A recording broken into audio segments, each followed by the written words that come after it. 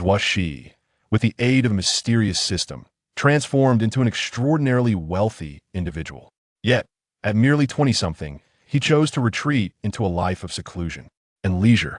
Little did he anticipate that his sister would inadvertently reveal his secrets during a treasure appraisal show.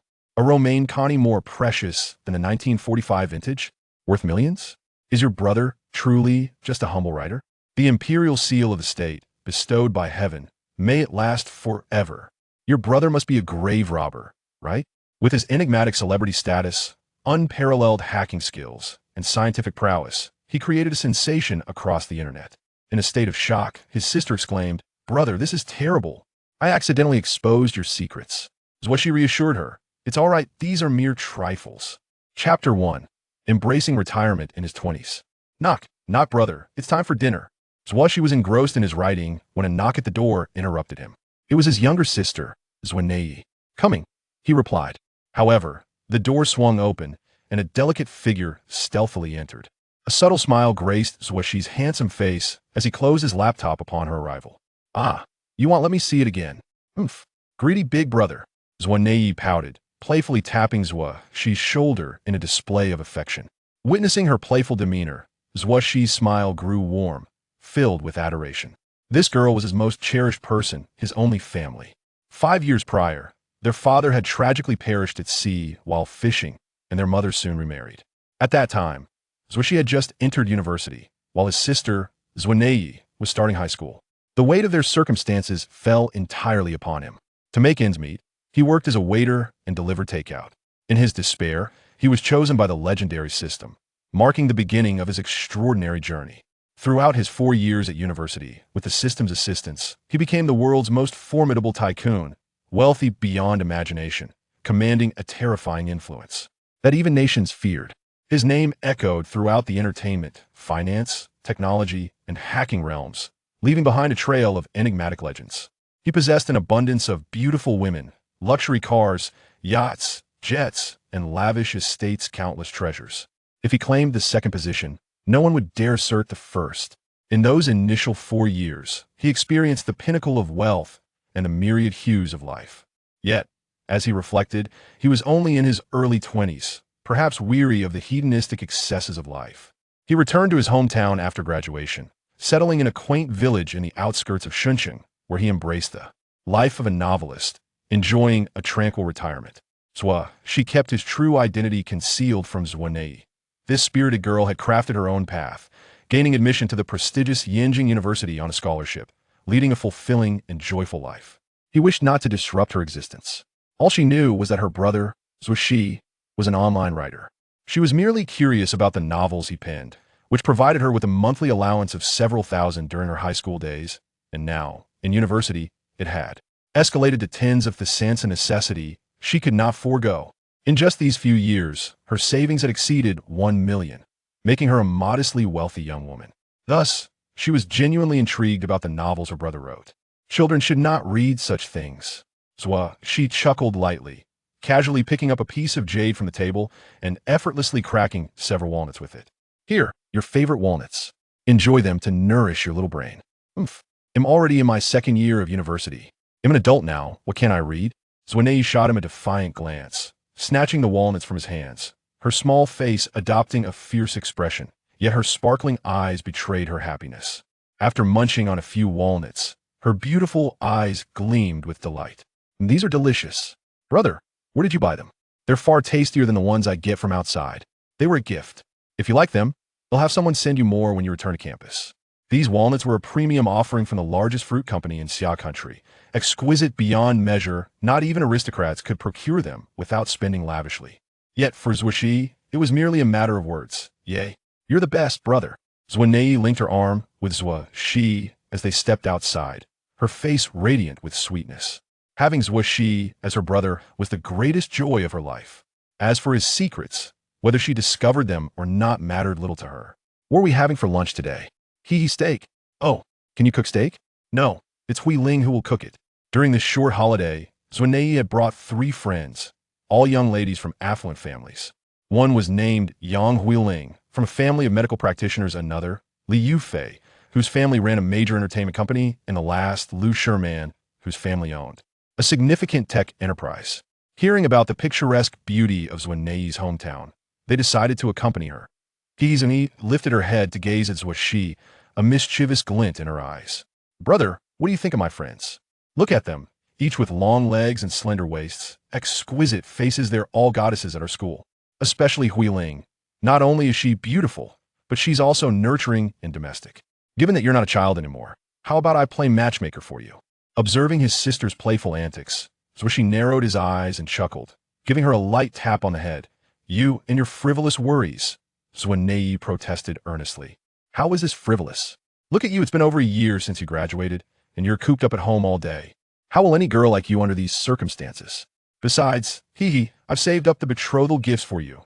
And if you manage to win over Huiling, the wealthy heiress, oh my," before she could finish, Zuo Xi playfully tapped her head again. "Who says your brother is unlikable? There are countless women vying to be your sister-in-law. I can't even keep count. Focus on your studies instead of fretting over these trivial matters. You're just bragging." Romanée rubbed her head, rolling her eyes at Zuo Xi.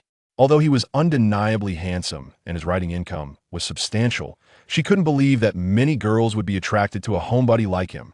She had worried about this more than she realized, unaware that her brother was not exaggerating, was merely being modest. If the outside world were to discover his presence here, not only would aristocratic families be eager to send their daughters to him, but even world-renowned families would compete to forge connections, knowing that merely associating with him would yield immense benefits for their lineage. Descending the stairs, I was immediately greeted by three vivacious young ladies in the living room, their voices sweet as honey. Li Yufei donned a JK uniform. Lu Sherman sported a charming short dress, while Yang Huiling paired denim shorts with a blouse together. They transformed the mundane little building into a picturesque scene. At the dining table, the aroma of freshly cooked steak wafted through the air, prompting a flurry of compliments directed at Yang Huiling, causing her cheeks to flush crimson.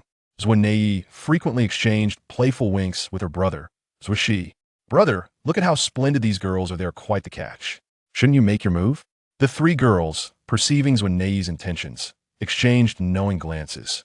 Yang Huiling's face turned a deeper shade of red, while Lu Sherman and Li Yufei displayed a hint of awkwardness, their eyes darting away. They feared that Zuo Xi might indeed pursue them.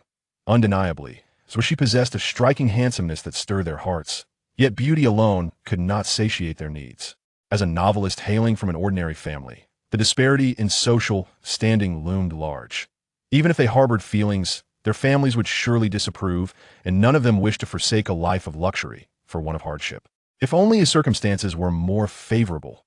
Zuo Xi discerned the girls' expressions and smiled faintly, brushing their concerns aside. "This delectable steak is a shame not to accompany with red wine." "Brother," Romanée winked at Zuo Xi once more. She recalled he had a few bottles of red wine, which she believed were of decent quality. Yang Huiling and the other girls, intrigued, glanced towards Zuo Xi's. Steak and red wine were a match made in culinary heaven, and a fine bottle could enhance the dining experience. However, Lu Sherman and Li Yufei soon lost interest. What kind of respectable wine could he possibly provide? At the events they typically attended, wines rarely cost less than several thousand, often reaching into the tens or even hundreds of thousands. Thus, their expectations were rather low. "I believe I do have a few bottles." Zuo Xi chuckled, recalling that a well-to-do family had gifted him several bottles, which he had stashed in this very house. "I know exactly where they are," Romanée exclaimed joyfully, darting toward the television cabinet and opening its lower compartment. Gazing at the dilapidated cabinet, with which shavings scattered about, Lu Sherman and Li Yufei's interest waned further. In such a place, what fine wine could possibly be hidden? "Eureka! I found it!" Romanée triumphantly returned, brandishing a bottle of red wine. "Wow, there really is one?" Yang Huiling exclaimed in surprise, her face alight with joy as she shared the moment with her closest friend. As they uncorked the bottle, a rich aroma wafted through the air, causing Lu Sherman and Li Yufei to exchange startled glances. This scent seemed superior to the high-end wines they were accustomed to. "This is delightful. You must all try it." Romanée took a small sip, her cheeks flushing with excitement. "Huiling, you must drink up." Yang Huiling shot Romanée a wary glance. What was she scheming by urging her to drink? The three girls curiously sipped, initially crinkling their brows before their faces lit up with delight.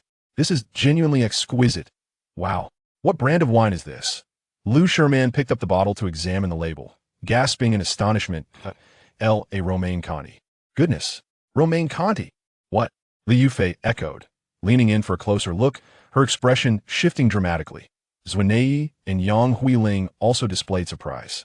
Romanée-Conti, reputed as the drink of millionaires, yet only accessible to billionaires. How could Zuo Xi possibly possess such an exquisite wine? Zuo, is this Romanée-Conti authentic? Lu Sherman and Li Yufei turned to Zuo Xi, their astonishment palpable. If this wine were genuine, it would start a minimum of over 100,000. Even for affluent young ladies like themselves, purchasing such a luxury with their allowance was no trivial matter. Zuo and Yang Huiling looked on in astonishment. It was a gift from someone, it should be real. So she replied nonchalantly, lifting his glass, inhaling the aroma, and taking a small sip, exuding an indescribable air of elegance.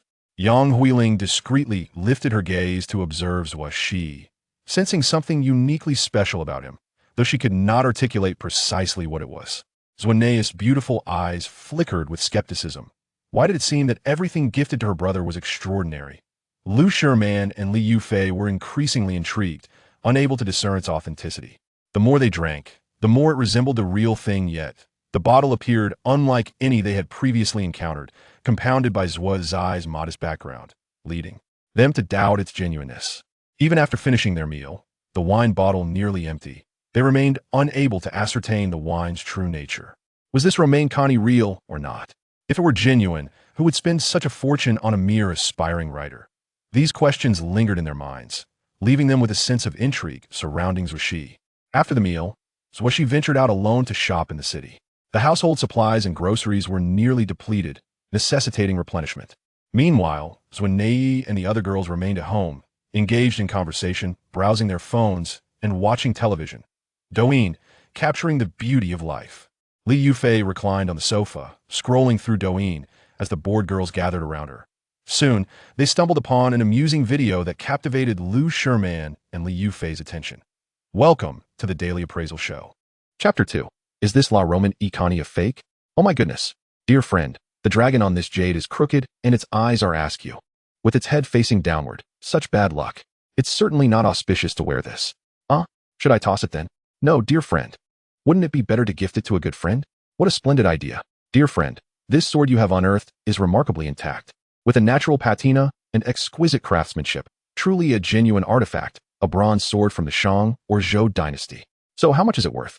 If I were to estimate, dear friend, you would be in quite a predicament. This could be deemed a serious offense. As they listened to the amusing banter between the appraiser and the friends, the four girls couldn't help but burst into laughter. This show is utterly delightful. Haha, those teachers are so funny. I can't stop laughing. My stomach hurts. Lu Simon and Li Yufei exchanged glances, eagerly looking at Zuo and Yang Huiling. Nei, it seems that Brother Zuo will take quite a while to return and take us out to play. How about we connect to the Daily Appraisal Show and pass the time with some fun? Zuo appeared somewhat surprised and replied, Oh, we can indeed. But we don't have any treasures at home. Isn't that so? Lu Simon and Li Yufei pointed to the recently emptied La Romanée-Conti wine bottle resting in the corner. The authenticity of this bottle still perplexed them. Although they had indulged in many fine wines, they were unable to discern its genuineness. However, on the appraisal show, there were plenty of professionals. Can this also be appraised? Of course. There are numerous experts on the Daily Appraisal Show. Hee. Then, let us have some fun. Zuo found the idea amusing and was curious to see if the wine was indeed authentic. Thus, Li Yufei began to connect to the Daily Appraisal Show, while Lu Simon dashed over to retrieve the La Romanée-Conti bottle. The four girls eagerly awaited in excitement. Before long, they were connected to a young teacher from the show. Hello, dear friends. Welcome to the Daily Appraisal Show. I am Teacher Tianming. What treasure do you wish to appraise? Yay, we're connected. The four girls erupted in joyful cheers as the connection succeeded. The appraisal show was quite popular on Douyin. And although this teacher was not particularly famous, there were still 56,000 viewers in the live stream. Upon hearing the girls' melodious laughter, the audience in the live stream was immediately filled with youthful energy, causing a stir and a flurry of comments. Wow, I can feel the presence of fairies even through the screen. Oh my goodness, my inner youth has just been awakened. Teacher Tianming, upon hearing the girls' lively voices, felt invigorated, and the weariness on his face vanished, replaced by a warm smile. May I ask what treasures you lovely fairies have brought to the mortal realm? The four girls giggled at the teacher's charming demeanor. Li Yufei chimed in, Teacher Tianming, you certainly know how to flatter. We would like you to help us determine if this wine is genuine. What exquisite nectar. Allow me to behold it. The teacher's words elicited laughter from the audience as well. Upon hearing this, it was undoubtedly a case of an old admirer. Ha ha ha. Such cultured individuals, even when flattering, maintain their serious demeanor. Li Yufei pointed the camera at the wine bottle on the table. Oh, a red wine. Let me see the label. I'll do it. Lu Simon approached and turned the bottle over. Her slender, delicate hand adorned with vibrant nails drew gasps from both the teacher and the audience. Wow, what exquisite hands.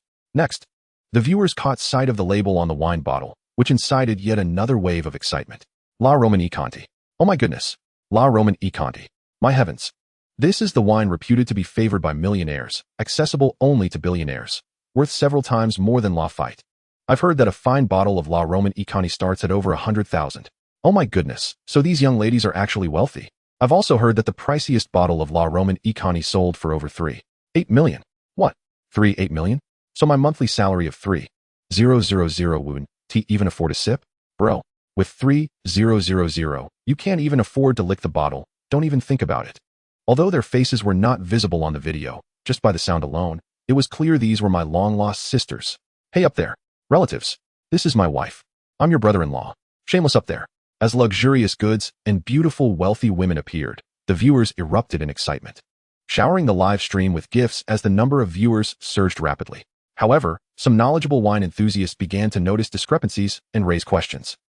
Typically, La Romanée-Conti labels are black text on a white background.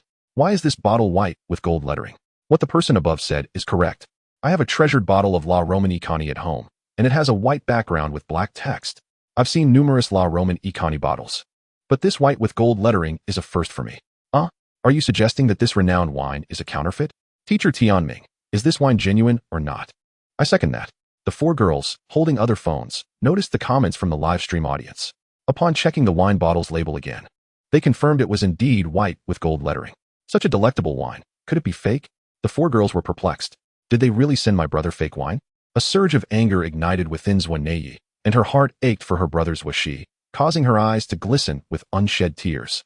She knew her brother Zuo Xi had endured unimaginable hardships for her sake.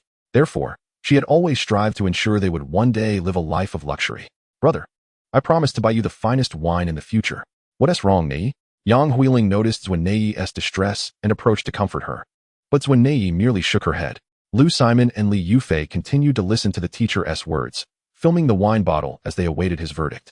As the viewer count in the live stream soared, quickly surpassing 10,000, the young teacher Tianming of Daily Appraisal could hardly contain his excitement. Having just joined the appraisal group with little fame and a modest salary, he recognized this golden opportunity to elevate his profile and seized it without hesitation. In truth, he had already formed a judgment after merely glancing at the label. However, to boost the viewer count and expand his recognition, he feigned deliberation, meticulously examining the bottle to prolong the suspense, heightening the audience's curiosity and attracting more viewers. Now, let me see the bottle's neck.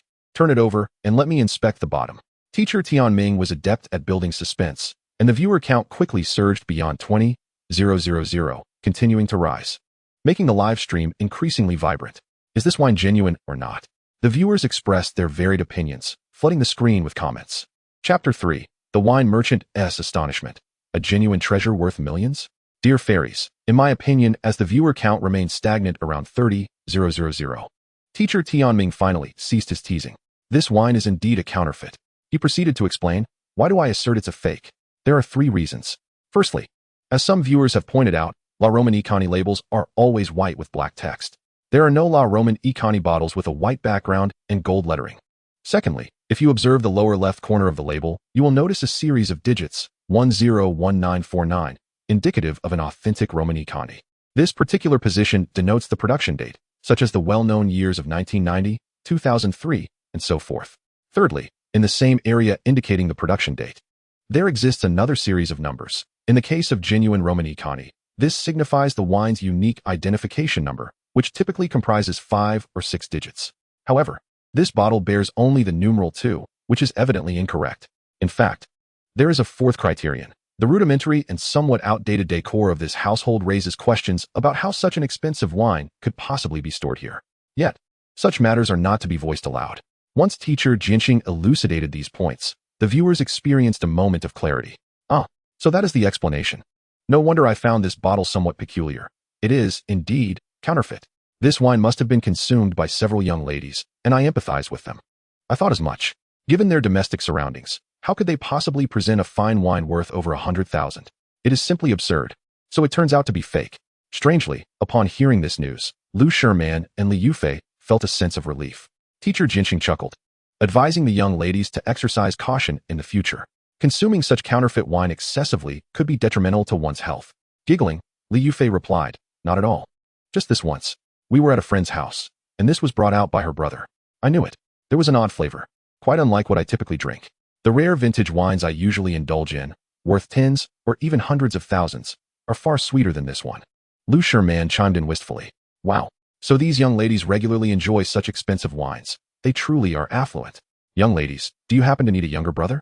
I am 18 years old, standing at 180 centimeters, a charming young lad. Speaking of which, to welcome guests with counterfeit wine is rather inconsiderate, isn't it? Haha. I suspect that friend S brother is merely trying to save face.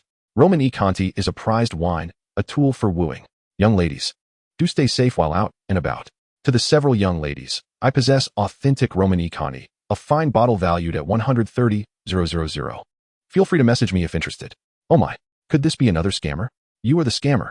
Your entire family are scammers. Some viewers, harboring feelings of inequity, couldn't help but mock.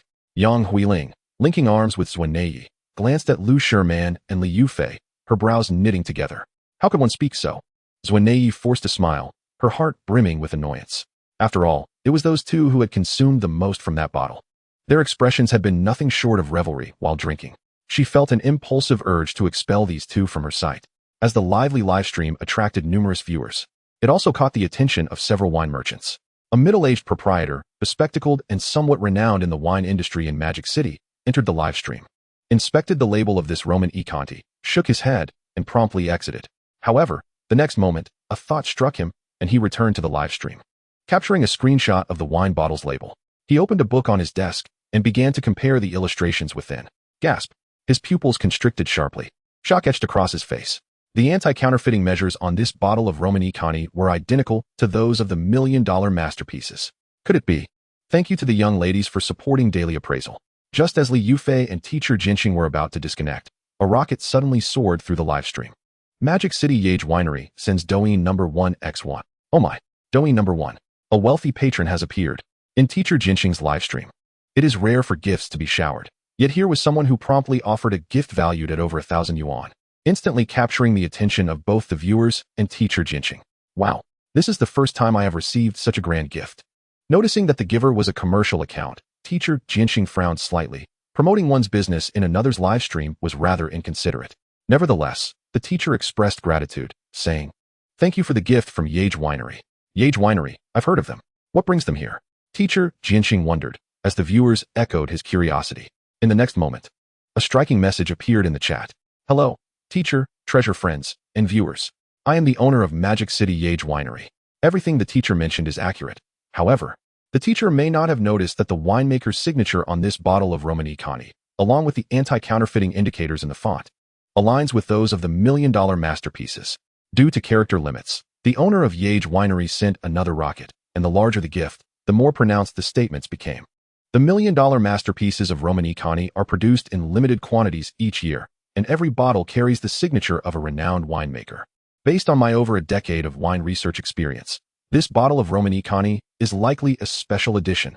Wines of this caliber typically feature labels that differ from the ordinary. Magic City Jade Winery is prepared to offer 30,000 yuan to acquire this bottle for research purposes, enhancing our wine services for everyone. After typing this, the owner of Jade Winery displayed a confident smile. Paying 30,000 for a bottle of wine is a staggering sum. He firmly believed these young women might be tempted. Alas, had they not consumed it, they might have stumbled upon a great fortune. Sigh, these extravagant ladies. A wine worth over 1 million, and they squander it so. The owner of Jade Winery felt a pang of sympathy. $1 million Romanée-Conti? One bottle valued at 30,000. The owner's words immediately sent the live stream into a frenzy. A bottle that was initially deemed counterfeit was, in fact, a top-tier treasure worth millions? Viewers were astounded. And teacher Jinxing was both shocked and enraged. Chapter 4. Fierce competition among wine merchants. Goodness, is this wine truly $1 million Romanée-Conti? Is that for real? The owner speaks so professionally and is willing to pay 30,000. It must be genuine. I know this winery. I have purchased several bottles from them, and their quality is guaranteed. The owner is a kind and professional individual. Thus, this wine is likely authentic. Really, I have always wanted to buy a few bottles of red wine, but I feared purchasing counterfeits. Hearing this, I am rather intrigued. I've always wanted to collect. At last, a path has opened. Observing the viewer's interest in his winery, the owner of Magic City Jade Winery wore a satisfied smile. This was precisely the effect he desired. One of his motivations for making a grand appearance in the chat. Free advertising, why not embrace it? The viewers in the live stream continued to bombard the chat with messages, all astonished and exhilarated. Did you not notice? This seemingly ordinary household is, in fact, a hidden wealthy family. Oh my, indeed. To present $1 million fine wine to guests is simply outrageous. I can hardly fathom it. Just moments ago, someone mocked another for serving counterfeit wine. I wonder how that person feels now. Haha, I noticed that too. I would love to see the expressions of those who scoffed. They must look as if they have eaten something unpleasant. If my friend were to serve me such counterfeit wine, I would be laughing uncontrollably. Brothers, I have a good friend who is currently hospitalized because he refuses to reveal his treasured Romanée-Conti. What should I do? I am anxiously waiting. Amusingly, the occupants of the upper floors are seemingly intent on eliciting laughter until we perish, all for the sake of inheriting our Huabei credit. This sudden twist of fate leaves those who had just been mocking utterly perplexed and embarrassed, now reduced to silently peering at their screens, too fearful to utter another word. Their minds racing with the anxiety of having possibly offended a person of influence. Oh, exclaims Wanai, her astonishment palpable. The wine that my bothersome brother has hidden is worth such a fortune? In the hundreds of thousands? Wait a moment. There are several more bottles in the television cabinet. Surely, they cannot all be genuine. Yang Huiling, equally astounded, covered her mouth in disbelief. What? Hundreds of thousands for a Romanée-Conti? How can that be? Li Yufei and Lu Sherman's eyes widened, their expressions a tapestry of incredulity as they gasped in unison. This is clearly a counterfeit. How could it possibly be a luxury item worth hundreds of thousands? We don't even have such wine at home. How could he? It was unfathomable. They were convinced the proprietor must have made a grave error. This drastic reversal left Lu Sherman and Li Yufei in a state of denial, their faces elongated in disbelief. They would rather cling to the notion that this was merely a fake. Yet, in the next moment, they were once again left speechless. The Magic City Xianju Winery sent a carnival gift worth X1. Huh, such a rare vintage, and while it's merely a bottle, demanding 30,000 is exceedingly disrespectful. We at the Magic City Xianju Winery are willing to offer 50,000 for it. If the lady is inclined to sell, please contact 137. The swift bidding from the Magic City Xianju Winery, raising the price by 20,000, left many netizens in shock. Wow, that's equivalent to a month's salary. With a monthly income of 20,000, you're truly impressive. This single bid would take me 2 months of hard work. Murmured a passerby with a monthly salary of 5,000, too intimidated to speak. Just as the barrage of comments flooded the screen, the live stream erupted with vibrant stages appearing in rapid succession. The Imperial capital Qionyao Wine House sends a carnival gift worth X2. Laughter ensued. To accuse others of disrespect while offering only 50,000? I, the Imperial capital Qionyao Wine House, am willing to pay 550,000. The Imperial capital Hongshan Wine Pavilion sends a carnival gift worth X1. Is there no sense of shame? An increase of merely 5,000? I, the Hongshan Wine Pavilion, will offer 650,000. The Yao City Qingzhou Winery sends a carnival gift worth X2. I, the Yao City Qingzhou Winery, am prepared to pay 70,000. The Yao City Philo Wine House sends a carnival gift worth X3. I, the Yao City Philo Wine House, am ready to offer 80,000. Sincerely seeking to acquire this bottle. In no time, renowned wineries and wine houses from various locales were fiercely competing, driving the price of this bottle to an astonishing 100,000. With gifts raining down and the audience's enthusiastic participation, the number of viewers in the live stream skyrocketed to several tens of thousands. Witnessing this fierce competition among wineries and wine houses, the audience stood in bewilderment, and even the instructors were left gaping. Everyone was utterly flabbergasted. What? The price of a single bottle surpassed my annual salary? The once boisterous comments abruptly ceased. Those who had been skeptical about the authenticity of this Romanée-Conti began to gradually shift their beliefs. If one proprietor had erred in judgment, it could be conceivable. But could so many have misjudged? Which owner of a winery or wine house could possibly be a fool? The Magic City Jade Winery sends a carnival gift worth X5. I, The Jade Winery will offer 110,000. The owner of the Jade Winery almost gritted his teeth as he sent forth his bid. He hadn't anticipated that his competitors would respond so swiftly. He had initially intended to leverage this as an advertisement and then acquire the bottle, a dual benefit, but never imagined his peers would act so quickly. Damn it. These old foxes must have been lurking for quite some time. The owner's eyes gleamed with determination. This bottle was a must-have for him. To others, this bottle may have merely represented a collectible, but for those in the wine trade, it was a monumental opportunity. Thus, the intense competition among the wine houses ensued. 110,000. The price of a single bottle had surpassed 100,000. The public in the live stream gasped in astonishment. Is a bottle of wine truly worth that much? One viewer voiced the collective confusion of many. For an ordinary family, 110,000 could procure a commendable family car, such as a La Vida or a Mazda. Yet these individuals were prepared to spend such a hefty sum on a mere bottle of wine. What could possibly justify this? Numerous affluent wine collectors contemplated entering the fray, but upon witnessing the price soar to 110,000, they shook their heads and withdrew. At this point, Zuo Xi and Yang Huiling's jaws dropped in astonishment. The price of this bottle had nearly reached that of an entire, superior bottle of Romanée-Conti. Had we not consumed it earlier, and instead possessed an intact bottle, would it truly be worth $1 million? The thought was staggering. Nay, did we just consume a meal worth over $1 million? Yang Huiling gazed at Zuo Xi with wide, incredulous eyes. In terms of family background, Li Yufei and Lu Sherman were not of a nobler lineage than hers. Her grandfather was a titan in the medical field, a paragon of excellence in his domain, yet it was not common for a meal to casually exceed $1 million. Moreover, their previous dining experience had been so nonchalant. Was this not a touch extravagant? Yang Huiling couldn't help but recall Zuo Xi's poised demeanor during meals. Could it be that he had known the true value of this wine all along? Was he truly just a humble writer? Upon hearing Yang Huiling's words, Zuo Xi shook her head. She had no inkling that a casual bottle from her brother could be worth over 100,000.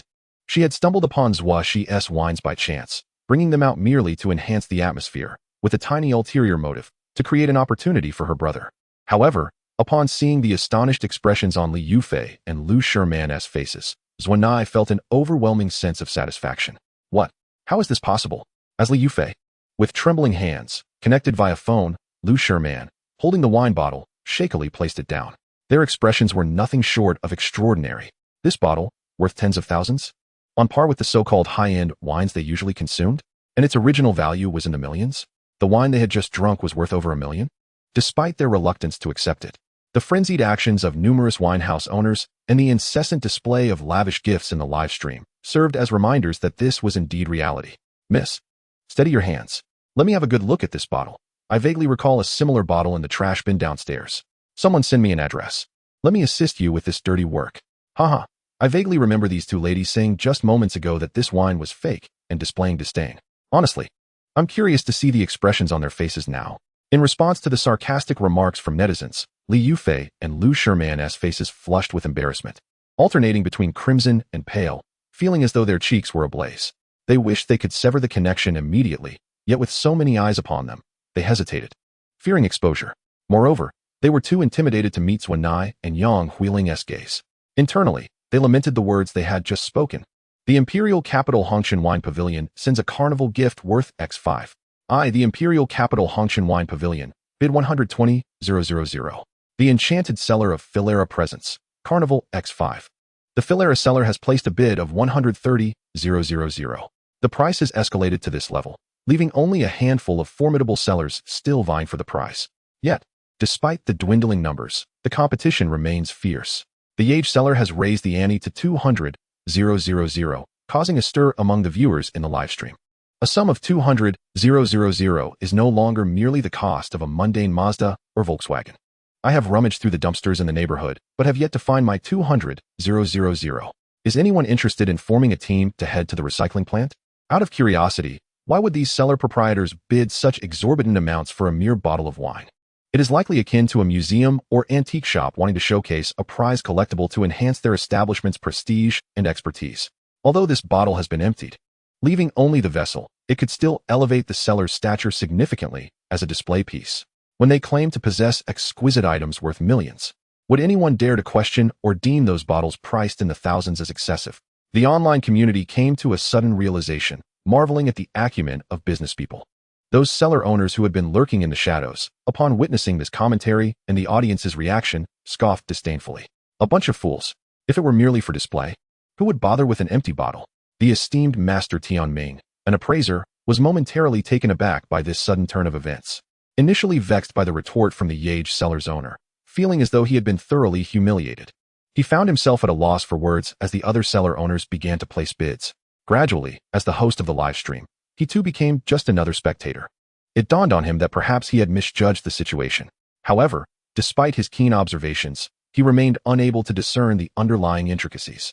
As a newcomer to the appraisal group, his skills were not yet polished, and he was far from the level of these seasoned veterans of the wine industry. Remaining a mere bystander in this live stream, allowing it to become a stage for others, could potentially tarnish the group's reputation. Aware of the stakes, Master Tianming took a deep breath and dialed his mentor. Hello? Teacher Muyang, I have an urgent situation. Could you please come over? Okay, I'll be right there. Upon hearing that his student was in distress, Teacher Muyang, an esteemed master appraiser and authority in luxury goods, swiftly made her way over after gathering preliminary information. What? Teacher Muyang is coming? The live stream buzzed with excitement. The remaining competing seller owners abruptly halted their bidding. Shortly thereafter, the Magic City Jade seller made another offer. The Jade seller bid 360,000, expressing earnest intent to purchase. If the owner of the bottle is willing to sell, please contact 181. This time, no other seller made a counteroffer. A mere empty bottle fetched a staggering price of 360,000, and it was not even adorned with jewels, an unprecedented occurrence. The viewers in the live stream were once again astonished, exclaiming that they had never witnessed such a spectacle. Nei, do you want to sell? Li Yufei asked, her cheeks flushed. Unable to meet Nei's gaze, her demeanor awkward. Not for sale. Nei responded decisively, without a hint of hesitation. This was her brother's possession. Even if she were to sell it on her own accord, her brother she would not object, but she would never take such a step. That would be a sign of disrespect towards her brother, and she would never engage in behavior that disrespects him. You wouldn't sell a bottle for 360,000? Li Yufei and the others exchanged incredulous glances at Nei. The viewers in the live stream also heard her clear and resolute voice, prompting an uproar among them. Wow. Aren't you tempted by 360,000? This young lady is a treasure. In this day and age, such girls are a rarity. For some reason, upon hearing her voice, my heart suddenly fluttered. Everyone, enough chatter, draw your swords. The Magic City Jade seller's owner increased the offer by 140,000, bidding 500,000. The uproar caused by the Jade seller's owner's new bid left all the viewers once again in shock. 500,000. An empty bottle could be exchanged for a BMW or Audi. Don't stop me.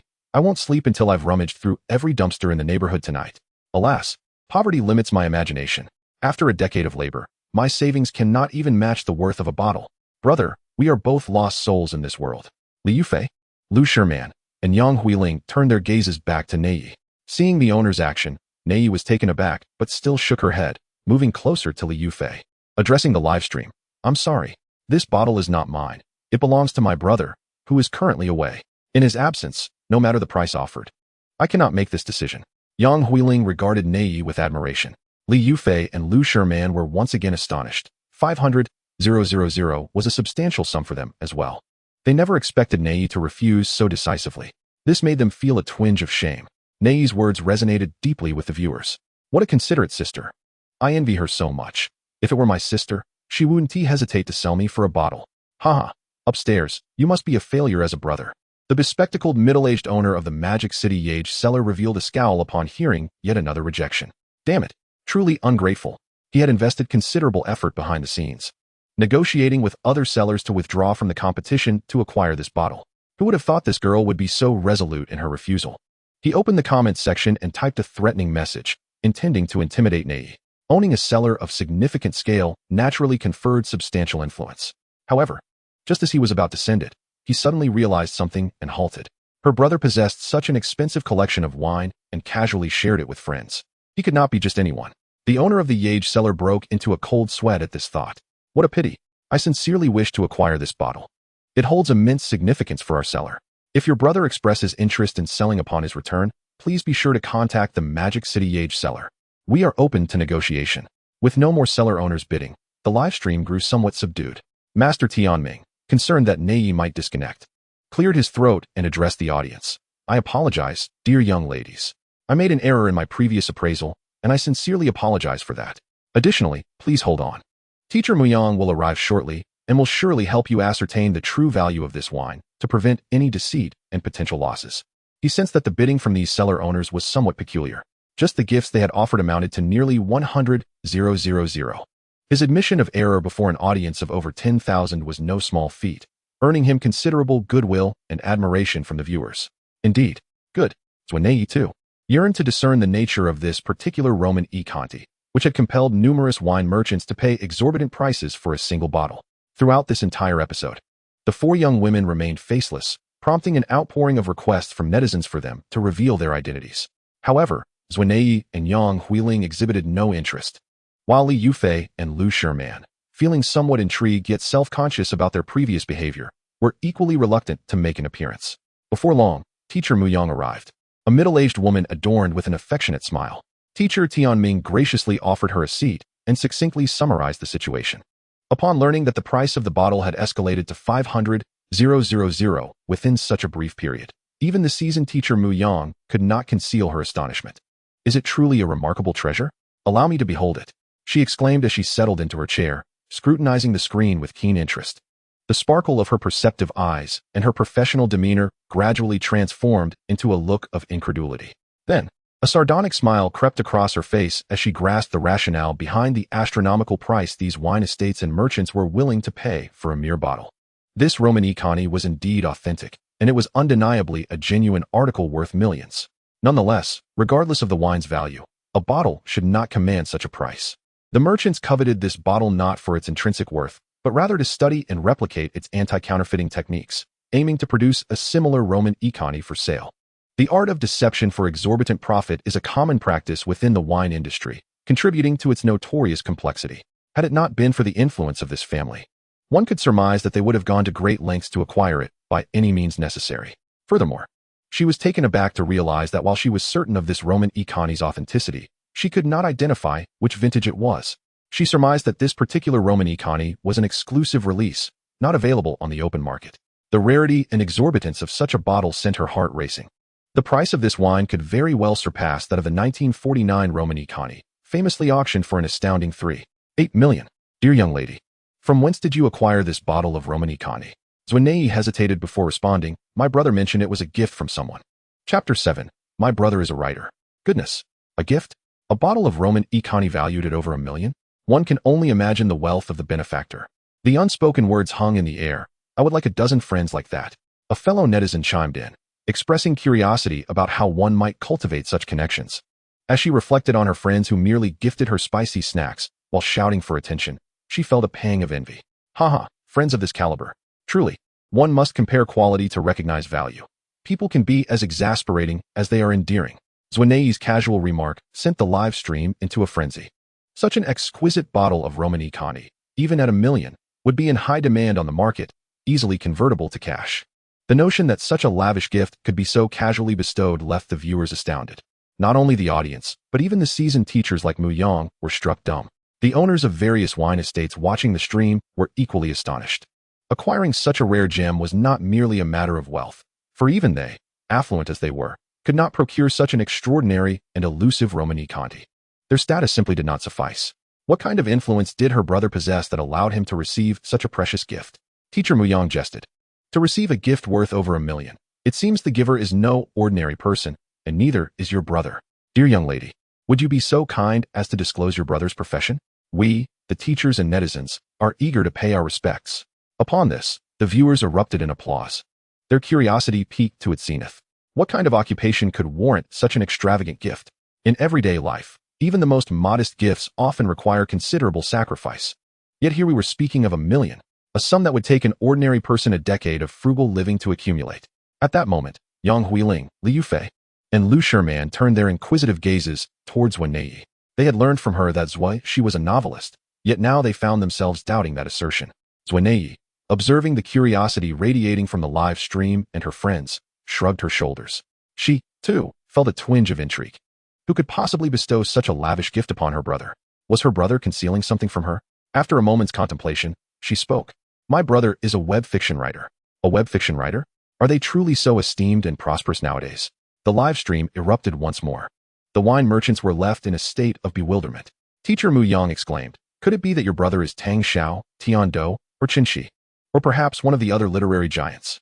These figures were the most celebrated and powerful in the current web fiction realm. Upon Romanée-Conti's revelation that her brother Zuo Xi was a web fiction writer, it sparked immediate speculation among Mu Yang and the viewers. Could this be a gift from devoted fans? Were fans truly so affluent as to bestow gifts worth over $1 million? The netizens were increasingly captivated, their comments flooding the chat.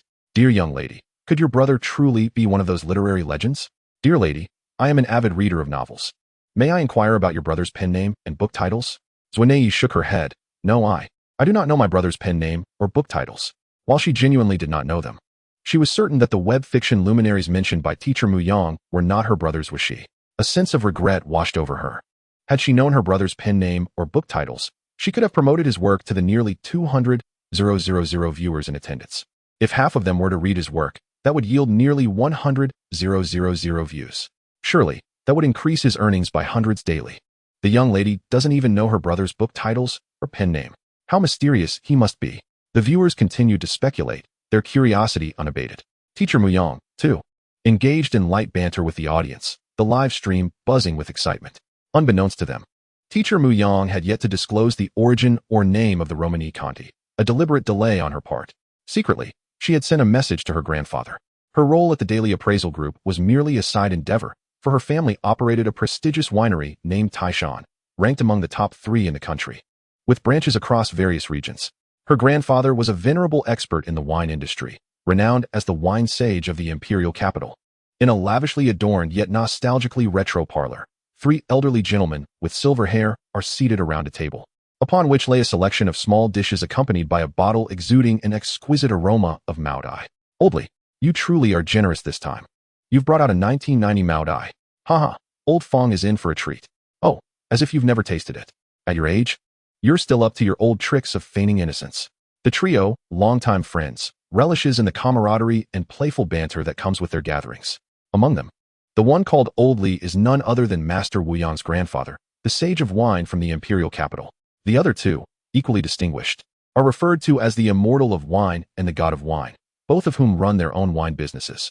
Together, they represent the pinnacle of the wine industry in Xia country, whether it be domestic or foreign wines. They can effortlessly discern the origins of any bottle with just a glance or a sniff. You two needn't chuckle. Old Zhang, that rare flying fairy in your collection, and Old Fong, your gold edition tequila, should be brought forth next time. The sage of wine chuckled as he perused a message from his granddaughter on his phone, curious about the predicament that prompted her to seek his counsel. This astute granddaughter of his has long honed her discerning eye, capable of standing on her own. Chapter 8, The King of Red Wine, Glorious Romanée. I wonder why Old Lee is being so generous this time. He must be eyeing our collections. Ha ha. What a clever ruse. Oh, come now. Old Lee, how dare you say such a thing? Your 1990 Mao Tai, no matter how expensive, is worth merely around 500,000.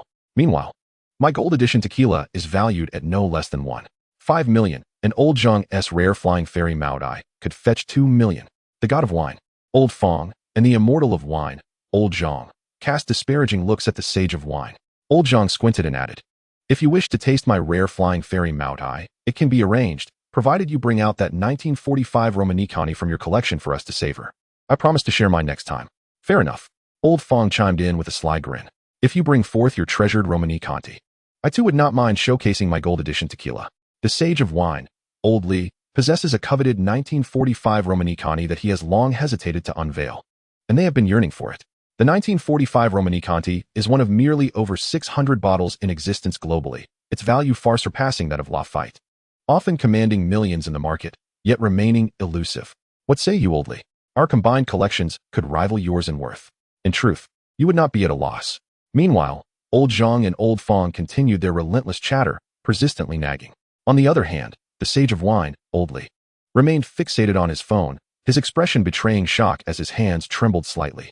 Observing this, Old Zhang and Old Fong erupted into laughter. "Old Lee, it's merely a request to share a bottle. It's not a matter of life and death. No need to be so agitated." However, the sage of wine paid them no heed, turning with palpable excitement to exclaim, "Do you remember a Romanée-Conti bottle with a white label and golden text?" Old Zhang and Old Fong paused, taken aback by the sage's rare display of enthusiasm. "A white label with golden text? ISNT Romanée-Conti, typically recognized by its white label with black text? Surely, that must be a counterfeit. They instinctively replied. The black and white labeling is indeed one of the most recognized identifiers of Romanée-Conti, a simple yet effective means of verification. The Sage of Wine shook his head, having anticipated their reaction. At first glance, he too had thought the Romanée-Conti in the live stream was a fake.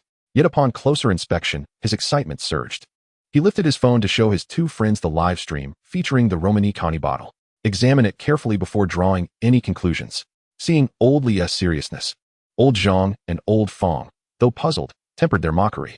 As old friends, they recognized that there must be something extraordinary about the bottle showcased in the stream. Meanwhile, in the live stream, Master Wu Yang was engaged in casual conversation with Zuo Xi, while the Romanée-Conti bottle remained prominently displayed. ISNT this the little girl Wu Yang's stream? Wait a moment, that bottle. The immortal of wine and the god of wine leaned closer, their expressions immediately shifting to one of excitement. Their eyes sparkling with an intense yearning for the bottle. The three exchanged glances, affirmatively nodding their heads. The Sage of Wine solemnly articulated. The Romanée-Conti vineyard faced a devastating epidemic from 1946 to 1951, leading to the uprooting of the entire estate's vines to replant new ones. During this period, they announced a halt in the production of Romanée-Conti. However, they did not entirely cease production. The god of wine, Old Fong, interjected with a knowing smile. During those years, they salvaged the finest grapes that had not been affected. These meticulously selected grapes, nurtured with utmost care, yielded wines of unparalleled quality. However, the output during that time was minimal, falling to unimaginable levels, leading to a severe supply shortage. To avoid offending anyone, they were compelled to announce a production halt. The immortal of wine, Old Zhang, gazed at the Romanée-Conti bottle in the live stream, his eyes ablaze with fervor. The labels and packaging of those years prominently featured gold, highlighting the value of this batch of Romanée-Conti. This particular batch is known as Glorious Romanée. Glorious Romanée encapsulates the pinnacle of winemaking expertise from the Romanée-Conti estate. Utilizing the finest grape materials, it is the pride of Romanée-Conti, a red wine that stands as the sovereign of its kind, an irreproducible masterpiece. This wine is reserved for the world's most elite powers. We have merely heard of it in whispers. To think, this wine could be witnessed in our Xia country. Indeed. Moreover, it is said that the owner of this wine is merely a young author. How perplexing. The three titans of the wine industry exchanged bemused glances. What a pity. Such a rare treasure has been consumed by those youngsters. This bottle is worth several times more than my 1945 Romanée-Conti. More than several times. Your 1945 Romanée-Conti pales in comparison. Old Li disregarded the immortal's comment, staring at the now empty bottle with a pained expression. Beside him, Elder Fong clutched his chest in anguish while rubbing his temples. At that moment, their feelings were akin to witnessing their prized cabbage being devoured by swine, infinitely more distressing and complex. 101949. This vintage must have been crafted in October 1949. This number 2 signifies it as the second bottle from that batch. I wonder how many bottles were produced. As the three of them conversed, they unraveled the secrets of this wine. Alas, what a shame. Now, only an empty bottle remains, devoid of significant value. After exchanging a substantial amount of information, the esteemed wine sage, Elder Li, retrieved his phone and replied to his granddaughter, Teacher Mu Yang, emphasizing that the value of this particular wine is immeasurable. Even if only the bottle remains, its significance is extraordinary. Beloved granddaughter, you must find a way to secure it for your grandfather. He insisted. Indeed, its value has diminished considerably. Alas, what a pity. Both Elder Zhang and Elder Fong shook their heads in regret as they returned to their seats, quietly opening their phones to browse Douyin. Chapter 9. Astonishing. How many bottles remain? In Teacher Mu Yang's live stream room. Little beauty. How many bottles did your brother's friend send? Are there any unopened ones? Teacher Mu Yang casually inquired, still awaiting her grandfather's response, needing to prolong the situation. To her surprise, her seemingly innocuous question caused Zuo to hesitate. Nei, isn't there a few bottles still in the cabinet? Li Yufei swallowed hard, her astonishment deepening. When Zuo had gone to retrieve something earlier, she had noticed a rather large box. Given its size, it could certainly contain more than just one bottle. Lu Sherman suddenly wore a shocked expression, recalling Zuo Xi's nonchalant words. I, indeed, seem to possess a few bottles. He has more than just this one. And yet, such a precious wine seems to mean so little to him. Yang Huiling's mouth formed an shape as she gazed at Zuo in disbelief. Nei, could it be that there are indeed more left? Yang Huiling, being Zuo closest friend, sensed the truth in Zuo demeanor but couldn't help but ask. In her recollection, Zuo was just an exemplary student from an ordinary background, working hard to finance her studies. The three of them instinctively turned their gazes toward the television cabinet, and as Li Yufei turned around, her hand unconsciously directed her phone in that direction as well. Zuo glanced at Yang Huiling, a faint smile gracing her youthful face, and nodded her head. Yes, there are indeed a few bottles. They're in the television cabinet. She herself was equally astonished. She had believed that the over $1 million in her possession was the entirety of her family's savings. Considering that Zuo Xi was merely a modest writer, making such a sum quite remarkable. Little did she expect that the inconspicuous bottles of red wine in the television cabinet could be worth millions. Boom. Upon Zuo's admission, Teacher Mu Yang was momentarily taken aback, her beautiful eyes widening in disbelief, her mouth slowly forming an O. She had not anticipated that her offhand question would elicit such explosive news. The online viewers erupted in excitement. Thousands of comments flooded in, causing the live stream to lag. More? How many bottles? My heavens. The opulent and expensive Romanée-Conti, hidden in such a humble, even dilapidated television cabinet? A single bottle worth tens of thousands? A few bottles could amount to millions? Such a precious treasure in that shabby cabinet? If it were me, I would certainly buy a safe to store it. Otherwise, I wouldn't be able to sleep a wink. Wait, did you not notice? The young lady mentioned there are several bottles left. They probably haven't been opened yet. How much would that be worth? Oh my, unopened? What could that be worth? My goodness. Young lady, could you please bring them out for us to see? I've never encountered a wine worth millions in my life. I beg you, can we take a look? Indeed. So we can avoid encountering someone ignorant who might damage it and ruin their life. Suddenly, Teacher Mu Yang's phone chimed with a notification. It was a message from her grandfather. She glanced at it and was instantly taken aback, her heart racing. Unable to contain herself, she stood up. The honorary Romanée, the honor of Romanée-Conti winery, the limited edition red wine not sold to the public from 1946 to 1951. The value of this bottle is beyond comprehension. This wine signifies a prestigious status, having been accustomed to rare treasures. Teacher Mu Yang felt a tumult of emotions upon reading her grandfather's commentary. As a titan in the wine industry of Xia country and the chairman of one of the largest wine businesses, she understood how exacting her grandfather's standards were. To receive such high praise from him indicated that this wine was indeed extraordinarily valuable. Even the grandfather, who had never asked her for anything, was now urging her to secure this wine bottle. Its rarity was unimaginable. What? There are still a few bottles. At the Diadu Taishan wine estate, Elder Li and his companions, having just settled back into their chairs, gasped in astonishment upon seeing Zuo's response in the live stream, and stood up once more. They had been preparing to acquire that wine bottle, yet now they learned there were additional bottles of honorary Romanée, making it impossible for them to remain seated. Boom. In the live stream room, Little Wine Fairy sends 50 Carnival. Little girl, I am a fervent wine enthusiast. Could you possibly bring out the other bottles for me to admire? 50 Carnivals, valued at about 4,000 each, totals over 200,000. And this sum is merely to say a few words to capture attention. Goodness.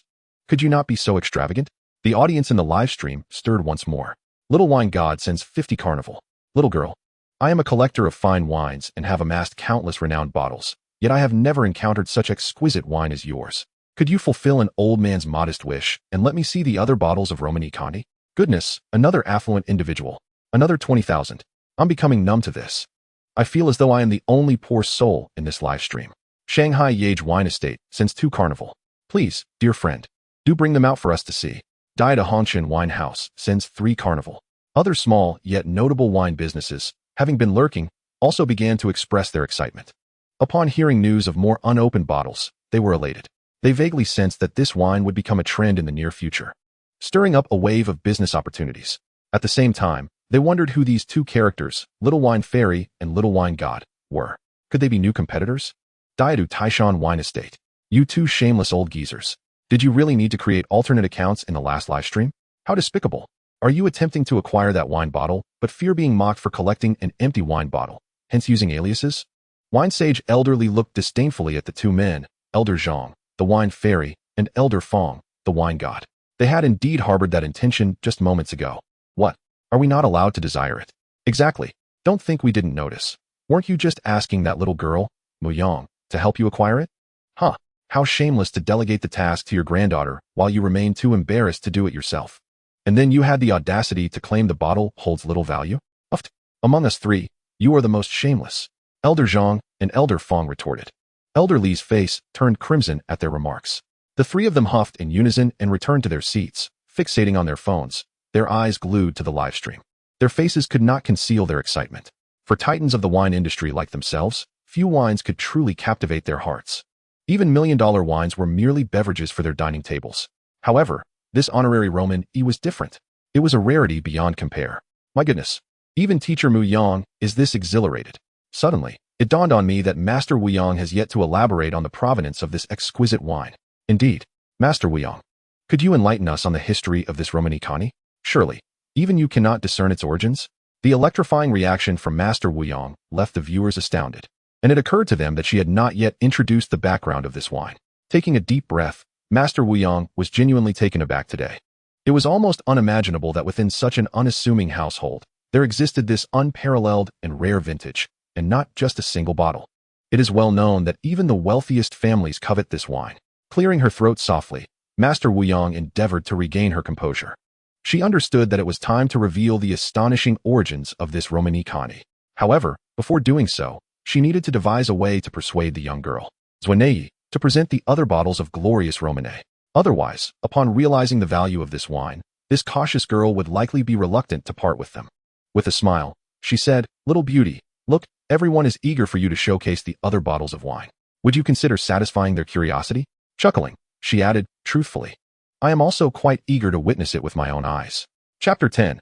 Zuo Xi earns a small fortune. Observing the multitude of requests flooding the live stream, even Master Wu Yang joined in the appeal, leaving Zuo Xi in a state of indecision. After all, one must not flaunt wealth. Being astute, she contemplated the long-term implications. Yet, with so many hopeful faces, she found it difficult to refuse. Master Wu Yang seemed to sense her hesitation and remarked, "How about this, little beauty? All the gift revenue from today's live stream will be yours, provided you unveil the other Romanée-Conti bottles for everyone to admire. What do you think?" She continued with a smile. "The gift value has already reached 550,000. After the platform S share, you could pocket over 200,000. And who knows? It might even increase." Her status was indeed not trivial. She had shares in the daily appraisal group, making it feasible to manage the gifts of a live stream. After speaking, she felt a twinge of anxiety. If it were an ordinary person, they would undoubtedly be unable to resist such a sum of 200,000. However, this young girl hailed from a different background. What ordinary family would possess several bottles of glorious Romanée? Her words elicited gasps of astonishment from the viewers in the live stream. "Wow, 200,000? It would take me 2 years of toil to earn that much," exclaimed one. "Brothers, I can no longer pretend. I am envious." "No need to envy. Earning 200,000 is quite simple." "What? Brother upstairs, I have completed the triple bow of respect. Please enlighten us." "Haha, truly it is simple. Just deposit 20 million in the bank, and in 3 months, you will earn 200,000. Goodness, how easy. So to earn 200 million, I just need to deposit 2 billion. Master, I bow to you. My dear apprentice, it's all about understanding." Haha. Could it be that you too are the legendary talents of the Phoenix and the Dragon? If revealing the bottles could earn over 200,000, it was quite different from selling the wine, as it would not harm her brother's interests. Zuo Xi felt a stirring in her heart. After all, no one knew her family's information. It should be fine to present them, right? Moreover, the security was quite good these days. And with her brother's birthday approaching, the money she saved for him must remain untouched. Yet, with this newfound sum, she could purchase a grand gift for him. Surely, he would not blame her, would he? Perhaps a new car for him? Zuo Xi made her decision and inquired, "Really?" Master Wu Yang responded with delight, "Of course. With so many people watching the live stream, how could I dare deceive you?" It seemed this girl was not averse to wealth, but rather sought it through rightful means. "Very well." Zuo Xi's voice resonated in the live stream, instantly creating a stir. Little Wine Deity sent out Carnival X100. Little Wine Fairy sent out Carnival X100. Little Wine Saint sent out Carnival X100. As the live stream erupted into a dazzling display of gifts, Master Wu Yang furrowed her brow, sensing something amiss with these 3 Douyin accounts. Suddenly, she recalled the mischievous trio, and, unable to suppress a smile, shook her head. "Oldly, you shameless rogue. Weren't you just discussing us?" "Indeed. I said what I said. Among us, you are the most audacious. I'm not only copying our small accounts, but also our names. Do you have no shame?" Wine Immortal Zhang and Wine Deity Li exchanged disdainful glances at Old Li, who remained unfazed, responding calmly, "How is this copying? Did you register a trademark or apply for a patent?" It's my prerogative to name things as I please. Mind your own business." Wine Deity Fong and Wine Immortal Zhang were at a loss for words, having never encountered such brazen shamelessness. Magical City Yage Winery sent out Carnival X3. Imperial Capital Red Dust Wine House sent out Carnival X3. The other winery owners in the live stream wore expressions of joy, showering gifts. Though the amounts could not compare to the titans of the Imperial Capital wine industry, their curiosity deepened. Who were these three individuals, sending out gifts in such bountiful quantities? The entire live stream was ablaze with brilliance as gifts flooded the screen. The revenue skyrocketed from over 500,000 to nearly 2 million. The viewer count surged to over 200,000. Goodness gracious. My eyes are going blind. Heaven. Is this carnival free? Free? Go ahead and try it. One costs over 4,000. Do you think it's a joke? Calculating, Zuo realized that if the gifts truly distributed, she would indeed amass a fortune exceeding 1 million. This amount was akin to her brother's hard-earned royalties from years of writing. Nearby, Yang Huiling and the other girls were equally astonished at the live stream's bounty. In such a brief span, they had earned over 1 million? It seemed their savings didn't even amount to that.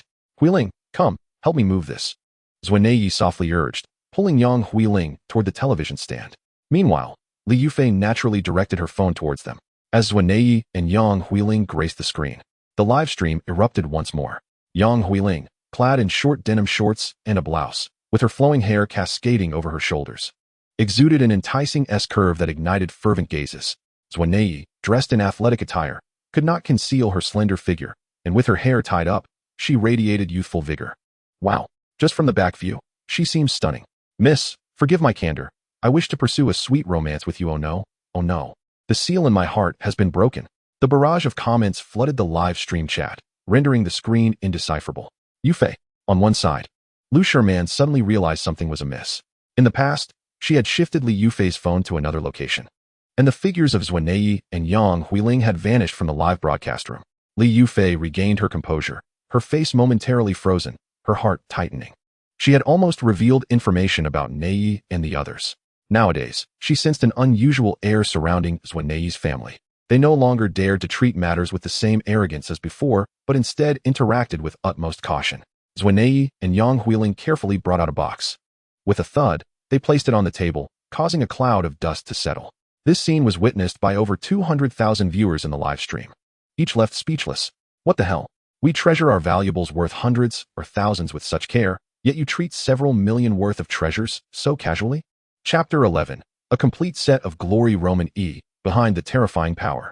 In the living room, Zuo gingerly extracted a bottle of red wine from the box. Now that she understood the price of these wines, she no longer dared to be as carefree as before. She handled them with utmost care, fearful of any accidental damage. After all, these were wines worth millions. Upon seeing Zuo truly take out a case of red wine, Li Yufei and Lu Sherman swallowed hard. Could these also be the $1 million Romanée-Conti? Indeed, they had never encountered such a $1 million Romanée-Conti before. So this is what a $1 million Romanée-Conti looks like. What an eye-opener. Damn it, from now on, I will keep at least 3 steps away from such wines. 1 bottle, 2 bottles. In the live stream, viewers watched in excitement as each bottle of Romanée-Conti was unveiled, their enthusiasm surpassing even that of Zuo at the moment. It wasn't until the 5th bottle was gently placed on the table that Zuo finally paused her actions. On the table, including the earlier one, 6 bottles were neatly arranged, with 2 bottles empty and the other 4 intact, their brick-red liquids swirling within. They all bore identical labels, prominently featuring white backgrounds with golden lettering. Teacher Muyang, this is all we have, Zuo exclaimed joyfully. After all, this display could potentially earn her nearly 1 million, a substantial sum. In a certain sense, this was her first pot of gold, and naturally, she felt elated. 6 bottles, a whole 6 bottles. How much could they be worth? At least 6 million, right? Damn, that's enough to buy a Rolls-Royce. The viewers erupted once more. 6 bottles of Glory Romanée. What could they possibly be worth? Teacher Muyang was even more astonished than the viewers, for she understood the true value of these wines. It was far more than just a Rolls-Royce. 1 bottle could probably buy a Phantom. Moreover, while a Rolls-Royce Phantom could be purchased if one had the money, these Glory Romanée were not so easily obtainable. The owners of wine estates, gazing at the 6 bottles in the live stream, had eyes nearly popping out of their heads. They realized that this might be a Romanée-Conti that had not circulated in the outside world. And such renowned wines held immeasurable value. Desire, overwhelming desire. At the Tiantai wine shop in the capital, 3 titans of the wine industry were glued to their phones, their eyes wide open, nearly popping out. Little beauty, please show me the labels of these other 5 bottles. Once I see them, I can tell you the origin of these Romanée-Conti. Teacher Muyang took a deep breath, her voice trembling with excitement. The value of these wines was simply immense. It was likely to redefine the ranking of the most expensive wines in the industry. All right, without a hint of hesitation, Zuo lifted the bottles towards the live stream. Meanwhile, Lu Sherman, who had intended to assist, hesitated. She feared accidentally causing damage and being unable to afford the consequences, although they were estimated to be worth millions. Who could say exactly how much? Yang Huiling was a bit bolder. She dared to help Zuo with the Romanée-Conti, partly because she regarded Zuo as a true friend. The three wine industry titans at the Tiantai wine shop focused intently on the labels of the bottles, terrified of missing any information. As Zuo displayed the remaining 5 bottles of Glory Romanée, the trio's expressions froze, their breaths caught in astonished gasps. Each bottle corresponded to the vintages from 1946 to 1951, forming an exquisite set, and the combined price was truly beyond description. The shock was unparalleled. The immense value of these 6 bottles was just one aspect. The power behind them was suffocatingly terrifying. Glory Romanée, crowned with the title of Glory, was not merely the most esteemed treasure of the Romanée-Conti winery. It also signified that its owners were all among the world's elite. Securing even a single bottle was already exceedingly difficult, and to amass a complete set, the energy behind that was utterly formidable. This little girl's family in the live stream was undoubtedly extraordinary. Her brother was far more than just an ordinary writer. The 3 wine titans exchanged glances. Perceiving the shock and reverence in each other's eyes, they could hardly fathom the stature of her brother. It was unimaginable. As far as I know, even the largest families in our country likely lack the power to acquire these 6 bottles of Glory Romanée. This was a realm beyond our reach. It would be wise to refrain from discussing such matters. A careless word could invite calamity. Their expressions turned cautious. It was astonishing to see such caution from individuals who were at the pinnacle of the wine industry, possessing vast wealth and extensive connections. However, it was fortunate that he seemed indifferent to these wines. Otherwise, he wouldn't have brought them out to entertain these girls. Indeed, they were even placed in such an unassuming television cabinet. In light of this, we might still have a chance. However, we must present sufficient sincerity and humility. In the live stream, teacher Mu Yang, having received guidance from the wine sage, naturally recognized the immense value of these 6 bottles and the terrifying power behind them. Moreover, she noted that these 6 bottles were from consecutive vintages. The value was not merely a matter of simple multiplication. This left her, a veteran in the field of antique appraisal, unable to hide her astonishment. Why does it feel like teacher Mu Yang is even more shocked than I am? Indeed, it was the first time seeing the graceful teacher Mu Yang display such an expression of surprise. Clearly, the price of these wines was more terrifying than we had imagined. Teacher Mu Yang's state prompted exclamations of awe from the viewers. It appeared that this little girl was also unaware. With a complex gaze, teacher Mu Yang finally spoke slowly. I know everyone has been waiting for a long time. Now, let me reveal to you the astonishing origin of this wine. It has a special name, Glory Romanée. Glory Romanée. Just hearing the name felt extraordinary. As the viewers encountered this name for the first time, they began to exclaim in excitement. Many netizens are likely aware that a few years ago, a 45-year-old Romanée-Conti was auctioned for a staggering $3.8 million, earning the title of the most expensive red wine. However, the 45-year-old Romanée-Conti pales in comparison to the illustrious Glory Romanée, for it is, as its name suggests, the epitome of the entire Romanée-Conti winery's honor. Teacher Wu Yang elaborated slowly, her previously settled emotions reigniting with excitement. It was impossible for her not to feel exhilarated, for she was unveiling to the world a wine capable of sending shockwaves throughout the entire industry, yet unbeknownst to the public. An exquisite Romanée-Conti that reigns supreme among luxury wines. I speculate that the annual production of this Glory Romanée over the years would not exceed 50 bottles. Its value is beyond measure. I personally estimate its worth to be at least 5 times that of the 45-year-old Romanée-Conti. The live broadcast erupted with a jolt, the atmosphere transforming from tranquil listening to an overwhelming explosion of excitement. In the comments section, thousands of remarks rapidly scrolled by. Was this a secret masterpiece red wine? Meticulously crafted after the Romanée-Conti winery announced the cessation of production from 1946 to 1951? Golden packaging? Golden lettering? Golden legends? The Glory Romanée, the crystallization of Romanée-Conti's dedication, symbolizing unparalleled nobility, valued at over 5 times that of the 45-year-old Romanée-Conti. A gasp, over 18 million for a single bottle? Chapter 12. The netizens were once again astounded. After hearing teacher Wu Yang's explanation, the live stream was on the verge of exploding. Goodness gracious. Watching this live broadcast has me so excited I could pop a heart pill. Oh my gosh. Over 18 million? My goodness. This Glory Romanée could trade for a top-of-the-line Rolls-Royce Phantom? This is simply outrageous. I am in awe. Oh dear, with a monthly salary of 3,000. I can't even dare to dream of licking the bottle cap. Weeping. Miss, please steady your hands. I am teaching my son, and I want him to remember this perilous treasure and never approach it again. I remember. Just now, these ladies had a bottle. Covering her face, a girl timidly asked, "What does this 18 million red wine taste like?" Feeling helpless. It must reek of that vile money scent. The upstairs neighbor is clearly envious. You've revealed yourself. At this moment, Li Yufei and Lu Sherman appeared utterly stunned, their faces drained of color. Previously shocked by the notion of a bottle worth over $1 million, they were now confronted with the staggering valuation of 18 million. Moreover, in front of them lay 6 bottles, although only 4 remained untouched. Their combined worth was already 72 million. If all 6 bottles were intact, then surely over 100 million? As they savored the lingering rich aroma in their mouths, they could not help but lick their lips. This wine had transcended their financial reach, and reflecting on their earlier prejudiced views left them feeling immensely embarrassed and ashamed. 18 million? Zuo and Yang Huiling exclaimed, exchanging incredulous glances. They looked again at the bottles on the table, their expressions adorably bewildered. Who could have gifted these wines to her brother? Why would he bestow such an extravagant present? The 4 girls were engulfed in a haze of questions. Most astonished among them was Zuo. She had always believed her brother, Zuo Xi, to be a hard-working little writer. Little did she know that their family harbored such a monumental secret. Is my family actually a millionaire household? She suddenly realized. The netizens in the live stream caught wind of Zuo's exclamations and erupted into laughter. It appeared that the young ladies were oblivious to the true worth of these wines. I could already envision their adorable expressions in response to such revelations. Unbelievable. They unwittingly consumed 18 million. How could one not be astonished?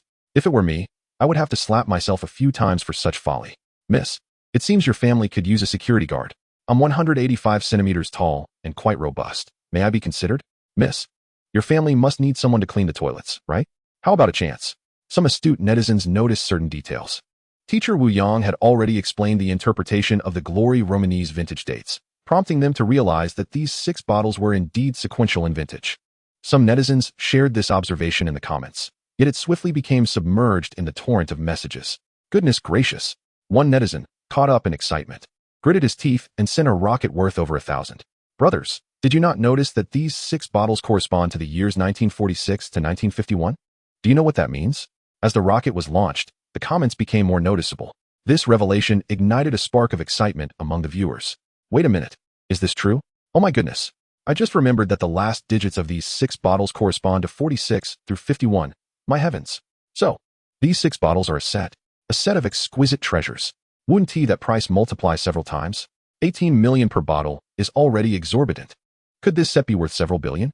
I am running out of heart pills. Could someone send me a few for dear life? The netizens in the live stream gasped in astonishment. Teacher Wu Yang, what would such a set be worth? Teacher Wu Yang, please enlighten us. Is this truly a set? Zuo and her 3 companions exclaimed once more, having been too stunned to notice this secret earlier. Zuo picked up each bottle again, inspecting them closely. 111946, 091950, 101951. Indeed, from 1946 to 1951, each bottle corresponded to its respective year. The 4 girls were left speechless, their hearts racing as they exchanged incredulous glances. Eventually, all eyes focused on Zuo, as if silently acknowledging her as the true wealthy heiress. The netizens, having confirmed the vintage of the 6 bottles, erupted in astonished exclamations, flooding the comments section anew. They fervently requested Teacher Wu Yang to appraise the value of these 6 Glory Romanée bottles once more. Teacher Wu Yang, swept up in the enthusiasm of the viewers, replied excitedly, indeed, these 6 bottles of Glory Romanée can indeed constitute a limited edition collection. Their price could potentially double from the original valuation, perhaps multiplying by 3 or even 5 times. If 2 of these bottles remain untouched, the set could fetch between 300 to 500 million. However, with only 4 bottles intact, it should still command around 200 million. A resounding boom followed. 200 million. The viewers were once again left astounded. What does 200 million even mean? If one were to stack $100 bills, it would fill over 2 cubic meters, towering 7 or 8 stories high. At this moment, the live stream audience swelled to over 300,000, every single individual in awe. 200 million, 2 small targets? 8 zeros follow the 2. Even if I included the 2 decimal points, my bank balance barely reaches 7 digits. Covering their mouths, weeping. This exquisite collection of Romanée-Conti can undoubtedly rank among the top 10 treasures within the entirety of the daily appraisal program, if not higher. To merely glance at the current valuation suggests it could very well secure a place in the top 3. Do you recall that this young lady previously mentioned that these were a gift for her brother? Incredible. My goodness. Were these 6 bottles of Romanée-Conti not intact at the time of gifting? A staggering sum of 3.5 billion was bestowed upon them.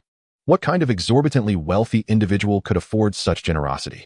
Miss, are you certain your brother is merely an aspiring writer? How enviable. Gentlemen, I no longer wish to toil away at menial labor. I yearn to pursue writing. Teacher Wu Yang, witnessing the barrage of astonished comments, felt her heart race uncontrollably. She was so taken aback that she momentarily forgot the gravity of the situation. To possess such unparalleled fine wine is already an extraordinary feat, a testament to immense power. The mere thought that someone could gift such a treasure left her feeling breathless and fearful. Seizing the moment while the online viewers were still in a state of shock, she discreetly messaged her grandfather for clarification. He promptly responded, "Do not speculate. Do not incite a frenzy. This is a formidable presence we cannot afford to provoke." Wu Yang felt a jolt of trepidation. 2 billion. In the span of a few moments, Zuo and her 3 companions had been shaken to the core multiple times. Initially dismissed as counterfeit, then suspected to be a $1 million rarity, later confirmed as a $10 million Romanée-Conti, and now deemed a $1 billion collectible. Each time they barely accepted the astonishment. It was overturned once more, leaving them in even greater awe. Zuo found herself breathless with excitement. My family, could we truly belong to a wealthy lineage worth billions? Good heavens, did we perhaps consume $1 billion worth of wine? Yang Huiling exclaimed. 6 complete bottles could fetch 350 million. 4 bottles might be valued at 200 million. If we had 5 intact bottles, they could very well be worth 300 million.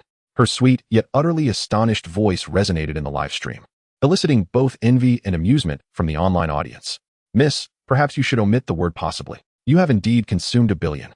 A mere sip could be worth several million. To the person who once aspired to indulge on a meager salary of 3,000, come forth and repeat that statement. Brother, that person is me. Covering mouth, shedding tears of inadequacy.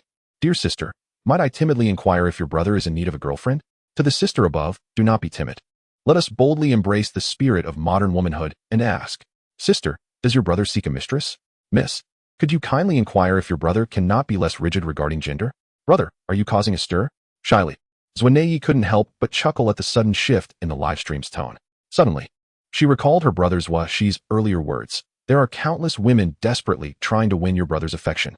In that moment, Zuo realized her brother had not deceived her. Rather, she had simply failed to notice. Did we truly just consume $1 billion? Li Yufei and Lu Simon exchanged glances. The bottle of Romanée-Conti having been largely consumed by the two of them. If valued at $1 billion, they had likely ingested 50 to 60 million worth. They both swallowed hard, recognizing that even if they considered their own families, that was no trifling sum. The image of Zuo Xijuan's handsome, nonchalant demeanor surged into their minds, their heartbeats quickening. Unbeknownst to them, they had come to realize that he was not only dashing and sophisticated, but also mysterious and affluent. A near-perfect idol. They couldn't help but reflect on whether they had behaved in a manner that might disappoint Zuo Xi, their hearts fluttering. Romanée-Conti. So this fine wine is called Romanée-Conti. Today's revelation is sure to send shockwaves throughout the wine industry. In the future, it may well become synonymous with luxury. Those modestly renowned wine merchants and vineyard proprietors were peering in with palpable excitement. They were incredibly tempted, yet upon witnessing the price soar from 18 million to 200 million, many could only shake their heads and sigh in defeat. Finally, one merchant could no longer restrain himself and decided to make a move. Didu Hongchun wine merchant has offered a bid of 200 million. Upon seeing the bid, the viewers erupted in astonishment. Valuation is one thing, but an actual purchase bid is an entirely different matter. The true worth of a treasure is reflected in the price someone is willing to pay. And now, a genuine offer had been made, 200 million. These 6 bottles, or rather 4 bottles and 2 others, truly hold a value of 200 million. A tangible 200 million. An amount that an ordinary person might toil for an entire lifetime to earn. And it was widely speculated that this was merely the beginning. Chapter 13. No more pretense. Time to reveal the truth. How infuriating. The owner of the Jade vineyard in the Magic City lamented painfully, shaking his head at the exorbitant 200 million price tag. Had he known, he would have refrained from making ostentatious advertisements and instead discreetly acquired the bottles. Even a single bottle, regardless of its contents, would be an invaluable treasure. Alas! However, while he paused, others would not. Xiao Jiuxian has offered a bid of 2.1 billion. Little girl, Could you ask your brother if he would consider parting with those bottles? I earnestly offer 1 billion. Xiao Jioshan has offered a bid of 2 billion. Little miss, I have devoted my life to the appreciation of fine wines, and I cherish them dearly. I am willing to pay 2 billion. Xiao Jioshan has offered a bid of 3 billion. Young one, I hold a deep admiration and longing for these 6 bottles. Infused with an overwhelming desire and utmost respect, I implore your brother to sell them to me. I am prepared to bid 3 billion. In an instant, the price of these 6 bottles of Romanée-Conti surged by 30 million. 30 million could purchase 3 supercars. Even a Lamborghini, Ferrari, or Bugatti could be chosen with ease. The viewers, glued to the live stream, felt their scalps tingle and mouths dry in disbelief. $1 million here, $1 million there? Is this merely play money? Brothers, why do I suddenly feel that $1 million is not much at all? Brother, you are out of your mind. You are suffering from delusions. Hurry to the hospital, there may still be time. By the way, who are these 3 magnates? They are simply too extravagant. No one knows. They are simply mysterious patrons. At the Tiandu Taishan winery, 3 titans of the wine industry rose from their seats, glaring at one another with furrowed brows. I say, you 2 old tortoises. I placed my bid first. Why are you still trying to undercut me? Do you wish to toss aside decades of friendship? Even brothers keep accounts. Old Zhang, holding relationships hostage is quite unseemly. But speaking of which, you, the unscrupulous merchant, have raised your bid by another $1 million. Are you trying to incite infighting? To hell with your nonsense. Why is it only permissible for you to buy? Am I to merely watch? If you purchase, are you truly willing to share with everyone? A bottle of 1.5 million tequila, a bottle of 2 million flying Mao Tai, and what have I received in return? Understood. The highest bidder wins, is it? Fine. Let us set aside our friendships for today. Let's go. Just as they prepared to engage in a bidding war in the live stream, new competitors emerged. Tainglong Wine Group offers Carnival X100. Esteemed Miss, Tainglong Wine Group is prepared to bid 2 billion, sincerely wishing to acquire. Hailan Wine Group offers Carnival X100. Hailan Wine Group is willing to bid 5 billion. Gujin Auction House offers Carnival X100. Distinguished Miss, greetings. We are Gujin Auction House, sincerely inviting you to auction these illustrious Romani wines with us. We will charge no fees and will extend the most esteemed treatment to you. Furthermore, we estimate that this batch of illustrious Romani wines will commence bidding at 8 billion.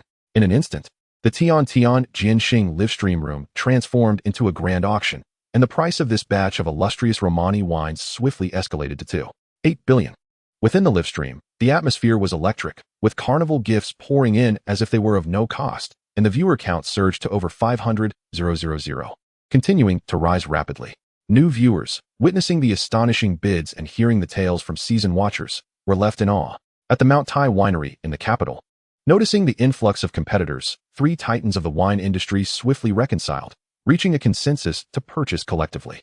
Little Wine Sage offers Carnival X100. I am willing to bid 9 billion. Tainglong Wine Group bids 95 billion. Hailan Wine Group bids 3 billion. Daijing Antique House offers Carnival X100. Daijing Antique House bids 1 billion, sincerely wishing to purchase. Mount Tai Winery. Damn it. That old relic, Fei Lao Wang, has come too. What does he, a mere antiquities dealer, think he is doing? Old friends, we cannot tolerate this. Yes, we cannot stand for it. In the livestream, Little Wine Immortal offers Carnival X100. Enough of the pretense.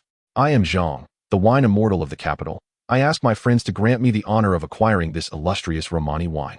Little Wine God offers Carnival X100. The time for secrets is over. I am Fong, the wine god of the capital, and I hope all my friends will show mercy. Little Wine Sage offers Carnival X100. Let me be clear, I am Li, the wine sage of the capital. My brothers and I are determined to possess this batch of illustrious Romani wines. I implore everyone to show a modicum of kindness, and there shall be ample rewards. Who are these wine immortal, wine sage, and wine god? Many netizens were filled with confusion. Meanwhile, the owners of smaller, well-known wine businesses, who were still peering into the livestream, were taken aback. Being within the industry, they were already well aware of these 3 individuals' formidable reputations. They could be considered the pillars of the wine industry in Xia country, their words capable of determining the fate of smaller wine businesses. Subsequently, the 3 elders logged into their official accounts, representing their respective wineries: Mount Tai Winery, Mingyang Winery, and Xianyu Winery, the 3 major wineries of Xia country. So it is they. I recall watching the 3 venerable gentlemen's livestream last time. They organized the last national wine competition, didn't they? Indeed.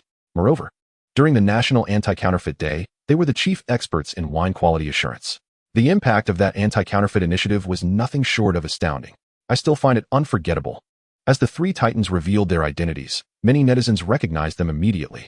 It was an honor to be in the presence of such esteemed figures. The smaller wineries quickly paid their respects. Knowing it was the three venerable gentlemen, we at Tycoon Wine Group shall withdraw from the bidding. Please forgive us, esteemed elders. We at Hylon Wine Group shall also refrain from participating. Since it is you three venerable gentlemen, we at Daijing Antique House shall honor you by also withdrawing. The moment the three elders revealed their identities, other major groups and institutions promptly acquiesced. This demonstrated the extraordinary influence they wielded. Netizens marveled in quiet awe at the formidable power of these elders. Shortly thereafter, the three elders placed a sincere bid of 300 million. Just as everyone believed that these three titans of the wine industry had achieved victory, in a luxurious room at the top of the Mingzhu building in the Magic City, a young man with golden hair gazed at the live stream, his blue eyes sparkling with excitement as he looked upon the bottles of illustrious Romanée wine and the wine case. 5 Golden Arrows offers Carnival X100. Dear Miss, I am willing to bid 1 billion for the illustrious Romanée wine in your possession. Chapter 14. The Mysterious Foreign Tycoon. 5 Golden Arrows. Who is this person daring enough to challenge the dignity of the three titans of the wine industry? This account. I have never heard of it. Could it possibly be a merchant blinded by profit using a secondary account? Surely it is not some fool seeking attention at such a critical moment. At this pivotal juncture, someone daring to stir trouble prompted the viewers in the live stream to shake their heads in disapproval. In business, one must not only consider profit, but also the nuances of human relationships. Some individuals should not be easily offended. The likes of the three elders, who stand at the pinnacle of the wine industry, are precisely those individuals, ones who cannot be trifled with lightly. If an ordinary person were to come forth, seeking attention and causing a ruckus, it would undoubtedly spell disaster for them.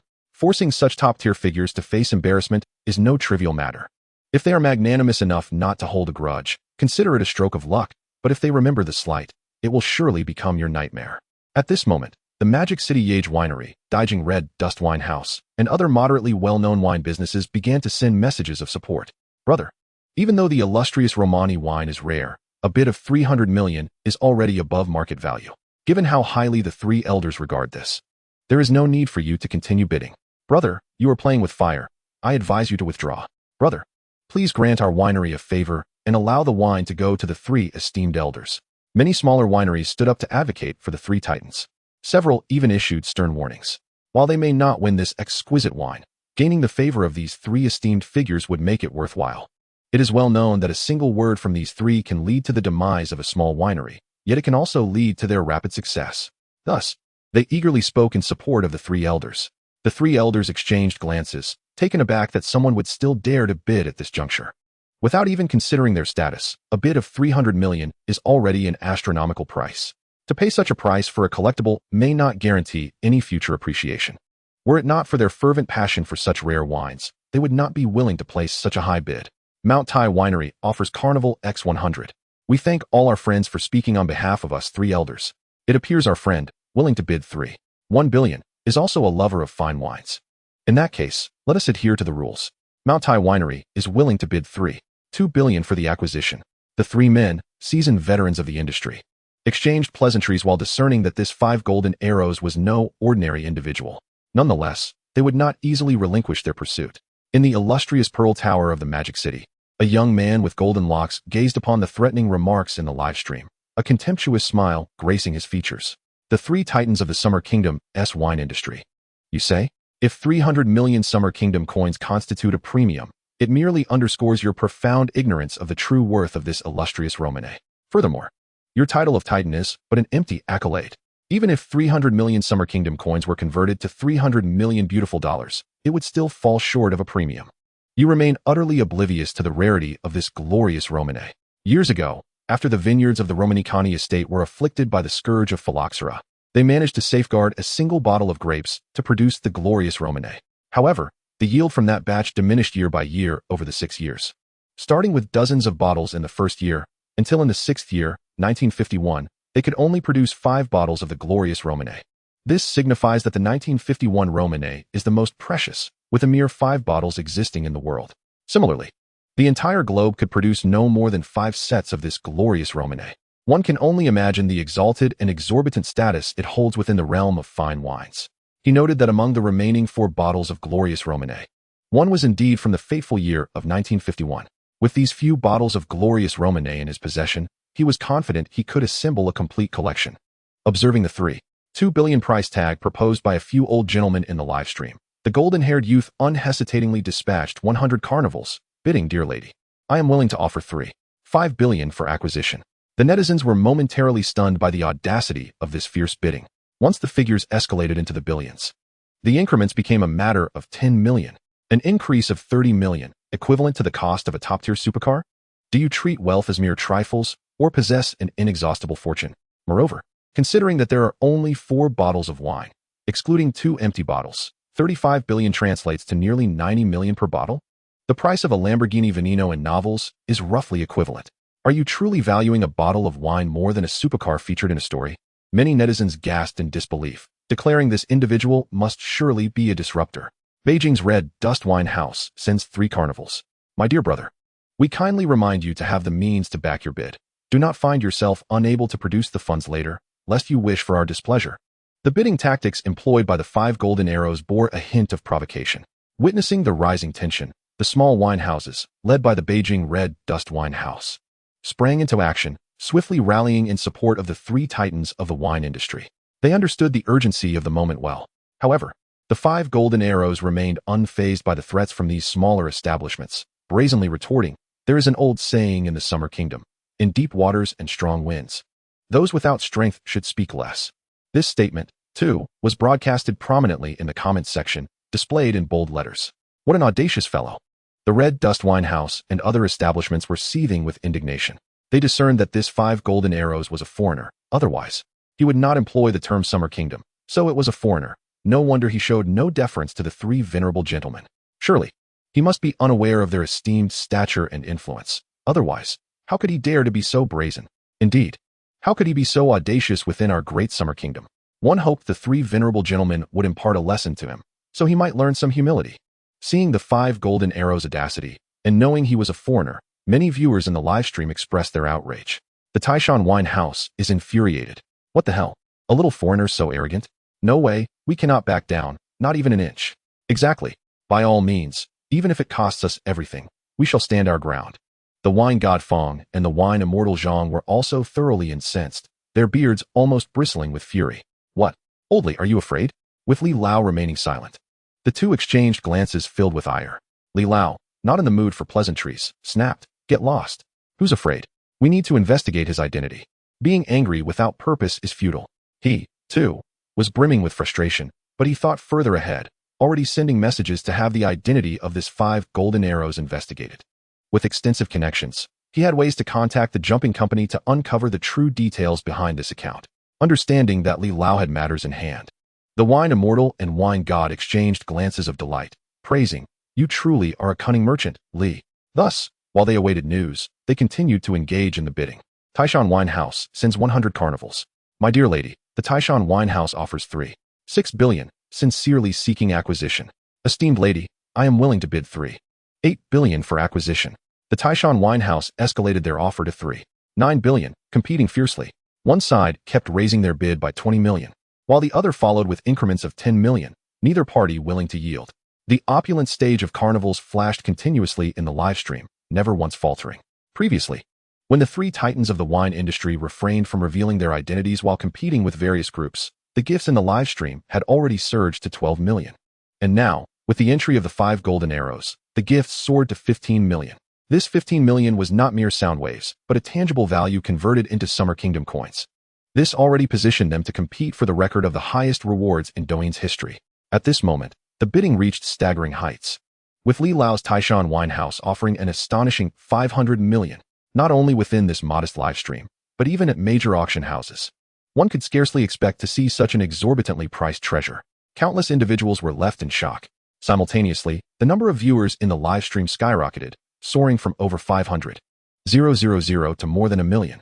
Without a doubt, the daily appraisal livestream had become the hottest of the day, destined for trending topics. The newly arrived crowd of tens of thousands of onlookers marveled at the intense and astonishing bidding, captivated by the excited commentary of veteran viewers, exclaiming in exhilaration, "My goodness! Wow! The chairman of the daily appraisal group and renowned figures like Zishuan also inquired, witnessing the terrifying viewer count, the astonishing gifts, and the formidable bids. This spectacle was nothing short of breathtaking. Ultimately, they too stood in astonishment. Hearing familiar voices, netizens couldn't help but chuckle. Wealthy viewers began showering gifts and playfully commenting, "Chairman, if this were an antique, how many years would it warrant?" The chairman humorously replied, "Death penalty.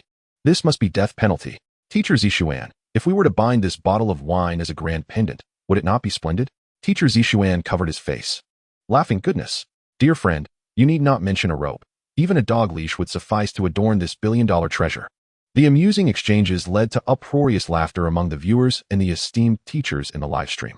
The astonished faces of several girls, including Zuo, could not contain their mirth. At that moment, witnessing the 500 million bid, Zuo felt her cheeks flush with excitement. Now, calculating the bid of 500 million for 4 bottles of wine, one bottle had already reached an astounding 125 million. For her, this truly felt like an astronomical figure. It provoked a wave of bewilderment within her. Did her brother truly comprehend the price of these wines? Or was it that he had been aware all along, merely concealing something from her? With this thought, a blissful expression unwittingly graced Zuo's petite face. If Zuo Xi indeed knew the price, yet still casually permitted her to serve it to friends, one could only imagine the depth of his affection for her. Yang Huiling, witnessing this, gasped in astonishment, her hand instinctively covering her mouth.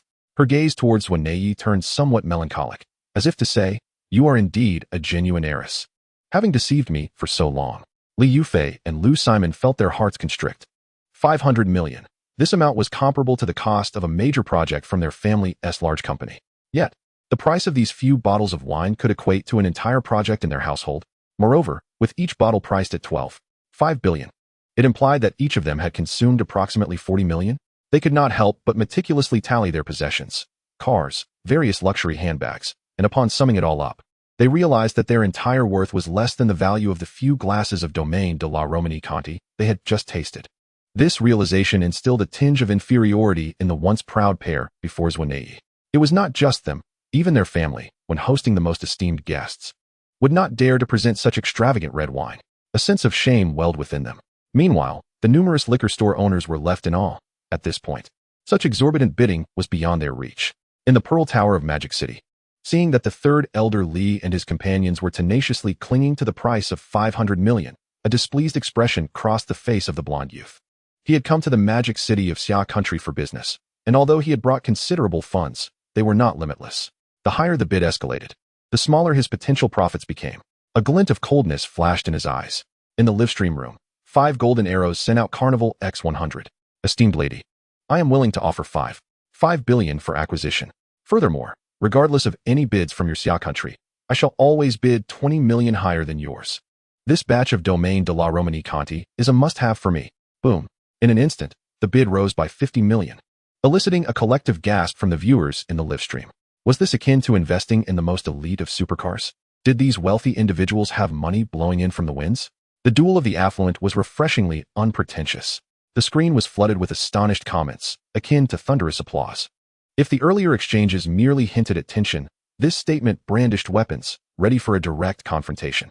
Simultaneously, this declaration ignited indignation among many, particularly the mention of Xia country, which struck a nerve with numerous individuals. The most incensed were the liquor store owners. The 3 elder representatives of the liquor industry were being provoked with such audacity, as if dismissing Xia country's liquor merchants entirely. Almost everyone awaited the 3 elders' response. In the Pearl Tower of Magic City, just as the blonde youth finished his comment, a middle-aged steward entered, knocking respectfully. "Young master, someone wishes to inquire about your information through the jumping company." A sardonic smile curled at the corners of the blonde youth's lips. He needed no guessing. It was undoubtedly those liquor tycoons from Xia country probing into his details. "Humph. If I'm not mistaken, it must be those old men from Taishan Liquor Company." The steward nodded. "Warn the jumping company that if they leak my information, they shall bear the consequences." Understood. Chapter 16. The Secret of the Wine Box. Shortly thereafter, the CEO of the jumping company received a directive from the board members. Do not disclose any information regarding 5 golden arrows. The CEO, still engaged in official duties, was baffled by the warning-laden message. After investigating all pertinent information, his expression turned serious, and he hastily set aside his work to personally oversee the information department, ensuring no news was leaked. At the Taishan winery, upon witnessing the audacious remarks of 5 golden arrows, the 3 elders erupted, slamming their palms on the table. This little foreigner has completely disregarded us. Fine. Always 20 million above us, is it? I shall see whether he truly possesses mountains of gold and silver. Indeed. This insolence cannot be tolerated, damn it. Just based on his attitude, let us confront this scoundrel to the very end. The wine god and the wine immortal were nearly beside themselves with fury. At this juncture, it was no longer merely about acquiring the wines. It had escalated into a matter of their dignity, even that of the entire Xia country's liquor industry. How could 3 esteemed figures within a singular domain be subjected to such humiliation? Utterly preposterous. The wine sage's face flushed with anger. Yet he had received a message from his client, which replaced his ire with gravity. The reply he received was, "Do not investigate. My 2 old friends. This individual is not to be trifled with." The wine sage spoke solemnly, relaying the situation to them. The 3 engaged in a fervent discussion, swiftly reaching a resolution. They could not yield, nor could they afford to compromise so easily. Otherwise, their reputation and status would be perilously threatened. If they retreated due to the mere words of a mysterious person with an uncertain identity, they would not be worthy of being regarded as the pinnacle figures in their industry. Moreover, after so many years, they might have hesitated in foreign lands. But within their own Xia country, they still possessed a certain confidence. They began to devise plans to leverage their respective networks and greater connections, preparing for the impending conflict. In the livestream room, Taishan Winery sent out Carnival X100. Taishan Winery bids 600 million, sincerely seeking acquisition. Taishan Winery fears no challenge. Boom. This time, the 3 elders did not merely increase the bid by 10 million, but boldly countered with an increase of 50 million, showing no signs of compromise whatsoever. Such intense rivalry set the livestream viewers abuzz. Truly, these are the pinnacle figures of Xia country's liquor industry. The 3 elders are formidable. Yes, this is the spirit of our great Xia country, unafraid of external challenges. Some impassioned viewers were exceedingly thrilled. Because of 5 golden arrows' brazen remarks, they had long ceased to view this as a mere commercial auction, subtly escalating it to a contest between nations, or even between ethnicities. Suddenly, these fervent viewers began to rally, their voices growing louder. I, a decade-long worker, am willing to contribute my modest support if the 3 elders need it. I, having worked 5 years, may not have thousands, but I am willing to offer a token of my goodwill. Suddenly, the atmosphere shifted, leaving many viewers bewildered, including the treasure appraisal teacher and even the 3 elders themselves. Meanwhile, the owners of various liquor stores, after a moment of surprise, quickly brightened with renewed enthusiasm. In the live stream, a deluge of supportive comments poured in. If the 3 elders require assistance, our Hongshan liquor store in the Imperial capital is willing to sponsor 30 million. The Magic City Jade winery is prepared to contribute 20 million. The Yaodu Qingzhou winery is also ready to support the 3 elders with 20 million. The owners of these liquor stores had demonstrated an exceptional knack for seizing the moment. They navigated the currents with such ease that not only did they earn the recognition of the potential clients in the live stream, but they also significantly enhanced the favor of the 3 esteemed figures. A perfect marriage of 2 objectives. Indeed, as they stepped forward, the fervent audience erupted in loud applause. The Taishan Winery expressed gratitude for the support from all friends. However, we humbly accept your goodwill. After years of toil in the wine industry, the 3 old men have amassed a modest fortune. Observing the reactions of the audience and the 3 luminaries, the proprietors of the winery wore satisfied smiles. Meanwhile, in the dazzling pearl tower of the Magic City, the blonde young man's expression darkened upon witnessing the unfolding events in the live stream. He suddenly recalled the admonition from his family. Never underestimate the power of unity among the people of Summer Nation. Drawing a deep breath, the determination in his eyes remained unwavering. Mr. Digo, the middle-aged steward promptly approached him, bowing slightly. Yes, young master. Relay the situation here to my father. Additionally, inform him that this would be the finest gift for grandfather's upcoming birthday. We may encounter some difficulties here, and I hope father can extend his assistance when the time comes. Understood. The steward promptly exited after receiving the command. The blonde young man's confident smile returned to his face. He harbored absolute faith in his family's influence, believing fully that this was Summer Nation, not their family's dominion. Lighting a cigar, he resumed watching the live stream. 5 golden arrows sent Carnival X100. I am willing to bid 1 billion, esteemed lady. I hope you will sell these wines to me. Had the young man succumbed to fear? This time, the audience noted his paltry increment of merely 10 million, devoid of the earlier bravado, prompting gasps of astonishment. Subsequently, his voice resonated once more in the live stream. Gentlemen, I understand your fondness for this batch of glorious Romanée, but these wines were originally treasures of my family, lost for reasons unknown. Thus, I shall not yield. I am determined to reclaim these glorious Romanée for my family. There is no need for you to investigate my identity further. If you truly wish to know, examine that wine box closely, and perhaps you will uncover the truth. Although unperturbed by the influence of Elder Li and his companions, the nearly unanimous solidarity displayed by the Summer Nation audience compelled the young man to temper his arrogance. Initially, he had refrained from divulging any information about his family. Yet he was taken aback by the sudden surge of collective hostility directed at him in the live stream. To avoid further complications and to smoothly acquire this batch of glorious Romanée, he ultimately resolved to employ his family's intimidation factor. His family? Were these glorious Romanée originally treasures of his family? Did the wine box bear his family's insignia? All attention gradually shifted to the box, as the audience became increasingly curious about the identity of this enigmatic benefactor. The wine box, shrouded in dust, had been overlooked since its removal. No one anticipated that it harbored secrets. Tycoon Winery sent Carnival X100. Young lady, may we take a closer look at the wine box? The three elderly gentlemen, Elder Li and his companions, were indeed still investigating the information regarding the 5 golden arrows, employing an even broader network of connections. However, they had yet to yield any results. Now, with the 5 golden arrows revealing themselves, they could hardly contain their excitement and anxiety. Oh, wonderful. Zuo and her 3 companions had been watching the live stream, reacting with gasps akin to other viewers. Curiosity gripped them, and Zuo nodded, prompting Li Yufei to direct her phone towards the wine box. The nearly forgotten wine box came into clear view once more in the live stream. Chapter 17. The 5 broken arrows, representing a formidable family. Let me wipe that down. Zuo found a cloth and meticulously cleaned around the wine box. The originally dark gray box transformed into a deep crimson hue. Golden stripes emerged clearly around the box, sometimes extending gracefully, other times intertwining, forming exquisite and enigmatic patterns. Gazing at the square box, it seemed that the knowledge of its contents worth hundreds of millions of dollars elevated the viewer's perception of its significance. This wood, could it be rosewood? It certainly seems so, and it must be of the highest quality. I can't shake the feeling it's high-grade mahogany. Could those golden stripes be gilded? Zuo and her companions closely examined the box, their expressions filled with curiosity. Several instructors in the live stream leaned in, squinting, their faces gradually displaying astonishment. Meanwhile, at the Tycoon Winery in the Imperial capital, the 3 esteemed gentlemen, upon discerning the design on the wine box, more accurately, the patterns thereupon, felt their pupils constrict and inhaled sharply. Their movements were remarkably synchronized, equally astonished, frozen in place, their bodies momentarily unresponsive. They recognized the patterns on the wine box and the meanings they conveyed. At that moment, the 3 finally comprehended why the 5 golden arrows exhibited such audacity. It was because he, or rather, his family behind him, possessed the capability. This was a terrifying family that commanded respect from nations across the globe. No wonder we were unable to uncover any information about him. The proprietors of various wineries fell into a profound silence upon recognizing the patterns on the wine box, no one uttering a single word in the chat. Have you all noticed how peculiar these patterns are?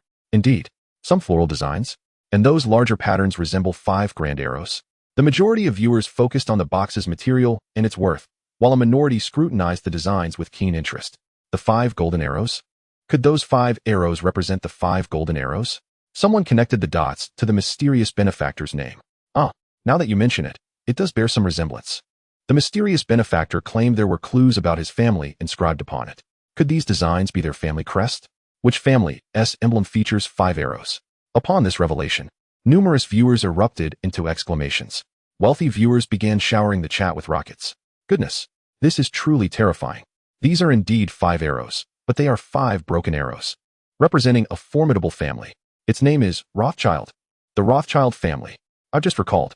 Indeed, the 5 broken arrows signify the Rothschild family. It is said that this family possesses assets exceeding 50 trillion, all in beautiful dollars. How terrifying is that? They are legends among legends. The astonishment spread like wildfire as the audience realized the identity of the 5 golden arrows, igniting a wave of awe and trepidation across the nearly 2 million viewers in the stream. Not only ordinary folk, but even the illustrious families held a degree of reverence for this colossal entity. Regarding this family, 2 phrases have been passed down. Once money speaks, gossip ceases. As long as I control the issuance of a nation's currency, I care not who makes the laws. Such ostentatious declarations may invite derision from some, dismissed as fanciful dreams. However, their family has succeeded. The influence of the family over the Xia nation is relatively minimal. Yet in the Western countries, their power is exceedingly formidable. Even in the assassination case of a president from the beautiful empire, their shadow looms ominously behind the scenes. The president of the beautiful empire wields terrifying power. Yet this family remains beyond reproach, illustrating just how fearsome they truly are. The owners of various renowned wine establishments, who previously threatened others to curry favor with a few influential figures, are now utterly alarmed. Offending this family could spell the end of their financial prospects, not to mention jeopardizing their very lives. How could they possibly remain calm? Eventually, they reached a breaking point. Red Dust Wine House in the Imperial capital sends out 100 carnivals. Esteemed sir, I was blind and inadvertently offended you. I am filled with trepidation. I sincerely beg for your forgiveness. We at Red Dust Wine House extend our heartfelt apologies. Magic City Elegant Pavilion sends out 100 carnivals. We apologize, esteemed Lord Rothschild. Our elegant pavilion failed to recognize your stature, and we had no intention of offending you or your family. Please do not take offense. In no time, nearly all wine establishments, large and small, voiced their apologies. Previously, during the heated bidding, the most they had offered was merely 10 carnivals, yet now, in the spirit of contrition, they each upped their offerings to 100. They sought to ensure their apologies were unmistakably evident. Sincerity was paramount. Simultaneously, after these apologies, they hurriedly sought connections and individuals who could introduce them to the esteemed lord, eager to personally convey their regrets. They feared incurring the wrath of the Rothschild family. Witnessing the once self-assured owners of wine houses, who had previously strutted around like successful entrepreneurs, now bowing and apologizing in trepidation, netizens collectively gasped. The intimidation factor of the Rothschild family was even more terrifying than they had imagined. Those who had previously dared to confront the 5 golden arrows grew restless. The 4 girls, including Zuo, gasped in astonishment. They had certainly heard of the illustrious Rothschild family. The most astonished among them were Lu Sherman and Li Yufei, daughters of wealthy families, who had grown up listening to tales of the Rothschilds from their elders. The power and status of the Rothschild family is the aspiration of countless noble families. Members of the Rothschild family are notoriously discreet, elusive as dragons, and yet unexpectedly, they had made an appearance in the live broadcast, and for the sake of a few bottles of wine, no less. Wait a moment. The 4 girls seemed to realize something. They exchanged glances and turned their eyes towards Zuo.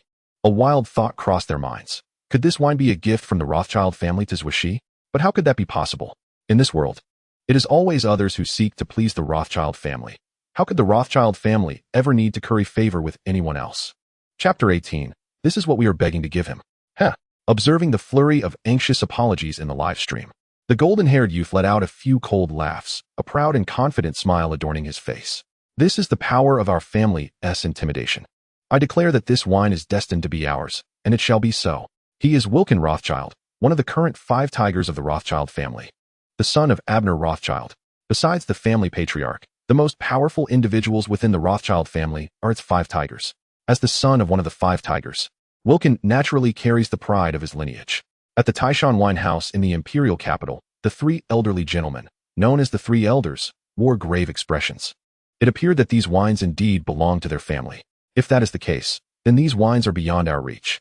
Alas, it is not worth offending them over a few bottles of wine. After their initial shock, the 3 elders shook their heads helplessly.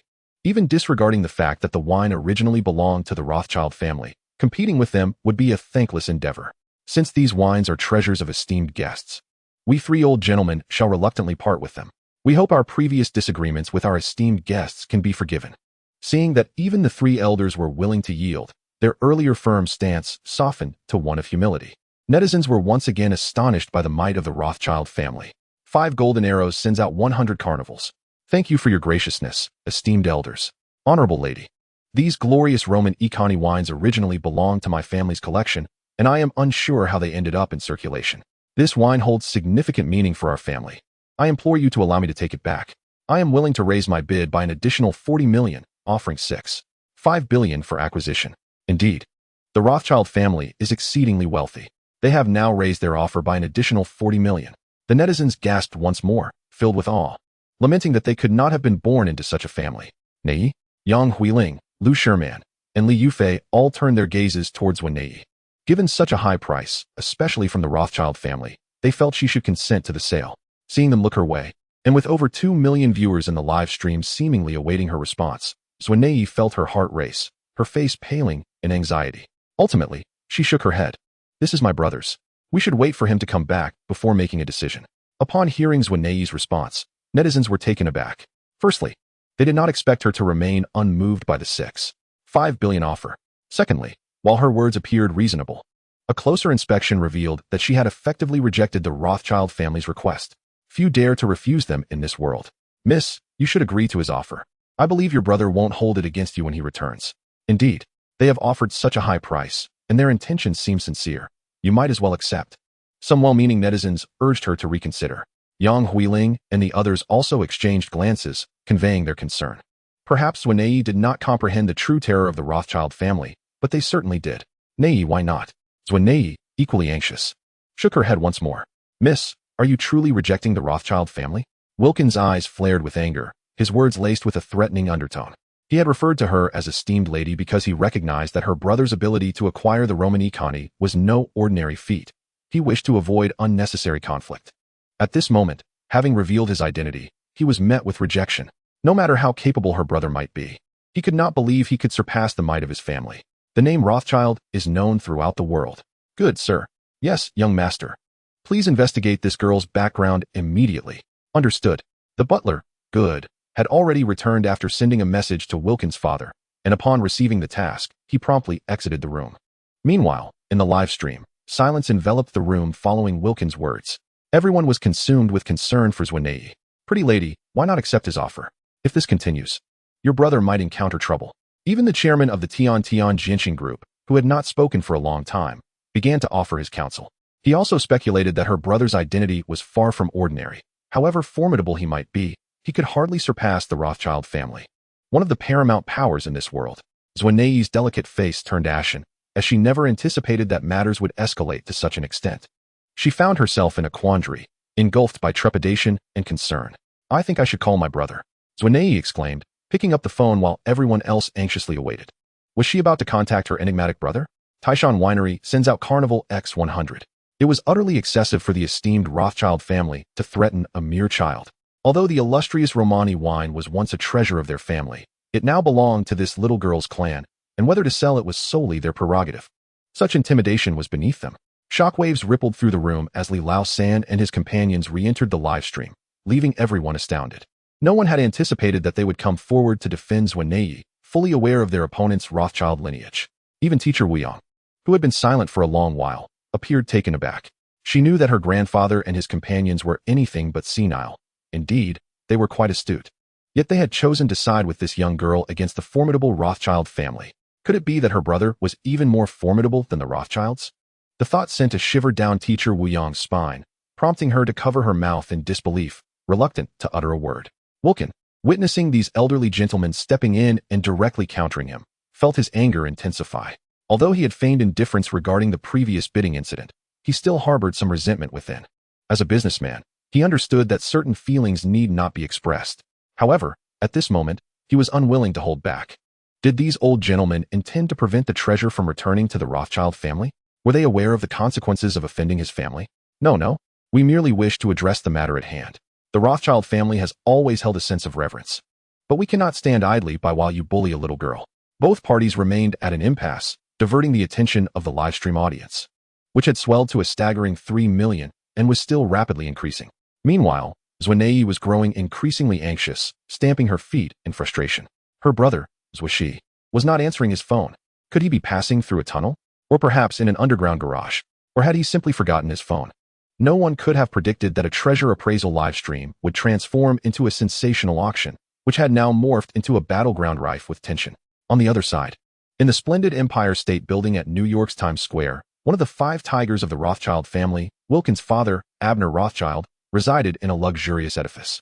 The butler hurriedly approached a room and knocked on the door with urgency. Abruptly awakened from slumber, Abner, one of the 5 tigers, frowned and opened the door. Upon seeing the butler's anxious yet joyful demeanor, he inquired in a deep voice, "Thomas, what is it?" "Sir, splendid news. Look what young Master Wilkin has discovered." The butler exclaimed joyfully, handing a tablet to Abner, which displayed a message from Wilkin's steward. This was a rare family treasure. Now, they had a promising gift for the patriarch's upcoming birthday. However, with the young master alone in that situation, should he encounter forces from the Xia kingdom, he might find himself at a disadvantage. "We must act swiftly, sir." Wilkin was Abner's cherished son, raised under the watchful eye of the old butler, and a promising member of the younger generation they all adored. Abner glanced down at the tablet, and upon seeing the image of the illustrious Romanée, his face lit up with delight. Yet suddenly, his expression shifted drastically, the sleep vanishing from his eyes, his pupils dilating in horror, his hands trembling, his entire body shaking. 111946 091950 101951. 25. Gazing at the years and codes of the illustrious Romanée, a terrifying figure began to materialize in his mind. This illustrious Romanée was not merely a family heirloom that had been lost. It was something we once implored him to send to us, begging for his protection. This wretched situation, could it be that he has provoked him? Chapter 19. The Rothschild family apologizes, causing a sensation across the internet. What has befallen the master? The butler Thomas, who had followed Abner for many years, immediately sensed the abnormality. He could hardly believe that one of the most powerful figures in the family bore an expression of fear. What could this mean? Thomas, Wilkin hasn't shown any disrespect towards the owners of the illustrious Romanée, has he? Abner's voice trembled, thick with anticipation. Please, let it not be the case. The butler paused, sensing the gravity of the situation. Sir, the owners of the illustrious Romanée are the brother of a girl. Enough. Do not utter another word. Do you wish for my demise? The butler had intended to elaborate on the circumstances, but Abner seized him by the collar, interrupting him. Who allowed you to investigate that family's information? Do you seek to bring disaster upon our family? In this world, who dares to pry into that person's affairs? Who possesses the audacity to uncover that individual's secrets? 100 lives would not suffice. The old butler's face displayed disbelief as he caught a glimpse of the profound panic and fear in Abner's eyes. This family could instill such terror? Could they pose a threat to the mighty Rothschild family? Would seeking information about them lead to death? The butler's unease grew, the earlier joy evaporating. Quickly, tell me. Has Wilkin provoked him? Abner nearly roared in inquiry. Young master, he has already inquired about that girl's information. And he? What? Abner's fury and terror reached a boiling point. That scoundrel, what else has he done? He threatened that girl using the family's name. With a resounding crash, the tablet in Abner's hand fell to the floor, and his robust frame collapsed, his expression vacant, his eyes filled with fear, as if his soul had been lost. It was over. The butler was taken aback. Sir, there's no need for such extremes, is there? Even the largest families in the Xia kingdom do not intimidate us. He struggled to comprehend who in the world could instill such fear in the Rothschild family. What do you understand? Our family is about to face a calamity. Abner seized the butler's collar once more, shouting fiercely. Order good to ensure that Wilkin does not commit any further transgressions against that family. No, he must be restricted in all his actions. Immediately, at once. Furthermore, use the most urgent means to contact the family. Reach my uncle, our clan leader. Yes. I will do so immediately. Pearl Tower in Modu. Young master, we have found it. The owner of the Douyin account is a girl named Li Yufei. Her family runs an entertainment company called Zuo Xi. The owner of this batch of illustrious Romanée is a friend of Li Yufei, named Zuo, and her brother is Zuo Xi. They are currently residing in a small village called Qianlong in the outskirts of Shenxing. Wilkin nodded in satisfaction as he listened to Good's report. However, he felt a twinge of confusion. Her brother is a minor author? A modest writer? Possessing such remarkable abilities to attain these accolades from the Rothschilds? Mr. Good, what manner of novel did that left she compose? Good shook his head, indicating that he had yet to ascertain that information. Astonished, Wilkin's expression shifted to one of haughty confidence, asserting that regardless of who it was, once they knew your address, these wines would inevitably belong to them. He then dispatched another 100 carnivals and proceeded to input his commentary. Miss Zuo, is it? How dare she reject us? Wilkin entered a threatening remark, while Good's phone suddenly rang. Stepping aside to answer, his countenance transformed dramatically as he cast a fierce glance at Wilkin. As Wilkin prepared to send his message, Good dashed forward with remarkable speed and snatched the phone from his grasp. Wilkin, taken aback, immediately retorted in anger, Mr. Good. What are you doing? Good, with an expression of urgency, glanced at Wilkin's phone and saw that the message had not yet been sent. Letting out a sigh of relief. Young master, the master just sent a message stating that this family must not be provoked. We, the Rothschilds, cannot afford such a confrontation. Young master, we are in grave trouble. Upon hearing Good's complex expression and his words, Wilkin's anger swiftly morphed into disbelief, his face frozen in shock. Restrict all my actions? Await the family's command? Those whom we, the Rothschilds, cannot afford to offend? Have I summoned disaster upon my family? After absorbing Good's relayed message, he stood utterly stunned, as if his soul had departed him. I merely sought to reclaim the family's treasures. Is he not just a writer? Why should our family be so intimidated? Mr. Good, you cannot be deceiving me? Good, equally astonished, replied. This is a direct order from your father, without a doubt. A female university student, a mere writer. Who are they that instills such fear and trepidation in my family? Wilkin could scarcely fathom the implications, collapsing into a chair, his mind a tangled mess. He understood that if the message originated from his father, it could not be erroneous. It must be her brother. Who, indeed, is this brother? Is there truly someone in this world capable of instilling fear in the Rothschilds? Meanwhile, a panicked good flipped through Wilkin's phone, erasing all of Wilkin's earlier harsh words and typing a new message. He had to fulfill another command, to quell the anger of that formidable presence. In the live broadcast, the notifications rang out.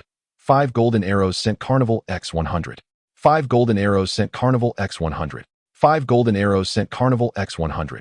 The audience, tense and anticipating a terrifying confrontation, was suddenly struck dumb by the continuous lavish gifts being showered. What on earth is happening? Is this not a time of heightened conflict? Why so many gifts? To flaunt their wealth? Confusion reigned among all. Zuo Xi, still striving to contact her brother Left Shi, wore a troubled expression as she observed this development. Yang Huiling and others were equally perplexed. The viewers counted in astonishment. Finally, when the 100th notification arrived, the gifting ceased. An extraordinarily radiant subtitle appeared. Originating from 5 golden arrows. Esteemed Miss, I was recently agitated and spoke inappropriately. I humbly ask for your forgiveness. The Rothschild family never intended to offend you. Should you have any grievances, we are willing to do anything to earn your understanding. As this message emerged, the previously vibrant live stream descended into an eerie silence. No comments filled the space. It was utterly blank. Yet, as if struck by lightning, the live stream erupted with millions of viewers expressing their shock, astonishment beyond measure. Just moments ago, the Rothschild family had exuded an air of arrogance that silenced nearly everyone, yet they had suddenly issued an apology. Moreover, the manner of the apology bore an uncanny resemblance to how the owners of the small wine shops from the Red Dust Wine House had previously apologized, submissive and terrified. What transpired? The barrage of comments in the live stream nearly exploded. My heavens! Am I hallucinating? Brothers, what did I just witness? The Rothschild family, they apologized? Surely, this cannot be reality. Brothers, you are not seeing things, nor are you dreaming. I just punched my roommate dozens of times. He was so pained he nearly retaliated. What the hell? They issued a continuous 100 carnivals for an apology. Each carnival worth over 4,000, totaling over 40 million, just for an apology? Such a dramatic turn of events left the over 3 million viewers in the live stream swallowing hard. Spending such an exorbitant sum merely to express an apology was astounding. What shocked them even more was that the enigmatic and powerful Rothschild family had publicly apologized. This was unprecedented. Never before had it been heard that the Rothschilds had apologized to anyone. Furthermore, their tone was uncharacteristically cautious, reminiscent of how the small wine shop owners had treated the mighty Rothschilds, respectful and humble. How could such words be uttered from their mouths? What on earth is happening? Zuo Xi gasped in astonishment. Yang Huiling stood frozen in shock. Lu Sherman and Li Yufei appeared as if struck by thunder, their expressions locked in disbelief. The directors and several teachers stretched their necks, eyes bulging in horror. Teacher Mu Yang covered her mouth, sensing something amiss. At the Taishan winery in the Imperial capital, the 3 aged gentlemen, including Elder Li, wore expressions of astonishment, soon replaced by enigmatic smiles of realization. They deduced that Zuo Xi's brother wielded power that could rival the Rothschilds, even speculating that these wines might have been a gift from the Rothschild family. Such a notion seemed audacious, yet they had wagered correctly. Those who had just stepped forward to speak on Zuo Xi's behalf were undoubtedly vying for her brother Left Shi's favor. Navigating the winds of fortune was not solely the domain of the lesser figures. Even the prominent among them were not exempt. In the Pearl Building of the Magic Capital, Good, witnessing Zuo Xi's silence, grew increasingly anxious. The calamity they had unleashed bore responsibility upon him as the steward. It was his own investigation that had led to this turmoil. Thus, when the family inevitably imposed punishment, he would not escape unscathed. The possibility of facing dire consequences loomed large, causing him to break into a cold sweat. Quickly, continue apologizing and shower gifts. This lady has a fondness for gifts. Wilkin, regaining his composure, urged in haste. They both recognized that the severity of the family's punishment hinged upon whether this young lady in the live stream would grant her forgiveness. Furthermore, the wrath of her formidable brother would likely correlate with the extent of her grievances. Hence, all they could do was strive to win Zuo Xi's understanding. It would have been best for that terrifying elder brother to learn of this matter, so that he might obtain the forgiveness of this esteemed young lady, his sister. This was their chance for survival. Thus, in the live broadcast room, 5 golden arrows sent, Carnival X100. 5 golden arrows sent, Carnival X100. Esteemed young lady, I implore you. Forgive me. It was my arrogance and hubris that led to my offense against you. 5 golden arrows sent. Carnival X100. Good heavens. Why do I feel as if he is spending money to save his life? How many carnivals has this been? I cannot even begin to count. It must be in the tens of thousands. This is unbelievable. Am I dreaming? Someone wake me up. All the netizens remained in a state of shock and disbelief. This was truly beyond imagination. The owner of the Magic City Jade winery, who had previously threatened Romanée, was left agape, his jaw nearly hitting the floor. His heart racing in trepidation. He was immensely relieved, thanking the Buddha for not having spoken his threats moments ago. The number of viewers in the live room surged to over 3 million. For million, 5 million, the terrifyingly vast audience caused the live stream to lag. The streaming company immediately dispatched a large team of technicians for maintenance. They were acutely aware of the situation in the live room. At such a moment, they could not afford to make a mistake. Each viewer was a formidable figure, and should the stream be interrupted, not only would the multitude of netizens express their outrage, but the Rothschild family alone would be sufficient to bring them to their knees. Moreover, there was the terrifying presence that had compelled the Rothschilds to apologize profusely. Quickly, send another team of technicians. No errors are to be allowed. The CEO of the streaming company was drenched in sweat. Romanée's beautiful eyes widened. She had just been anxious, fearing that trouble would befall her brother, but now she was bewildered, utterly unsure of what was transpiring. Simultaneously, everyone felt a vague sense that this was somehow connected to the mysterious brother of the girl in the live room. In the beautiful Empire's Times Square, Abner sat alone in the conference room, restless and agitated. He had no time to discipline his son. The most pressing matter was to contact the family and swiftly devise a strategy. For this individual was far too formidable. Before him, a large silver screen illuminated, displaying numerous frames connecting to video feeds. In no time, silhouettes began to appear within the frames. A dozen individuals emerged, all prominent figures from the Rothschild family. The remaining 4 of the 5 tigers had also arrived, along with other core members trickling in. At the forefront stood an elderly gentleman with thinning hair and a graying beard, the current patriarch of the Rothschild family, Solomon Rothschild. Abner, what is the matter? Why the urgency for a family meeting? The patriarch frowned, his displeasure evident as he was roused from slumber in the dead of night. His birthday was just a few days away, and he had much to prepare. He needed rest in the meantime. Other core members of the Rothschild family shared his astonishment. Such an urgent summons was not issued lightly. What could have transpired to cause Abner, one of the 5 tigers, to call for a meeting at this hour? Uncle, we are in grave danger. Abner's first words tightened the hearts of all present. As one of the most integral family members, the nephew of the current patriarch, and the leader of the family in the beautiful empire, his capabilities were well known. For Abner to be this alarmed was enough to raise immediate concern. Is the government of the beautiful empire turning against us again? Inquired another middle-aged man, Archer Rothschild, one of the 5 tigers, his voice tinged with urgency. Abner shook his head. Compared to that individual, he would prefer the beautiful empire to be the source of their troubles. They still held several trump cards against the government that made them wary. However, with respect to that individual, he had no idea what cards the family could play in negotiations. The great sir has returned. The utterance of Abner's words plunged the gathering into a profound silence. All eyes turning grave. Several core members, outside of the 5 tigers, murmured in trepidation. Is it really the great sir, the one who once dominated the global stock market, returning after 3 years? This was an individual to be feared. They had clashed with him on several occasions, suffering catastrophic losses. After 3 years, he had resurfaced. Did this mean he intended to target them once more? Those present were powerful figures within the Rothschild family, seasoned by the world's trials. Yet, upon hearing the title of Great Sir, they could not suppress their dread and apprehension. 3 years prior, a self-proclaimed Great Sir had burst onto the scene, commanding the world's stock markets. He was a prodigious talent, unmatched in the financial realm, amassing wealth at an alarming rate. Any market he set his sights upon invariably met with ruin, and any company, conglomerate, or family that dared to obstruct him faced utter devastation. Wall Street, the financial sanctum of the beautiful empire, was dubbed his private treasury. He was a living legend. However, following a world-class financial storm 3 years ago, he vanished without a trace. To this day, no one knew his true identity. Some speculated he had suffered catastrophic losses during the storm, while others believed he had gained unimaginable wealth and simply retired. There were even theories that he was the mastermind behind the storm itself. Meanwhile, the core members of the Rothschild family, engaged in hushed discussions, failed to notice the expressions of their most vital members. The 5 tigers and Patriarch Solomon were as pale as ghosts, their faces etched with sheer terror. The elderly patriarch trembled. The great sir, known as the master of the stock market, instilled fear and trepidation in financial dynasties. Yet, unbeknownst to the outside world, This great sir was not merely a financial genius. He possessed an incredibly formidable backing.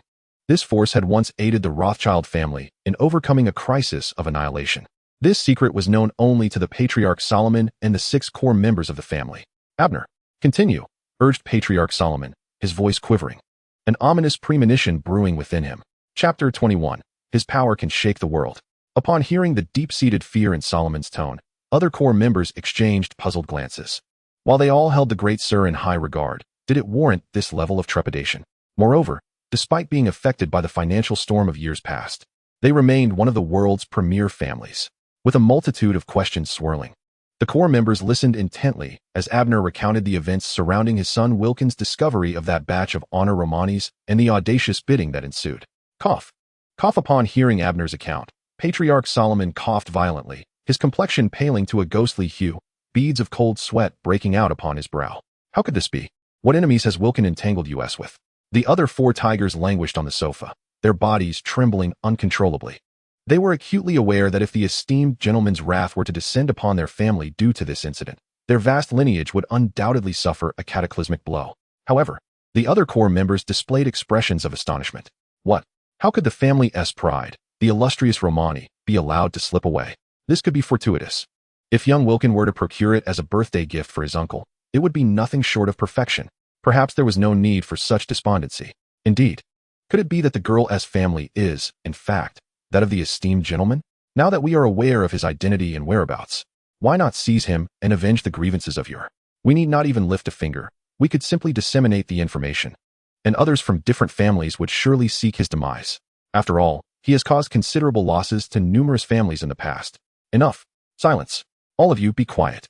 The Patriarch, Solomon, suddenly erupted with fury, slamming his hand on the table, his entire being quaking with rage. Most of these core members had only recently been cultivated into the family, and they remained oblivious to its most profound secrets. A birthday gift? If you continue to speak thus, I fear that tomorrow's sun may not rise for me. Silence, all of you. The Patriarch's sudden outburst left the core members in shock. In their minds, he had always been the epitome of a composed and elegant gentleman. Yet here he was, cursing in anger. The atmosphere of the council that night was decidedly peculiar. In the next moment, the 5 tigers also roared, leaving them all in stunned silence. Shut up, you fools. Do you wish to bring greater calamity upon our family? The esteemed gentleman is a terrifying force not to be trifled with. All of you shut your mouths. Damn it. A bunch of imbeciles. Do you have any idea of the predicament our family currently faces? We could face annihilation. Annihilation. Do you comprehend this? They were desperately trying to quell the terrifying wrath of the esteemed gentleman, while the others were contemplating how to capture him. To kill him? Were they courting death? Did they believe they could take shortcuts? They began to regret granting these individuals the privilege to partake in the family meeting. Patriarch, though the esteemed gentleman is formidable, and I have suffered losses at his hands, surely, our grand family need not cower before him? Indeed, would he dare to confront us? Some audaciously whispered in dissent. Members of the Rothschild family, wherever they ventured, whether in any nation, corporation, or even among governments, were always treated with utmost courtesy, never daring to offend. Even if we cannot rival the esteemed gentleman in the financial realm, surely he cannot surpass the collective strength of our entire family? Such were the unspoken thoughts of these core members. With a swift motion, Patriarch Solomon, red-faced with urgency and indignation, slammed his hand upon the table once more before sinking back onto the sofa, exhaling a long, frustrated sigh. This is not entirely your fault. Some family secrets must be revealed to you now. Abner, please explain it to them simply, lest we invite trouble from those we ought not to provoke. Yes, uncle. Abner Rothschild inhaled deeply, striving to calm the turmoil within. 3 years ago, do you recall the global financial crisis? The core members nodded in unison. That crisis, to be precise, originated from our family. At that time, the beautiful empire and the countries of the European Union united to suppress our Rothschild family's influence, launching assaults on our various industries to liberate them from our grasp. Thus, the confrontations across markets intensified, ensnaring more and more families and groups, ultimately culminating in the financial storm. That crisis inflicted severe losses upon various nations. Yet, in the end, our Rothschild family emerged victorious, still standing firm today. This is the pride of our family, a source of pride for each member of the Rothschild lineage. The 5 individuals who played pivotal roles in that battle were honored as the new generation's 5 tigers, myself included. The current patriarch, Solomon, is revered as the great patriarch. Abner chuckled wryly. Did you truly believe that the victory in that battle was solely due to our leadership? Wasn't he it? The core members were taken aback. Abner shook his head, a pained smile gracing his lips. No. 2 months after our family faced depression, before the financial storm had even begun, we could no longer endure. In the midst of near total collapse, the patriarch and the 5 of us sought help from the esteemed gentleman. Yes, we did so, and in a most humble manner. Our offering was those 6 bottles of Romanée. We pleaded for 3 days and nights, and ultimately, he agreed to meet with us, negotiating terms that led to the subsequent global financial upheaval. As they reminisced about those events, a complex array of emotions flickered across the faces of Patriarch Solomon and the other 4 tigers: fear, astonishment, and trepidation. It was that very financial storm that instilled in them a profound understanding of the gentleman's terrifying might. His power was sufficient to shake the world. Chapter 22. The beautiful empire once bowed before him. What? How can this be? The core members of the Rothschild family were rendered speechless. The pride they once held, the monumental victory in that economic war, was, in fact, achieved through beseeching that individual. They found it difficult to accept this truth. Yet observing the solemn expressions of Abner, the other 4 tigers, and Patriarch Solomon, they felt as though struck by lightning, utterly aghast. Simultaneously, a sense of dread began to creep in. It turned out that the world-shaking financial storm had been orchestrated by him from the shadows. One man manipulating the global economy at his whim. Such terror, such horror. How could anyone so formidable utter threats against him, even considering capturing him or inciting others to take his life? Surely, they must have been possessed by a demon to entertain such thoughts.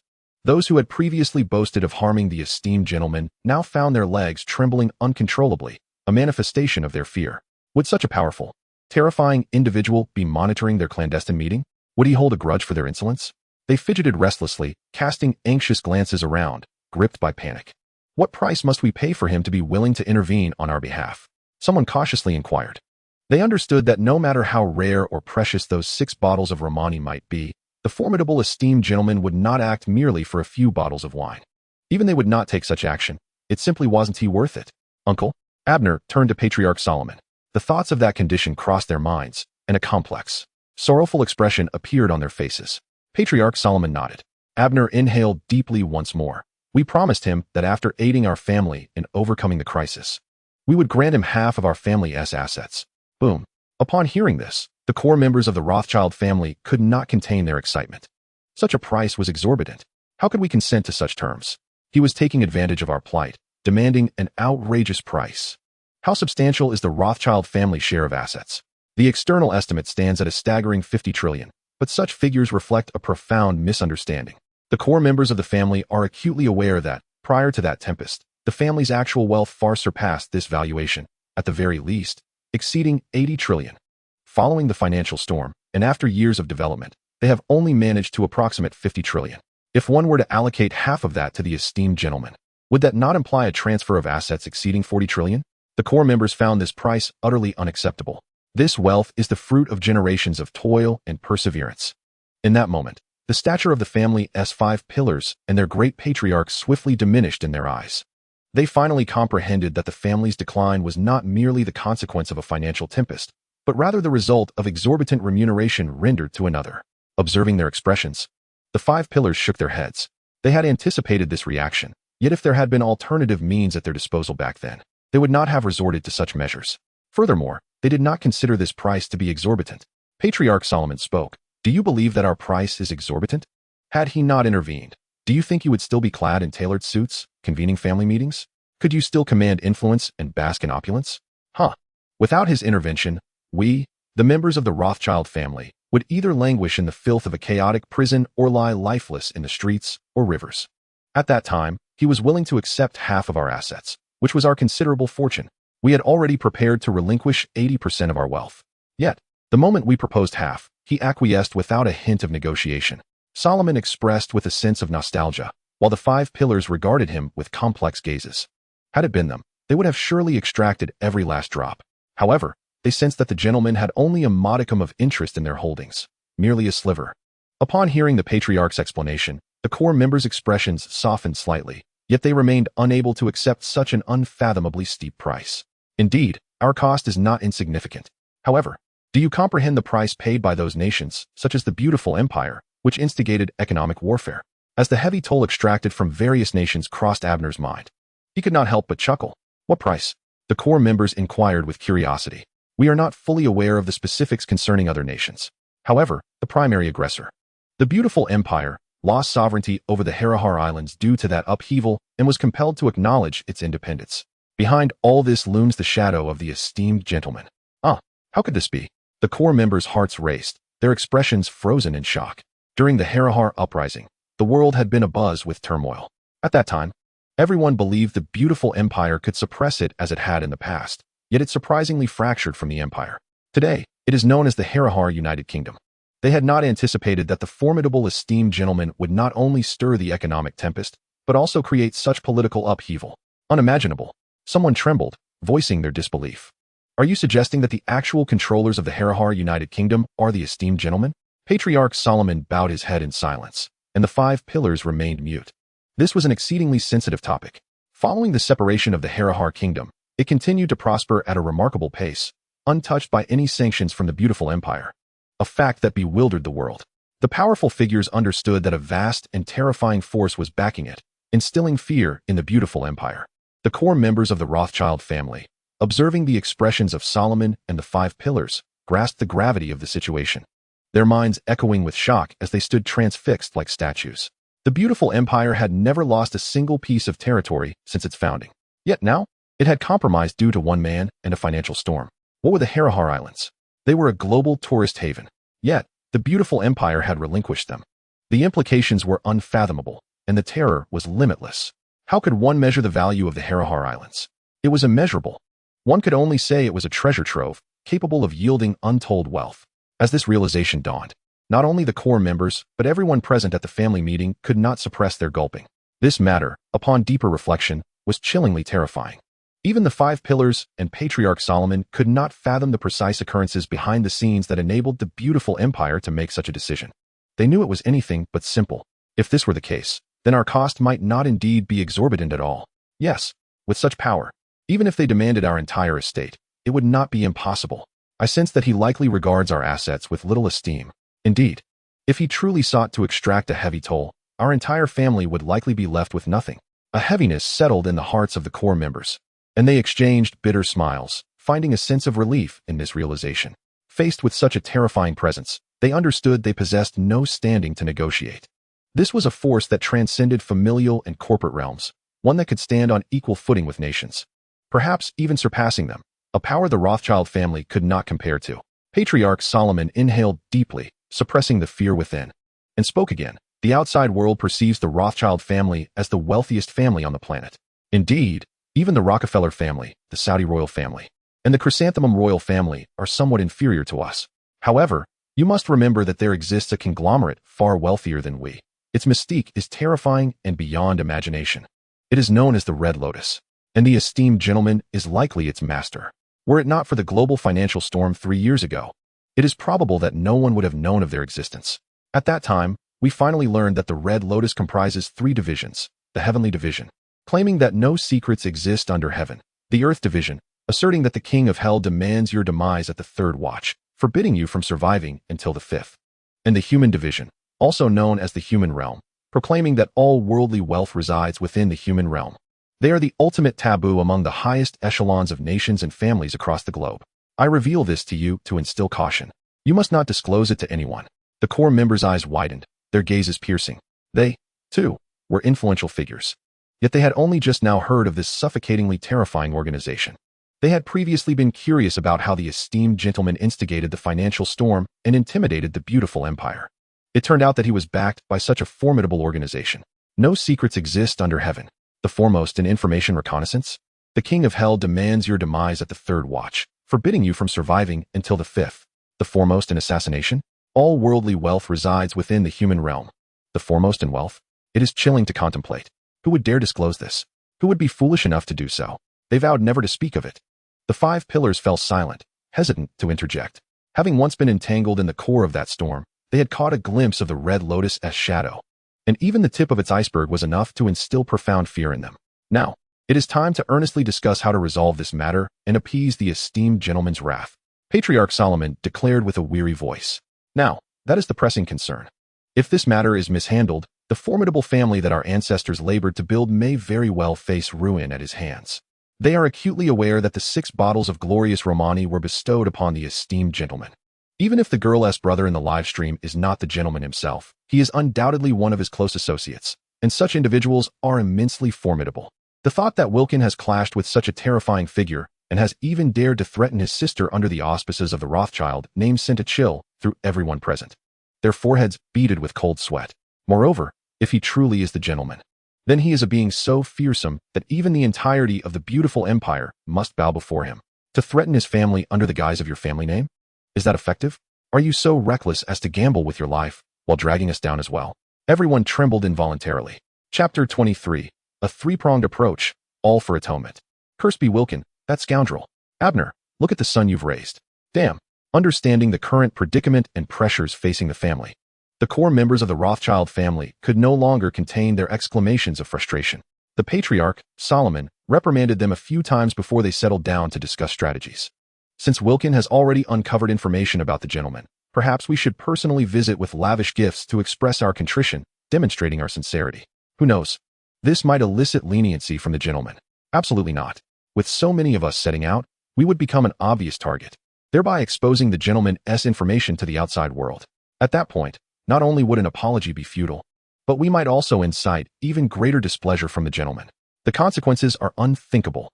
The members of the Rothschild family each offered their insights, proceeding with utmost caution, careful not to offend. The only known outpost of the Honglian group to the outside world is located in the city of Sandalwood in the United Kingdom of Hiroha. Immediately, we must dispatch a family representative stationed there to convey our family's sincerity and apologize. Swiftly, the Rothschild family reached their first decision, to send a family representative with significant gifts to Sandalwood City in the United Kingdom of Hiroha to offer their apologies. The patriarch, Solomon, inquired, "Have we successfully apologized to Wilkin?" Abner's countenance was grave as he gestured to the butler, Thomas, beside him. Thomas activated another computer in the conference room, connecting the live broadcast of the daily trial to the family meeting. At that moment, in the live stream, Wilkin and his associates were frantically sending gifts to express their apologies. 5 golden arrows sent, Carnival X100. 5 golden arrows sent, Carnival X100. Dear Miss, it is my folly, my arrogance. I implore you to overlook my transgressions and grant me your forgiveness. 5 golden arrows sent, Carnival X100. The audience in the live stream had swelled to a staggering 7 million. Even the largest official account in Xia country, the People's Douyin live stream, had never garnered such a formidable viewership. At this moment, whether newcomers or longtime viewers, all were astonished to witness the Rothschild family members so humbly and fearfully seeking forgiveness with those 5 golden arrows. How many times have they apologized now? The 3rd time?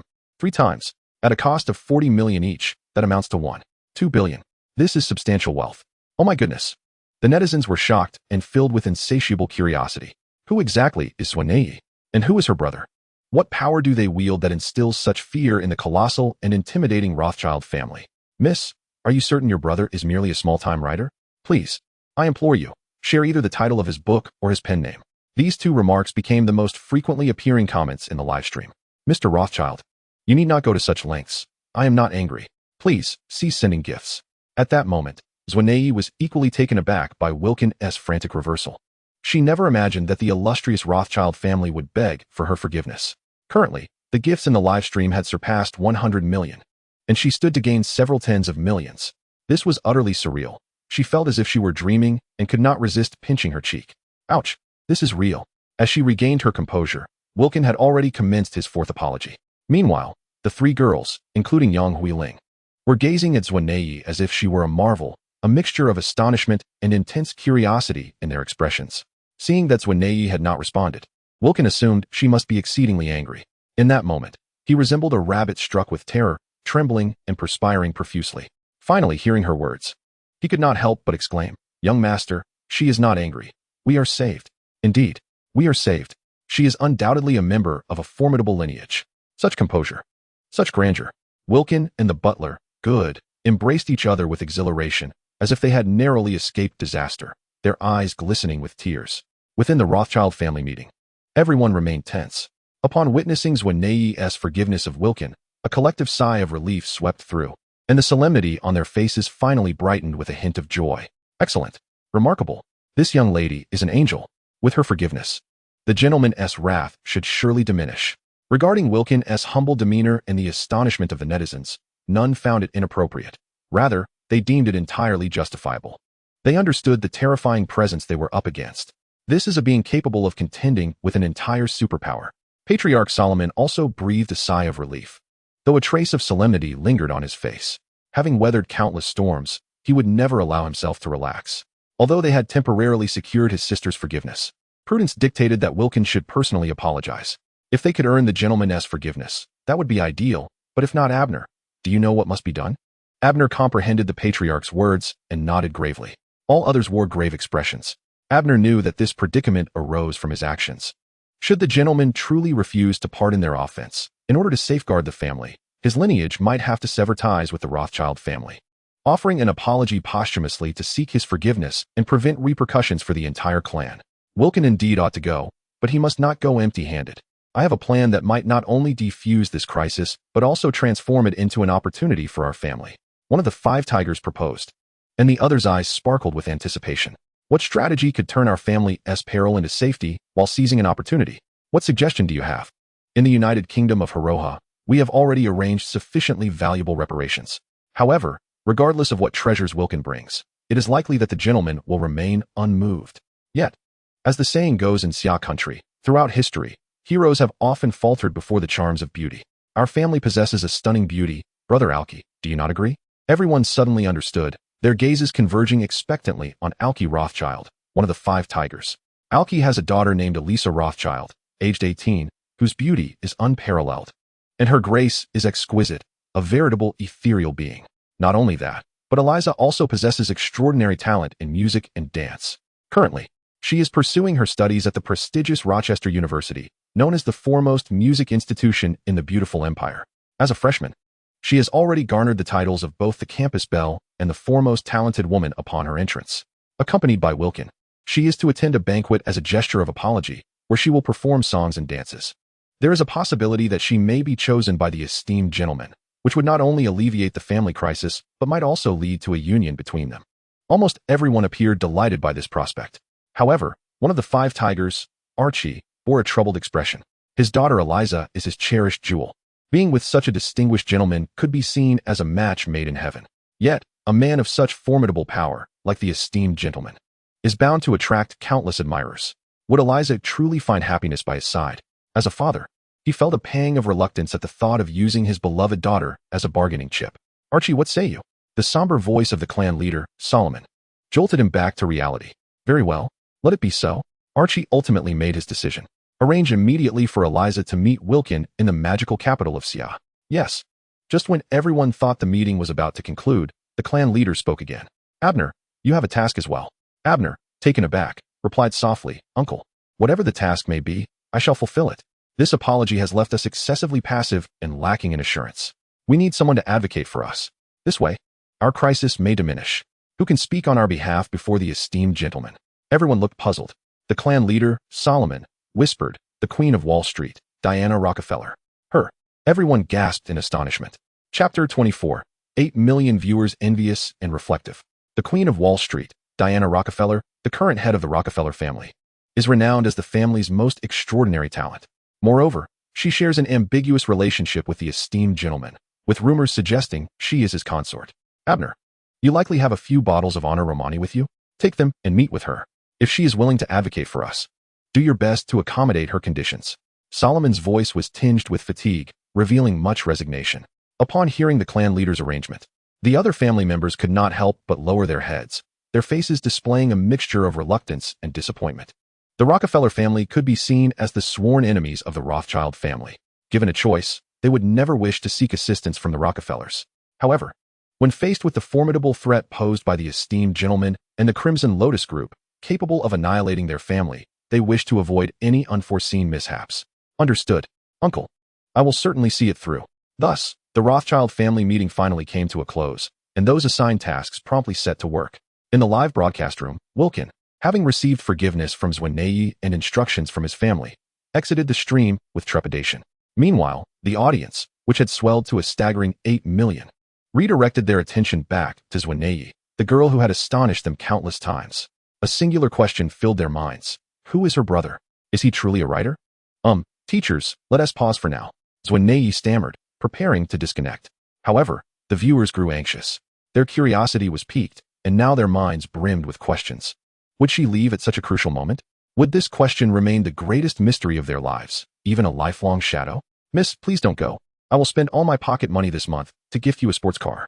Please tell us what novel your brother has written. Little beauty. Your brother must type on a computer, right? Take us to see. As a 10-year bookworm who has quit smoking for a month, I'll send you a rocket for a glimpse into a classic. Please, miss, indulge our curiosity just a little. I can't take this anymore. Dear sister, I'll use my dowry to gift you a carnival. Just let me see your brother's novel. I wish to know more about him. Little sister, give me a chance to be your sister-in-law. Who knows, we might become family. Rest assured, I will treat you like a real sister. The fervent viewers, in a flurry of excitement, showered gifts, hearts, fairy wands, sports cars, and even carnivals, causing the gift value to soar into the thousands. Such an overwhelming display would sway any streamer, let alone a novice.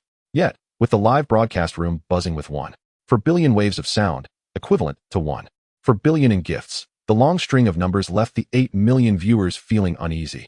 Would this mysteriously enchanting girl agree? I'm sorry, my brother isn't here. I cannot make decisions on my own. Romanée hesitated, but ultimately shook her head. As expected, the viewers felt an immense sense of disappointment. Wait, young lady, please hold on. At that moment, the chairman of the Tian Jianxing group called out to Romanée. With 8 million viewers in such a bustling live broadcast room, this was a golden opportunity to enhance the group's visibility. If this momentum continued, their group's recognition could escalate several tiers. The prospect of career advancement was at hand, and he was determined not to let this chance slip away. Suppressing his excitement, the chairman spoke kindly. Little beauty, your brother is a writer, right? You see, we have over 8 million viewers in our live stream. 8 million. If all these 8 million viewers support your brother, can you fathom the significance of 8 million subscriptions? To my knowledge, the most popular authors like the Squid, Tang Xiao, and Tian Do only achieve over 100,000 subscriptions, and they are among the elite. Just imagine, if you recommend your brother's work to the viewers, 8 million subscriptions would be an unprecedented phenomenon. Dismissing any notions of mere reputation, he calculated the income. With 8 million subscriptions, if each person spends just 50 cents a day, that would yield 4 million a day, 12 billion a month, over 10 billion in a year. The chairman initially aimed to persuade Romanée, but was taken aback by his own calculations. An annual income of over 10 billion from manuscript fees? Could my Tian Jianxing group ever see such profits? As this realization dawned on him, he couldn't help but swallow his envy. The viewers, upon hearing the chairman's analysis, were equally astonished. It seemed being a writer was incredibly lucrative. Many even entertained the notion of becoming writers themselves. Observing that Romanée had not immediately disconnected, as if in contemplation, the viewers grew excited. Little sister, if you dare to reveal the book title or pen name, I would sell everything to support you. I want to be a loyal little fan of the mysterious big brother.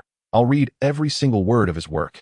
I'll read it 8 times a day and memorize it morning and night. I'll cut back on takeout and lipstick just to be a fan of your brother. If you don't mind, I'd even consider being your little wife. The viewers were genuinely thrilled, pondering just how magnificent the novels penned by such a fearsome figure, capable of instilling dread in the Rothschild family, might be. Such individuals, when penning novels, need not exert themselves in concocting intricate plots. They merely need to transcribe their own lived experiences, which are already sufficiently sensational. This thought has stirred excitement among netizens. He may indeed have the potential to weave his own experiences into his narrative. Could it be that he might unveil great secrets of the world that ordinary individuals have yet to encounter? The thrill is palpable, an unparalleled exhilaration. Naive. Why not consider promoting it? Indeed, an annual income exceeding 1 billion is more than that of some major corporations. Lu Sherman and Li Yufei gently encouraged. Eager to discover what novels Zuo Xi had written, while genuinely suggesting such a lucrative prospect. For an annual revenue of over 1 billion is truly beyond the reach of ordinary companies. The chairman of the daily appraisal group and several teachers, upon hearing their words, could not suppress the slight twitch at the corners of their mouths. Are you alluding to us? Romanée was in a quandary. If the teachers in the live stream truly presented those gifts to her, then she and her brother could purchase a home in the capital. At that point, her brother could write without needing millions daily. Just a few tens of thousands monthly would suffice. In such a scenario, she could return home to her brother every day after school. The more Romanée contemplated, the more her heart raced with anticipation. She turned her beautiful eyes towards her dear friend, Yang Huiling. Many of her innermost thoughts she confided in Yang Huiling. Noticing Romanée's hesitation, Yang Huiling smiled charmingly and nodded. This significant promotional opportunity is a dream come true for countless writers. Romanée resolved her dilemma. her small face blossoming into a smile filled with excitement and eagerness. Well then, she made up her mind, and just as countless netizens cheered, she inquired. But there remains one question. Chairman, Teacher Mu Yang, earlier you mentioned that you could bestow gifts upon me. Does that still hold true? Naturally, it does. The chairman and Teacher Mu Yang replied in unison. To be candid, such a substantial sum of money is undeniably tempting. Yet, they would not dare to covet these funds, for they recognized that this money is essentially restitution from the Rothschild family to Zuo Xi. Who would dare lay claim to such funds? At that moment, a stunning spectacle unfolded. In the live stream, an array of dazzling characters appeared, even more resplendent than the multitude of carnival gifts previously showered by Wilkin. TikTok official, dear Miss, we are honored to welcome you to the TikTok platform. This platform guarantees that the revenue from gifts in this live stream belongs entirely to you. The platform will not deduct any fees. Any future earnings you accrue on this platform will remain entirely yours, and we will offer support to the best of our ability. The jumping company had long been aware of the situation here. If even the Rothschild family was offering restitution, how could their board members refrain from extending an olive branch? This maneuver astonished all netizens in the live stream once more. TikTok's unprecedented operation is truly remarkable. Such a promise essentially grants Zuo Xi a green light, offering maximum support. Does this imply that if she wishes to engage in live streaming in the future, creating an account on TikTok would yield boundless traffic? Not only the netizens, but even the teachers from Daily Appraisal felt a twinge of envy. Their daily efforts to entertain netizens revolve around garnering traffic and enhancing visibility, yet this young lady could effortlessly attain it. Millions of viewers in the live stream expressed their sentiments. If only I had such a wonderful brother.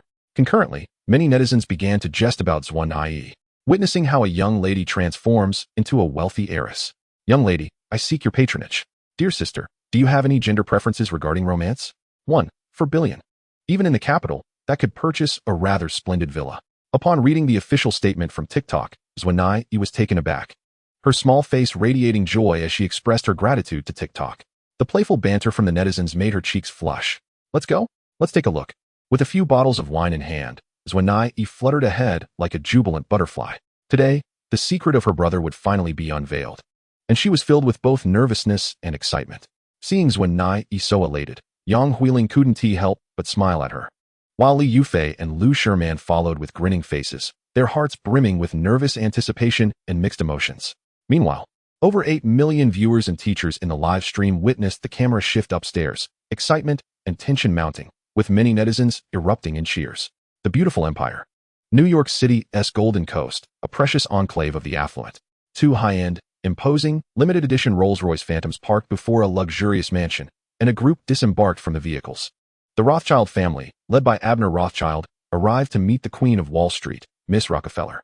With a wave of his hand, Abner instructed a few bodyguards to present several exquisite boxes to the gatekeepers.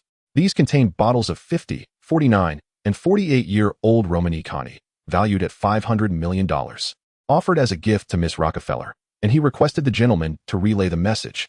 The gatekeepers nodded, 2 of them taking the wine inside the mansion to report. Chapter 25. The Queen of Wall Street and Her Story. On the outdoor balcony of the Grand Villa, a tall, solitary figure stood gazing at the breathtaking seascape before her. She donned an exquisite silver nightgown that accentuated her alluring curves, capable of igniting fervor in countless men. Her gently cascading silver locks framed her fair skin and exquisitely sculpted Western features, rendering her a divine masterpiece. She is none other than the Queen of Wall Street, the current matriarch of the Rockefeller family, Diana Rockefeller. At this moment, for reasons unknown, as she gazed upon the picturesque scenery, a hint of melancholy flickered in her beautiful eyes. Left, where are you? Her voice, delicate as a whisper, carried an overwhelming sense of yearning. To outsiders, she is the Queen of Wall Street, renowned for her visionary investment acumen and pioneering philosophies, an unparalleled prodigy in the financial realm. A legend of Wall Street in recent years, yet few are aware of how she ascended to this pinnacle. In her early years, she was merely a distant relative of the Rockefeller family, overlooked and subjected to ridicule. At that time, freshly graduated from university, brimming with youthful vigor and ambition, she ventured to Wall Street, determined to shine brightly and vindicate herself against those who had mocked her within the Rockefeller family. However, while aspirations were grand, reality proved harsh. In the competitive arena of Wall Street, where talents abound like stars in the sky, the key elements are capital and power. After a year of striving, she encountered numerous setbacks with no discernible progress. The capitalists were indifferent to her talents, What they coveted was her beauty. Some capitalists brazenly proclaimed, "As long as you share my bed, I will invest in you." Initially, with her fierce spirit, she vehemently rejected these propositions. But as failures mounted and ridicule from those around her grew louder, her once steadfast heart began to waver. One night, in a nightclub, intoxicated and despondent, she resolved to capitulate to the very capitalists she found repulsive for the sake of her ambitions. Just as she was about to reach out to a wealthy tycoon in his 70s, a boy appeared before her, one who would irrevocably alter the course of her destiny. He possessed an oriental visage, yet his striking handsomeness perfectly aligned with global standards of beauty. With a subtle smile gracing his lips, he had the power to make the heart of every girl flutter. Was this divine favor bestowed upon me? Was I to give my first to someone who did not evoke aversion? At that moment, she seemed to have an epiphany, playfully teasing the boy. "Do you wish to join me in my bed?" She recalled the envious, fervent gazes of the other gentlemen around her, yet the boy maintained his serene smile, his sharp, profound eyes betraying no emotion. He retorted, "Do you aspire to become the patriarch of the Rockefeller family?" His words astonished her, abruptly jolting her from her stupor, leaving an indelible mark on her memory. This boy, younger than herself, had spoken with such confidence, prompting laughter from those nearby. Somehow, she found herself at the brink of despair. She nodded and followed the Oriental boy out of the bar, returning to her abode. "What is it that you desire?" she inquired, believing he must be captivated by her beauty. Willingly, she shed her garments, revealing her enchanting form. The boy gazed at her appreciatively, complimenting her, "Quite nice," before adding, "What I seek, we shall discuss once you assume the role of patriarch." With that, he attempted to leave, but she, taken aback, bit her lip and pulled him back, pushing him onto the bed. He flipped over, pinning her beneath him, surprise flickering in his deep-set eyes. "You are not within the realm of transaction. I am willing." Upon awakening the next day, the boy had vanished without a trace. She initially thought it was merely a dream, yet the fiery ache between her legs and the crimson stain on the sheets, along with vivid memories of their passionate encounters, flooded her mind, causing her cheeks to flush with realization. This was all undeniably real. Soon after, a company approached her, offering her the position of CEO. Though modest in size, with a valuation of only a few $1,000,000, she understood this was her first opportunity bestowed by that boy. She accepted with alacrity. On this small stage, she began to unveil her talents. In less than a month, she had more than doubled the company's valuation, reaching a scale of $10 million. Following this, the company recommended her to another firm valued in the tens of millions, and she recognized this as her second chance from him, marveling at the boy's influence. This time, in just over a month, she managed to double the valuation of this firm to over $100 million, marking her emergence on Wall Street.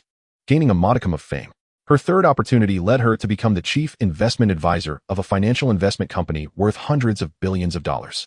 Renowned on Wall Street, she was astonished but rose to the occasion, skillfully maneuvering the stock market and reaping substantial profits, her unparalleled talent shining through, earning her the title of the Goddess of Wall Street. With great satisfaction, she returned to the Rockefeller family, becoming one of its most powerful core members. Those who had once ridiculed her now trembled in her presence, treading carefully.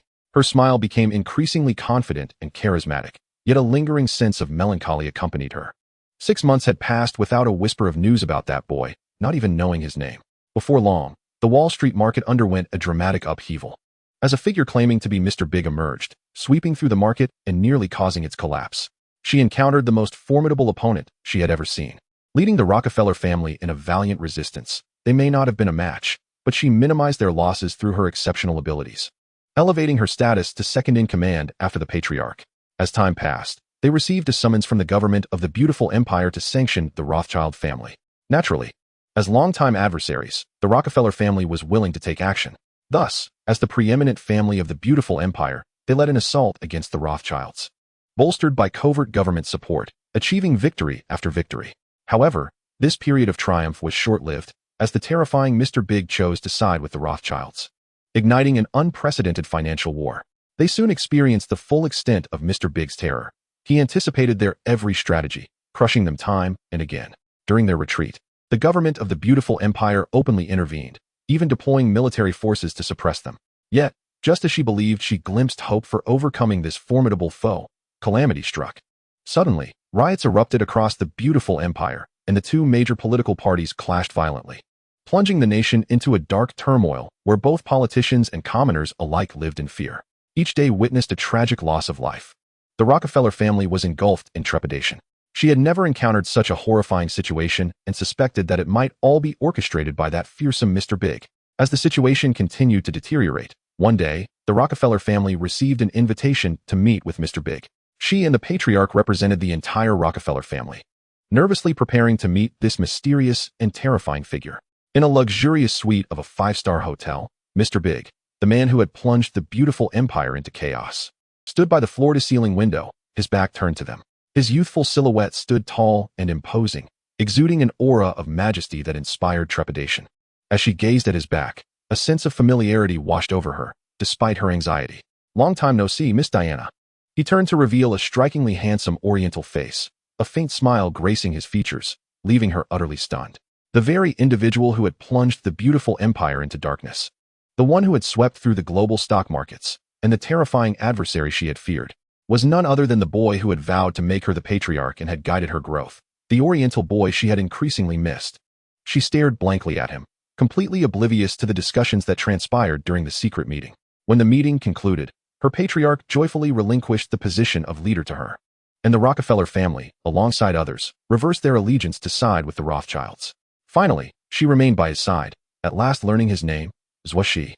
Ultimately, the Rothschild family emerged victorious in the financial war. Or perhaps it was Mr. Zuo Xi who achieved his objective, completely seizing control of the Halahua Islands. She fulfilled her ambition, becoming the youngest patriarch of the Rockefeller family, and further, in the subsequent 2 years, harnessing her family's immense influence. She ascended to become the undisputed queen of Wall Street. Yet, after the financial storm subsided, that boy, Zuo Xi, vanished once more, as if he had never existed, leaving no trace behind. It all felt like a transaction. However, throughout these 3 years, every night, she yearned for him, knowing that he had captured her heart, and no other man could ever leave an imprint upon it. "Sister, Mr. Abner from the Rothschild family says he has urgent matters to discuss with you." He also brought 3 bottles of Glory Romanée. A girl of 15 or 16 approached her, sensing Diana's profound melancholy, her young face reflecting sadness. This was Diana's sister, and Rockefeller, playful and charming. "Sister, do you miss him again?" In recent years, countless young talents in science have pursued her sister, yet none, irrespective of their exceptional qualities, have managed to penetrate the heart of Diana. She is aware that her sister harbors affections for someone, yet the identity of that individual remains a mystery. "Sister, do tell me who that person is, and I shall fetch him for you," she teased, observing her younger sister Annie, who stood confidently with her hands on her hips. Diana couldn't help but stifle a laugh, exuding an air of charm. "Let us proceed." Diana instructed her attendants to bring Abner to the conference hall, while she returned to her chambers to don a different attire. It was rather late. What urgent matter could Abner Rothschild, one of the illustrious 5 of the Rothschild family, possibly have? Chapter 26, The Imperial Seal? Cracking Walnuts? Diana arrived at the conference hall, adorned in an elegant and luxurious gown. "Miss Rockefeller."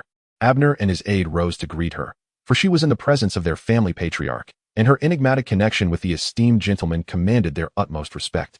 Diana took her seat at the head of the table, crossing her legs with an air of regal elegance that radiated a queenly demeanor. "Mr. Abner Rothschild, what brings you here at such a late hour?" Abner spoke candidly. "I beseech Miss Rockefeller to intercede on behalf of our family with the esteemed gentleman." Upon hearing the mention of the esteemed gentleman, Diana's countenance displayed astonishment, her beautiful eyes sparkling with delight. However, her inner strength quelled her exuberance as she continued to listen to Abner's plea. He succinctly recounted the predicament involving his son Wilkin and the daily live broadcasts of his trials, concluding with a heartfelt request. "Miss Rockefeller, I implore you to assist us. Should you extend your hand on our behalf, our family is willing to grant you access to the global wine and diamond markets." The wine and diamond markets have long been under the dominion of the Rothschild family, representing 2 substantial opportunities. Their willingness to negotiate signified their earnest intentions. At this moment, Diana rose, not out of excitement for Abner's offer, but rather due to the revelation of the man's whereabouts. He, it turned out, had hidden himself away in the summer country. A surge of joy coursed through her, illuminating her exquisite face with a radiant smile.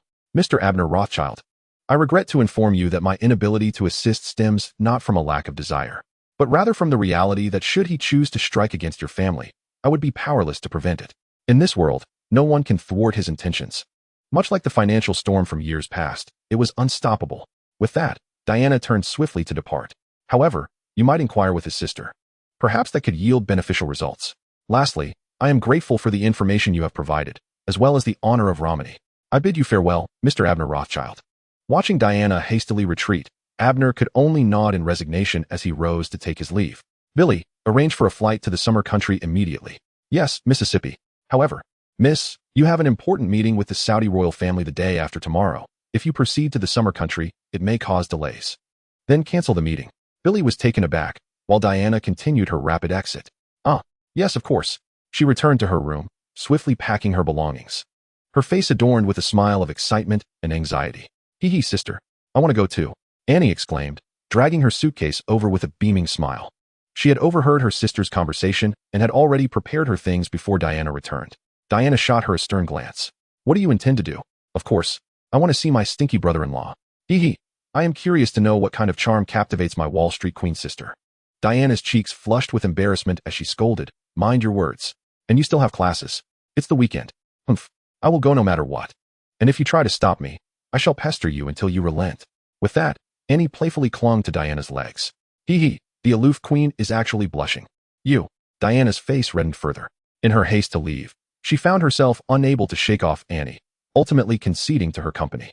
You may come, but you must behave. No mischief. Sister, worry not. I shall be good and not leave a poor impression on my brother-in-law. The two, accompanied by a retinue of bodyguards, made their way to the airport and boarded their private jet. In the summer country, at the outskirts of Deep City in Qianlong Village, Zuo Nai led Yang Huiling, Lu Sherman, and Li Yufei into Zuo Xi's room. Li Yufei, holding her phone, recorded a panoramic view of Zuo Xi's simplistic quarters, eliciting endless sentiments from over 8 million viewers. Is the pinnacle of wealth truly this unpretentious, a return to simplicity? The chairman, observing the viewers' comments, jested, when I retire, I too wish to live such a modest life. Laughter erupted among the audience. Chairman, how many more years until your retirement? By the way, how old is your sister's brother? He seems to be living the retired life the chairman desires, and judging by the girls' voices, they appear to be students. Surely, her brother cannot be older than 30? Goodness. So young, under 30, and worth over $1 billion? The most astonishing revelation was that a person under 30 could invoke fear in the formidable Rothschild family. What kind of celestial being is this? The viewers erupted in fervent speculation. The chairman's curiosity was also piqued. Young lady, would you be so kind as to disclose your brother's age? Zwanai walked over to the computer desk, cheerfully declaring, my brother is preparing to turn 23. Zwanai was merely 19. They had both begun their studies early, entering university at around 18. The first to be taken aback were the three girls. Zwa, your brother is only 2 years older than us? In school, he would be considered a senior. The chatroom exploded with exclamations. Millions of viewers were astounded. Goodness, preparing for 23 and already 22? At 22, I was still struggling through university, while her brother is already a billionaire. As fellow products of the 9-year compulsory education system, the viewers lamented. Why is your brother so exceptional? The most exhilarated were the female viewers. At 22, a billionaire? Which girl wouldn't be enthralled? Thus, the chatroom filled with declarations of adoration from the 800,000-strong audience. Wow, impressive. Young lady, your brother is truly remarkable. The chairman, brushing his thinning hair, expressed his admiration. Suddenly, he noticed Zwanai's delicate hand moving a square piece of jade away from her laptop, causing him to halt in his tracks. Young lady, wait. Please show me that piece of jade, the one you just moved. Hearing the chairman's urgent call, Zwanai curiously retrieved the jade. This one? Yes, indeed. That very piece. Upon seeing the jade, the chairman's heart raced with excitement, even more so than when witnessing the rare scene of the Rothschild family's apology. For he recognized it at a glance as a seal, and judging by its size and craftsmanship, it was highly likely to be an Imperial seal. The authenticity, however, remained to be determined. The viewers now turned their attention to the jade. The jade stone, adorned with 5 entwined dragons at its apex, exudes an air of martial grandeur. Having never witnessed a pig run, who among us has not encountered pork? Many recognized it as the Imperial seal. What the heck? An Imperial seal? Could it be authentic? The young gentleman certainly possesses a touch of ferocity. To think he harbors such a collectible. 8 million netizens erupted once again, realizing that brother Zuo Xi's identity was extraordinary. They were convinced that this seal could not be a forgery. This must be a fake. Zwanai chuckled, asserting, my brother merely uses it to crack walnuts. Her tone was unwavering. She had long recognized it as an Imperial seal but had always assumed it was a trinket purchased from her brother's stall for the purpose of cracking nuts. The table bore distinct indentations, clearly the aftermath of walnut cracking, leaving the netizens in a state of bemusement, their hearts a mix of emotions. An Imperial seal used for cracking walnuts. Truly, the young gentleman possesses exquisite taste, accomplishing what I have long desired yet failed to achieve. My heart aches for the seal for 3 seconds. Chairman, is this Imperial seal genuine? The netizens continued their playful jests, yet the chairman's expression grew increasingly grave. Examining the craftsmanship, the quality of the jade, and its antiquity, he was certain that this was no modern artifact. Thump, thump, thump. His heart raced uncontrollably. The chairman stammered. Young lady, please turn the seal over for me to inspect the underside. Upon witnessing the chairman's fervor, Zuo Xi felt a wave of anxiety wash over her as she contemplated her brother's myriad mysteries. Upon flipping the seal, 8 characters in seal script revealed themselves. Bestowed by heaven, may longevity and prosperity endure. What the heck? The Imperial seal of the nation. Could this be the authentic one? Rumors suggested that the Imperial seal was buried within Genghis Khan's ancient tomb. Could her brother be a tomb raider? No way. Was her brother's immense fortune truly acquired through such means? Before the chairman could make a judgment, the netizens had already exploded with speculation. Chapter 27. The opening bid of 2 billion. Tomb raiding? The very thought sent shivers down Zuo Xi's spine. Tomb raiding is a grave offense. Her brother, a grave robber? No, that cannot be true. She was resolute in her belief. At that moment, the other instructors from the daily appraisal of criminal justice were equally captivated by the Imperial seal, their faces displaying astonishment. The chairman conferred quietly with several instructors, nodding and shaking their heads in turn.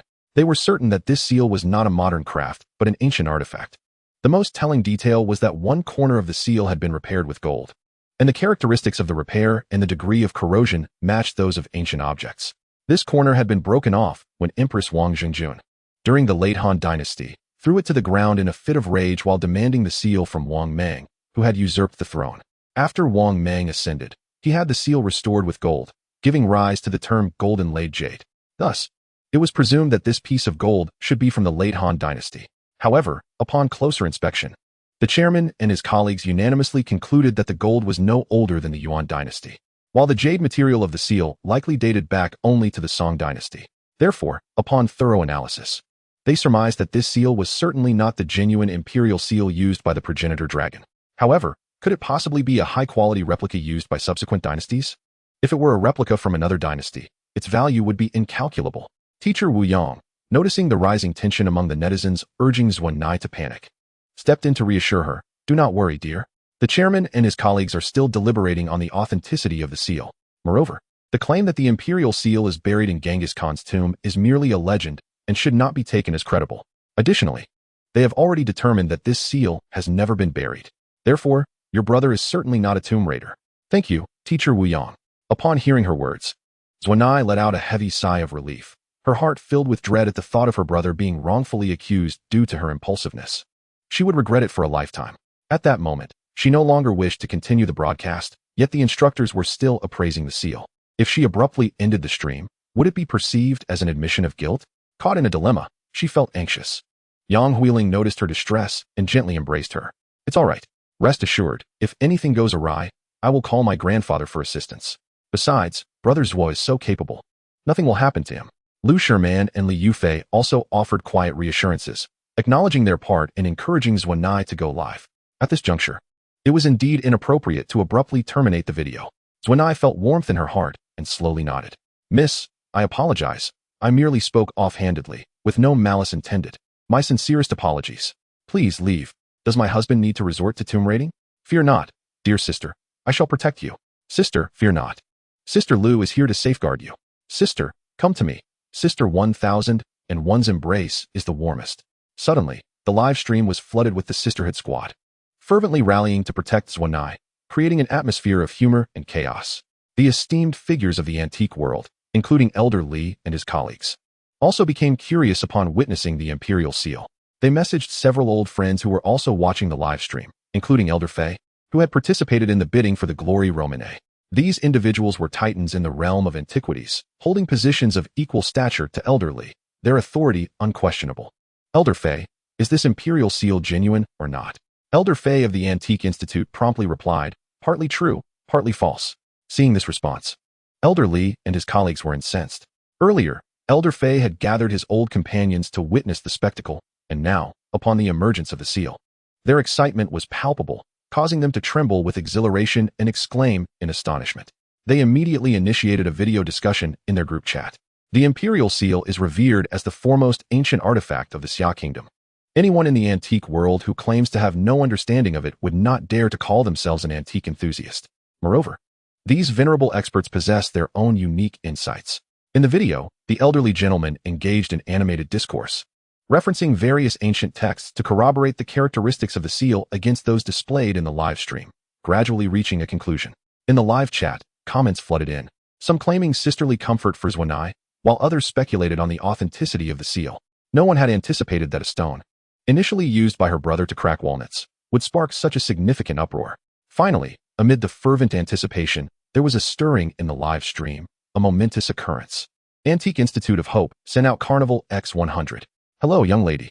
I am Elder Fei from the Antique Institute of Hope in the capital, as well as the president of the Xia Kingdom Cultural Relics Association. After discussion with several esteemed colleagues, we can ascertain that this seal is certainly not the imperial seal used by the progenitor dragon of the Qin dynasty. Elder Fei typed slowly, pausing after each segment. To his surprise, several senior figures had also arrived, extending a warm welcome. The chairman and the other instructors ceased their discussions upon seeing Elder Fei and the other esteemed figures. Upon reading Elder Fei's statement, they nodded affirmatively.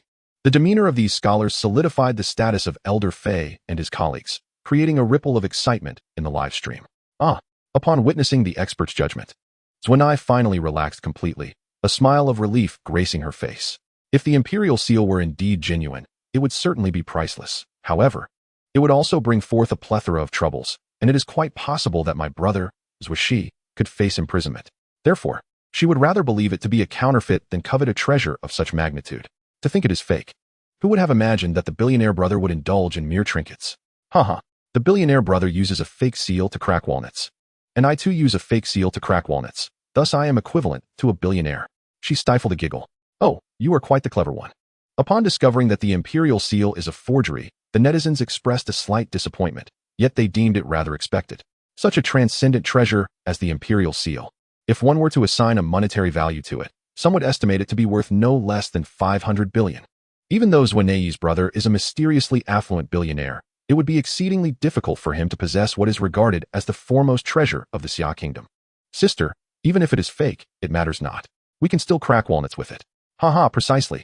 Our husband possesses such taste that even cracking walnuts is done in a most unique fashion. Presently, in the live stream, over 1 million girls affectionately referred to him as husband, uttering the term with such ease. Zuo Xi could not help but cover her mouth, stifling her laughter. Just before lunch, she worried that her brother, Zuo Xi, a recluse, would be unappealing to others. Now, seeing so many girls becoming enamored fans, she felt a genuine joy blossoming within her. Come now, dear sisters, allow me to show you how my brother typically cracks walnuts. Elated, Zuo Xi retrieved several walnuts from a bag on the table, reaching for the seal. The audience erupted with excitement at the prospect of watching the seal being used to crack walnuts. Meanwhile, the chairman and several esteemed professors exchanged alarmed glances. Although they had confirmed the seal's falsity, they had not stated that it lacked value. The chairman, visibly agitated, shook his computer and shouted, "Miss, stop. Please, cease at once. Though this seal is indeed false, it still holds considerable worth." His nearly frantic voice echoed in the live stream, leaving over 8 million netizens astonished. Wasn't it declared fake? How did it suddenly gain value? Very valuable? Zuo Xi was taken aback. The chairman hastily continued, I conservatively estimate this seal to be worth at least 10 million.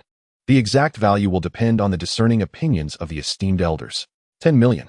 Zuo Xi gasped, quickly and cautiously placing the seal back onto the table. A 10 million seal. Is this truly a counterfeit? The 8 million netizens could no longer remain composed, and the barrage of comments flooded the screen once more. Meanwhile, Mr. Fei and his colleagues, having just realized that Zuo Xi intended to live stream using the seal to crack walnuts, were in a state of urgent distress, wishing they could reach through the internet to intervene. Useless, why are you typing so slowly? Useless, let me do it.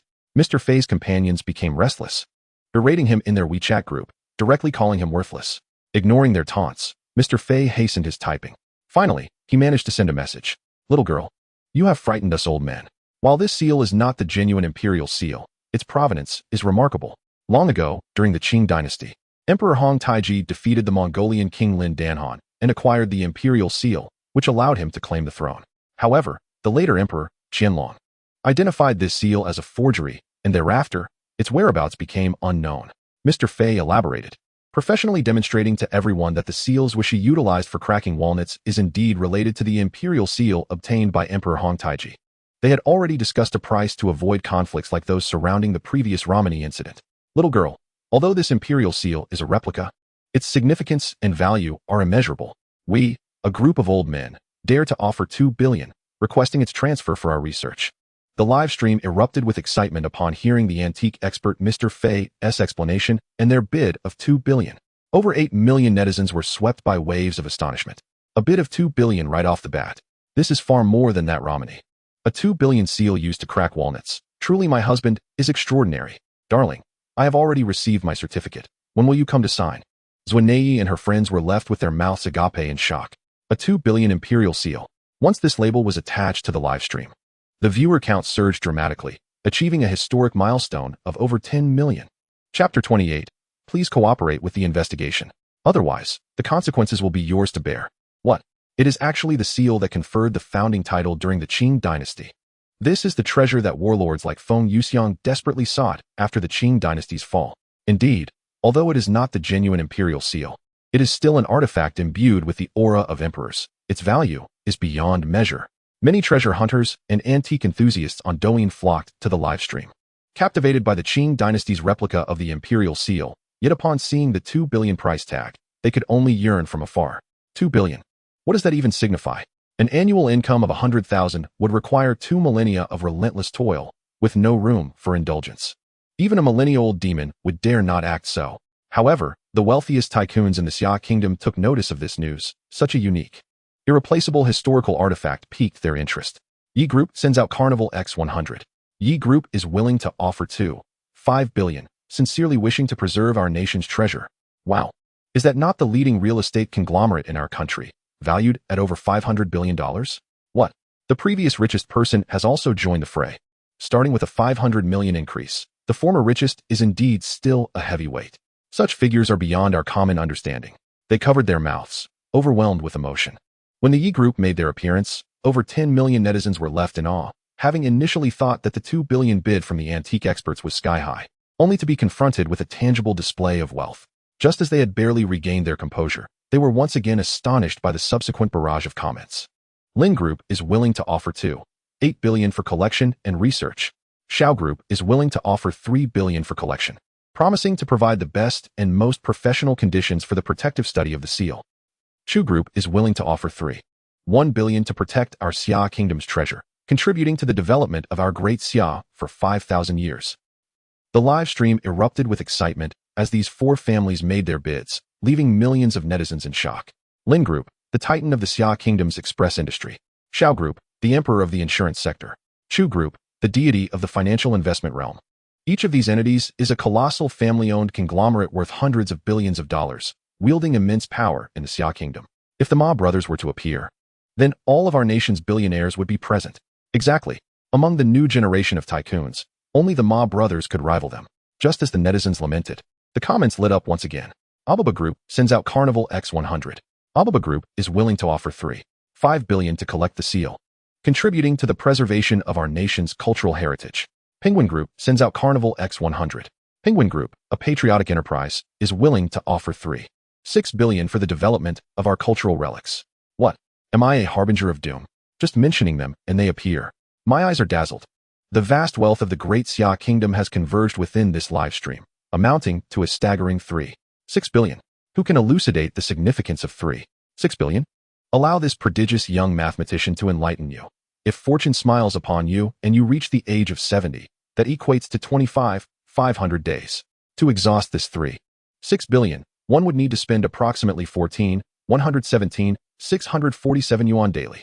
Good heavens, what an astronomical sum. This calculation does not even consider interest. Previously, someone mentioned that depositing 2 billion in the bank for 3 months could yield 20 million. Therefore, with 3.6 billion, one could surely garner over 30 million every 3 months, right? That was proclaimed by the illustrious talents of the age, inciting despair. Alas, the esteemed experts lamented, shaking their heads, realizing they could not compete with these magnates, their hearts heavy with regret. In the realm of commerce, treachery abounds. No business thrives without deceit. These individuals profess noble intentions, speaking of preservation and protection of cultural relics, when in truth, they covet their future appreciation. As the audience was engulfed in shock, excitement, and a frenzy of comments, an official account interjected with a message. Guangzhou Cultural Relics Bureau. Hello, miss. We are officials from the Guangzhou Cultural Relics Bureau. The jade seal in your possession is classified as a national treasure. Please refrain from selling it privately, as it constitutes a criminal offense. Additionally, our staff will be visiting shortly to investigate this matter. Your cooperation is required. An investigation at their doorstep. The millions of viewers fell silent, and many began to worry for Romanée. How could one explain the origin of such a priceless national treasure? An heirloom? Who would believe that? This situation could very well lead to dire consequences. Alas, they had arrived too late. Upon witnessing the official intervention, the heads of the Yi, Lin, and Xiao families, along with the two Ma, shook their heads in dismay.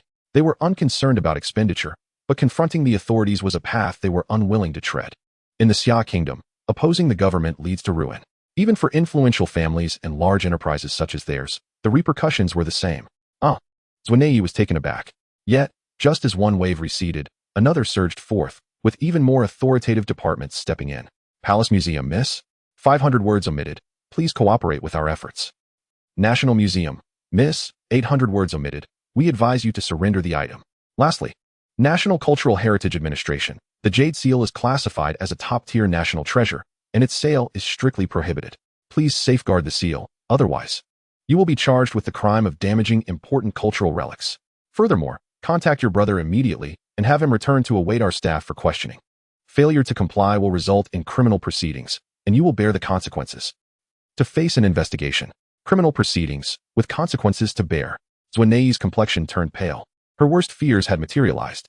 Chapter 29. This world refuses to remain tranquil. Miss, do not be overly concerned. They are merely conducting an investigation. Everything will be fine. Reassured one viewer. Indeed, that young man is exceptionally capable. Surely, he will navigate this situation without issue. Others chimed in, attempting to console her. Yet, a foreboding sense lingered in their hearts. Such a precious artifact could hardly be an heirloom, and any transaction would be illegal. Regardless of the circumstances, clarity seemed unattainable. Beautiful lady, simply cooperate with the officials and surrender the item, urged several board members, their anxiety palpable. They had not anticipated the swift action of the Cultural Relics Bureau, who had openly intervened in the livestream, an unprecedented move that left them unprepared. This was not the first instance of a treasure appraisal going awry in their livestream. Hence the term appraisal penalties had emerged. They felt an acute sense of guilt towards Romanée, particularly the chairman, who had only invited her to the room after being intrigued by her brother's novel and recognizing the jade seal. The chairman scratched his head, lamenting the loss of what little hair he had left. Nei, do not worry. I shall call my grandfather immediately. Yang Huiling comforted Romanée, pulling out her phone to dial. Nei, my family has certain connections. Rest assured, everything will be all right. Lu Sherman also retrieved her phone to reach out to her relatives. Nei, pass me your phone. I too wish to consult my family. Li Yufei, unable to disconnect her own phone as she was live streaming, resorted to using Romanée's device. Romanée, anxious yet touched, felt tears welling in her eyes. Hello, grandfather? I have an urgent matter for which I seek your assistance. As soon as the call connected, Yang Huiling spoke in a hurried tone. What is it? Came the surprised yet affectionate voice from the other end.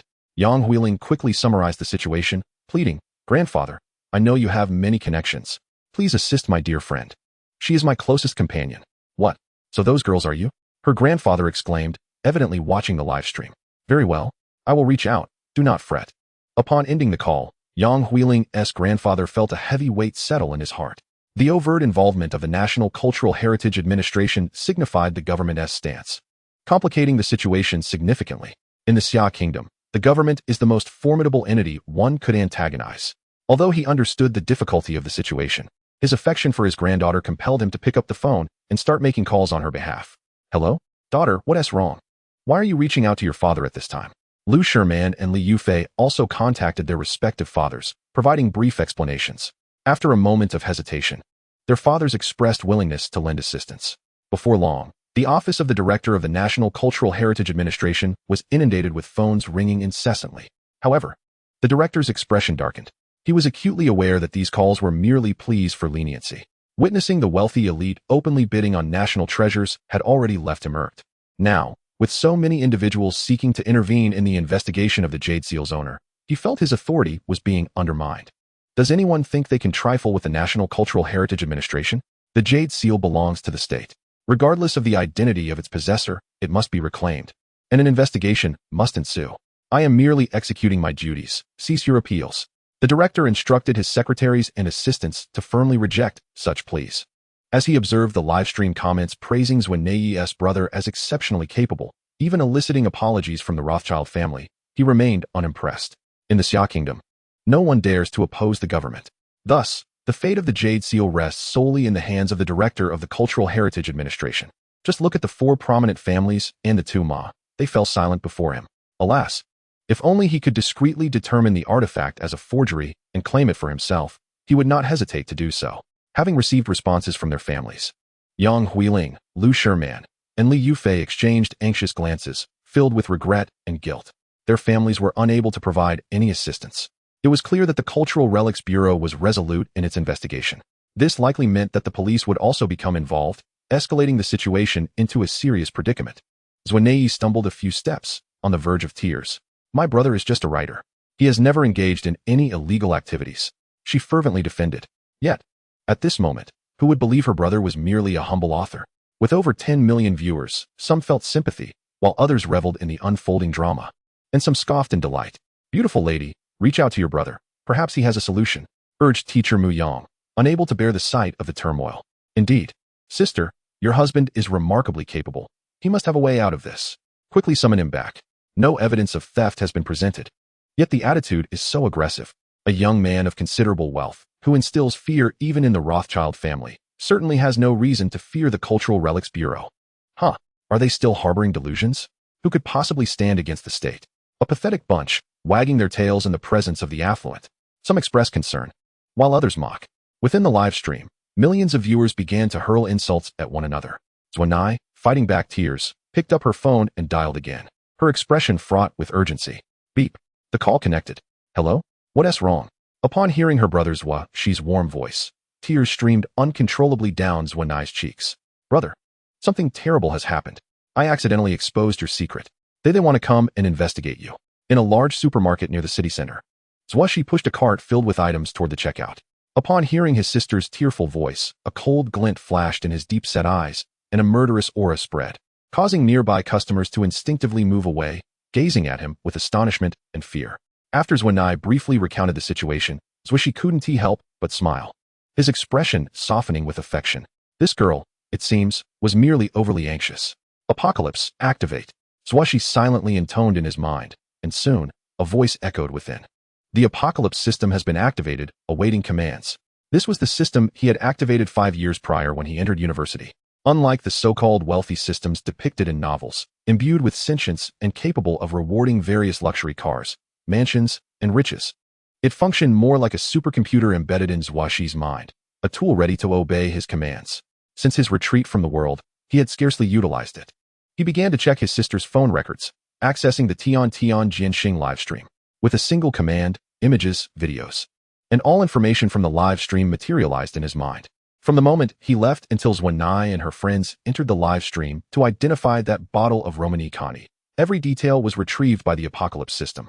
It even infiltrated Romanée's phone, utilizing the camera to capture her anxious expressions from multiple angles. Brother, you should run, Romanée urged, stamping her foot in desperation. In the live stream, many viewers faintly heard Zuo Xi's voice, excitement bubbling among them, especially the girls, who exclaimed across the screen, "Wow, I think I just heard my husband's voice.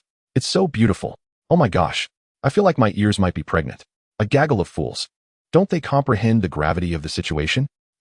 Some were envious and derisive. Upon hearing Romanée's words, many gasped. Could there truly be a problem? Would he be able to escape? Guangzhou Criminal Police. Miss, please cooperate with our work. Otherwise, we will classify you as suspects. Brother, the police are here too. What should we do? Seeing the police making announcements, Romanée panicked completely. She could not fathom what would happen if her brothers Zuo Xi were arrested. The Rothschild family? The Cultural Relics Bureau? So, quite a few people are aware of my presence here. I had hoped to remain in seclusion a while longer, allowing the world to settle down, but it seems fate has other plans. This world refuses to quiet. Thus, Zuo Xi pushed his cart to the checkout line and softly reassured, "Fool, it's nothing to be concerned about. These are merely small secrets, no big deal. If they leak, they leak. There's a box in the desk drawer. Open it and let them see what's inside, and everything will be fine." Really? Romanée glanced at the drawer, a hint of disbelief in her voice. Those who understand will comprehend, and those who don't should not be concerned. Brother will be home soon. Okay, I'll take a look. Don't hang up, brother. Zuo Xi, anxious, gestured for Li Yufei to continue the live stream as she approached the desk to open the drawer. Chapter 30. Otherwise what? The box in the drawer? What lies within? Something more powerful than my grandfather's, father's, connections? Yang Huiling and the other girls leaned in closer, their curiosity piqued. What could be so formidable as to compel an established authority to alter its stance? What is happening? Sister, what did my husband say? Is everything okay? Zuo Xi's subsequent words became inaudible to the viewers, but from Zuo Xi's statements, they could faintly discern that her enigmatic brother appeared unperturbed. All eyes were fixed on the drawer, including those from the Cultural Relics Bureau, the Criminal Police, and the 4 prominent families. All intrigued by the identity of this mysterious brother who remained so calm. Was he extraordinarily powerful, or merely an ignorant fool, unaware of the situation's severity? Officers, leaders of the Cultural Relics Bureau, my brother says that if you look at what's in this box, it will prove his innocence. The drawer was fully opened, revealing a delicate box adorned with jewels. Gazing at it, Zuo Xi felt a surge of anxiety. An item that could prove innocence? What could be so powerful? All eyes were captivated by the exquisite box. Without requiring expert appraisal, viewers recognized the box's significant worth. This was an early Qing dynasty treasure box, embellished with emeralds, sapphires, and rubies. It was likely intended to house the Imperial seal, valued at no less than 100 million. Habitually, Fei Lao made another judgment. Another treasure worth over 100 million? What could possibly be inside? What could prove the young lady's brother innocent? The viewers were once again astounded. Upon hearing it was a box meant for the Imperial seal, valued at over 100 million, Zuo Xi's heart sank, and she nervously took the box out, placing it on the table. Internally, she fretted, "Brother, why are you making me present such an item? Isn't this enough to convict?" Indeed. Upon seeing the treasure box, the director of the Cultural Relics Bureau spoke again. Cultural Relics Bureau, whether there is guilt will be determined after our staff investigates. Furthermore, regardless of what is inside, take it out immediately, secure the Imperial seal, and wait for our staff to arrive for collection. Otherwise, what an impressive collection of treasures. And of unknown provenance. What opportunities might still be hidden? Greed flickered in his eyes as he picked up the phone and dialed a number. Viewers, witnessing the announcement in the live stream, felt a wave of apprehension wash over them, deeply concerned for Zuo Xi and Zuo Xi. If this were to lead to conviction, they'd likely spend the rest of their lives in prison. Zuo Xi's complexion drained of color. Zuo Xi in the supermarket grew increasingly cold. Activating the speakerphone function on Zuo Xi's phone, he turned the volume to maximum. Speaker activated. Utilizing the Apocalypse system, Zuo Xi had discreetly activated the speakerphone on Zuo Xi's device without her or her friends noticing. Otherwise what? Zuo Xi's icy voice reverberated throughout the room, infiltrating the live stream. Brother Zuo Xi, along with Yang Huiling, Lu Sherman, and Li Yufei, were taken aback by his sudden voice. Brother Zuo Dage, is this a threat to the State Administration of Cultural Heritage? This is a national department. The live stream, which boasted over 10 million viewers, fell into an eerie silence. A deathly quiet. Almost immediately, it erupted like a flood breaking through a dam. Goodness, goodness, the billionaire brother has arrived. He truly came. How audacious. How bold. What now? I ask you, what will you do? Is he really disregarding the dignity of the Cultural Heritage Bureau? Not just disregarding it. Did you not hear the icy tone in his voice? Even through the screen, I felt a chill. It was terrifying. The bullet screen exploded once more, leaving no one unshaken. The 4 great families, along with the 2 Ma, were equally astonished. They considered themselves to be among the most prominent figures in the Xia nation. Yet they had to tread carefully around any organization or unit associated with the government. Who is this person, and does he even realize the implications of his actions? What a display of power, what a commanding presence. I am utterly enamored. That voice, I adore it. Ah, my domineering husband. I love you.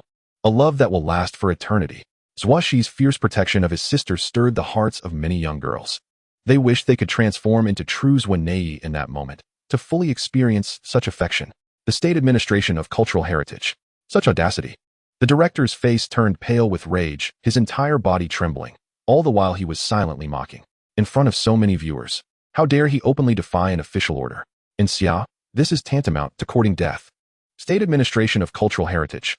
All actions will be treated as crimes of cultural relics destruction. Additionally, we reserve the right to prosecute you for threatening a national public servant. He immediately placed a heavy accusation upon him.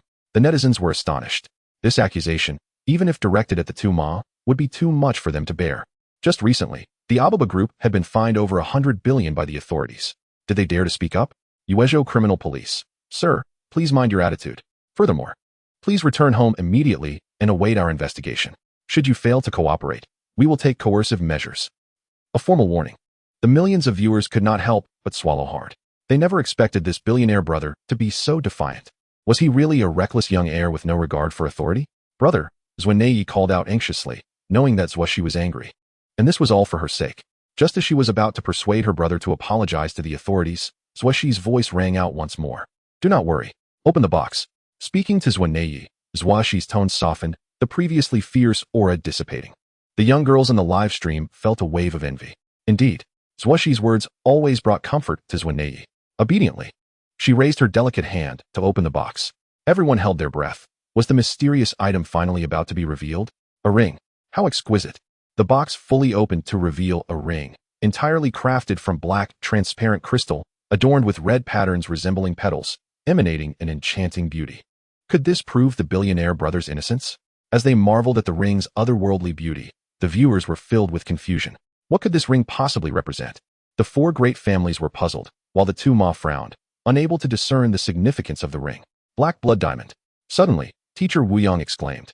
At her utterance, her fellow teachers and the over 10 million viewers in the live stream turned their attention to her. Teacher Wuyong knows? Teacher Wuyong, what kind of ring is this? What does it represent? I am equally perplexed. Teacher Wuyong chuckled awkwardly before explaining. I only know that its raw material is a diamond known as the black blood diamond, an extremely rare gem in the world. It is said that the black crystal contains black diamond components, while the red portions are rubies. So far, it is the only known black blood diamond in existence. A few years ago, it was discovered in the Congo, Africa, and subsequently sent to Switzerland for auction, where the anticipated starting bid was approximately $1.8 billion. However, just before the auction commenced, it was purchased by a mysterious billionaire. Who would have thought that after several years, it would appear here, crafted into such a magnificent ring? The four great families and the two Ma were left in utter shock as they gazed at the ring. As the wealthiest individuals in the Xia nation, they had also received news of that auction, but as Teacher Wuyong stated, the treasure had been bought before the auction even began. The Swiss authorities refused to disclose the identity of the buyer, resembling a taboo, leaving no one aware of the billionaire's secret. They also realized that the power of that individual far surpassed their own. Could it be that the person in this live stream is that very individual? With this thought, the two Ma and the members of the four great families were engulfed in turmoil. That person truly possessed the audacity to confront the authorities? $1.8 billion. Converted to the Xia currency, that amounts to over 10 billion. No wonder he chose to use a box meant for the Imperial Jade seal. After hearing Teacher Wuyong's explanation, the over 10 million netizens were once again shocked. From the hundreds of millions of glory Romanée to the tens of billions of counterfeit national jade seals. And now the ring valued at over 10 billion. Just these three treasures alone amount to over 10 billion in assets, each one a rare gem. The two Ma and the four great families lacked such power, did they not? This is the true embodiment of wealth. A 22-year-old tycoon, so formidable. Who is he? The director finally began to ponder this question, yet still felt little concern. A national-level director holds a position equivalent to that of a minister, with an extraordinarily prominent identity and status. He remained unperturbed. However, he was unaware that those above him were beginning to panic. In the capital, in the Holy Dynasty district, where the leaders of the Xia nation resided, the national leader, Zhang Yuman, a middle-aged man who, despite nearing old age, still exuded remarkable vigor, was currently handling documents. Suddenly, the director of national security rushed in, his expression frantic. Leader, a red urgent report. Zhang Yuman abruptly lifted his head, his sharp gaze revealing a grave expression. A red urgent report signifies a national crisis or substantial threats to national security. The appearance of the Red Lotus Ring. The suspected presence of the Red Lotus Master within our Guangdong province. Having weathered numerous storms, Leader Zhang Yuman rose in astonishment, speaking sternly. Relay all information immediately. Yes, the Red Lotus Master and the Red Lotus Group could indeed destabilize the nation. After swiftly reviewing the materials, his expression changed dramatically. That individual, along with the forces behind him, is someone that the entire Xia nation must acknowledge and even revere. Why would a Cultural Heritage Bureau provoke him? In the leader's office, the massive screen displayed the live stream of daily appraisal, showcasing the Red Lotus Ring, the otherworldly ring representing the identity of the Red Lotus Master. The viewer count had approached 15 million, with discussions and comments flooding the screen. It truly is him. Zhang Yuman could not suppress his astonishment. During the establishment of the United Kingdom of Harahar, he had visited and met the masked gentleman, the Red Lotus Master. Thus, he recognized that ring, which had prompted the Security Bureau to pay special attention to it. Unbeknownst to him, the years of his disappearance had transpired within the very borders of the Great Xia Empire. And now, quite unexpectedly, he found himself at odds with them. The composed leader trembled with rage, for he had invested considerable effort into nurturing the amicable relations with the United Kingdom of Heroha. Chapter 31. The Three Titans of the Crimson Lotus Group. Meanwhile, in the United Kingdom of Heroha, on one of its 8 principal islands, Kauai Island, lies Kauai City, a metropolis that has risen swiftly over the past 2 years. Here, towering skyscrapers are conspicuously absent, replaced instead by industrial parks and residential districts. Presently, access to this city, or rather, the entirety of Kauai Island, is strictly forbidden to outsiders, who are met with the claim of it being a military stronghold, closed to the public. No organization or individual is permitted to probe into its affairs, lest they face dire consequences. Only a select few are aware that this is due to the presence of the Crimson Lotus Group, which operates within these confines. This is a closely guarded secret of the United Kingdom of Heroha. Within an opulent villa in Kauai City, the 3 leaders of the Crimson Lotus Group convene. The Minister of the Celestial Department, Tianyin, the Minister of the Terrestrial Department, the Ghost Emperor, and the Minister of the Human Department, the Chief Steward. Within the ranks of Crimson Lotus, all refer to Zuo Xi with the utmost reverence as Sir. At this moment, a live stream of torturous interrogation is projected onto their conference table via an apparatus. Were outsiders to behold the projection, they would undoubtedly be astonished, for it is a 3-dimensional holographic display. Much like a scene from a science fiction film, the visuals from the live stream are rendered with astonishing realism. Wow! The Crimson Lotus Ring, indeed. After 2 long years of anticipation, Sir is finally returning, exclaimed a young woman, her figure alluringly clad in a form-fitting short skirt that accentuated her shapely legs adorned in black stockings. Her exquisite features accentuated with a fox-like makeup that rendered her irresistibly enchanting. Upon witnessing the Crimson Lotus Ring, her face lit up with excitement, a rosy hue blooming upon her cheeks, exuding an alluring charm. She turned to the elegant gentleman seated diagonally across from her, whose face bore a smile, yet whose narrowed eyes betrayed a glint of coldness. Tianyin. She, a remarkable beauty of the mortal realm, could evoke unease in Tianyin, for her beguiling smile often masked a lethal intent. She is none other than the Minister of the Terrestrial Department, the Ghost Emperor, who commands the art of assassination. Despite her captivating allure, she is the most formidable among the trio, her subordinates comprising 8 formidable kings of hell, 36 malevolent spirits, and 72 Azuras, each a terrifying assassin. Those who fall within their sights have long since vanished from this world. It was they who orchestrated the financial turmoil and bloody chaos of the beautiful empire years ago, their fearsome tactics compelling high-ranking officials to withdraw the beautiful empire's military police. Throughout these years, she has relentlessly interrogated Tianyin regarding Zuo Xi's whereabouts. Yet, Tianyin, bound by Zuo Xi's directive to refrain from probing into his affairs, remains in the dark, for Zuo Xi is an enigma, rendering any inquiries exceedingly challenging. Nonetheless, the Ghost Emperor remains unconvinced. After all, does not the Celestial Department boast of having no secrets beneath the heavens? Tianyin's formerly elegant demeanor now bore a hint of awkwardness. Ghost Emperor, do temper your impulses. Sir's return is a moment of great joy. Any untoward actions would bring ill fortune. Despite being a prominent minister, he found himself somewhat intimidated, not merely by her prowess, but also by certain peculiar relationships. On the other hand, the Minister of the Human Department, the Chief Steward, a robust man clad in a tailored suit with a square face and small eyes, smiled broadly, his eyes narrowing into slits, exuding an endearing, albeit unassuming demeanor. Yet, he governs the vast enterprises of the Crimson Lotus Group with great efficiency. Let us not bicker. If Sir encounters difficulties, we may need to intervene. Upon hearing this, both the Ghost Emperor and Tianyin immediately fell silent. Should the Xia Empire fail to handle matters to our satisfaction, let them not blame us for turning hostile. The Ghost Emperor remarked ominously. Tianyin and the Chief Steward nodded in agreement. They hail from the Great Xia Empire, yet in these times, allegiances have shifted, each with their own stance. Zuo Xi has bestowed upon them their current might and authority, and he is their unwavering faith. They would not permit any individual, organization, or even nation to show him disrespect. At this moment, spies from other nations within the Great Xia Empire transmitted intelligence back to their homelands. Agencies such as the FBI of the Beautiful Empire, the British Intelligence Bureau, the French Intelligence Agency, and others were in a state of upheaval. This individual, who had vanished for 2 to 3 years, has resurfaced. The last time he caused our economy to regress by 3 years and abducted over 100 of our top scientists. What does he intend to do this time? We thought he had perished. It appears the world is about to become lively once more. The Xia Empire has entangled itself with him? Might conflicts escalate? Perhaps they will both suffer in the end, allowing us to reap the benefits. In that moment, the small Douyin live stream captured the world's attention. After revealing his identity, Zuo Xi, through Zuo phone, spoke again. The Jade seal was brought back from abroad. While I understand your reasons for wanting it, repeatedly threatening my sister and causing her distress demands a satisfactory explanation, otherwise. Boom. Otherwise what? This echoed the earlier words from the Antiquities Bureau. A threat? Was he daring to oppose a mighty nation? The live audience of over 15 million erupted in disbelief. Does this mean he is demanding an apology for his sister? Seeing Zuo Xi's audacity, the two horses were at a loss for words. Even seasoned figures such as themselves had never witnessed such a scene. If I possessed his level of audacity, perhaps I wouldn't have lost over 10 billion, thought Hangzhou Ma, feeling a flicker of admiration. The heads of the Yi, Lin Xiao, and Chu families shook their heads in unison. Ultimately, youth is a double-edged sword. In our great Xia Empire, such actions could lead to dire consequences. Meanwhile, they seized the opportunity to admonish the younger generation.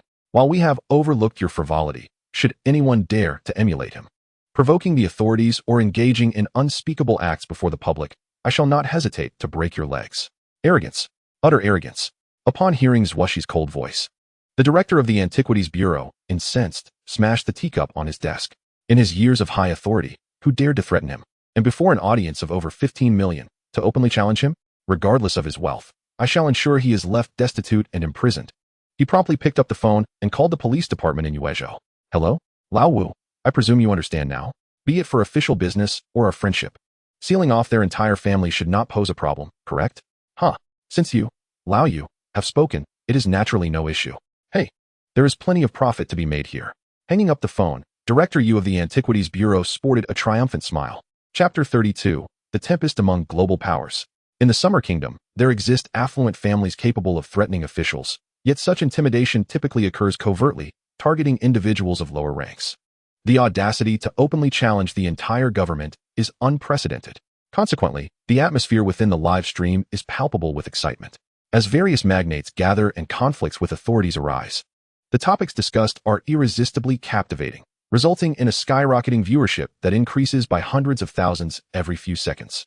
Undoubtedly, this live broadcast is poised to shatter all records within the streaming industry. Shortly after Zuo Xi began to speak, a message flashed across the live stream, igniting the viewers' enthusiasm once more.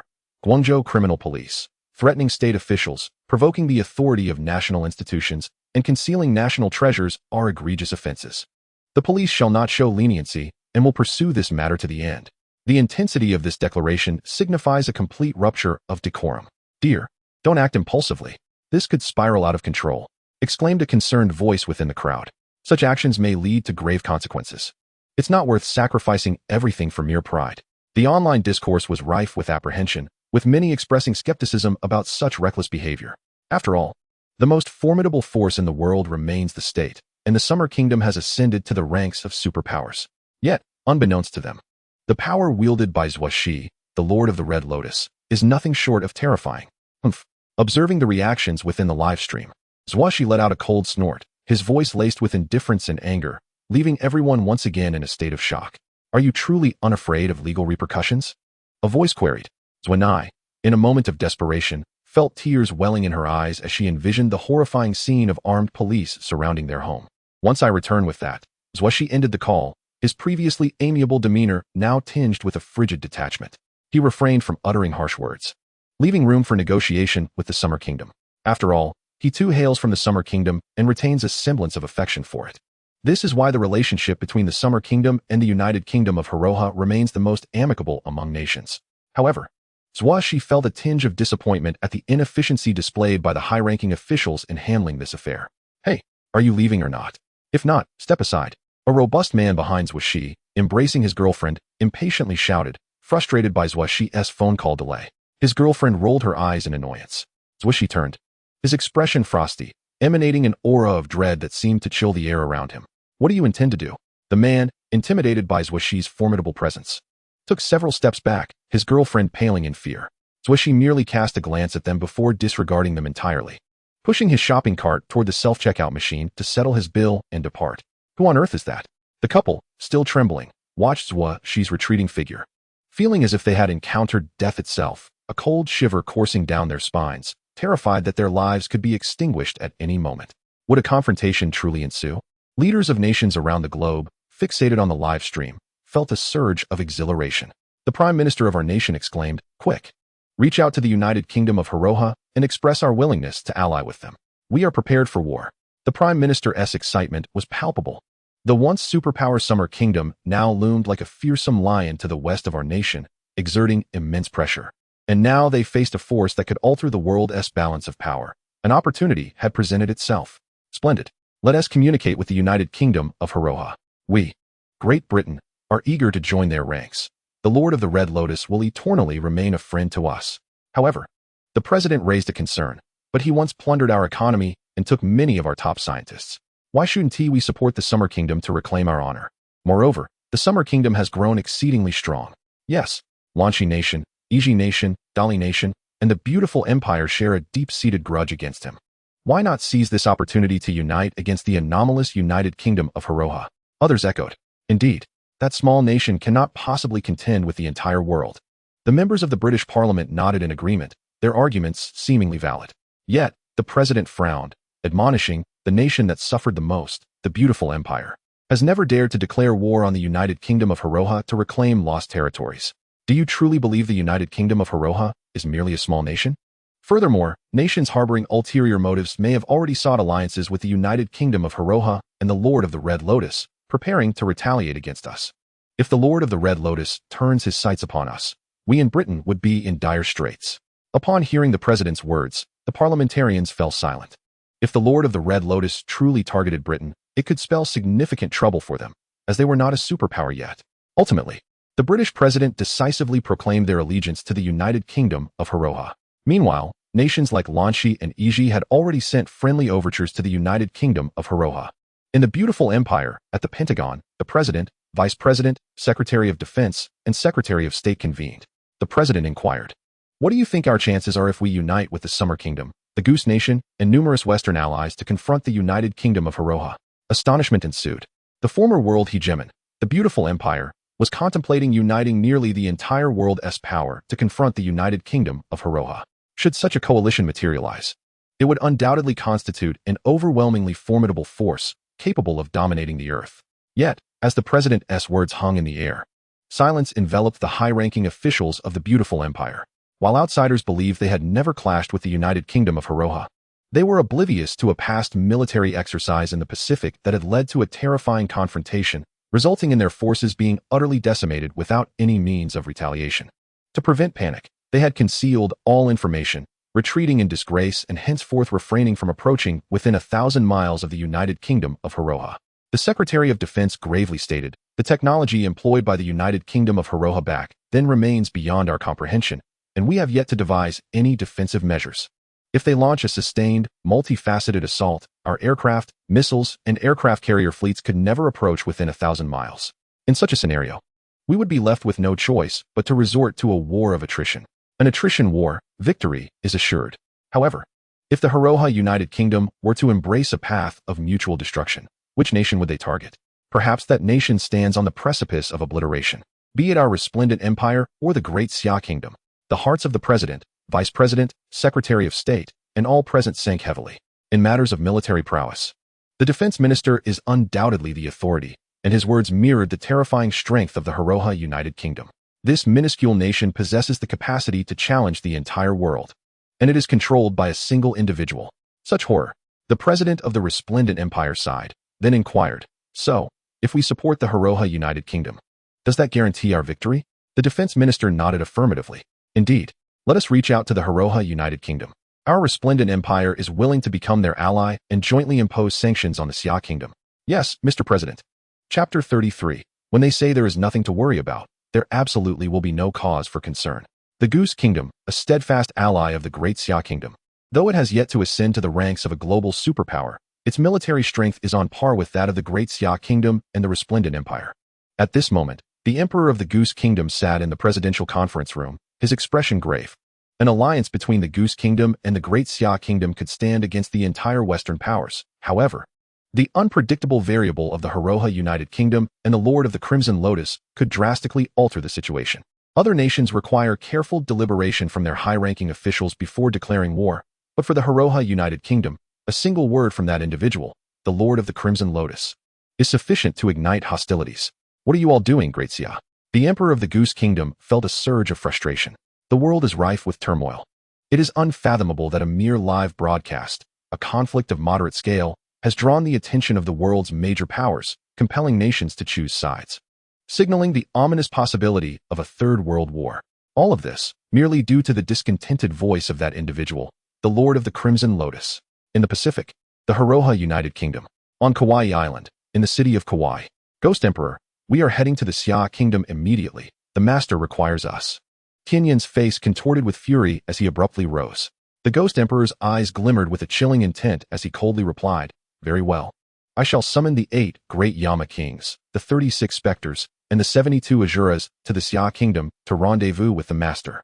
Should the master require it, the high-ranking officials of the Xia Kingdom shall all be eradicated." In an instant, the room was thick with an aura of impending violence. Tianyan then addressed the chief steward. "You shall remain here in command. If we become ensnared in the Xia Kingdom, then direct the council to declare war against them." The Hiroha United Kingdom operates under a parliamentary system. However, all the high-ranking members are affiliated with the Crimson Lotus Group. Furthermore, accept the friendly overtures from nations seeking an alliance for now. This will exert maximum pressure on the Xia Kingdom. Tianyan, the strategist among the 3 titans of the Crimson Lotus, had orchestrated the turmoil within the upper echelons of the resplendent empire years ago. The chief steward's eyes reflected a hint of disappointment. He too wished to rush to the Xia Kingdom and remain by Zuo Xi's side. Very well. The Ghost Emperor and Tianyan immediately set forth, and with the Ghost Emperor's decree, the fearsome assassins of the global underworld, the 8 great Yama kings, the 36 specters, and the 72 Azuras, swiftly made their way to the Xia Kingdom. In no time, the Xia Kingdom transformed into a perilous battleground. In the depths of the Xia Kingdom, Xinqiang, Zuo Xi sped down the road. Xinqiang was a mere 12 to 13 kilometers from his home in Qianlong village, a short distance indeed. Having mastered exceptional driving skills at an early age, he accelerated to an average speed of 250 kilometers per hour, exiting the city and entering the village in just 5 minutes, ultimately executing a drift as he turned into his courtyard. Bang! He opened the car door and stepped out. Upon returning home, the cold demeanor that adorned his face melted away, replaced by a hint of a smile. He would never allow his younger sister to bear any negative emotions. Inside the house, on the 2nd floor, in Zuo Xi's room, Zuanai and a few girls sat in a state of agitation, uncertain and restless. Meanwhile, the live broadcast continued, with the viewer count surging to a staggering 20 million. After Zuo Xi hung up the phone, the official accounts of the Cultural Relics Bureau and the Guangdong Provincial Criminal Police fell silent. Yet countless netizens were fervently flooding the chat. Everyone understood that this momentary calm merely heralded the impending tempest. A sensational news explosion was surely on the horizon. Brother is back." Upon hearing the sound of the car downstairs, Zuanai exclaimed, rushing to the window. Indeed, she spotted Zuo Xi's car and his silhouette as he entered the house. Li Yufei, Yang Huiling, and Lu Sherman also excitedly rushed to the window, inexplicably feeling a wave of relief upon seeing Zuo Xi return. Although this incident was not directed at them, the immense pressure from the opinions of 20 million people and the weight of both sides' authorities weighed heavily upon them.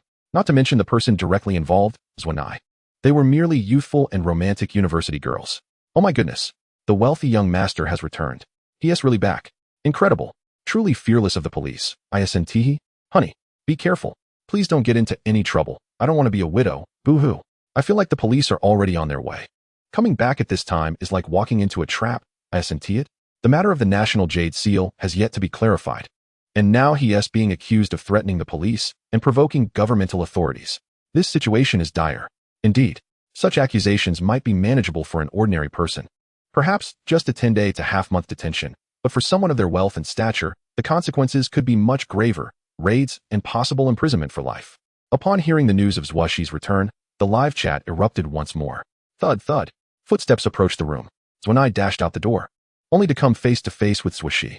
His calm demeanor still bore that reassuring, gentle smile, and she, with tears brimming in her eyes, leaped into his embrace. Brother, I'm so sorry. I'm so sorry, big brother.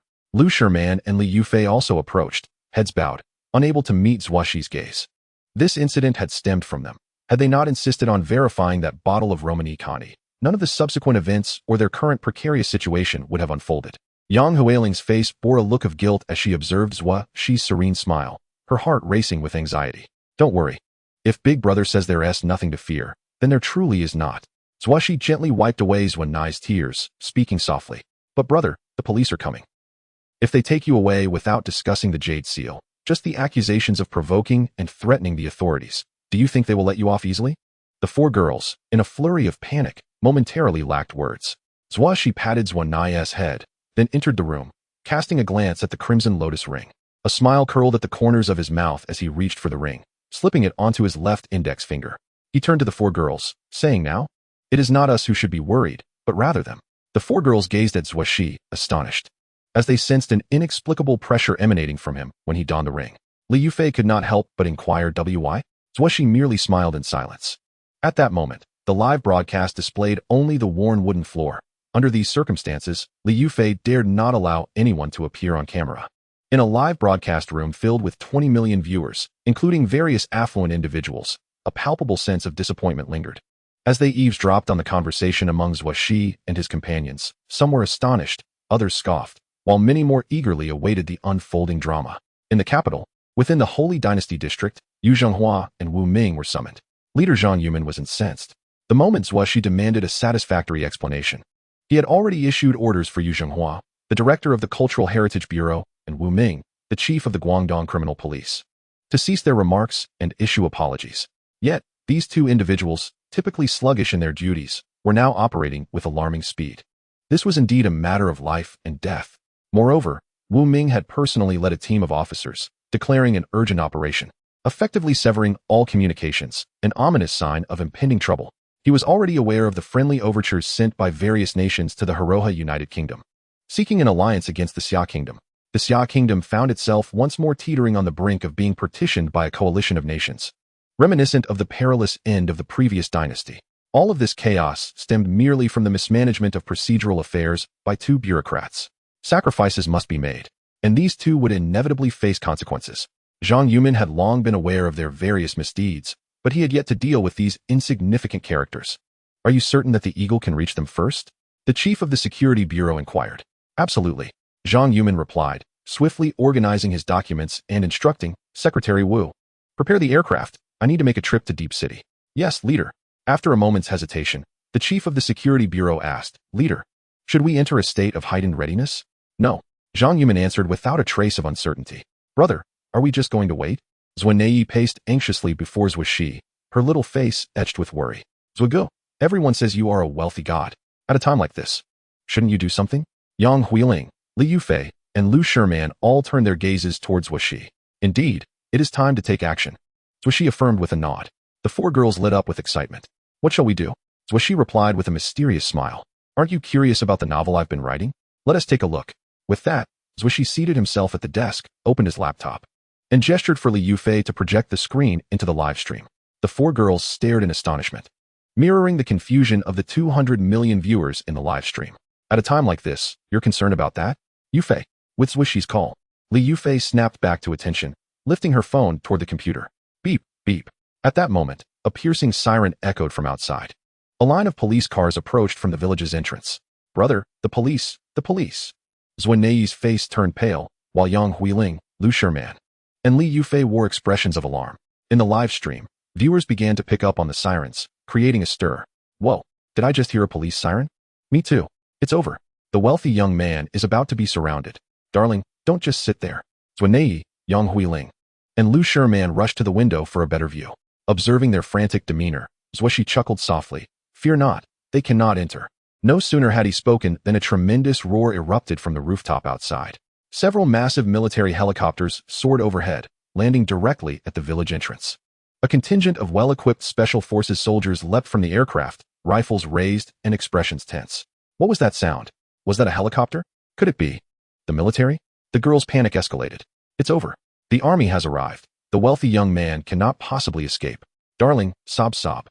Chapter 34. The command of the Ghost Emperor to take your life. Once everyone is under control, disconnect their live stream before searching for items. Understood? Wu Ming commanded sternly from within the police vehicle. As he contemplated the priceless treasures within Zuo Xi's residence, a glimmer of greed flickered in his eyes. What a shame about that ring, worth one. $8 billion, a staggering sum. The replica imperial seal from the Ming and Qing dynasties, worth billions. Understood. The captain beside him and several team members nodded, their faces betraying a knowing smile. They were Wu Ming's trusted confidants, seasoned in executing special missions. Fully aware of their duties, this was the very reason for their loyalty. Just as they reveled in their imagined forthcoming indulgences, the police vehicle ahead abruptly slammed to a halt. Simultaneously, their wireless communication devices crackled to life. Report. Suspected military personnel have blocked the way. Wu Ming's expression shifted. Without needing to be reminded, he glimpsed through the window at the massive military helicopters ahead, their wings laden with munitions. Before them stood a group of fully armed soldiers, on high alert. Above, 2 helicopters circled ominously. Aren't those military personnel? Why are they here? The captain beside Wu Ming was taken aback. Wu Ming furrowed his brow, equally perplexed, wondering how the military had been alerted. Could it be that someone in the military had an interest in these treasures? Yet, if that were the case, why had he received no inkling of such news through his extensive network? Get out and check. Several soldiers approached the vehicle, banging on the doors with forceful knocks. Wu Ming opened the door, donning a congenial smile honed through years of navigating the underworld, as he and his team disembarked. Despite his efforts to appear amicable, they were immediately met with rifles aimed at them. Wu Ming's confidants hastily drew their weapons, tension escalating. Don't move. Wu Ming barked, swiftly assessing the situation. Spotting the red eagle insignia on the helicopter, he began to piece together the reality of their predicament. Regaining his composure, he smiled and addressed the soldiers. Brothers, we are on the same side. I am Wu Ming, chief of the Guangdong Criminal Police. You must be from the Eagle Special Forces. May I inquire as to why your presence is required? Eagle Special Forces? Wu Ming's subordinates were astonished, their hands instinctively lowering from their weapons. This was the Xia Kingdom's renowned elite Special Forces unit, famed for their unwavering success in counterterrorism and espionage operations, one of the kingdom's prized military assets. The soldiers remained silent, bound to execute orders without offering explanations. The leader of the Eagle Special Forces stepped forward, the soldiers respectfully parting to clear a path. His imposing presence enveloped the area in an aura of lethal authority. You are the leader of the Eagles, I presume? While Wu Ming's official rank should surpass that of the Eagle Commander, the palpable sense of menace rendered him cautious in his speech. A sense of unease crept in, pondering whether there were indeed terrorists or spies present. Could it be that family? Wu Ming's mind raced. However, the Eagle Commander did not respond. Instead, retrieving a military-grade phone specific to the Special Forces, examining the information within while comparing it to Wu Ming. Wu Ming, chief of the Guangdong Criminal Police. The Eagle Commander queried coldly, his tone reminiscent of an interrogation. Upon being questioned in such a manner, Wu Ming felt a tremor in his heart. What was happening? Overwhelmed by confusion, he ultimately nodded in affirmation. Yes, the forced smile on his face was once again restored. Indeed. However, the members of the Eagle Special Forces remained impassive. Wu Ming, you are suspected of espionage. By order of the leader, we are to take you back for interrogation. It would be wise for you not to resist. Otherwise, there will be no mercy. Stepping forward beside the captain of the Eagle, the vice captain aimed his gun at Wu Ming, disarming him of his sidearm. As he took this action, the other members of the Eagle Special Forces surged forward, swiftly subduing all of Wu Ming's confidants, threatening immediate gunfire without hesitation should they dare to disobey. The atmosphere was palpably tense. This was directed at him. Espionage. When did I become a spy? I merely took some profit, nothing more. The smile on Wu Ming's face vanished, disbelief etched in his features at the vice captain's accusation. In the Xia Kingdom, espionage is punishable by death. His confidants were also thrown into disarray. This order came from the leader. Why? Espionage. Wu Ming, the director, a spy? Anxiety and fear coursed through their minds. All eyes turned to Wu Ming, their gazes a mixture of dread and loathing. If Wu Ming truly was a spy, then they, his loyal aides, were doomed. One by one, their previous arrogance gave way to trembling apprehension. I did not. Is this a mistake?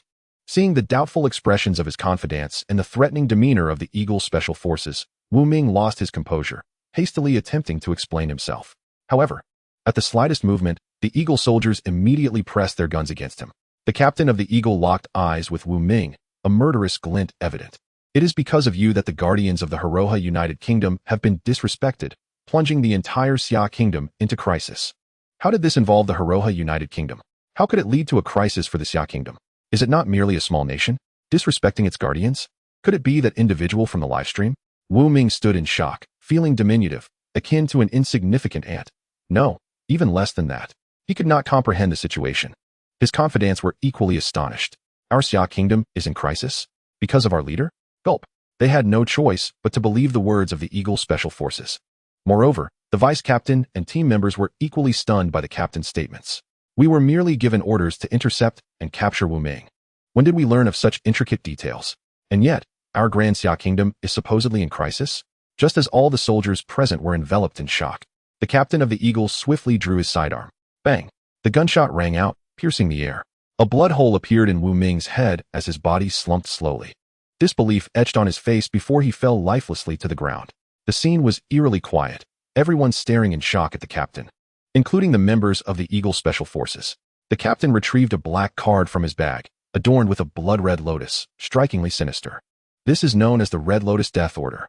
Many prominent figures perished under this card during the financial turmoil years ago. Such a card symbolized bloodshed during that period. He tossed the card onto Wu Ming's lifeless body, coldly stating, "The Red Lotus, Division of Shura, 66, acting on the orders of the Ghost Emperor, takes your life." Chapter 35. The Reveal. I am a godly rich man, of an exceptionally powerful caliber. Captain. The vice captain of the Eagle and other team members gazed in astonishment at their leader. The name Red Lotus, as the elite special forces of the Xia Kingdom, was well known to them. However, they could not fathom that their esteemed captain was a member of Red Lotus, and one of the terrifying Shura of the Earth Division.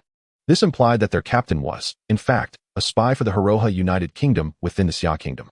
The vice captain, coming to his senses, resolved to raise his gun at Shura 66. Vice captain, captain. The other members of the Eagle were at a loss, while Wu Ming's confidants, witnessing their leader's sudden assassination, were already paralyzed with fear, cowering on the ground. As for the words of Shura, they seemed incomprehensible, as if spoken in a foreign tongue. Observing his vice captain and his comrades, Shura 66's expression grew complex. "Brother, I advise you to take Wu Ming's body and the card back for a report. The Lord of Red Lotus must not be offended. Should you harbor any dissatisfaction, Red Lotus and the entire kingdom are prepared for war." With that, Shura 66 shed his military attire and leisurely walked into the village, unperturbed by the guns aimed at him from behind. Meanwhile, in the office of the Cultural Relics Bureau, Yu Zhenghua, reclining with his feet crossed, reveled in the imagined despair of the Zuo family upon their capture and the confiscation of their assets. Suddenly, a team of special soldiers burst in. Before Yu Zhenghua could react, they swiftly subdued him, ignoring his cries for explanation and protest as they dragged him away. No one dared to intervene. Upon entering, these soldiers announced that Yu Zhenghua was a notorious spy. His fate would be as tragic as Wu Ming's. In Qianlong village. Gunfire? In the room, Zuo, Yang Huiling, and Lu Sherman, startled by the loud noise, rushed back to Zuo Xi's side. Li Yufei was equally taken aback, her hand trembling uncontrollably while holding her phone. "Are they coming for us directly?" That jarring gunshot also echoed into the live stream, causing everyone to hold their breath. What is transpiring? Are the military and police about to storm the building? Godly rich brother is in peril. Yet, Zuo Xi remained composed, diligently operating his computer. At this moment, he opened a document containing the novel he had written. "You all claim to be interested in my novel. Now, who has the heart to read your story? Outside, the police and military are about to break in. Why are you focusing on this?" In the live stream, millions of viewers, especially countless girls, were anxious for Zuo Xi. "Godly rich brother, why not just turn yourself in? Darling, if it comes to that, just bear with it for now. Rest assured, I will wait for you. Darling, don't worry, no matter what, I won't forget you. Brother." Zuo was on the verge of tears. The live stream audience had surged to over 21 million, with nearly everyone losing interest in Zuo Xi's novel. They were all attentively listening for any sounds around Zuo Xi, hoping to witness the chaotic scene of police and military forces bursting into the room. However, they were met with disappointment. After that gunshot, no further gunfire echoed from outside. Just as Zuo and the other girls prepared to peek out the window, and as the audience in the live stream began to grow restless, a dazzling message suddenly flashed across the screen. National Cultural Relics Bureau, upon investigation.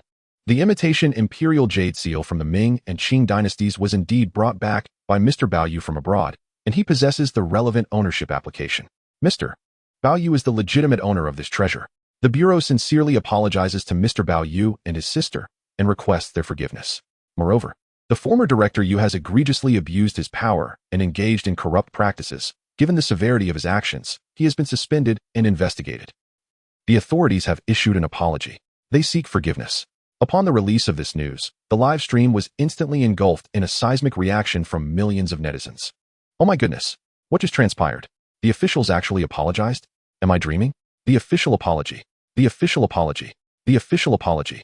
This significant matter bears repeating thrice. The authorities have indeed extended an apology to the affluent young gentleman. Unbelievable. The wealthy young man is truly remarkable. Oh my, how formidable he is. I'm about to lose my mind. In the blink of an eye, the attention of over 20 million viewers shifted entirely to the apology issued by the Cultural Heritage Bureau. Upon reading the subsequent news, the once mighty director has been reduced to the former director Yu? Could this be attributed to the affluent young gentleman? Ah, look, Li Yufei exclaimed, her beautiful eyes wide with astonishment, momentarily forsaking her genteel demeanor. They apologized. Who? Romanée, along with her two companions, rushed over to witness the dazzling display of the Cultural Heritage Bureau's apology statement. What on earth is happening? In a dramatic twist, just when everyone believed Zuo Xi was cornered, the authorities unexpectedly issued an apology. Shockingly unfathomable. Everyone expressed disbelief. Suddenly, the apology notice from the Cultural Heritage Bureau was overshadowed by another announcement, leaving everyone stunned, jaws nearly hitting the floor. Yuezhou Criminal Police, former Director Wu, leveraging his position to bully others, harbored personal vendettas, and acted immorally. He even colluded with Yu, intending to exploit his authority to harm Mr. Bao and his family. Seizing treasures. Our department has suspended him and will ensure he faces severe consequences. We sincerely apologize to Mr. Bao and his sister for the dissatisfaction caused and humbly request your forgiveness. Boom. Unbelievable. The enormity of this situation is staggering. An official has come forth to apologize and seek forgiveness. In this moment, longtime viewers recalled the earlier apology from the Rothschild family. Noting a striking similarity in the tone of the official's apology, it bore a hint of pleading. Inconceivable. A disturbing realization dawned. This affluent young gentleman seems to surpass even the most illustrious characters in fiction. More terrifying. No one could maintain composure, not even the four prominent families, nor the two major factions, as well as the numerous esteemed families of Xia country, luminaries from various fields. All were finally enlightened as to the true nature of immense power. Romanée could hardly believe her eyes, rushing to the window, followed closely by Yang Huiling and Lu Sherman, with Li Yufei unable to resist joining them. The four gazed toward the village's entrance, eyes wide with shock. Indeed, the massive military helicopters were taking to the skies, while police vehicles turned back without even entering the village. The villagers, alerted by the commotion, stepped out of their homes, gazing curiously at the sky. What on earth has transpired? In the live stream, 20 million viewers witnessed the fully armed military aircraft thundering away, their astonishment palpable. Were they on the brink of war? With the departure of the military aircraft and police cars, tranquility returned to the village. Zuo Xi approached the window, gazing at the azure sky, inhaling the fresh air, a serene smile gracing his face. Finally, peace has been restored. However, he shook his head in mild resignation. Such idyllic days are numbered. Romanée abruptly looked up, glancing at Zuo Xi, while Yang Huiling, Lu Sherman, and Li Yufei turned their attention to him as well. Brother, what is going on? Zuo Xi responded with a mysterious smile. Did the authorities not say that they were not good people and have faced legal consequences? Who would believe that? The four girls rolled their eyes. Zuo Xi shrugged, narrowing his eyes into a smile. All right then, it's time to reveal. I'm a wealthy gentleman, exceptionally powerful. Chapter 36, The Tomato of Discontinuation, Zuo Xi. He admitted it. He confessed, confirming he is indeed the affluent young gentleman. Exceptionally powerful? Did we need him to say that? Everyone has already discerned it. The affluent young gentleman. Is it too late to get a divorce now? Huh, shameless. He is my husband. No one is allowed to steal him, or else they will become the concubine. Hey, what do you mean your husband? Form an orderly queue. The formidable Rothschild family has pleaded for leniency, and even the government of Xia country has set aside its national pride to publicly apologize. This is truly an unprecedented and unfathomable occurrence, leaving millions of viewers in the live stream speechless. Such a scene could not even be portrayed in a drama. Consequently, the Humble Treasure appraisal live stream surged in popularity once more, with viewership rapidly exceeding 30 million. The staggering number of viewers caused the Douyin backend team to panic. From the CEO down to every programmer, beads of sweat forming on their foreheads. They dared not delay. Any lag in the live stream that led to a significant loss of information would see them facing the consequences. Curiosity abounded. What if the affluent young gentleman is exceedingly handsome? My goodness, that would be too perfect. Husband, may we see your face? Just a glimpse. I'm certain I could remember you for 1,000 years. Without a doubt, the affluent young gentleman is the most handsome in the world. To this day, Li Yufei has yet to dare bring Zuo Xi into the live stream. For his identity is far too mysterious and fearsome. Who knows what might happen if he were to appear publicly? What if he harbored discontent? Meanwhile, the chairman and several hosts of the live stream were left utterly speechless in astonishment. They had initially believed that this would be the most severe sentencing in the treasure appraisal program's history. However, none could have anticipated such a dramatic reversal. Upon witnessing the multitude of viewers clamoring for them to inquire about Zuo Xi's identity, their heads shook vigorously, resolutely declining. Haven't you seen the television? Those who uncover the identity of such a terrifying figure rarely survive even an episode. Romanée gaped at Zuo Xi, struggling to fathom that her brother was, in fact, a real billionaire with terrifying power. Although she had always considered her brother exceptional, she could never have imagined he was extraordinary to such an unfathomable degree. She gazed at Zuo Xi, observing the serene smile on his face, her mind swirling with countless questions, yet she suddenly felt at a loss as to where to begin. Brother, what exactly do you do? However, as they were still live streaming, she naturally would not dare broach such a significant secret in front of millions. Yang Huiling, Lu Sherman, and Li Yufei stared blankly at Zuo Xi, their eyes filled with endless curiosity and confusion. Just before lunch, they had stood beside him, feeling at ease, perceiving him merely as a handsome boy next door, or even a bit of a homebody due to work commitments. Aside from his good looks, there seemed to be no particularly dazzling qualities. Yet now, in comparison to him, their own affluent backgrounds appeared as mere fireflies against the brilliant moon, utterly eclipsed, not even deserving to be mentioned in his presence. Thus, their minds were similarly consumed by a single question: what exactly does he do? In the live stream, the 22-year-old affluent gentleman. How did he amass his fortune? What business does he engage in? A myriad of mysteries. Millions of netizens, despite their earnest pleas, received no response. And the teachers all refrained from divulging any information regarding Zuo Xi. Eventually, someone recalled that Romanée had once mentioned Zuo Xi as a writer, who had even showcased his novel. However, in the previously tense atmosphere, no one had paid attention to his literary work, and the time Zuo Xi took to present it was fleeting, leaving no lasting impression. Yet now, as calm has settled, everyone found themselves deeply intrigued by Zuo Xi's creations. This might be the sole avenue to comprehend Zuo Xi. Brothers and sisters, has anyone recalled the title or pen name of the illustrious young author? Those who had glimpsed it were urged to share. Regretfully, one lamented, I distinctly remember my husband had showcased some content, but I was too anxious to take note. As the clamor intensified, the screen was flooded with messages. The chairman swallowed hard and addressed the live stream. Dear audience, if you wouldn't mind, could you perhaps showcase your work once more? Upon hearing this, millions of viewers erupted in cheers. Romanée felt a wave of anxiety wash over her.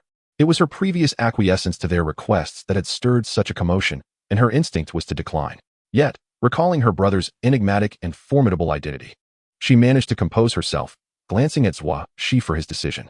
Yang Huiling, Lu Sherman, and Li Yufei instinctively turned toward the computer, brimming with curiosity. How could such a mysterious and powerful figure write novels? What tales had he woven? You showed it to us earlier, yet we were reluctant to see. Zuo Xi shook his head slightly, but graciously returned to his desk to reopen his computer. Observing Zuo Xi's somewhat helpless expression, Romanée and her three friends stifled their laughter. Did he expect everyone to remain calm while reading novels amidst such a tense and precarious situation? Meanwhile, Yang Huiling, Lu Sherman, and Li Yufei felt a sense of relief seeing that Zuo Xi was still humble and approachable, just as before. Being beside such a formidable figure, claiming there was no pressure would be a falsehood. Thus, Li Yufei cautiously approached Zuo Xi, aligning her notebook screen with the computer. Romanée, Yang Huiling, and Lu Sherman stood anxiously behind him. What had he written? As over 30 million viewers gazed at the computer screen, a cheer erupted, followed by a collective breath-holding as they fixated on the display. This time, Zuo Xi did not open the original folder. Instead, he navigated to a website, Tomato Novel Network. Wow, it's on Tomato. I often read novels there, exclaimed one viewer excitedly, pondering what the illustrious young author had penned. Oh my gosh, I'm on Tomato too, and it's free. I wonder if he has written an autobiographical novel. Upon encountering the familiar site, the viewers became electrified. As Zuo Xi accessed the author's backend, it revealed his works, 2 titles. Human Civilization I, comprising 860,000 words and marked as complete, and Human Civilization II, with 480,000 words. Currently serialized and last updated 58 days prior, authored by Little Salty Fish. Huh. Instantly, the livestream erupted. What? The king of incomplete works on Tomato. You, the notorious author of cliffhangers, come forth. A wave of fury surged among readers who had previously encountered Zuo Xi's novels. This individual, notorious for frequent hiatuses, had penned over 1.3 million words in more than a year. Yet, as their barrage of comments flooded the screen, the live stream fell silent, and millions of viewers were left in disbelief. Do you even know who you're talking about? This is the illustrious figure for whom the authorities are compelled to apologize. A flurry of commenters fervently urged the agitated brothers to reconsider, their expressions shifting to shock as they hurriedly apologized. Zuo Xi smiled with calmness. Following this brief interlude, everyone's focus returned to his novels, and the collective astonishment grew. Human Civilization I, despite its slow updates, had faced criticism, yet it had once been awarded the Hugo Award, the highest honor in science fiction. It chronicles humanity's ascension to a secondary civilization and their emergence from the solar system, encapsulated in a million words that vividly depict a grand sci-fi universe and the poignant tales of its heroes. Conversely, Human Civilization II, which had been released 6 months prior, had garnered immense anticipation but suffered from severe discontinuities, leading to widespread derision and a perception that its content diverged from scientific plausibility, resembling more of an urban supernatural narrative, thus fading from the public eye. Wow, the illustrious young author is incredibly multifaceted. He has produced such remarkable science fiction works. Indeed, Human Civilization I begins with humanity mastering graphene materials and various advanced alloys, progressing to the development of universal quantum computers and eventually achieving controllable nuclear fusion technology, constructing aircraft carriers, and venturing into the solar system. The array of high-tech advancements is truly breathtaking. Yet, the conclusion reveals a grim reality where humanity instigates a third world war for colonization and resources, resulting in catastrophic changes to the solar system's environment, leading to impending doom for humanity. Alas, the complexities of human nature. Beyond merely the issue of human nature, the author, Little Salty Fish, the illustrious young author, proclaims that humanity's technological advancement outpaced its evolutionary progress, leading to an imbalance that rendered humans ill-equipped to adapt amidst the cataclysmic aftermath of war. Therefore, the second volume, Human Civilization II, primarily delves into humanity's exploration of genetic engineering, culminating in the creation of superhumans akin to Marvel's superheroes. When combined, the themes of both volumes seem to resonate profoundly. Viewers engaged in fervent discussions, overwhelmed by a cascade of emotions. This novel was penned by him. Observing that Zuo Xi seemed disinclined to complicate matters further for Xiaogua, the higher-ups of various nations were initially disheartened, only to be astounded by Zuo Xi's literary prowess. Graphene, advanced alloys, quantum computers, and even controllable nuclear fusion are all fervently pursued by the world's leading powers. However, the most crucial and confidential technology among these nations is precisely the genetic engineering mentioned in Zuo Xi's Human Civilization II. Across the globe, nations were engulfed in a frenzy of research. The head of the Imperial Academy in the beautiful empire hastily contacted the president. Mr. President, our institute has meticulously analyzed human civilization, the graphene high-temperature ion extraction device, the principles of advanced alloy refinement, and the algorithms for universal quantum computing mentioned in the first volume are theoretically feasible. Hence, it is highly probable that they have already mastered these technologies. Moreover, the offensive methods they employed during that war were likely the particle beam mentioned in the book. Additionally, the genetic engineering department believes they may have attained breakthroughs in genetic technologies that transcend human limitations. A continuous stream of revelations rendered the president of the beautiful empire momentarily frozen in place. Among the world's nations, the strongest contenders in human genetic engineering technology are the Harahar United Kingdom, the beautiful empire, and the Great Xia Kingdom. He has always believed that among the three nations, the disparities are minimal, and indeed, the resplendent empire, which boasts the most eminent scientists in the world, should outperform the other two nations significantly. However, if this book was penned by the Lord of the Crimson Lotus, his conviction wavers. The president of the beautiful empire cannot suppress a gulp. Quickly, establish contact with the Great Xia nation and arrange my itinerary. I must pay a visit. Additionally, call the Harahar United Kingdom and express my eagerness to meet the Lord of the Crimson Lotus, the guardian of the kingdom. Yes, Mr. President.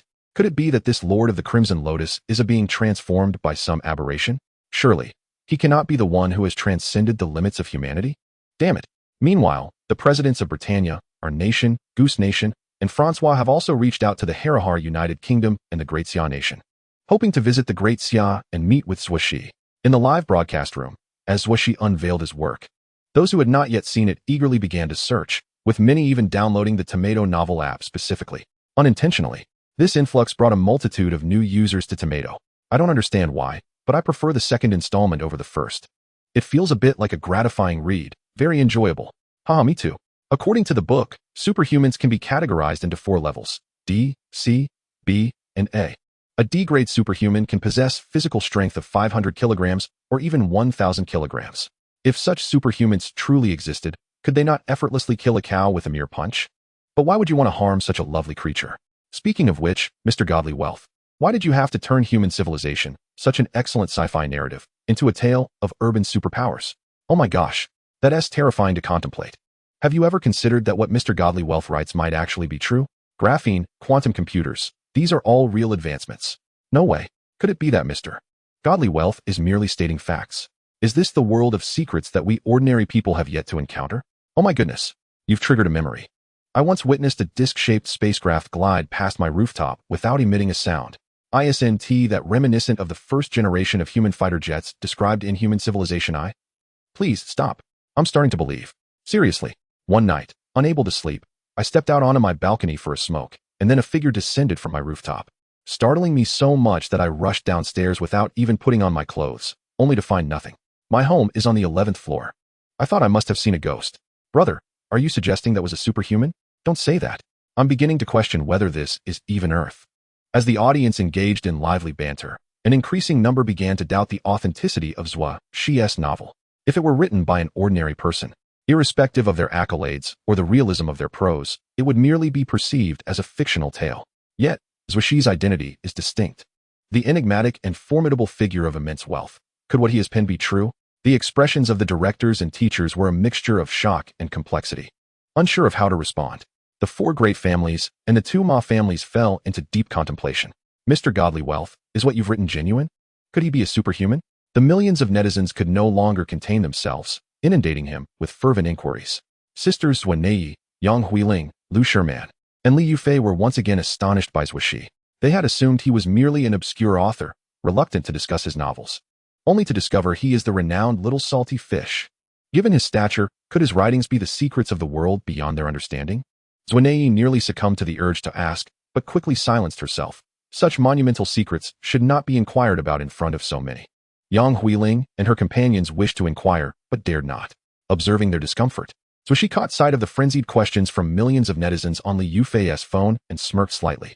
To believe is to have, to disbelieve is to lack. Chapter 38. The national leaders become little book fans. To believe is to have, to disbelieve is to lack. He did not deny. The enigma deepened. Hearing Zuo Xi's words, everyone's skepticism intensified. If I don't believe, does that imply it doesn't exist? If I do believe, does that mean it truly exists? Is there indeed mature graphene technology? General-purpose quantum computers? Even superhumans? The girls, Romanée and others, gazed at Zuo Xi's casual and serene smile, feeling an air of mystery. Their hearts raced with anticipation. Could it truly be real? In the live broadcast room, following the revelation of Zuo Xi's identity as the award-winning author of Hugo fame, a plethora of book enthusiasts surged into the stream.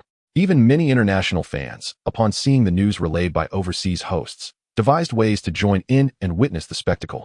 When they noticed that Zuo Xi refrained from outright denial, the atmosphere erupted with excitement. Consequently, the viewer count skyrocketed, nearing 40 million. Mr. Godly Wealth, when will you resume updates for Human Civilization 2, which has been on hiatus for 58 days? The protagonist has reached the human limit of A grade. With physical prowess at the utmost threshold, what lies beyond? What direction should humanity evolve towards next? Could you please expedite the updates? As many netizens failed to receive definitive answers regarding the existence of the novel's content and reality, they shifted the conversation. The already paused Human Civilization 2, which described the protagonist as the strongest superhuman at A grade, left everyone pondering the next steps in human evolution and genetic engineering, which had been vaguely alluded to in previous segments. Curiosity surged among the audience. There is a bit of backlog. However, I've been quite busy lately. I'll update after a while. Zuo Xi gently remarked, casually opening a document. Indeed, it was the manuscript for Human Civilization 2, revealing a staggering 690,000 words. Subtracting the already published 480,000 words, this indicated a remaining 210,000 words of unpublished content. Over 100 chapters. Netizens went wild. Book fans nearly wishing to leap through the internet to grasp him. Is this what you call a bit? The leaders of the great families from various nations widened their eyes, visibly yearning.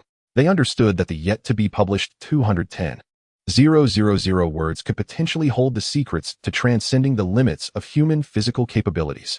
Once this portion of content is updated, it is bound to cause significant upheaval among nations, ranking among the world's greatest secrets.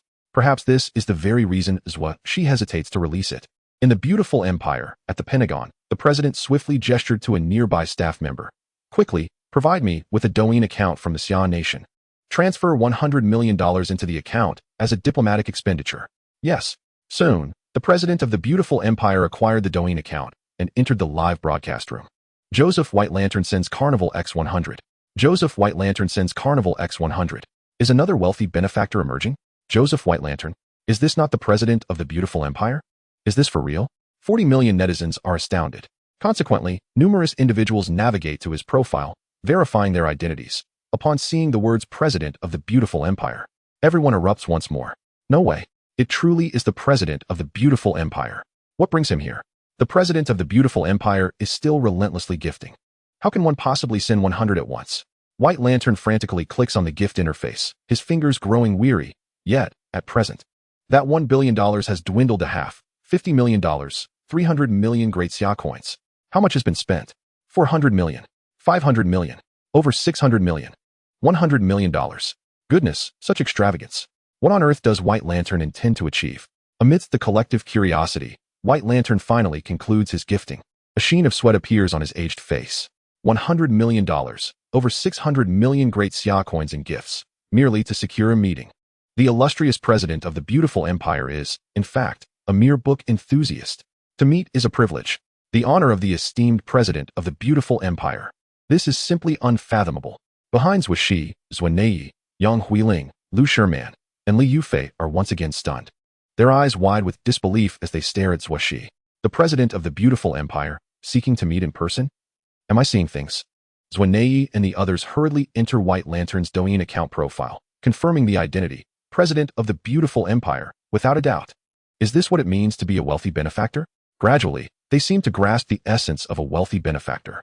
Meanwhile, Zuo Xi wears a faint smile. Immersed in thought, in the United Kingdom, the president is astonished. That cunning old fox, White Lantern, employing such despicable tactics. Quickly, secure me a Douyin account for the Xia country. We mustn't allow other nations to outpace us. Yes, Douyin, Daily Treasure Appraisal Livestream. White Lantern makes a bold appearance. His remarks as a book enthusiast cause the number of viewers in the livestream to surge once more. Countless individuals are exhilarated, and in the next moment, a tempest of carnival gifts ensues, sending adrenaline levels skyrocketing for over 40 million netizens.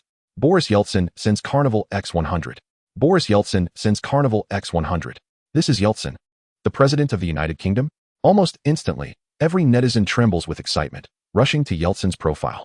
Verified information. President of the United Kingdom, Boris Yeltsin. It's true. My goodness. Wow, wow, wow. Over 40 million viewers are left stunned, their scalps tingling with shock. Before Yeltsin can speak, other world leaders flood into the livestream. Kishida Fumio sends Carnival X100. Mokit Morrison sends Carnival X100. Frank Walter Steinmeier sends Carnival X100. Leaders from our country, Australia, and the Republic of will all enter the livestream, each outdoing the others with their extravagant gifting. The total gifts in the livestream, Great Xia coins, have already reached 800 million since White Lantern finished his gifting. With the addition of these world leaders, it climbs to 1 billion, 2 billion. All the viewers are left speechless. These individuals are the heads of powerful nations.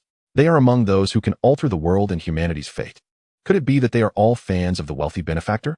Simultaneously, they ponder where these leaders acquired such vast sums of money. Currently, the sound waves in the live stream have reached an astonishing 68 billion, equating to a staggering 6.8 billion Great Xia coins. As all viewers await with eager anticipation, the world leaders begin to express their intentions. Dear Xia country's esteemed author, I am Boris Yeltsin, President of the United Kingdom.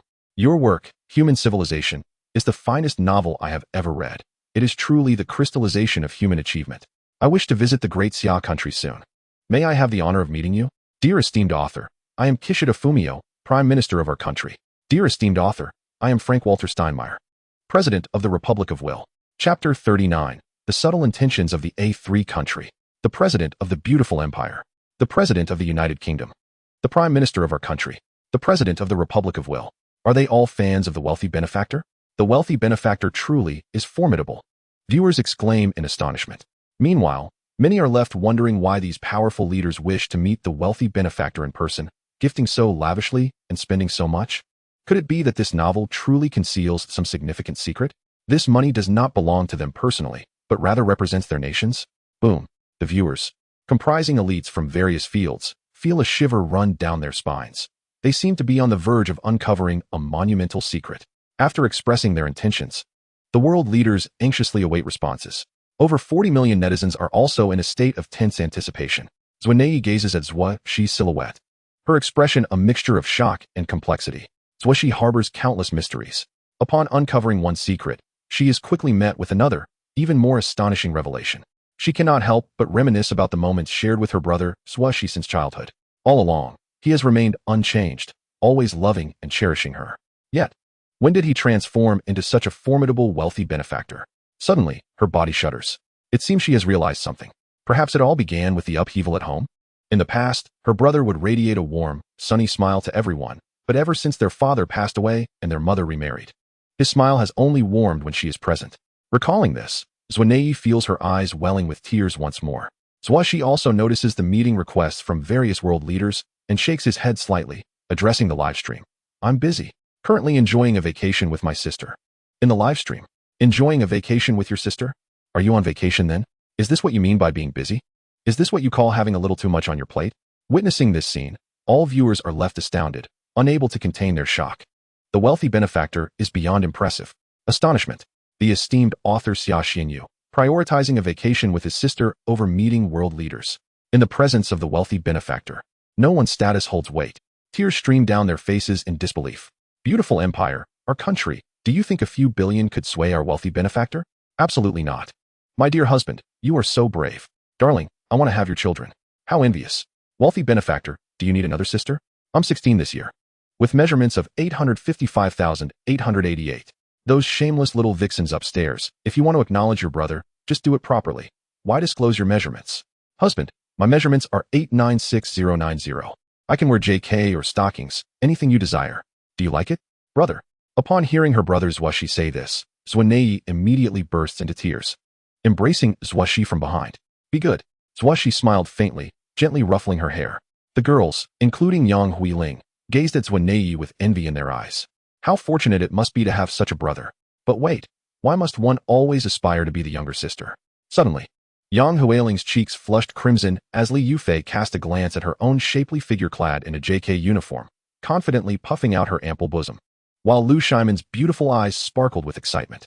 As everyone was taken aback by Zuo Xi's decisive yet dismissive refusal, they also harbored a subtle worry. Would the leaders of various powerful nations take offense? However, the responses from these national leaders left them utterly dumbfounded.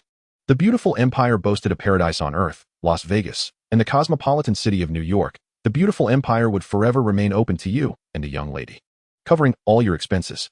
Our nation is graced with the magnificent Mount Fuji and the manga-filled streets of Tokyo. Whenever you wish, our nation is at your service. With all expenses waived, we, the land of romance, have enchanting Paris. Each leader of these formidable nations ardently promoted their country as tourist attractions, their demeanor resembling that of supplicants pleading for Zuo Xi's presence. All expenses covered, no charges whatsoever. This was simply astounding to the online spectators. It was beyond belief. Having spent so much money and sincerely wishing to meet, they were met with a perfunctory rejection, and rather than being angered, they were implored to visit. With accommodations and meals included, would she wish to go? Zuo Xi turned to glance at Romanée, who shook her head. For her, the best way to spend her holiday was to return home and be with her brother, Zuo Xi. Thus, Zuo Xi nonchalantly declared, not interested. And I'm not short on cash. Not interested. Not short on cash. The over 40 million viewers, upon hearing Zuo Xi utter such audacious and extraordinary words once more, could hardly contain their excitement. Did you see that? That's what a true tycoon looks like. What's this about free expenses? He doesn't care. He is not short on money. Who can treat our affluent young master? Does our wealthy young master lack money? A timid question arose. By the way, how far along is that little sister's sister-in-law group in the line? Not too much. I'm the 10,086th sister-in-law. The leaders of various nations, witnessing Zuo Xi's utterly unyielding response, could only smile wryly. Did he truly lack money? A man capable of instigating a global financial crisis. Is he short on funds? No. He is as wealthy as a nation. Meanwhile, amidst the fervent discussions in the live stream, one nation observed quietly from the shadows. Asia, the ASEAN nation. In the Prime Minister's office, Prime Minister MOD was engaged in conversation with his three senior aides, Minister of Internal Affairs Xia, Director of the Security Bureau Duo Wate, and Minister of Foreign Affairs Su Jiesheng, their gazes fixed intently on the live stream that showcased the daily scrutiny. While an assistant secretary presented materials on human civilization, Prime Minister MOD inquired, Duo Wate, Have you received any news regarding that ring? The Asan nation had limited connections with the Haroha United Kingdom. The financial crisis that had erupted years ago primarily impacted the Western world, with Asia not facing the same level of suppression from Zuo Xi, resulting in minimal losses. Consequently, the Asan nation had not engaged with Zuo Xi or the upper echelons of the Crimson Lotus Group. Their knowledge was scant. Director of the Security Bureau Zuo Xi shook his head slightly, stating, "We cannot gather specific information from the Haroha United Kingdom. However, we have received some whispers from the Beautiful Empire and the Britannic Kingdom suggesting that this ring likely represents a core figure within the Crimson Lotus Group of the Haroha United Kingdom." A core member of the Crimson Lotus Group? MOD murmured. The Crimson Lotus organization and the Haroha United Kingdom were not well understood by them. They only knew that nations spoke of them as formidable adversaries. However, they had not engaged or clashed with them. MOD was particularly intrigued by the possibility that Zuo Xi possessed information regarding groundbreaking genetic engineering secrets that could transcend human limits. His interest was profound, even bordering on desire. The Asan nation had long considered itself one of the superpowers. Yet, they had to concede that in many technological aspects, they lagged behind the Great Xia nation, the Beautiful Empire, and the Goose Nation, especially in the field of genetic engineering, where their gap was even larger. As the head of state, MOD understood this disparity keenly. If they could acquire this information and research it first, perhaps the Asan nation could leapfrog ahead of the Great Xia nation and the Beautiful Empire, ascending to the ranks of superpowers. However, he was also wary of the Haroha United Kingdom. Since they had already formulated such theories, their technology must be formidable indeed. This was no adversary to be trifled with. How could they obtain it? MOD pondered, looking at his 3 trusted aides, stating, "The information he possesses could potentially alter the global balance of power. Whoever secures it first and conducts research may gain the greatest advantage in this new era. It is crucial for our great Asan nation." However, the Haroha United Kingdom was not to be underestimated. How could they discreetly acquire this information without being detected? Sha-e Duo and Su Jiesheng fell into contemplation.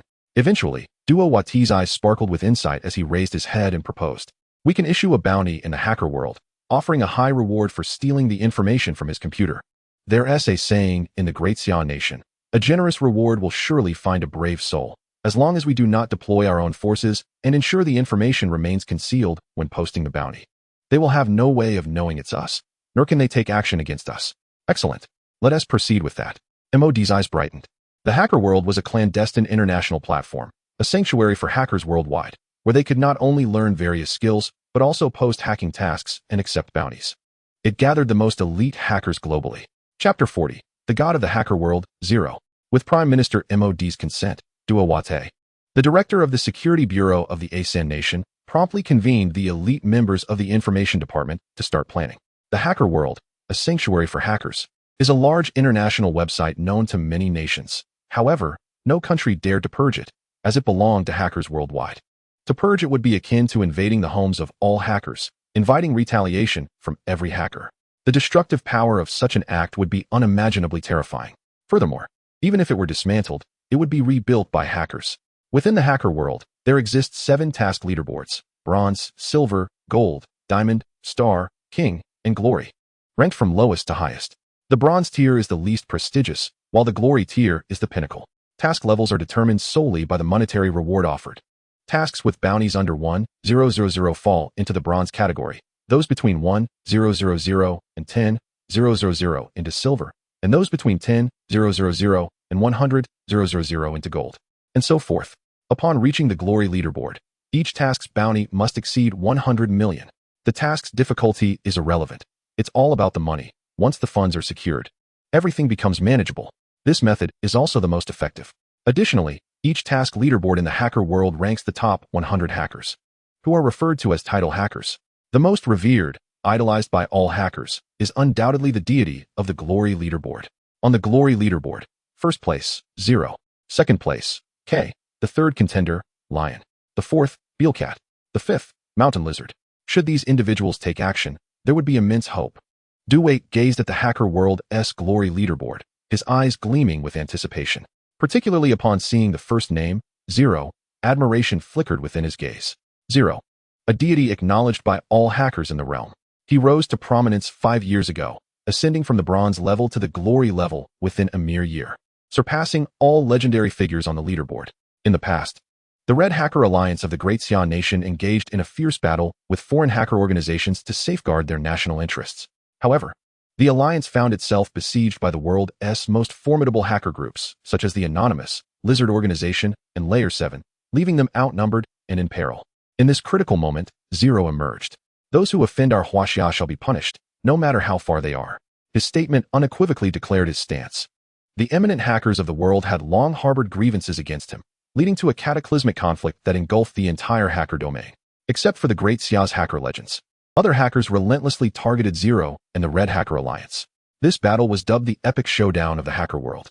During this confrontation, Zero led the Red Hacker Alliance, defying the odds with sheer valor, and vanquished the formidable coalition of Anonymous, Layer 7, and the Lizard Group, thereby solidifying his legendary status.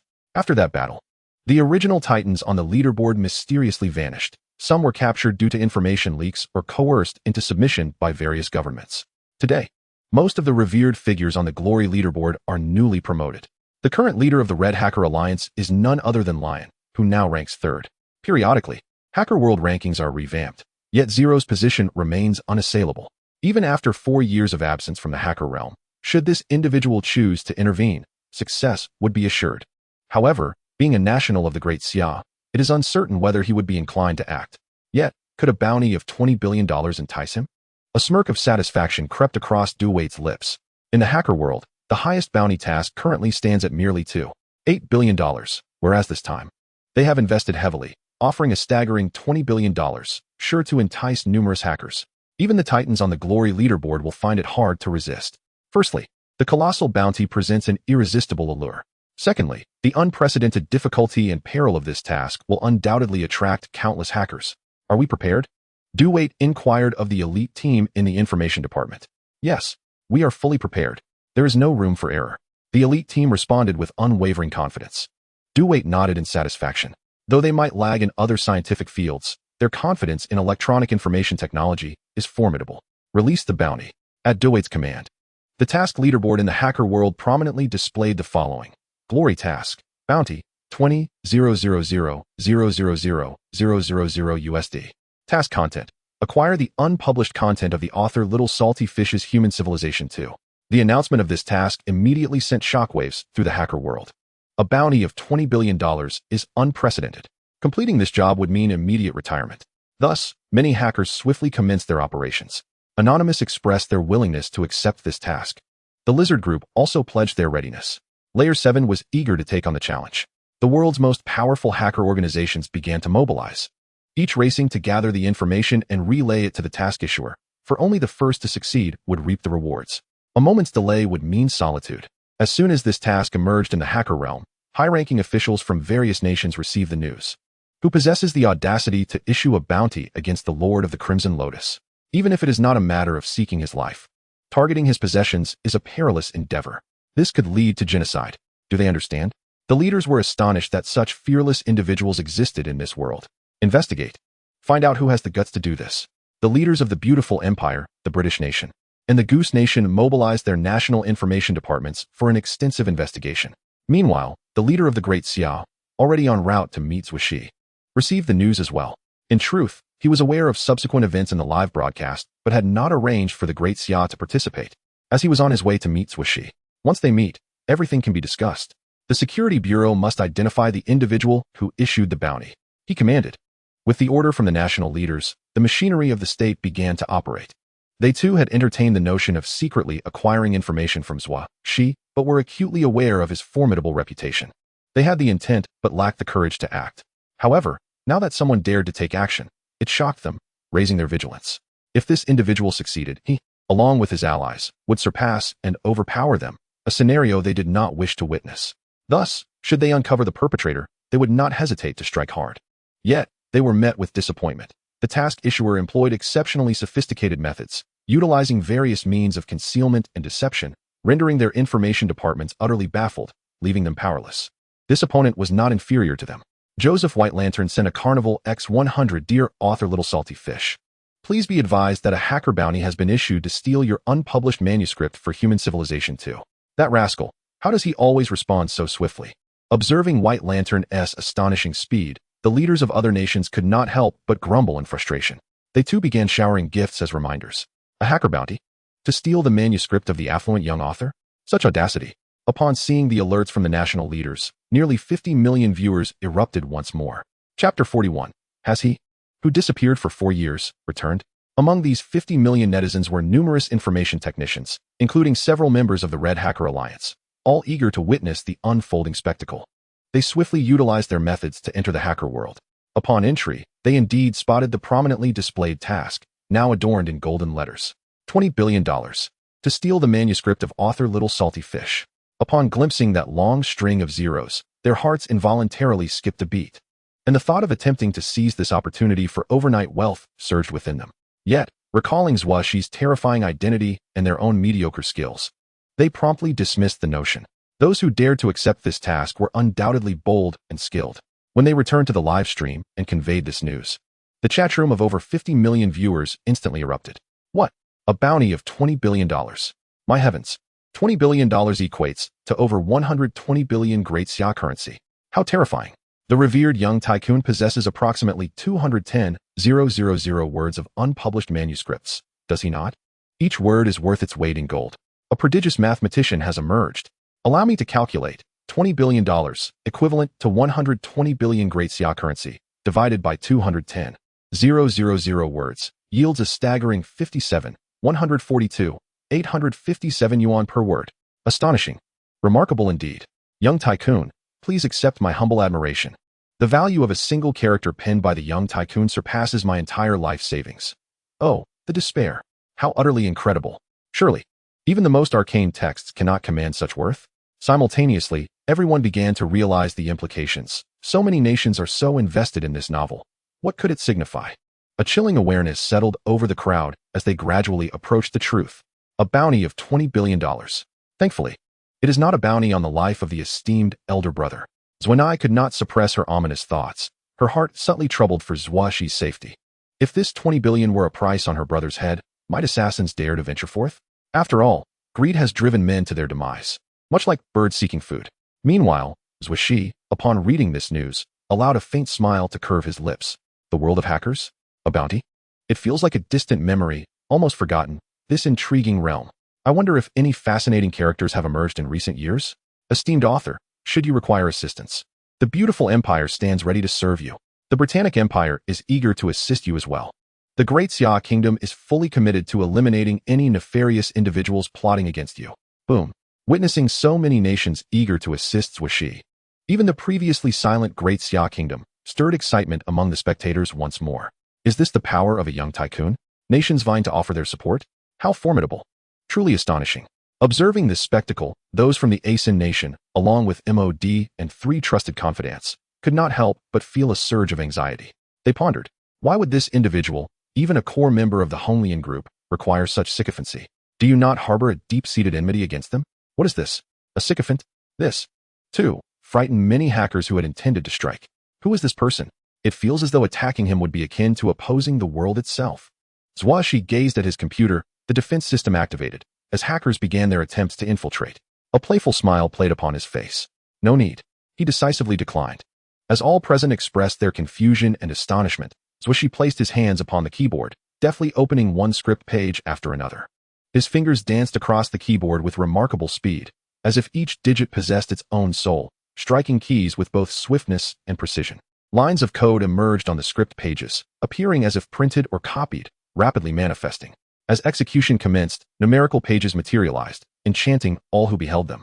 As if wielding infinite allure, perplexed netizens soon grasped the truth. This formidable young tycoon is not merely a writer, but also a hacker, and a rather proficient one at that.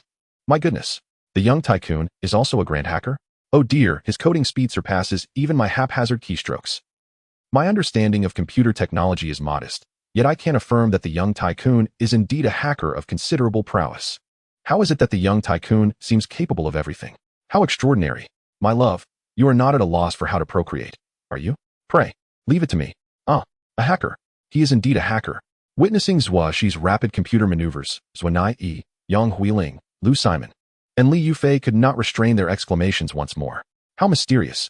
It seems he harbors boundless and astonishing secrets.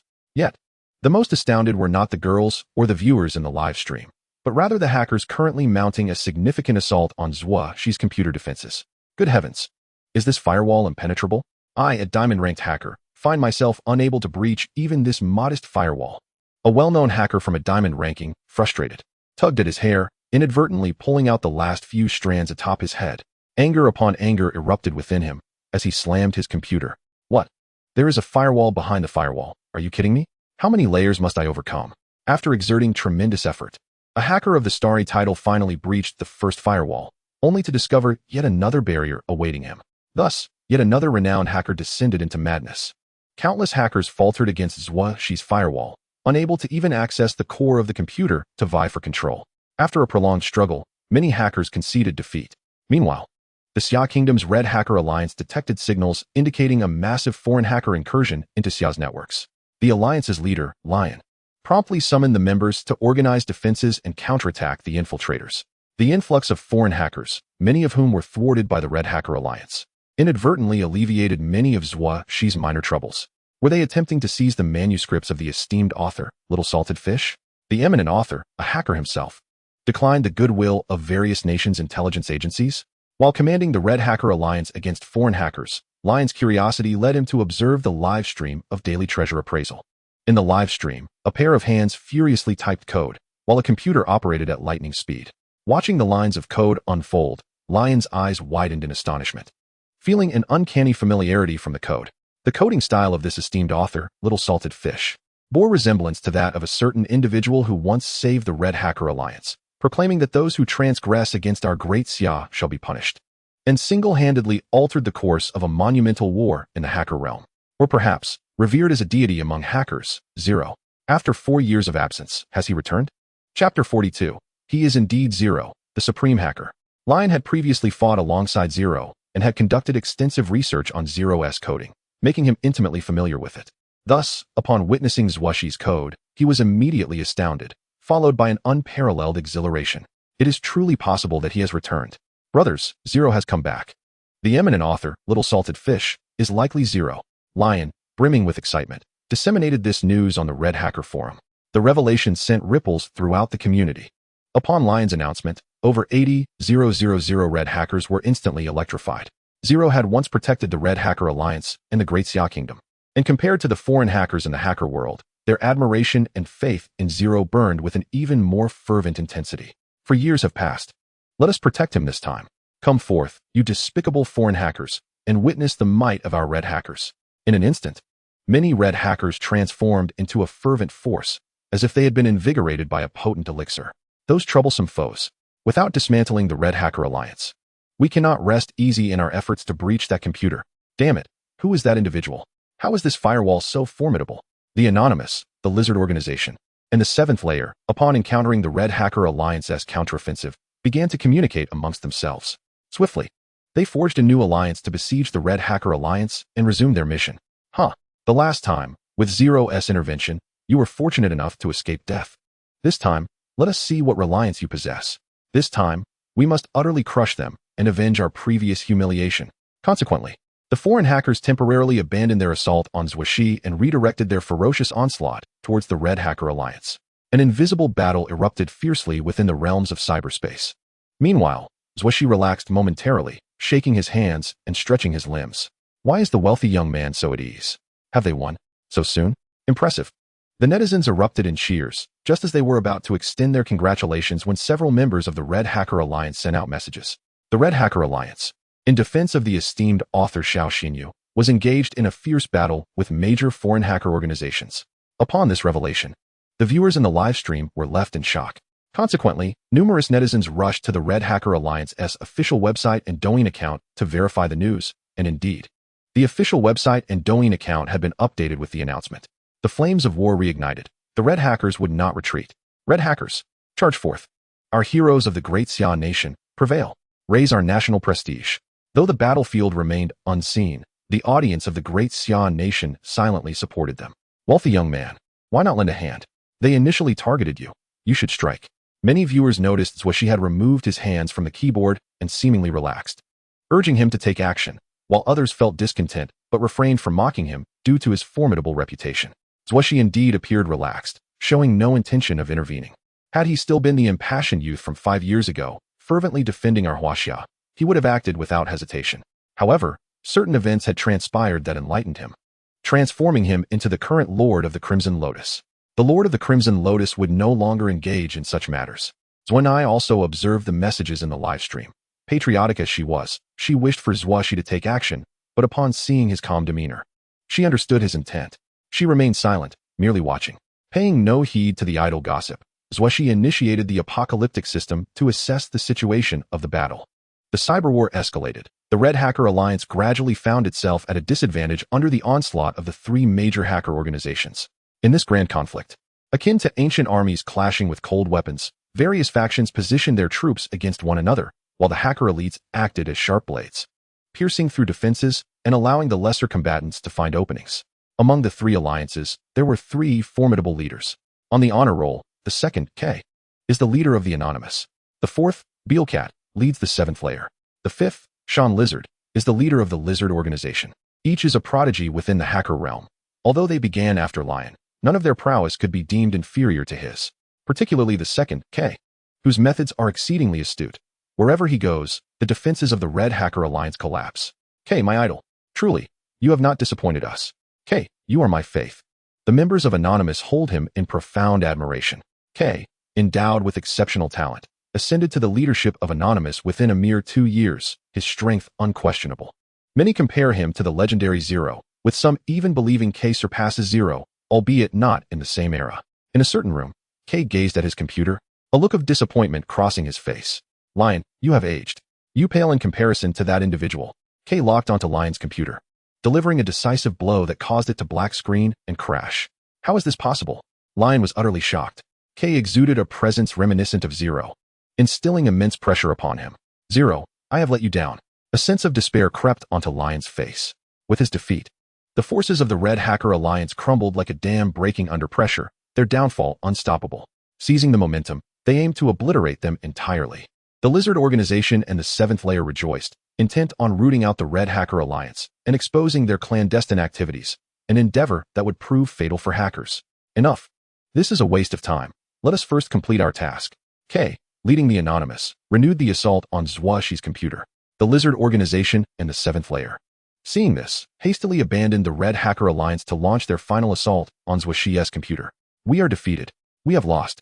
Damn these foreign hackers. Witnessing the Red Hacker Alliance's official website desecrated with the emblems of various hacker organizations, countless netizens seethed with rage. This upstart, utterly indifferent to their plight. Is wealth and power truly so commendable? Lacking even a shred of patriotism. Just wait, your turn will come. Some discontented individuals harbored resentment towards Zuo Xi, yet they dared not voice their anger, choosing instead to watch with cold indifference. Zuo Xi, seeing the 3 organizations victorious, felt no surprise. Rather, he found himself intrigued, particularly by K. He returned his hands to the keyboard. Wealthy young man, go forth. Annihilate them. My dear, do not spare these wretched beings. The attention of the netizens once again focused on Zuo Xi. Some felt animosity towards him, yet others still held affection. Was he in the wrong? No one could say for certain. $2 billion lay within reach. Preparing for action once more, the Anonymous, Lizard Group, and 7th layer launched a fierce assault. This time, they consecutively breached Zuo Xi's firewall, a total of 99 layers. This revelation astonished the hackers of the cyber realm.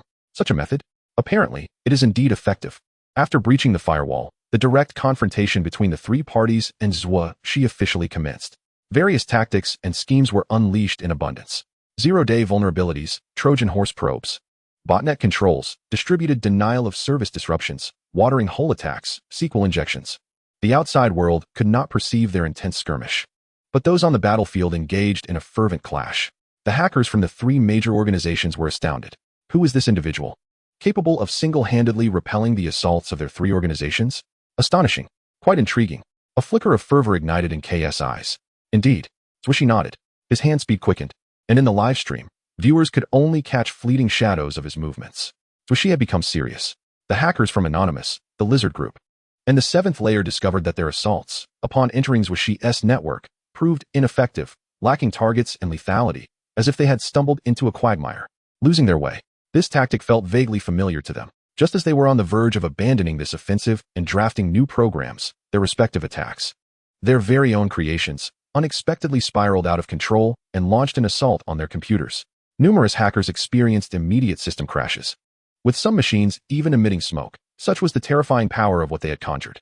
It was utterly absurd. This was a trap of logical deadlock and a counterattack maneuver. This was the tactic of that individual. Zero. He is Zero. Someone recognized this method. Boom. Once this news spread among the three major organizations, an atmosphere of unrest enveloped them all. Zero, the most formidable hacker, the deity of the hacking realm. We are actually besieging him.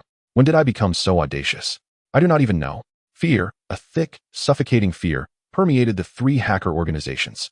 Chapter 43, a solo effort to breach the three great alliances. After Zuo Xi employed the tactics of logical deadlock and counterattack, a significant portion of the attackers from the anonymous group, the lizard team, and the seventh layer faced immediate failure, their computers rendered inoperative. These two methods of Zuo Xi were merely defensive techniques, akin to an automatic counterstrike from his computer-esque defense system. Yet their power was already immense and terrifying. He is Zero, the one at the pinnacle of the glory rankings, that deity. The leaders of the seventh layer and the lizard team, Sean Lizard and Billionaire, also displayed drastic changes in their expressions. Zero, this terrifying existence, has always been the zenith of the hacker world. Every newcomer to this realm inevitably learns of his exploits. He is a god, providing countless new hackers with a target, direction, and belief, while simultaneously imposing immense pressure. Even titans like Billionaire and Sean Lizard are not exempt. And now, they find themselves in battle against him. They are beset by trepidation. Many of their predecessors, leaders, and key figures within their organizations had fallen to his hands, subsequently vanishing mysteriously one by one. This has instilled a dreadful shadow in their hearts. Among the hackers of the three organizations, nearly all are bearing the weight of this psychological terror, while only one person wears a smile, his gaze ablaze with fervor, as if he has stumbled upon a treasure. K. The prodigy hailed as a rival to Zero. At last, you have emerged. In the room, K trembled with excitement.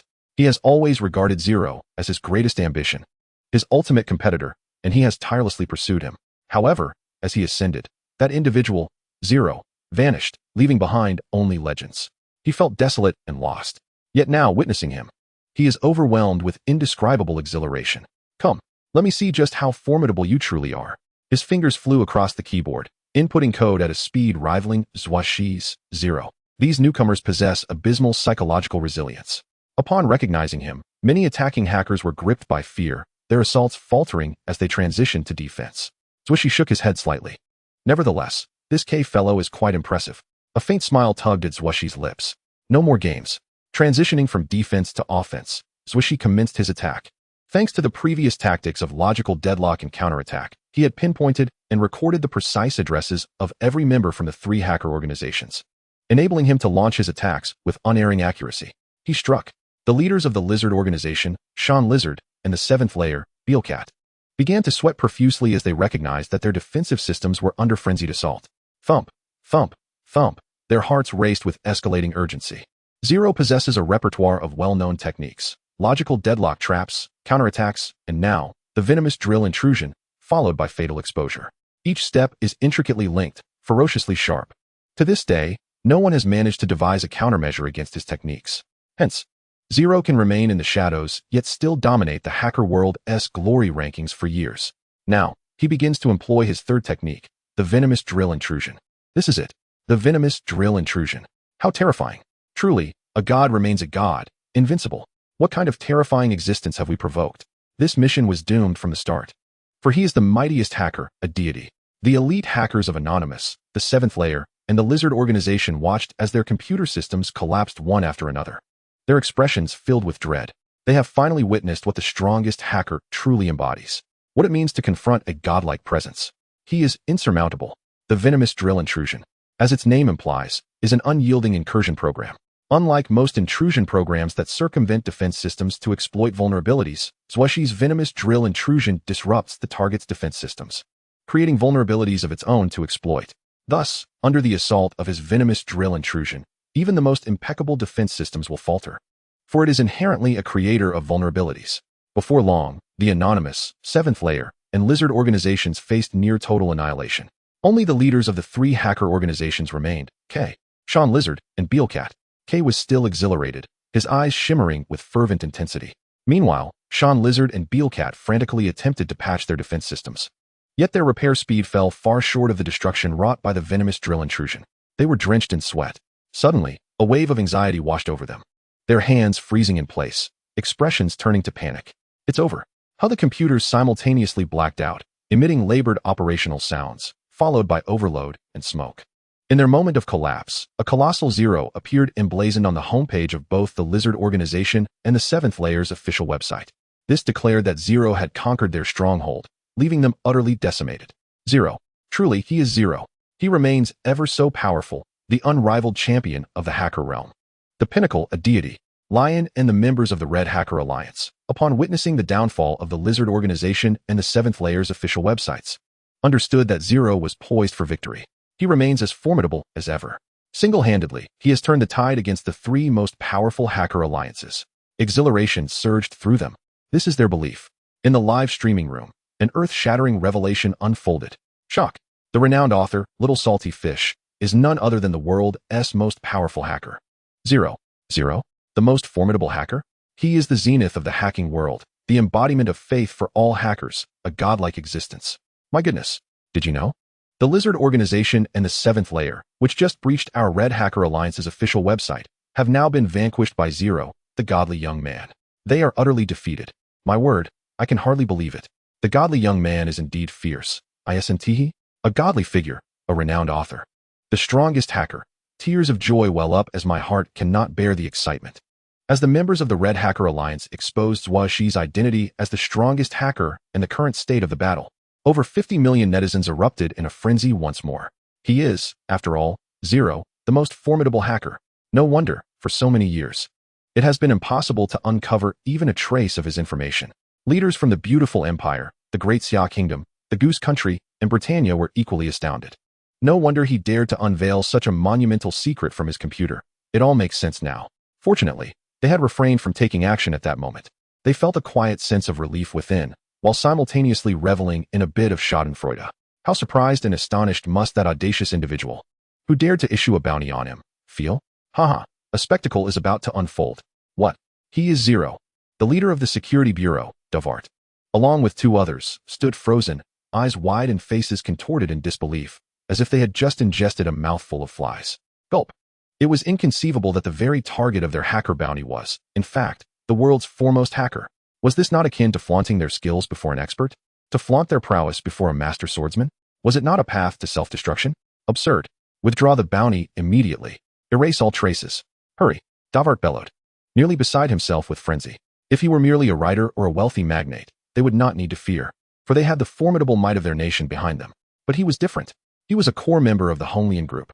Previously, before they realized he was Zero, they had been confident in their ability to remain undetected, but now, that confidence had evaporated. Targeting him was tantamount to declaring war against the entire Honglian group and the entire Halohar kingdom. This was the worst possible outcome. Yes, arrange it immediately. The director of the Security Bureau trembled as he rushed out, frantically dialing for urgent assistance. Meanwhile, the anonymous individuals, the Lizard organization, and the hackers from the Seventh Layer, whose defenses had been breached by Zuo Xi, were also in a state of unrest, filled with trepidation. Zero, whose terrifying venomous intrusion led to fatal exposure. Fatal exposure, a method equally horrifying, was akin to having countless tendrils that would gather all information from the breached target. Any trace of connection, whether current or past, would be unearthed. In other words, Zero now held dominion over all their secret information. As hackers, who among them had not engaged in some unsavory deeds, they were thoroughly terrified. In years past, their predecessors, the esteemed figures in their eyes, had mysteriously vanished one by one after being ensnared by Zero's grip on their information and secrets. The current scenario bore an uncanny resemblance. Was the tragic spectacle of yesteryear poised to replay itself? No, I am not ready to die yet. Thus, in the live broadcast room, a rookie sent a Carnival X100. Esteemed Zero, the world's most powerful hacker, the deity of the hacker realm, my faith has inadvertently offended you. Please, show your magnanimity and forgive me. I am willing to offer all my assets as penance. Little Hamster sent a Carnival X100. Great Zero, the supreme being of the hacker world, please forgive my prior ignorance and foolishness. I too am willing to present all my wealth to seek your forgiveness. One after another, renowned hackers appeared in the live broadcast, offering their apologies. Their fame surpassed that of the last, reaffirming Zuo Xi's identity as the strongest hacker. Everyone was once again astounded. They were astounded by the reverence that hackers worldwide held for him, awestruck by his power and enigma. Chapter 44. I accept your challenge. Wasn't a rookie the super hacker who once infiltrated the Penguin database and even altered their website's logo? That little hamster is no simpleton either. I've heard he has repeatedly breached the beautiful Empire's security bureau, being wanted several times, yet he remains at large. Over 50 million netizens were online, chattering excitedly. While those who didn't understand turned to Baidu or Douyin for clarification, their excitement palpable. Soon, an even more exhilarating figure emerged. Mountain Lizard sent a Carnival X100. Esteemed Zero, I sincerely apologize for the unintended offense. I am Mountain Lizard, the current leader of the Lizard organization. We have never intended to oppose you. On the contrary, you have always been our faith, our idol, the light that inspires us to progress. Had we known that the esteemed author Little Xinyu was you, we would never have dared to disturb you in any way. Now, under your might, the entire Lizard organization trembles in fear. Please, grant us a chance for redemption. We are willing to do anything to earn your forgiveness. Mountain Lizard spoke on behalf of the entire Lizard organization, his heart racing, yet his words were sincere. To serve Zero would be a badge of honor in the hacker world, a status they could boast about for years. I once worked under Zero. Such an honor surpasses even the prestige of being listed among the elite. He continued to shower gifts in a frenzy, inspiring the entire Lizard organization, with tens of thousands of members also fervently sending gifts. The sound waves in the live broadcast soared like a rocket, with every blink of an eye reflecting changes in the millions and billions. They were uncertain whether their gifts would bear any fruit, but it was certainly better than doing nothing and waiting for doom. The audience, witnessing these extravagant gifts that seemed to cost nothing, had already reached nearly 8 billion in gifts, their astonishment waning. They had become immune to shock and awe today. Beelcat sent a Carnival X100. After the Lizard organization offered their apologies, the 7th layer also began to express their contrition. They too humbly apologized, asserting there was no intent to offend. Subsequently, thousands of hackers from the 7th layer went into a gifting frenzy to make amends. In the blink of an eye, the value of gifts approached 10 billion. Over 50 million, nearly 60 million netizens looked on with indifference. 10 billion. Is it not just 10 billion? It's not as if they had never seen it before. Douyin was now overwhelmed, struggling to keep up. Within this small live broadcast room, the most terrifying energies in the world were converging. A minor error could lead to their annihilation. Then, a statement from Beelcat piqued everyone's interest. To dare issue a bounty on our god of the hacker world, our faith, resulting in a sacrilege against our beliefs, is unforgivable. I, Beelcat, representing all members of the 7th layer, declare war on the instigator of this task to seek Zero's forgiveness, our faith, and to uphold the honor of the hacker world. I, Mountain Lizard, representing the Lizard organization, declare war on the instigator of this task for the sake of our faith and the honor of the hacker world. Led by these two organizations, other small hacker groups and individuals join the fray. I, Free Hacker, Little Hamster, declare war on the instigator of this task for the sake of faith and honor. Quickly prepare a new computer. Our Red Hacker Alliance shall also join the declaration of war. Lion, filled with excitement, hurriedly organized the Red Hacker Alliance to join in the declaration. Boom. This time, nearly 60 million netizens were left astonished. This was nearly the entirety of the hacker world's power. Even the beautiful Empire and the great Xi'an nation, such superpowers, might not withstand their formidable might. Zero. Truly the god of the hacker world. Only he possesses such deterrent power and authority. Observing this, leaders from various nations could no longer remain passive. Though these hacker organizations appeared fragile before Zero, lacking any means of resistance, it did not imply they were weak. These hacker organizations possessed the qualifications to contend with state intelligence agencies. How could they not be formidable? The leaders of various nations are acutely aware of the terrifying nature of their capabilities. And such a formidable force, Zero, the Lord of the Crimson Lotus. He wields it at will. Truly a prodigy. The individual who issued the bounty is in grave trouble. Everyone has pondered this question, bemused yet amused. Who could this unfortunate soul be? Ah, the nation of Asan. A fine sheen of sweat has begun to bead on MOD's forehead. Do wait. Mobilize the nation's most elite information technicians, regardless of their current tasks. I demand they cease all activities immediately and ensure the bounty information remains concealed. Duwait is drenched in perspiration. Understood. Understood. Just as everyone is taken aback in shock, a figure, momentarily forgotten, K, makes a grand and somewhat audacious entrance into the live stream. With singular determination, he temporarily seizes control of the broadcast. All comments and discussions are erased at his command. He exchanges privileges with several hosts of the chairman's live streams and begins a dialogue with Zuo Xi. Zero, I have awaited you for a long, long time. Allow me to formally introduce myself. I am K, the leader of the Anonymous, ranked second on the glory list of the hacker world. Why can't I send comments anymore? He is speaking in the live stream. K. He is K, revered as a genius on par with Zero. The two of them are now facing off. The excitement overwhelms the netizens, their initial shock dissolving into anticipation as they fixate on the screen, eager to witness what transpires next. Zuo Xi, Yang Huiling, Lu Sherman, and Li Yufei have remained in stunned silence beside Zuo Xi for quite some time, their faces displaying expressions of astonishment, shock, and dread, perpetually frozen in disbelief. Who could have imagined that this boy, resembling a charming older brother from the neighborhood, harbors such astonishing identities? Upon hearing K's words, Zuo Xi's lips curl into a slight smile. Zero, ranked first on the glory list of the hacker world. Boom. Upon hearing Zuo Xi's verbal acknowledgement, everyone, especially the hackers, could not help but feel their hearts race with exhilaration. In the dimly lit room, K, too, could no longer contain his excitement. Zero, you are also my idol. However, today, I, K, shall issue a challenge to you. The title of the glory list shall belong to me. Boom. K has publicly challenged Zero before the entire internet. Everyone is electrified, astonished, and filled with expectation. I, Zero, accept your challenge. Zuo Xi's response ignites an uproar in the live stream. Chapter 45, The Incredibly Confident K. A legendary deity, a faith of hackers. Heralded as the strongest of the new generation, the one most qualified to usurp the divine status of the hacker world. Previously, they only compared their strengths through hearsay and personal judgment. Now, they are set to confront each other formally, under the witness of the entire internet, a 1v1 match. With the victor claiming the highest honor in the hacker realm, the live stream boasts a vast audience from the Xia nation, along with elite talents infiltrating from foreign lands, and even leaders from various powerful nations. One could say it is a spectacle of global attention. Has someone finally dared to challenge Zero? Truly, it is K. Only he possesses the qualifications to challenge Zero. Ultimately, who will emerge victorious? Surely, it will be Zero. He is the faith of the hacker world, invincible. Not so fast. K has never known defeat. His prowess is formidable. Look at his confident demeanor. Perhaps he has devised strategies specifically against Zero. Strategies to counter Zero? Zero's hacking skills have dominated the hacker world for years, with some even calling them divine techniques. Could it be that someone can finally unravel them? The hackers are the most exhilarated. Good, good, good, K exclaims, bubbling with excitement, having long awaited this moment. His blood surges with fervor. His voice trembles. Doing company. I merely borrow your live stream's privileges to converse with Zero. I shall not harm your rights. Do not interfere with our duel, or I will incapacitate your system. K's tone turns icy. Such arrogance. The audience cannot help but be startled at K's words. The information technology capabilities of Doing Company are not to be underestimated, and the fact that K can easily suppress them speaks volumes of his strength. Thus, anticipation for this duel intensifies among all.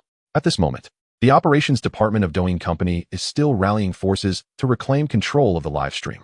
Upon hearing K's declaration, the CEO's expression darkens. It undoubtedly serves as a harsh slap in the face to their company. Just as he prepares to respond, Zuo Xi interjects. Grant him the privileges. After the battle concludes, let him assist in patching some system vulnerabilities as compensation. Upon hearing Zuo Xi's words, the CEO's expression softens, even revealing a hint of delight. For hackers of their caliber, repairing vulnerabilities is no trivial task. They are bound to be critical issues. Moreover, granting a favor to someone as significant as Zuo Xi also provides them a graceful exit. Temporarily grant him the privileges. The CEO of Doing Company orders. K chuckles a few times. Let him patch some vulnerabilities as recompense. It's nothing. However, Zuo Xi's directive carries an air of command.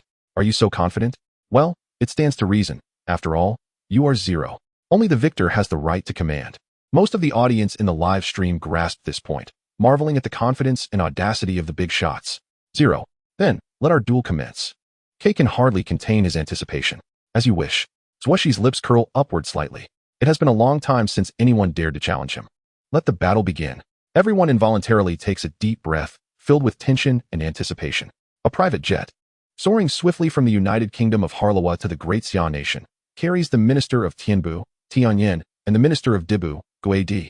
As they sit in the lounge, watching the live stream projected on the table, Tianyin can't help but smile. A glimmer of amusement dances in Guidi's enchanting eyes. Her lips part slightly as she muses. It appears that your Tianbu's digital legion is about to recruit another talent. Tianyin chuckles lightly, responding. It seems the gentleman has a penchant for talent. In this modern era of information technology, Tianbu naturally possesses its own information technology department, aptly named the Digital Legion. Reflecting on the reasons many crucial members joined the Digital Legion, Tianyin smiles knowingly. Years ago, after Zero, also known as Zuo Xi, achieved a resounding victory in an epic hacker battle, he acquired information on his adversaries, such as Anonymous, the Lizard Organization, and the Seventh Layer, elite hackers and deities alike. Excluding a few unscrupulous hackers devoid of principles, nearly all others were recruited by Hong Lian. Thus, the current members of the Hong Lian Digital Legion include many of those legendary hackers rumored to have mysteriously vanished. Jade nods with a smile. Whenever she reflects on Zuo Xi's remarkable qualities, a smile graces her face. Suddenly, her expression turns cold as she inquires, "Have we identified the individual who issued the bounty?" Tianyin shares a mysterious smile and nods slightly. Jade's aura darkens with intent. "Who is it?" The Celestial Eye shook its head slightly and stated, awaiting the Master's command. Should the news be conveyed to her prematurely, it was likely that this lunatic, who regarded everything concerning Zuo Xi as more vital than her own life, would not wait for Zuo Xi's orders and would immediately summon assassins from the earth to strike. The Ghost Emperor gazed intently at the Celestial Eye, her beautiful eyes revealing a glimmer of chilling light. After a moment, she let out a soft snort and relented. The Celestial Eye breathed a heavy sigh of relief. Meanwhile, the confrontation between Zuo Xi and Kay had commenced. At that moment, in the live broadcast room, the audience witnessed Zuo Xi's hands flying over the keyboard at a breathtaking speed. The rapid succession of codes on the computer screen and the mysterious pages that popped up, though incomprehensible to countless netizens, did not dampen their excitement and enthusiasm. Zero. Many proclaim your logical deadlock trap to be insurmountable, combined with your counterattack, forming a seamless defense and offense. Indeed, you are formidable, but your riddle is not truly unsolvable. Today, I shall demonstrate it to them. Kay's voice rang out in the live room, filled with fervor. Just moments ago, he had emerged unscathed from Zuo Xi's logical deadlock and counterattack, having even withstood Zuo Xi's toxic intrusion. Thus, he was the only hacker in the entire arena to remain unharmed amidst Zuo Xi's onslaught. In truth, Kay had long devised a method to counter Zuo Xi's formidable skills through years of research, yet he refrained from employing it earlier. As he sought a fair confrontation with Zero and Zuo Xi, he intentionally observed the Lizard Organization and the Seventh Layer, as well as his subordinates, the Anonymous, retreating one after another. What? He actually possesses a way to deal with Zero's divine technique. No wonder he is so confident. Upon hearing Kay's words, not only the hackers, but everyone in the live room felt astonished. The realization dawned on them that Kay had remained unharmed under Zuo Xi's attack. Had Zuo Xi not targeted him? Unbelievable. How could he be the sole survivor when his subordinates had been completely annihilated? A chill ran down their spines. Kay's prowess appeared to be truly terrifying. A smirk crept onto Zuo Xi's lips. Is that so? Then I shall await your performance. You will not be disappointed. While the two exchanged words, their subordinates did not slow their pace. Fingers danced across the keys, generating code with remarkable speed. Your logical deadlock trap is indeed clever, revealing vulnerabilities that allow opponents to seize them. However, these flaws bear no significance, as they do not penetrate your computer's central command system. Instead, they merely lead the opponent's attack programs to capture another vulnerability, creating a perpetual cycle of probing until your counterattack locates the opponent's address. So that was it. No wonder no one could uncover Zero's address. All the vulnerabilities provided were mere illusions. As Kay's voice echoed, the hackers experienced a moment of enlightenment. The ordinary audience members nodded, some with a semblance of comprehension, while others were left with a myriad of questions. Yet, all acknowledged that Kay was indeed exceptional. Amidst the astonishment of the crowd, Kay's voice continued. However, it possesses a hidden flaw.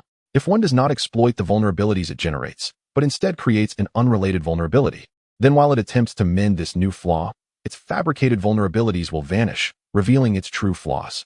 And what better method to create vulnerabilities than your toxic intrusion? Haha. Zero, this battle can come to a close. Chapter 46. This is the pinnacle of the hacker world. Using their own spear to attack their own shield. His understanding of Zero was so profound that he was rightly deemed a prodigious genius. Was Zero truly destined for downfall? The most shocked were the observing hackers. Zero's legendary prowess had been spoken of in the hacker community for years. Not only had no one breached it, but even those who wished to learn could only grasp its form without capturing its essence. This had greatly benefited many hackers, resulting in their profound admiration for Zero. However, Kay's words subtly indicated that he had mastered Zero's divine techniques, intending to use Zero's toxic intrusion to assault his logical deadlock trap. If that were the case, Kay could indeed sweep them all aside. Realizing that Kay had launched a full-scale assault, everyone instinctively held their breath, their eyes glued to the screen, awaiting whether Zuo Xi's computer would exhibit any anomalies. Indeed, before their astonished gazes, Zuo Xi's computer displayed evident lag. The control pages generated by his code were gradually closing. He succeeded. K succeeded. He actually succeeded. K was destined for deification. A new god in the hacker world had emerged.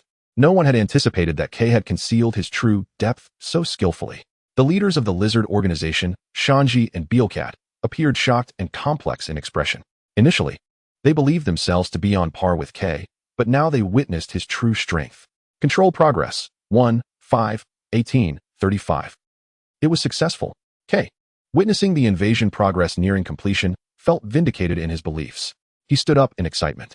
After countless days and nights of research, he had finally succeeded. He had defeated Zero. The dream of conquering a legend was on the verge of realization. Suddenly, as progress approached 100, K's expression grew complex. Zero. You left your divine techniques in the hacker world, an invincible silence, in search of an opponent, or perhaps to cultivate the next generation of hackers. Upon hearing K's words, all the hackers watching the live stream tensed. Who among hackers does not strive to conceal their ultimate techniques and methods? The more one reveals, the quicker one meets their demise. Yet Zero was different. He publicly shared his divine techniques with the hacker community. This was a display of unparalleled confidence. However, K's subsequent statement struck a chord within them.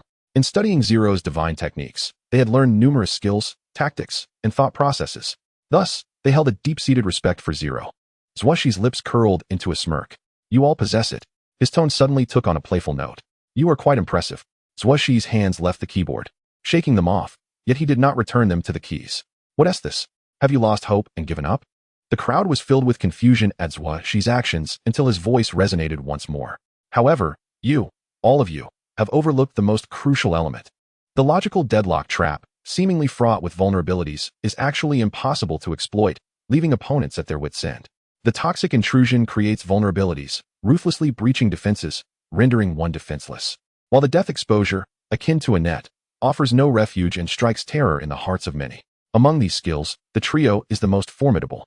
Yet, the counterattack has received little attention, even being disregarded by many. You all believe it merely serves to identify the target's address. You are mistaken.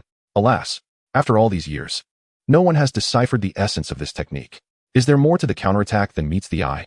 Given Zero's identity, no one doubted he was merely posturing. The hackers felt a tightening in their hearts. Indeed, the live room echoed with K's incredulous shout. How is this possible? As the progress on K's computer finally reached 100. To Zuo Xi's astonishment, his own device did not malfunction as anticipated, nor did it exhibit any erratic behavior. Instead, it was his computer that faltered. The keyboard became unresponsive.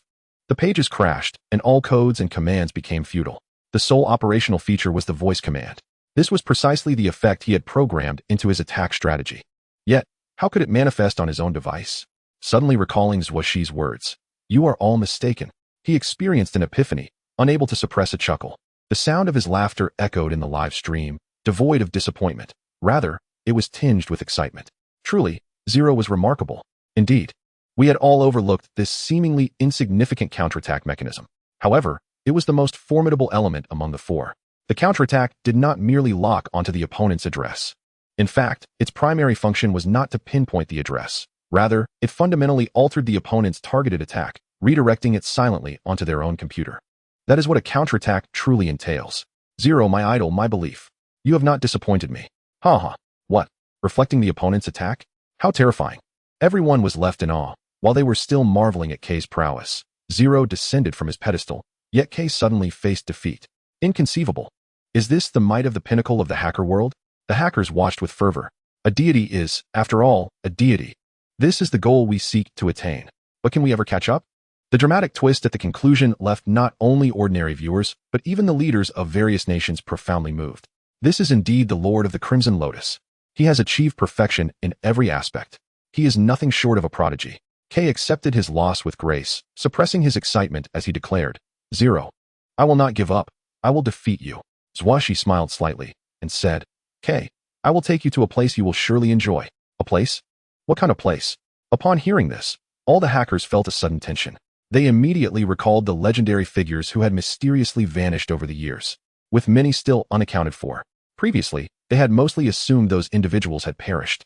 However, after witnessing today's duel, they began to understand Zuo Xi better, sensing he might not be as extreme. Perhaps those legends had allied themselves with Zero? Yet, There were no reports of any renowned hacker organizations emerging. Given Zero's prowess, his hacker organization must be the best in the world. Hearing Zuo Xi's words, Kay hesitated. No, I still have classes to attend. Classes? Kay, this kid is still a student? Upon hearing Kay's words, everyone was stunned. He actually refused Zero's invitation. To be honest, despite the potential dangers, if they were in his shoes, they would certainly be willing to take the risk. Yet, this kid's reason for refusal was that he had to attend classes? Zuo Xi chuckled lightly and said, in this world, no one can refuse me. A collective tension gripped everyone once more, especially the leaders of various nations. This was a phrase he seemed to have directed at them before, after which they lost many top scientists. On a private jet en route to Xia country, the Tianyan phone received a message from Zuo Xi. A simple 2-character message. Captured. Tianyan smiled in surprise. The gentleman truly seems to have a fondness for this little fellow. TSK, there are few who can pique his interest. For reasons unknown, upon hearing this, the Ghost Emperor narrowed his eyes at Tianyan, a glimmer of cold light flashing within. Suddenly, Tianyan felt a chill run down his spine. Seeing the Ghost Emperor's expression, his smile faltered. In the live stream, Kay exclaimed defiantly, I won't go. What can you do to me? His voice, though processed, still retained a playful tone. However, before he could finish, someone burst through the door. Who are you? Let me go? No. I have my entrance exams coming up. I need to get into a good high school. No. I won't go? Following this, a busy signal rang out. What was happening? Were they being kidnapped? Right in front of the entire internet. Everyone was astonished. An entrance exam for high school. He, Kay, the leader of the Anonymous, who dared to challenge Zero and nearly triumphed, was actually a middle school student? Countless viewers were left disoriented by the revelation. Leaders from various nations reflected that the Honglian group had once again gained an unparalleled genius. Meanwhile, the live stream permissions were restored to normal. Just as everyone was still processing the shocking turn of events, Zuo Xi's haunting words elevated everyone's spirits to an exhilarating peak. Does the person who issued the bounty not wish to come forward and explain? Chapter 47. The Kingdom of Asan, taking a deviant path. The one who issued the bounty. Who is it? From the tone of the wealthy gentleman, it seems he might have an inkling of the identity behind it. To offer a bounty of $20 billion, the force backing such a person must be formidable. At the very least, it would require a power akin to that of the Rothschild family to effortlessly present such a bounty. Yet, the Rothschild family has already issued an apology. Who could this person be? The atmosphere in the live stream shifted sharply at Zuo Xi's remark, filled with tension and intrigue, as viewers found themselves lost in speculation. Which force is audacious enough to act so recklessly? Or is there a hidden power unknown to outsiders? Much like the mysterious wealthy gentleman, the audience's imaginations ran wild. Meanwhile, hackers in the live stream eagerly returned to the hacker world to check the bounty information once more, only to discover that the bounty had mysteriously been retracted. The indignant hackers, especially those from the Red Hacker Alliance, shared this news in the live stream. That despicable fellow withdrew the bounty. He is afraid. Huh. What good does withdrawal do? Once it has been revealed, there will always be traces. Moreover, before Zero, any clue will be their nightmare. It is simply a case of burying one's head in the sand. Ridiculous. The audience erupted in an uproar upon witnessing this. Meanwhile, Beelcat and the Lizard Clan had already prepared their subordinates with new equipment. Had it not been for Kay's sudden challenge to Zero, which was immensely captivating, they would have already begun searching for that individual. How dare they issue a bounty against our faith, our idol, inciting a war within the hacker world? Such intentions are worthy of condemnation. Members of the Lizard organization, follow me into battle. Mountain Lizard directly issued orders in the live stream, showering gifts to declare war. At this moment, their official website had yet to be restored, and communication among members was hindered by Zuo Xi. Thus, he boldly declared their intentions in the live stream. This further showcased their momentum, determination, and sincerity. Yes, with a change of opponents. The members of the Lizard organization regained their confidence and enthusiastically engaged in another round of battle. We, the 7th level, will not allow anyone to disrespect our hacker world's faith. Members of the 7th level, follow me into battle. Beelcat closely followed Mountain Lizard in the live stream, issuing the final declaration. Thus, the members of the 7th layer sprang into action. Meanwhile, the Anonymous Collective, along with various small alliances and independent hackers, joined the tide of attacks sweeping through the hacker world. Without Kay's leadership, the Anonymous group appeared somewhat disorganized.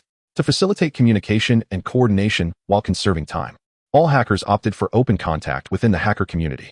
This was unprecedented. Consequently, the hackers of the hacker world exhibited an unparalleled unity. This represented a terrifying force within the digital realm. In the country of Asan, MOD found himself increasingly restless. As he observed hackers from the hacker world making declarations and live streams, a wave of anxiety washed over him. Moreover, they faced a formidable opponent, the world's strongest hacker, for whom they had placed a bounty. Although he held confidence in his nation's information technology capabilities, an unsettling feeling gnawed at him. Prime Minister, perhaps we should apologize and offer some reparations? Ventured the Minister of External Affairs, Zuo Xi, cautiously. He sensed that the individual for whom they had issued a bounty seemed to be aware that they were the ones targeting him.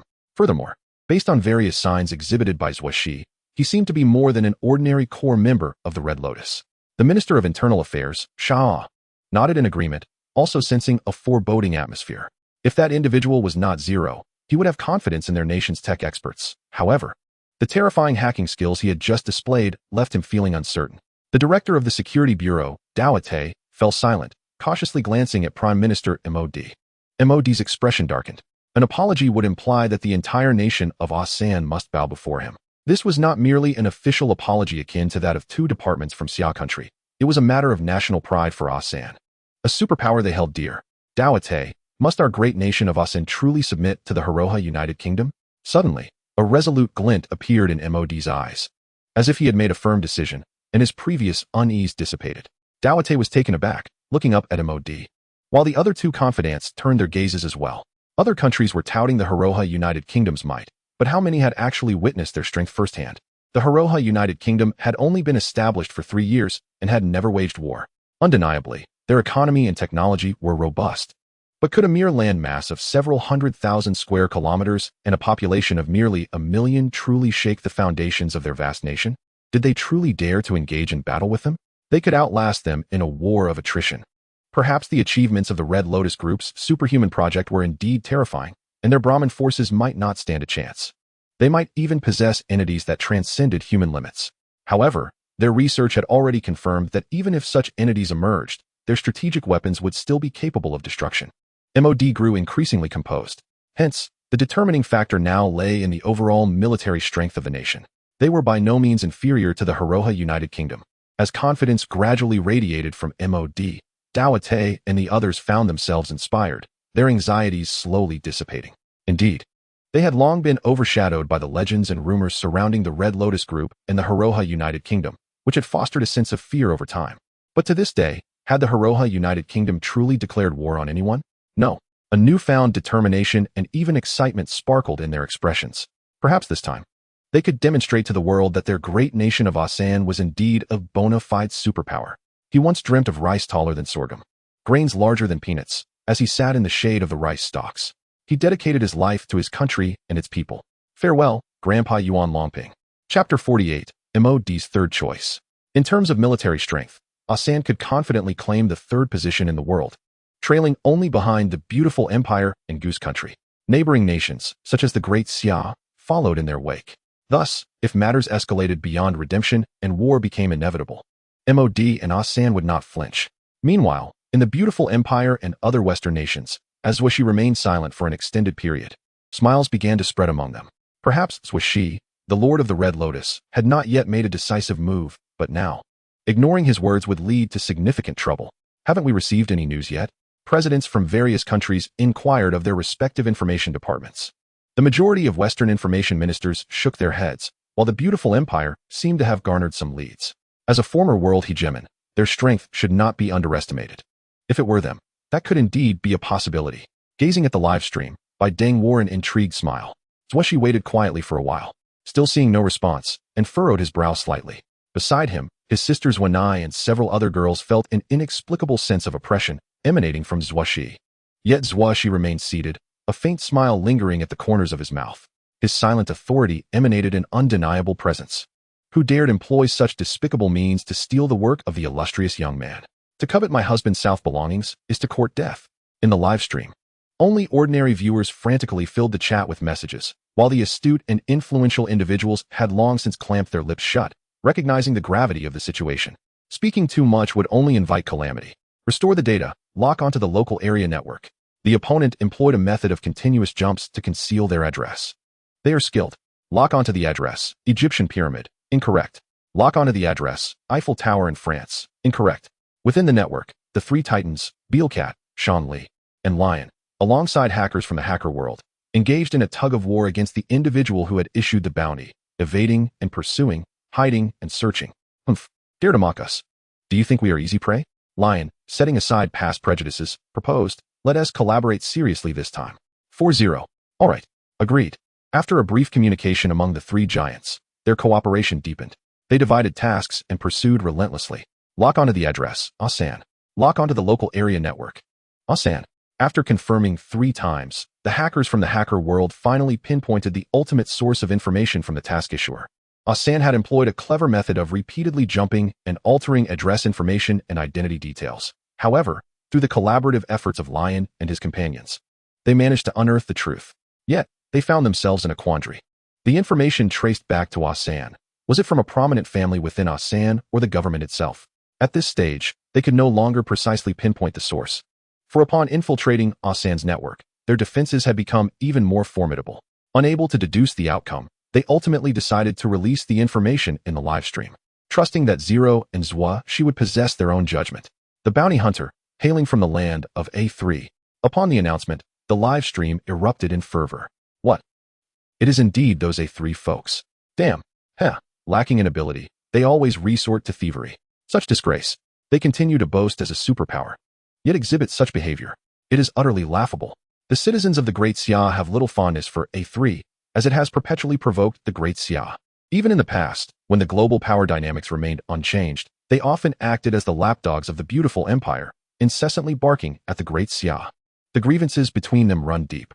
How audacious of them. Indeed, it is them. It is truly their style. Upon hearing this news, leaders from various global powers appeared either enlightened or as if they should have anticipated it. Davart, how could they even find us? Did you not say it would be fine? The hacker, MOD, witnessed Lion and other hackers from the dark world, who didn't even need to intervene. Swiftly identifying the culprits, he was instantly filled with rage. Is our information security department not of the world's top echelon? How could we be breached so easily? Although the accusation had yet to explicitly land on their government, it already pointed towards A3. Could they extricate themselves from this? Davart found himself at a loss for words. His elite information security team had assured him of their competence. Meanwhile, his confidants, Foreign Minister Su Jiexing and Interior Minister Sha, lowered their heads. Having believed in the strength of their information department, yet now faced a swift and brutal slap in the face. MOD glared at the three of them, his anger boiling, breathing heavily. In this situation, given Zero's technological prowess, exposure was merely a matter of time. Thus, there were only 2 choices. First, as Zero suggested, to step forward and provide an explanation, essentially an apology. Second, to refuse to acknowledge any wrongdoing. Suddenly, a spark of inspiration struck him. There exists a third option. MOD, also provide me with a TikTok account for the Xia country. In the live stream, Leonardo MOD sends out Carnival X100. Esteemed author, Little Salted Fish. And revered Zero, allow me to introduce myself. I am the great Prime Minister of A3, MOD. I acknowledge that it was my error to send someone to acquire your unpublished manuscripts secretly. However, I did so with the intent of benefiting all humanity. Your research holds monumental value for the advancement of human science. It transcends personal ownership, belonging instead to all of humanity. Thus, while my actions may be wrong from a personal standpoint, they are justified for the greater good. MOD's remarks left all viewers in the live stream speechless. Chapter 49, The Winds of Change. How shameless can one be to utter such words? It's laughable. Just because it holds significant meaning for scientific research. It must belong to all humanity? Have you been kicked by a donkey? If so, why not share your own scientific findings with all of humanity? Perhaps it wasn't a donkey kick, but rather an excess of cow dung that has clouded your mind. My dear brother above, you've consumed all the bamboo shoots. MOD's statement ignited immediate mockery from the Xia audience, cloaked in grandiloquent rhetoric, who remains unaware of his ulterior motives. What gives him the audacity to speak so boldly? The leaders of the global powers were astonished to witness MOD daring to address the Lord of the Crimson Lotus in such a manner. Did he truly believe that adopting a righteous stance from a moral high ground would garner support and instill fear in the Lord of the Crimson Lotus? Such naivety is unacceptable. Suddenly, they seemed to grasp something. Could it be that this individual was deliberately acting in such a manner? Did A3 intend to challenge the strength of the Crimson Lotus Group and the Hiroha United Kingdom? This aligns with their typical behavior. Presently, the Hiroha United Kingdom, being a unique entity, has garnered a tacit respect from global powers influenced by the beautiful empire and the Great Xia, rendering them reluctant to offend in the slightest. However, A 3 remains oblivious to the depths of this situation. Self-proclaimed as a superpower, they believe themselves capable of standing shoulder to shoulder with the great Xia and the beautiful empire, thus granting them the confidence to act. Soon, the leaders of the various powers began to speculate. This could be a prime opportunity for them to take the lead. Perhaps they could indeed gauge the strength of the Crimson Lotus Group and the Hiroha United Kingdom. They too were curious about the true capabilities of the Hiroha United Kingdom. Why does the beautiful empire hold it in such regard? The Western nations, aside from the beautiful empire, had their own hidden agendas. MOD, OMOD. You are leading A3 into the flames. Bai Deng observed the live stream, shaking his head in dismay. Mr. President, while A3 may often be arrogant, it is a crucial pawn in our strategy to contain the great Xia. Should we not issue them a warning? They likely have no idea whom they are dealing with. The Lord of the Crimson Lotus. The Vice President of the beautiful empire conferred with Bai Deng. Bai Deng shook his head resolutely. Interests must be weighed carefully. The benefits they stand to gain pale in comparison to the offense of provoking the Lord of the Crimson Lotus. Just watch. He will undoubtedly make them pay. Moreover, MOD is not ignorant of this. Rather, he seeks to elevate A3's international standing through the Hiroha United Kingdom. This ambition has been brewing for more than just a day or two. Do they harbor such grand aspirations? The Vice President inquired, astonished. Does this imply they wish to stand on equal footing with our beautiful empire? Do they possess the strength to do so? Bai Deng scoffed. Such shameless individuals can ascend to the premiership? Brother, ignore him. Upon witnessing the Prime Minister of A3 make a blunder and then attempt to morally bind his brother, Zuo Xi's face flushed with anger. Indeed, the Prime Minister behaves in such a manner. He is simply envious. Li Yufei and Lu Sherman frowned, their beautiful eyes reflecting their indignation. While Zuo Xi wore a cold smile. How could he not see through the intentions of MOD and his ilk? Ultimately, the Crimson Lotus Group has remained too low-key, and the Hiroha United Kingdom too silent, allowing these clowns to harbor such thoughts. Since they wish to use us as stepping stones, I shall use them as a warning.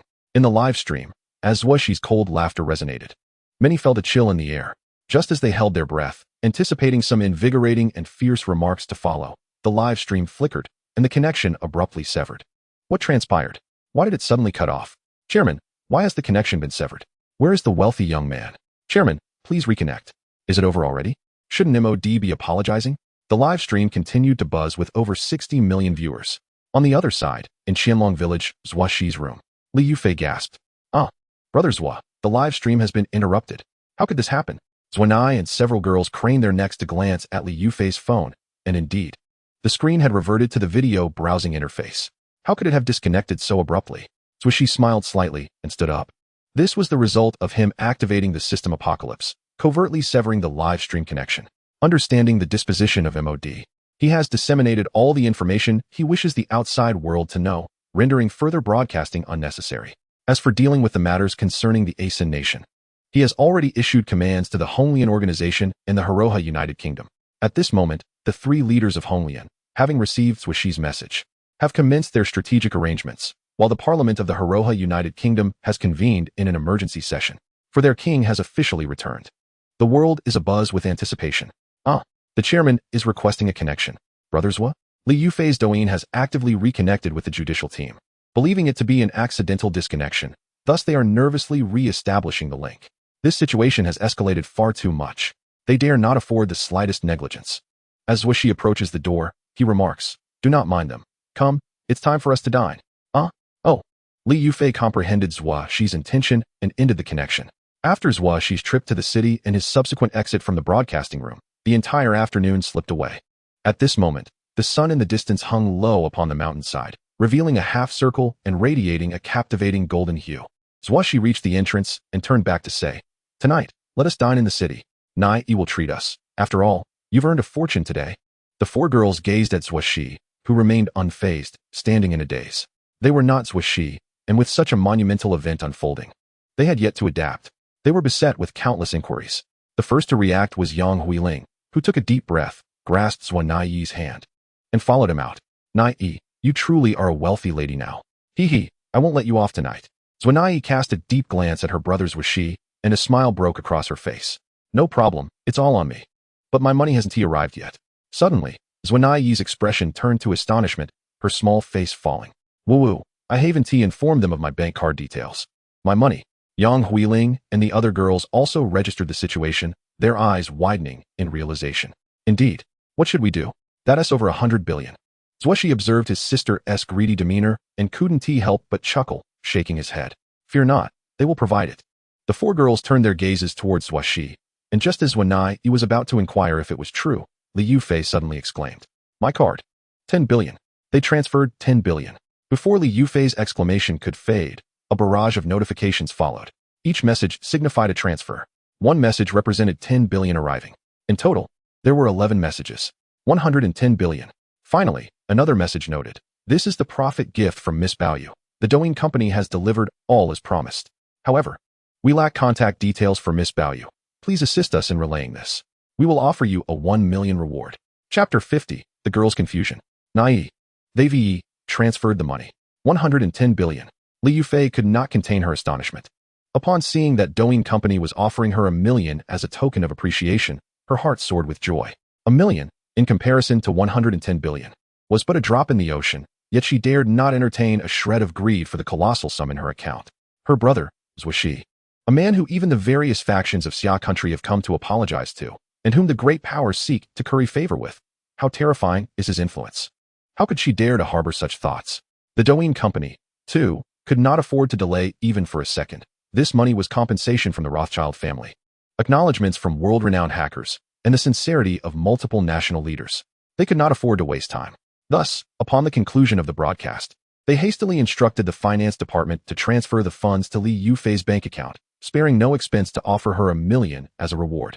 To Zuo Xi, a super-rich individual more formidable than those in novels, 1 million is inconsequential. Yet for them, it represents a significant amount. Li Yufei's heart brimmed with delight. Wow. Yang Huiling and Lu Sherman leaned in, their long necks craning to clearly see the bank notification on Li Yufei's phone, gasping in awe, their eyes wide open. Even they had never encountered such an immense sum. Indeed, the combined assets of their families were not as substantial. Moreover, this was liquid capital. While others boast of net worths in the billions, it usually comprises various assets, real estate, vehicles, company shares, and the like. Yet Romanée now possessed 110 billion in liquid funds. Unimaginable. She, a girl, a female university student, rivaled a large investment firm. 123. 902. 111 digits. It truly is 110 billion. Wow. Yang Huiling meticulously counted, her face a mask of astonishment. Then pulled the equally amazed Romanée close, grinning as she said, "Tonight, all expenses will be on the grand lady Nai." Previously, in school, Romanée often called her Huiling the rich lady, and now, it was finally her turn to reclaim that title. Romanée's heart raced wildly as she playfully responded, "Of course," observing Yang Huiling and Romanée's enduring closeness. Unaffected by her brother Zuo Xi's fearsome and mysterious identity, Li Yufei and Lu Sherman couldn't help but feel envious. Stealing glances towards the entrance, Zuo Xi stood there, wearing a calm and composed smile, appearing neither distant nor overly familiar. Strikingly handsome, exuding a unique charm, with deep, expressive eyes, he embodied a billionaire. A literary giant poised to conquer the world's most formidable hacker. Everything about him was so perfect that their hearts raced. This was the epitome of a male deity. They longed to converse with Zuo Xi, but were at a loss for words. Even those who typically held an air of superiority, with few males worthy of their attention, felt a pang of inferiority in the presence of a man like Zuo Xi. He was simply too radiant. And could he truly take an interest in me? Reflecting on how Romanée had previously acted as a bridge for them, they felt a wave of regret. "Look at how happy you are, let's go." Zuo Xi smiled, observing Romanée's joyful expression. Hearing this, Romanée looked up at Zuo Xi, pouting and glaring, pulling Yang Huiling along as they walked over. "Humph, you awful brother, keeping so many secrets from me." Watching his sister's slightly aggrieved demeanor, Zuo Xi affectionately ruffled her hair, resting his arm around her shoulder as they exited, squinting with a smile. "You didn't ask." "Humph." Romanée huffed in frustration. It seemed her brother Zuo Xi hadn't lied. He was indeed a writer, albeit with a rather grand reputation. Even the likes of Tang, Xiao couldn't compare. Yet, what about his other identities? Couldn't he share them with me if I didn't ask? Humph. Why hadn't she noticed before how infuriating her brother could be? Yang Huiling, witnessing Romanée's sulking expression, couldn't help but chuckle. "Let me laugh at you." Irritated, Romanée reached out to tickle Yang Huiling, who laughed and hastily dodged. Li Yufei and Lu Sherman trailed behind, their demeanor somewhat reserved. Gazing at their amiable interaction with envy, the group tidied up briefly before boarding Zuo Xi's car, setting off towards the deep city.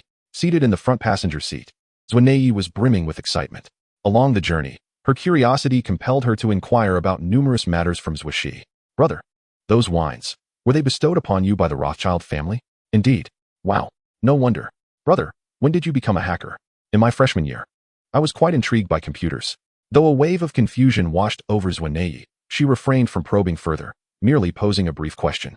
She understood that deeper secrets were likely entwined within, and with outsiders present, she knew it was prudent to refrain from asking too much. Yang Huiling and several other girls perked up their ears, occasionally chiming in with questions, yet they too hesitated to delve too deeply, feeling a twinge of apprehension. So, brother, will the Prime Minister of Asan still come looking for trouble? He seems quite interested in your manuscript, Romanée expressed her concern. Although Asan was not as formidable as Daxia, it remained a significant power. If MOD truly intended to harm her brother, it could spell danger. Rest assured, it's nothing to worry about. The girls gazed at him in astonishment. They realized that regardless of the magnitude of the situation or their worries, he consistently reassured them with those same calming words. Whenever Zuo Xi uttered such phrases, Romanée felt a sense of relief. Throughout her experiences, she had come to believe that if Zuo Xi said everything would be fine, it truly would be. So tell me, what would you all like to eat tonight? Anything that flies in the sky or runs on the ground. Just say the word, it's on me. Romanée playfully inquired, breaking the interrogation pattern directed at Zuo Xi. Wow, Nei, the wealthy heiress, is becoming quite the trendsetter. Yang Huiling teased, unable to suppress her amusement at Romanée's grand demeanor. Lu Sherman and Li Yufei chuckled in agreement. Romanée flashed a cheeky smile, boldly declaring, of course. Huiling, as the affluent lady, tell me, how much would you charge for a night? I've been covering you for a year. Yang Huiling's cheeks flushed crimson. Uft. Such talk is meant for private moments, and now, with brothers we here, you dare to say it? Isn't that shameless? Huiling blushed even more. Haha. But you were the one who said you would support Nei before, and now the tables have turned. Exactly. Dear and elegant Huiling, how much for a night?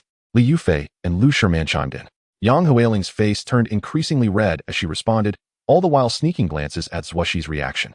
Watching the four girls chat unabashedly, Zuo Xi shook his head with a smile, focusing intently on driving.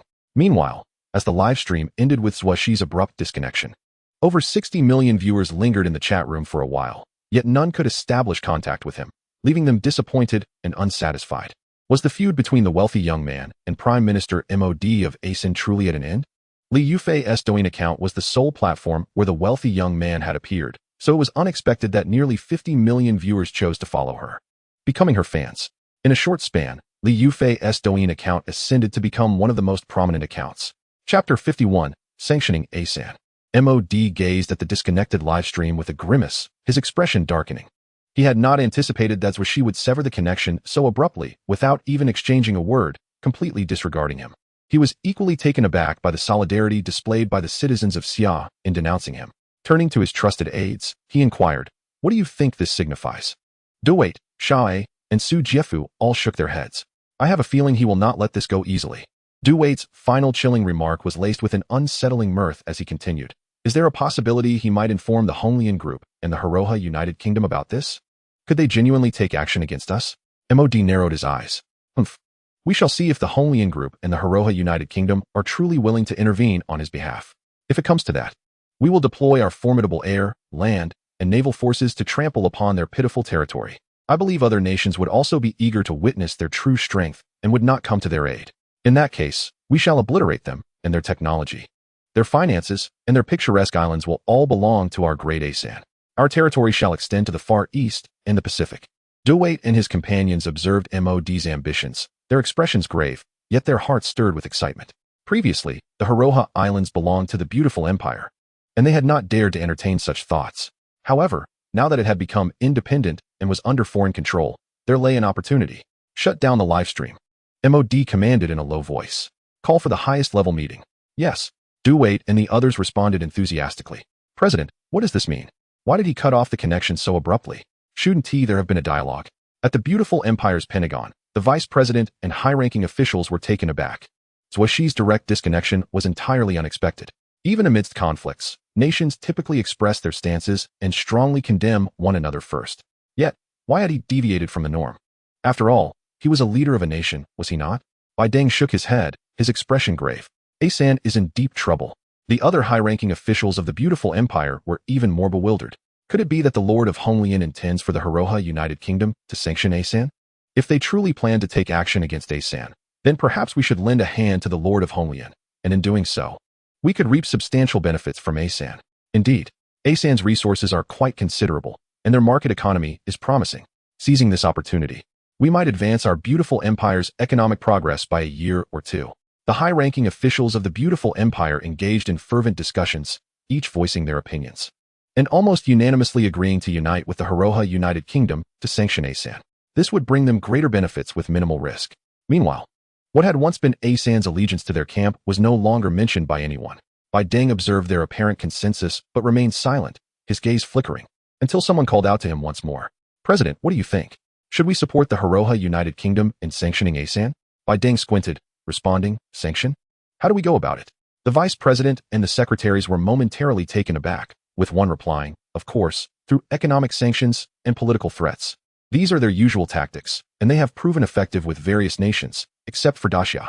Suddenly, Bai Deng, having overheard their conversation, chuckled. "Do you truly believe that the Lord of Honglian will only resort to economic sanctions and political pressure against Asan?" The other senior officials were astonished. Could it be? Indeed, war. The Lord of Honglian will initiate war. If my conjecture is correct, the moment he severed the live stream, he was expressing his refusal to converse. His refusal to negotiate. Asan, MOD and his cohorts seek to use the Haroha United Kingdom to validate their strength and elevate their international standing. Meanwhile, the Lord of Honglian intends to use Asan to showcase the power of the Haroha United Kingdom to the world and to warn us that his interests cannot be trifled with. Boom. War. He, the Lord of the Crimson Lotus, audaciously dared to declare war against a great nation. The motive? Someone coveted his possessions. No, it was to proclaim their might to the world. Upon hearing President Bai Deng's words, the high-ranking officials of the beautiful empire were left in shock. If war were truly to be waged, should we still offer our support? Once the conflict ignites, the ramifications would be monumental. It is not a mere economic war that can be easily resolved. Bai Deng contemplated, refraining from an immediate response, and instead declared, "Let us convene the North Moon Conference." The North Moon Conference, established after the formation of the Haroha United Kingdom, had rendered the Western Alliance virtually impotent. Now, it was once again brought forth by the beautiful empire. In the West, aside from the various powers of the American Empire, he severed the live broadcast. Refusing to engage in dialogue with MOD? What could this signify? It was likely that the formidable Lord of the Crimson Lotus would not retreat quietly.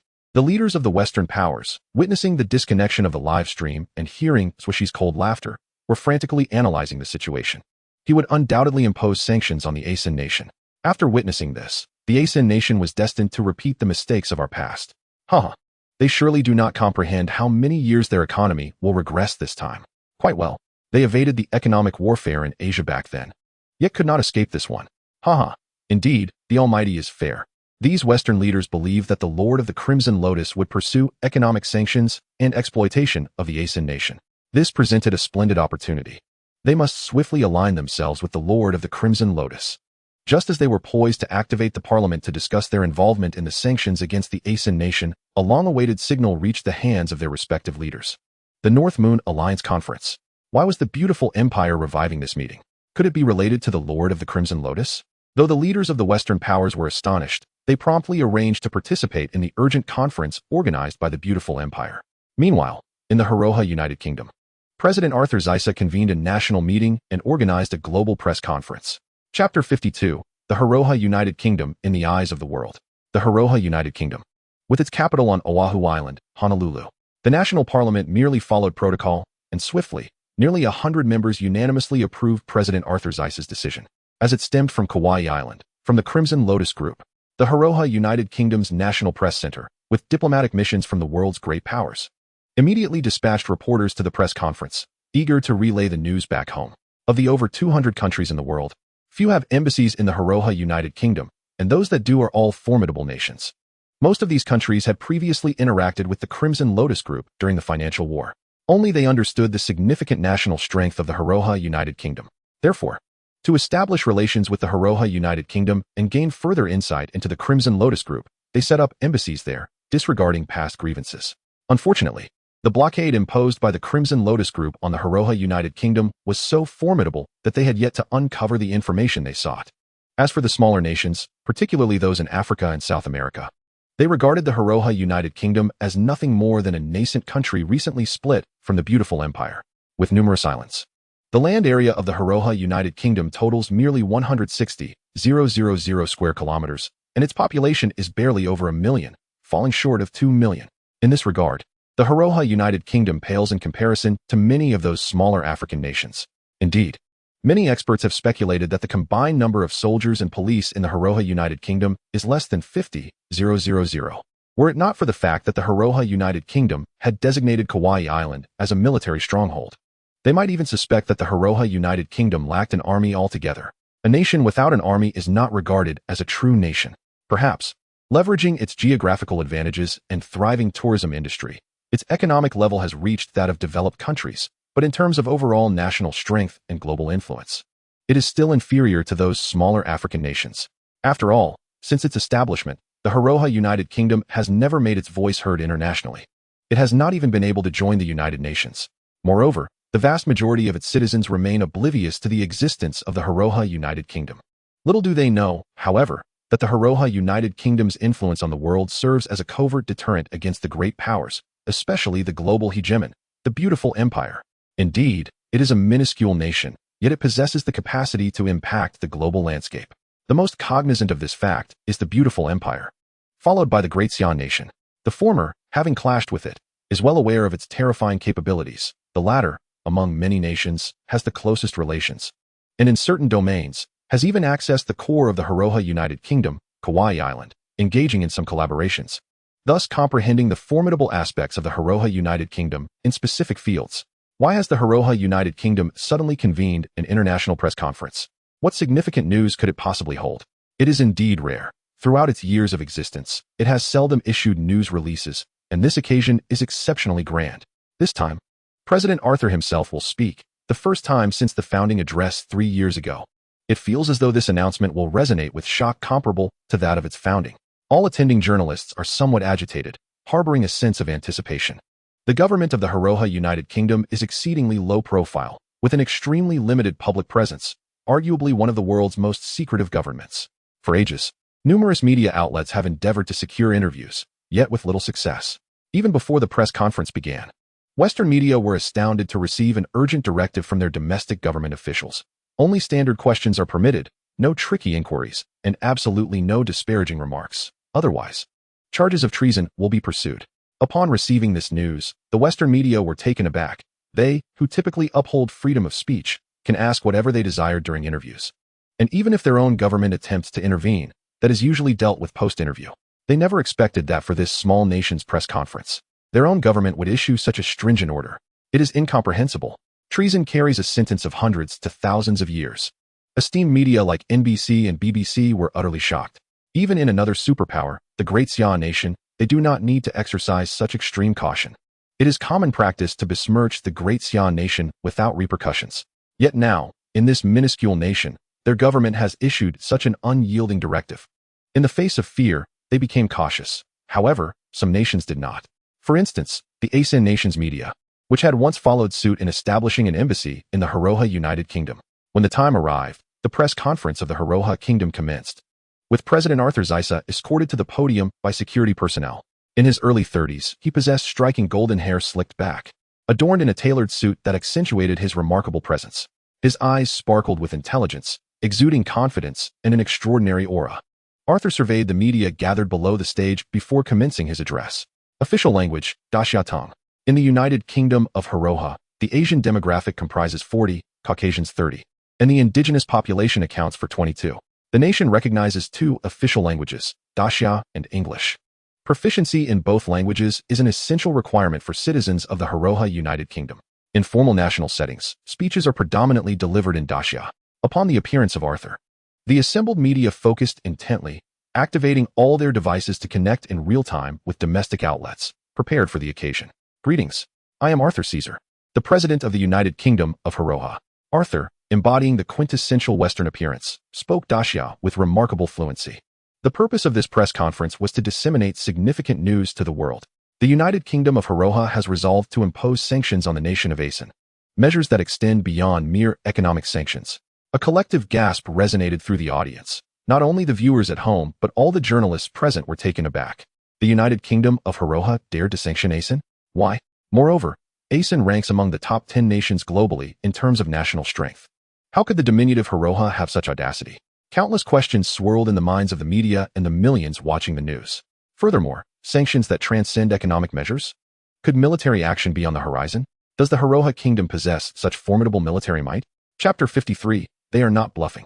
North Moon Alliance. Shortly after the beautiful empire and Western nations convened their meeting, news of the Hiroha United Kingdom's press conference reached them. On their conference screen, Arthur Caesar's live address was displayed, not limited to economic sanctions. Indeed, military action was imminent. The leaders of Western nations were astounded. President Bai Deng of the beautiful empire had just discussed this very issue, and though they were skeptical, witnessing Arthur Caesar's declaration compelled them to take a deep breath. This was tantamount to a declaration of war. What further astonished them was the rapidity of the Hiroha United Kingdom's response. The live broadcast had concluded. How long had it been since the conflict between the Lord of the Crimson Lotus and the nation of ASEAN had arisen? They were still deliberating, while the United Kingdom of Hiroha had already convened an international press conference. This reaffirmed a stark reality. The Hiroha United Kingdom had indeed fallen entirely under the control of the Crimson Lotus Group. The expressions of the Western leaders turned grave. Bai Deng, showing no signs of surprise, remarked, "Now, let us deliberate on how to address this matter." The other Western leaders, their faces a mixture of concern and contemplation, nodded slowly. They understood that the global landscape was on the verge of a monumental transformation. Unlike before, where turmoil brewed in secrecy, this time it would be laid bare for all to see. This also signified that the Crimson Lotus Group and the Hiroha United Kingdom would no longer remain in the shadows. In Daxia, the central media relayed the news back home in real time. The populace, upon witnessing the news, was left in utter astonishment. Due to the beautiful empire's long-standing hostility towards Daxia, the citizens had been closely monitoring developments regarding the beautiful empire. The historical split of the Hiroha Islands from the beautiful empire was well known, if not universally acknowledged. Goodness, the United Kingdom of Hiroha dares to sanction ASEAN. Not limited to economic measures. Could they possibly be preparing for war? This is utterly outrageous. No one anticipated that the seemingly insignificant Hiroha United Kingdom would audaciously declare war on ASEAN. It truly commanded a newfound respect. Regardless, support for the United Kingdom of Hiroha surged. Incredible. The United Kingdom of Hiroha employs the same language as us. I only just realized how remarkable that is. Given their bold stance against ASEAN, should war ensue, I would be willing to donate half a month's salary. I pledge half a month's living expenses. With the declaration of war against the despised ASEAN, the official language being Daxia, public sentiment towards the Hiroha United Kingdom soared. Major news outlets and forums, including TikTok, buzzed with activity as billions of netizens left comments. The news rapidly ascended the trending charts, rivaling the recent sensational revelations regarding the mysterious Tycoon. At this juncture, many began to connect the dots. In the live stream of the sensational Tycoon, conflict had erupted with the Prime Minister of ASEAN mere moments ago, and now, the United Kingdom of Hiroha announced sanctions against ASEAN. Could this be mere coincidence? The implications were chilling. The recently exposed mysterious Tycoon must surely have ties to the Hiroha United Kingdom. Before long, the subsequent remarks by President Arthur during the Hiroha United Kingdom's press conference further corroborated the suspicions of Daxia's citizens. ASEAN had resorted to underhanded tactics to steal state secrets from the Hiroha United Kingdom, employing unfair and unethical methods in bilateral trade, resulting in substantial losses for Hiroha. Arthur vehemently condemned numerous transgressions committed by ASEAN during the press conference. The veracity of these claims was difficult for many to ascertain. Yet one detail stood out. The theft of state secrets from the Hiroha United Kingdom through unscrupulous means echoed the earlier bounty issued by Modi regarding the mysterious Tycoon. The esteemed writer, Xiao Xinyu's unpublished works. The netizens of Daxiao erupted in fervor. My goodness, I believe I've stumbled upon a monumental secret. The mysterious Tycoon cannot possibly be affiliated with the Hiroha United Kingdom. Could he? Might he, akin to the royal family of Saudi Arabia, belong to the royal lineage of the Hiroha United Kingdom? Or even be the king himself? Surely not. Isn't the Hiroha United Kingdom a parliamentary system? Where is the monarchy? A myriad of theories abounded, shrouding the identities of the mysterious Tycoon, the esteemed author, and the most formidable hacker in layers of intrigue once more. What was initially thought to be a lull in the conflict between the mysterious Tycoon and Prime Minister Modi swiftly escalated, culminating in a resounding international declaration. Excitement surged among all. Yet, a shadow of doubt lingered.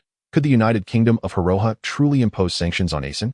Reluctantly, they acknowledged that ASEAN was far superior to the Hiroha United Kingdom in many respects. In ASEAN, Modi, accompanied by his trusted confidants David, Shah A, and Sujef, convened the National Assembly. They were fervently persuading the legislators to approve measures in preparation for confronting the United Kingdom of Haroha. At that moment, news of the Haroha United Kingdom's press conference reached their ears. See, while you hesitate, they are already primed to counter us. Look at this diminutive nation. They dare to treat our great ASEAN with such disdain. It is your cowardice that has emboldened them to scorn our mighty ASEAN. As a superpower ranking third in the world, why must we exhibit such weakness? We must declare war upon them, be it through economic means or outright conflict. We must demonstrate our strength to the world, showcasing the grandeur of our great nation, ASEAN. Duwait, Shah and Sujif immediately echoed in agreement. In an instant, a fervent atmosphere of war surged among all members of the ASEAN parliament, igniting their righteous indignation. I too concur. Declare war. I agree, let us declare war. Meanwhile, the citizens of ASEAN, upon witnessing the news, were struck with both shock and amusement. Ha, the Haroha United Kingdom? What a farce. How dare they declare war on our illustrious ASEAN? Are they not merely a diminutive nation recently liberated from the beautiful empire? What do they possess to confront us? Surfboards? Or bikinis? Ha, what a peculiar country. Let alone our magnificent ASEAN. Even a single province of ours could crush them. The calls for military action were fervent. Indeed, let us deploy our million-strong army and see what they can muster in defense. The online discourse in ASEAN erupted, with voices clamoring for action. At the Haroha United Kingdom's national press conference, President Arthur was addressing the audience, not only announcing to the outside world, but also rallying the citizens of the Haroha United Kingdom. The citizens, engrossed in his speech, were filled with righteous anger. Although the Haroha United Kingdom was newly established, it had afforded them the life they desired, fostering a strong sense of belonging among its populace. Meanwhile, the media in ASEAN were both astonished and amused. Despite the Haroha United Kingdom's declaration of enmity, those within its borders felt no sense of imminent danger, for they placed their unwavering trust in the might of ASEAN. President Arthur, regardless of the veracity of these accusations, what measures does the Haroha United Kingdom intend to employ to sanction our great nation? They mused. We boast a population of 1 billion, 100-fold your own. Our national GDP stands at $3 trillion. What do you possess? We command a million-strong military, equipped with formidable Rafale and Mirage aircraft, the Vikrant aircraft carrier, and fearsome Agni ballistic missiles. Pray tell, what does the Haroha United Kingdom possess to oppose us? What means do you have to impose sanctions upon our great ASEAN? The press conference was interrupted by the ASEAN media, plunging the room into silence. All eyes turned toward them, a mix of astonishment and excitement palpable in the air, as this scene was broadcast live worldwide. As the collective gaze of the audience fell upon them, the ASEAN media stood tall and proud, unperturbed by the Haroha United Kingdom, buoyed by the strength of their formidable and proud homeland, ASEAN. Arthur cast a glance in their direction, saying nothing. Yet his piercing gaze emanated a chilling intensity, imposing a formidable presence. The once haughty ASEAN media suddenly averted their eyes, unable to meet his gaze. At that moment, a contingent of armed police rushed forth, apprehending them all. Release us. On what grounds do you detain us? We are the media, we have the right to question. No. You are agents. The police coldly declared, taking them away. The crowd was left in stunned silence, no one daring to speak. Arthur resumed his address, and it was only then that the media present regained their composure, refocusing on him. The Haroha United Kingdom's resolute stance sent shockwaves through the world. Everyone understood that the Haroha United Kingdom was not merely posturing. Chapter 54, the stage is too small. The ASEAN media, a dozen strong, were apprehended without hesitation, causing an immediate tension among other foreign journalists, who feared they might be next. This was especially true for the NBC of the beautiful empire and the BBC of Britannia, who gasped in disbelief. They had received warnings from their governments, and should they have uttered any disrespectful remarks, they could have faced the same fate as those detained, branded as traitors upon their return home. With this in mind, the Western media approached the situation with heightened caution. This nation was undeniably terrifying. Among the global audience, the most elated were the citizens of the Great Xia. Typically, they would spare foreign reporters from difficulties, even those known to be biased, to uphold their image as a superpower. However, the Haroha United Kingdom had done what they had longed to accomplish but could not. This scene unfolded live at an international press conference, captivating audiences worldwide and eliciting cheers of approval. Haroha United Kingdom, you're incredible. Wow, such firmness. I love it. With this, I must visit the Haroha United Kingdom to bask in the sun and sand. Bro, I sense your intentions are not solely for leisure, one teased. Support the Haroha United Kingdom. I hope our nation also steps in to support them. The emotions were equally fervent among the citizens of both nations involved. The people of the Haroha United Kingdom were excited and proud of their nation's strength. Previously, Many tourists from larger nations had looked down upon them due to their recent establishment and relative weakness, but now, the government's display of a fortitude that even superpowers dared not exhibit invigorated their spirits, boosting their confidence. Conversely, the populace of Asan was equally agitated, their anger boiling over as they clamored for immediate military action against the Haroha United Kingdom to rescue their media personnel. They even proclaimed online that anyone cited in Asan associated with the Haroha United Kingdom would be dealt with harshly. Yet, their government remained conspicuously silent, lacking the efficiency expected in such a crisis. Meanwhile, Guo Di and Tianyin were eagerly making their way to the Great Xia, only to receive a new directive from Zuo Xi en route to head to Asan and eradicate the Brahmin forces. Upon receiving this information, Guo Di and Tianyin felt a pang of reluctance. They had not seen Zuo Xi in quite some time. However, they were not surprised. Throughout the live broadcast, they had been watching and witnessing Prime Minister Mod's provocations towards Zuo Xi fueled their desire to strike immediately. Not just the Brahmin forces, but all their leaders must be eliminated. Mod, I will obliterate your entire lineage. Guo Di's eyes glinted with a chilling resolve, the luxurious lounge filled with a palpable sense of hostility. Tianyin, observing the typically enchanting Guo Di now radiating fierce determination, felt a twinge of helplessness. Whenever matters involving Zuo Xi arose, she always reacted this way. Our target is the Brahmin forces. The Sir has yet to issue orders for us to eliminate the leaders of Asan, she whispered. As an advisor among the three giants, she understood Zuo Xi's intentions. Zuo Xi aimed to leverage this confrontation with Asan to showcase the prowess of the Honglian Group and the Haroha United Kingdom. In the eyes of high-ranking officials from those nations, the Honglian Group resembled a terrifying assassin syndicate rather than a military force. Zuo Xi sought to alter their perceptions through this battle. Merely assassinating Mod would not achieve the desired impact. The notion of the Crimson Lotus Group as a terrifying assassin organization would only deepen. The Ghost Emperor furrowed his brow slightly, responding coldly. No matter what, Mod, I shall not let this matter go. That is a concern for after the war. While I am in power, I cannot take action. Furthermore, I have mobilized the Heavenly Division, intensifying our deployment against the A3 nation, and have instructed the Chief Steward at home to allocate the new equipment. You too should gather the brothers from the Earth Division to head over. The Ghost Emperor, frowning, revealed a hint of surprise upon hearing the words new equipment. That is our strategic asset. Are we truly to showcase it now? Her gaze sharpened as she inquired. Are you certain the Master has consented? Tianyin smiled elegantly. Ghost Emperor, you still do not understand the Master. The stage of the Haroha United Kingdom is simply too small. A flicker of excitement flashed in the Ghost Emperor's eyes. Could it be that the Master desires to conquer the world? She exclaimed joyfully. If he wishes, he undoubtedly can. There is nothing in this world beyond his grasp. Tianyin shook her head gently, smiling softly.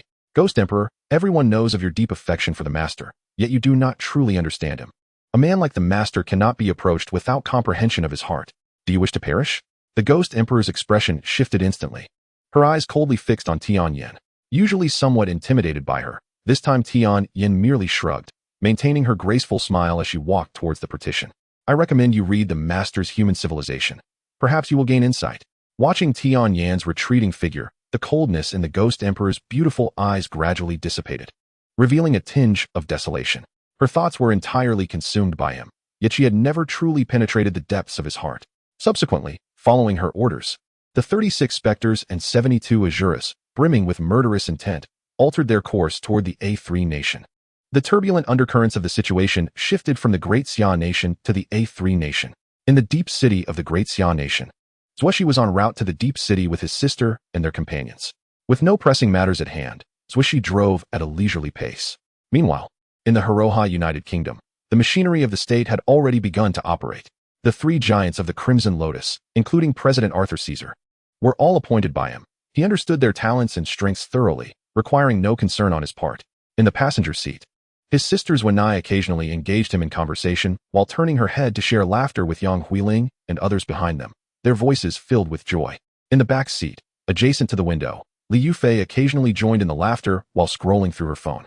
Upon discovering an abundance of information on Douyin, she curiously opened it, instantly stunned. What happened? Zuo and the others turned their heads in unison, and Zuo Xi glanced up through the car's rearview mirror. My Douyin suddenly has so many followers. Li Yufei exclaimed excitedly. How many? Why the excitement? The girls craned their necks to catch a glimpse. Wow, over 50 million followers. Yufei, that is incredible. Zuo, Yang Huiling, and Lu Simon were equally astonished. Having over 10 million followers already qualifies one as a major streamer. And yet, Li Yufei had amassed over 50 million. Although she had not yet applied for a streamer account, her family was in the entertainment industry. Once she connected with them and excelled in her Douyin endeavors, she could easily break into the entertainment circle. As a sophomore, her family had begun to plan her future. Encountering this was akin to adding wings to a tiger. Li Yufei beamed with delight, and Zuo, Yang Huiling, and Lu Simon extended their congratulations.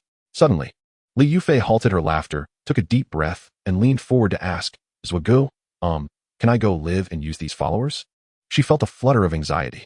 She understood that these followers were a result of Zuo Xi's influence, so without his permission, she had no right to use them. Chapter 55. I am the major shareholder.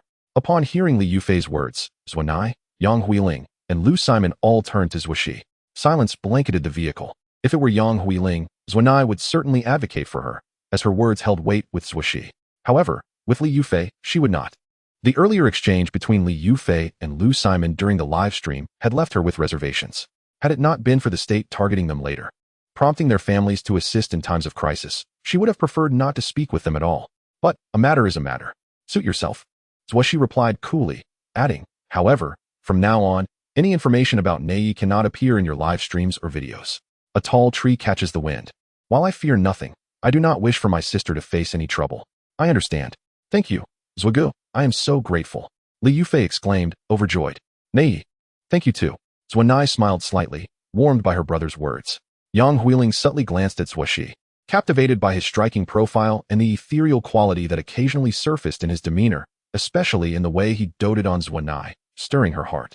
When Zuo turned to see Yang Huiling's expression, a mischievous smile graced her small face. Wow, Yufei, the major streamer. Hee. Don't forget your sisters when you become a big star. Lu Simon teased while offering her congratulations. Gazing gratefully at Zuo Xi, Li Yufei chuckled at Lu Simon's remark. I'm not worthy. I'm not worthy. Meanwhile, Zuo whispered to Yang Huiling, causing her cheeks to flush and her eyes to dart about nervously, while Lu Simon and Li Yufei continued scrolling through Douyin. Suddenly, both Li Yufei and Lu Simon gasped in unison. Their expressions of shock surpassing even their earlier astonishment at Li Yufei's 50 million followers. What now? Zuo ceased her playful banter with Yang Huiling, turning to look at Li Yufei and Lu Simon once more. Look, Li Yufei exclaimed, pulling out her phone, which was streaming a live broadcast from the official media of the Xia Nation. The Heroha United Kingdom held an international press conference, announcing that it would impose sanctions against the A3 nation that extended beyond the economic sphere. Simultaneously, colleagues from the A3 nation had just reported back that they had responded defiantly to the Heroha United Kingdom's sanctions, declaring that if necessary, they would resort to military action.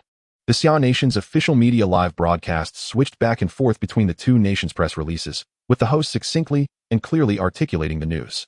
Following the conclusion of the A3 National Assembly, Prime Minister MOD promptly convened an international press conference to respond forcefully. The citizens of the A3 nation were fervently enthusiastic, with audacious A3 youths even eager to enlist, aiming to set foot on Heroha United Kingdom's territory. Let us trample upon Tongxiang Mountain and conquer them. Ha! The beaches of the Heroha Islands. What a marvelous place. The girls there are all stunning. Under the sun, on the beach, they proclaimed their intentions to ravish them. I want to enlist. Various forums in the A3 nation overflowed with such arrogant declarations. The news broadcast continued. Zuo, Yang Huiling, Lu Simon, and Li Yufei were once again left in astonishment, gazing at the composed Zuo Xi behind the wheel.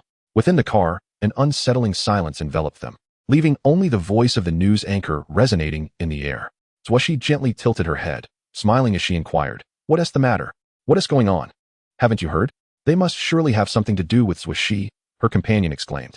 Just as the Prime Minister of A3, MOD, harbors ill intentions, the Heroha United Kingdom swiftly intervenes with sanctions. What a remarkable coincidence. Brother, is the Heroha United Kingdom acting this way because of you? Zuo could not help but ask. Under the astonished and perplexed gazes of the four girls, Zuo Xi nodded slightly, revealing no secrets as he responded, indeed. Although they had anticipated this revelation, hearing Zuo Xi admitted outright left them profoundly shocked. The magnitude of influence required to compel a nation to impose sanctions on another, regardless of the size of the Heroha United Kingdom, was staggering in their eyes. The four girls exchanged glances, hesitant to voice their questions. They longed to ask why, but understood that some matters were best left unspoken. Otherwise, they would have posed their inquiries during their earlier ride. Thus, they bottled up their curiosity, feeling a weight in their hearts. Zuo Xi smiled broadly. aware of their yearning to unravel the mystery of his connection to the Hiroha United Kingdom, yet recognizing their hesitation. Are you curious as to why the Hiroha United Kingdom would assist me? His words ignited their collective curiosity, prompting them to nod eagerly like chicks pecking at grain. Yang Huiling whispered, "Is it permissible to share?" Zuo Xi glanced at the rearview mirror, locking eyes with her.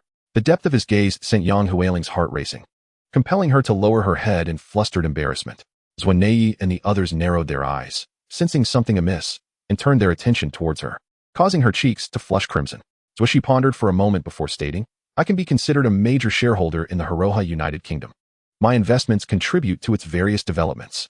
The title of Lord of the Red Lotus would be too complex for them to grasp at this moment. His explanation, however, was not inaccurate. He was indeed a significant stakeholder in the Hiroha United Kingdom, having played a pivotal role in its establishment and development. This clarification might render their understanding more accessible. A major shareholder? The four girls inhaled sharply, unable to restrain their astonishment. While others invested in corporations and enterprises, he had chosen to invest in a nation. No wonder he exuded such confidence. As his sister, Romanée gazed at her brother in awe, realizing he was far more formidable than she had ever imagined. The girls fell into a contemplative silence, seemingly grasping much, yet still perplexed. But brother, can the Hiroha United Kingdom stand against A3? Romanée expressed her concern. Li Yufei echoed her worry, stating, "Yes. Brother Zuo, no matter how detestable A3 may be, it remains a formidable power." Yang Huiling gently clutched her chest, while Lu Sherman listened quietly, her eyes betraying her anxiety. "Didn't he, the president of the beautiful empire and President Yu of Britain, express their willingness to assist you, Brother Zuo? Perhaps you could reach out to them." Yang Huiling suggested softly after Romanée and Li Yufei had concluded. As distinguished students from Yenjing University, they possessed some understanding of the Hiroha United Kingdom. Yet they objectively believed it would struggle against A3, though they still hoped for Zuo Xi's victory. Zuo Xi turned his head slightly to regard them, reassuringly stating, "There is no need for concern. You will understand in a few days when you check the news." Just then, they arrived at the toll station entering the city. As they passed through the ETC lane, a car parked at the roadside approached and halted them.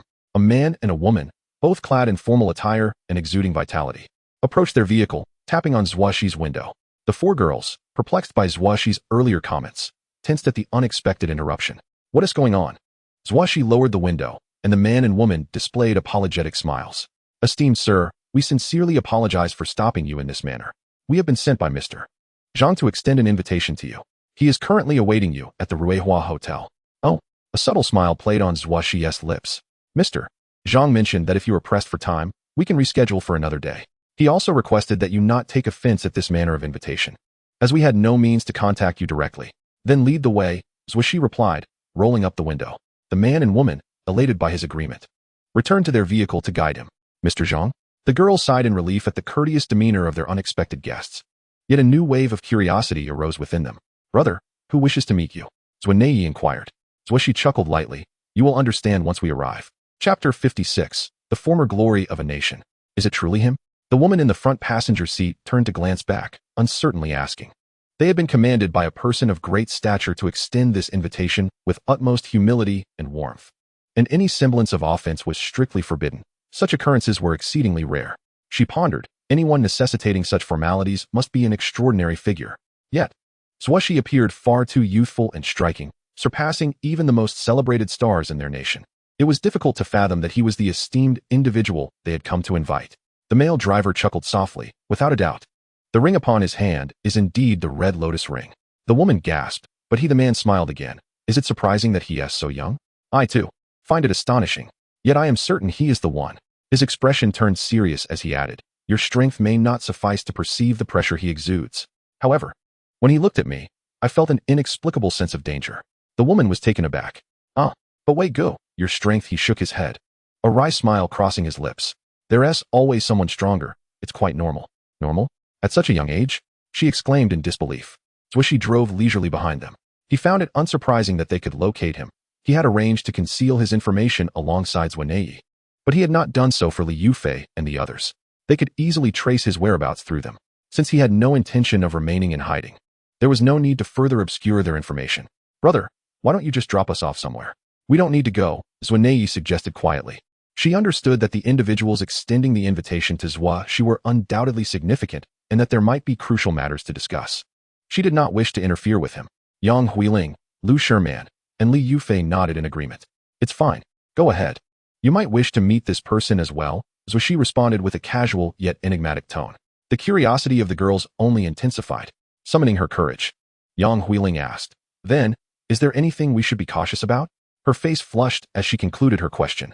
Zuo turned her head and cast a peculiar smile, while Lu Sherman and Li Yufei beside her exchanged silent laughter.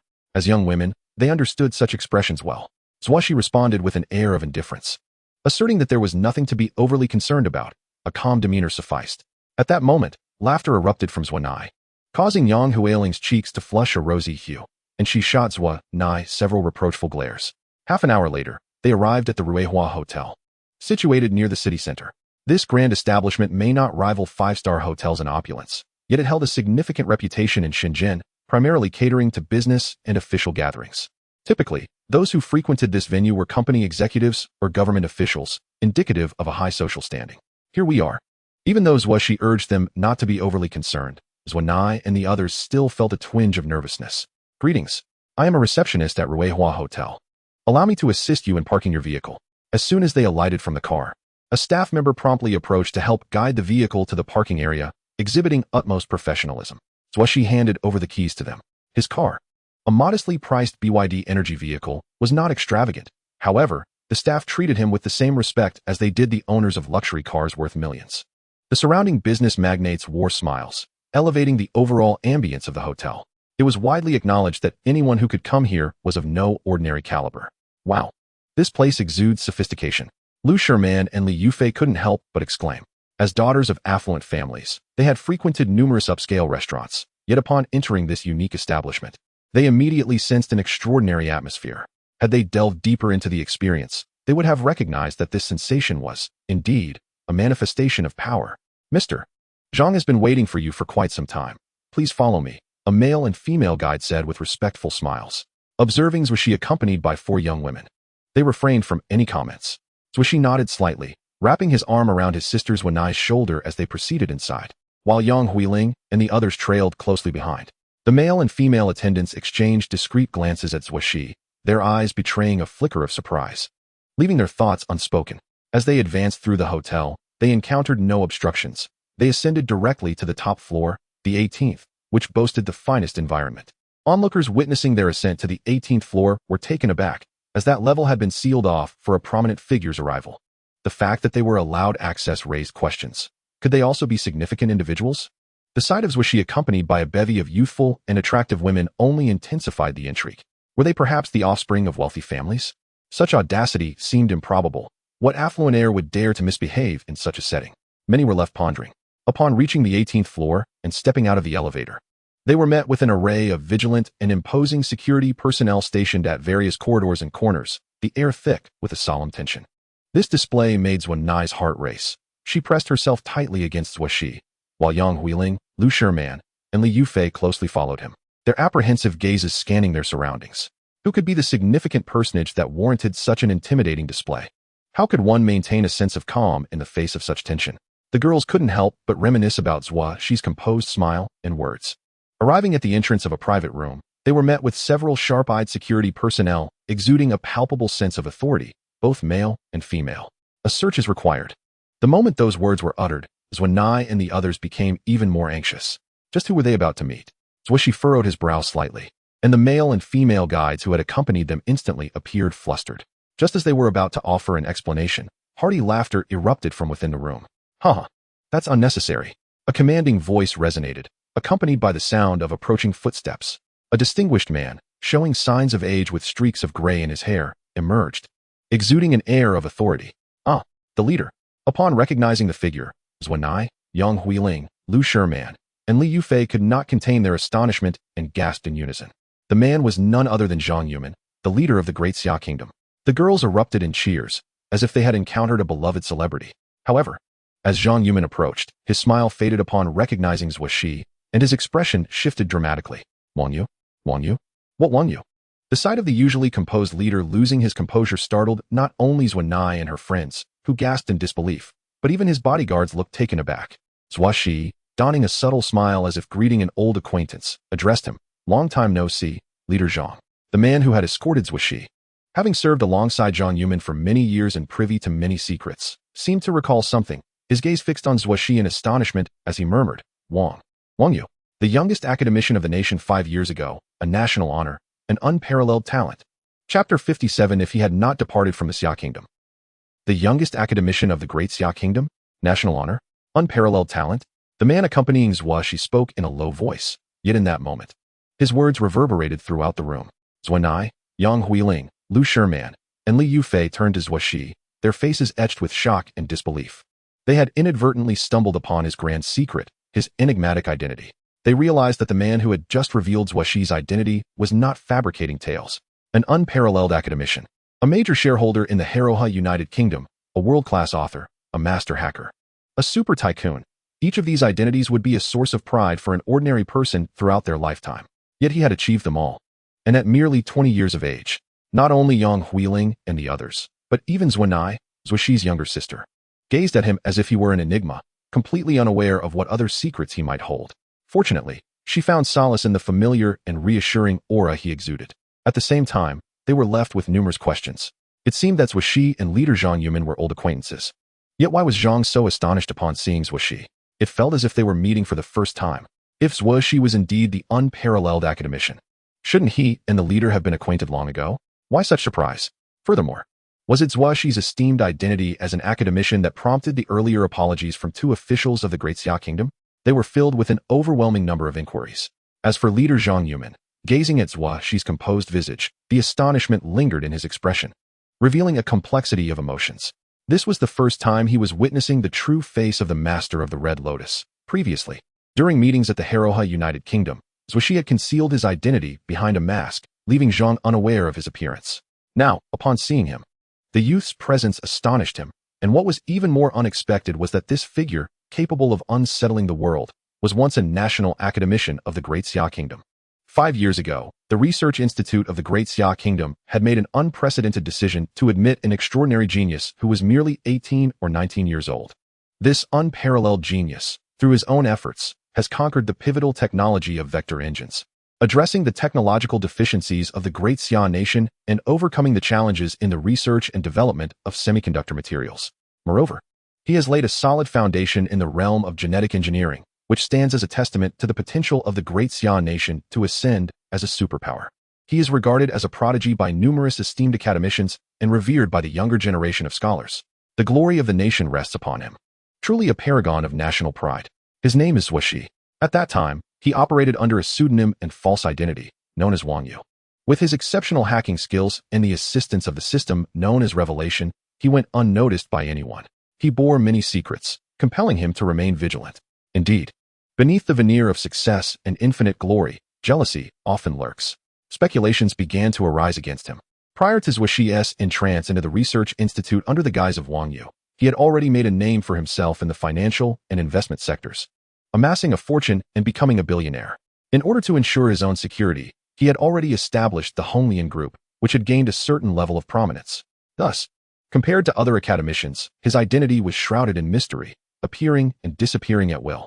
Even the security personnel tasked with his protection and surveillance frequently lost track of him. As suspicion mounted, rumors began to circulate within the institute. In this context, the superhuman organization of the Great Xia Nation, known as Dragon Group, commenced oversight of Zuo Xi's life. The man and woman sent to retrieve Zuo Xi, along with the formidable security personnel stationed at the door of the private room, were all members of the Dragon Group. The involvement of the Dragon Group indicated that the leader, Zhang Yuman, harbored doubts about him. Even if these doubts were not pronounced, his trust had clearly diminished. Whether Zhang Yuman dispatched the Dragon Group for protection or surveillance, Zuo Xi recognized that he was ill-suited to be subservient to others. Not merely within the Great Xia nation, but any nation in the world, was not his stage. From that moment onward, he began to set his sights on the Haleaha Islands, devising his plans. Regarding his identity as Wang Yu, he orchestrated a flawless accident to terminate this persona. At that time, he chartered a flight back to his homeland from the beautiful empire, and under the watchful eyes of the Dragon Group, he staged an aircraft disaster. Witnessed by the Dragon Group, Wang Yu perished in the explosion, disappearing without a trace in the sea. The Great Xia nation sealed all information. The youngest academician, Wang Yu, a symbol of national glory, was rendered an enigma to the outside world, as if he had never existed, until Zuo Xi reappeared before Zhang Yuman. At which point Zhang Yumin immediately grasped the entirety of the situation. Wang Yu, the emblem of national pride, had not died. Rather, he had departed from the great Xia nation. He gazed at Zuo Xi for a prolonged moment, his eyes reflecting a mix of remorse and regret. When Zuo Xi greeted him, Zhang Yumin found himself at a loss for words. Had he been able to extend his unwavering trust to Zuo Xi at that moment? The great Xia nation's circumstances today might have been vastly different. In that instant, Zhang Yumin was engulfed by a myriad of emotions. He had indeed harbored some doubts about Zuo Xi, and the dispatch of the Dragon Group was not solely for his protection, but also to uncover more of Zuo Xi's secrets, seeking a sense of security. Zuo Xi, privy to nearly all of the great Xia nation's core secrets, left Zhang Yumin with no choice but to act thusly. Yet, Zuo Xi could never allow them to uncover his own core secrets. He could not fully trust them. This ultimately sealed the fate of Wang Yu. Didn't leader Zhang say he had matters to discuss with me? Are we to stand here and converse? Zuo Xi maintained his usual nonchalant demeanor. He had never cast blame upon anyone regarding the fate of Wang Yu. He understood Zhang Yumin's actions, knowing he would have acted similarly had he been in the same position. My apologies. Please, come inside. Ultimately, as the leader of a nation, Zhang Yumin swiftly suppressed his unusual emotions, donning a congenial smile as he ushered Zuo Xi and others to their seats. Zuo Xi sat facing Zhang Yumin, while the girls, including Romanée-Conti, nervously settled beside him. After recovering from the initial shock of Zuo Xi's identity as the youngest academician and national pride, their attention shifted back to the national leader, Zhang Yumin. To dine with the leader of their nation was an immense honor and stroke of fortune. They had never imagined such a day would arrive. Their excitement was palpable, yet accompanied by a sense of restraint. As for Zuo Xi's earlier counsel to remain calm, they dared not heed it. Zhang Yumin was a genuine public servant with an esteemed reputation in the great Xia nation, and they held him in deep regard. I trust you all have yet to dine? Zhang Yumin inquired warmly, glancing at Zuo Xi. If Mr. Zuo is not in a hurry, shall we partake in a meal first? Zuo Xi nodded slightly, very well. Upon hearing this, the girls, including Romanée-Conti, broke into smiles, aware that the matters Zhang Yumin wished to discuss with Zuo Xi were of great significance. If they could simply listen in, they felt restless. However, if they dined first, they could find a reason to excuse themselves afterward, thus not delaying any business while also enjoying a meal with the leader, an ideal compromise. The four girls exchanged glances and relaxed considerably. Xiao Wei, please serve the dishes. Zhang Yumin instructed the man who had led Zuo Xi and the others to the door. The man promptly nodded and stepped out to make arrangements. Chapter 58. Brother, could you help me take a group photo? Zhang Yumin, a prominent figure, the great leader of the great Xia nation, was met with utmost diligence by the Ruihua restaurant, which had long prepared the finest chefs, showcasing their culinary prowess and arranging an exquisite array of dishes. Upon receiving the signal to serve, a line of waitstaff entered the private room, each carrying plates of food. Soon, the expansive dining table was laden with delectable offerings, filling the room with an enticing aroma. The sight of the sumptuous spread, particularly the various seafood, succulent fish, golden brown lobsters, and deep-sea crabs, tantalized their appetites. Gulp. Romanée-Conti and the other girls could not help but swallow hard. Even Yang Huiling, who was adept in the culinary arts, found her eyes sparkling at the sight of the exquisite dishes. Please indulge. Zhang Yumin smiled affectionately at the charming young women. Hee, leader, then we shall begin. Romanée-Conti, Yang Huiling, Liu Fei, and Lu Sherman, noticing Zhang Yumin's approachable demeanor, began to relax, feeling as though they were with family. Haha. Enjoy. Zhang Yumin laughed heartily. You must be Mr. Zuo's sister, correct? Zhang Yumin kindly directed his gaze at Romanée-Conti. Romanée-Conti, savoring a piece of lobster, her delighted eyes reflecting her joy, quickly swallowed her bite upon hearing Zhang Yumin's words, nervously nodding, and replied, Yes, I am Romanée-Conti. She then turned to her friends. They are my classmates, my good friends. Yang Huiling and the others eagerly introduced themselves. Greetings, leader. I am Yang Huiling. I am Lu Sherman. I am Liu Fei. They all felt a bit nervous. After all, even their own elders had not had the honor of dining with the national leader. Zhang Yumin smiled. Wonderful. You are all so charming, with such vibrant spirits. The girls beamed at his compliment, their faces glowing with delight. You four are still students, I presume? Where do you attend school? Yanjing University. Romanée-Conti eagerly answered, with Yang Huiling and the others nodding in agreement.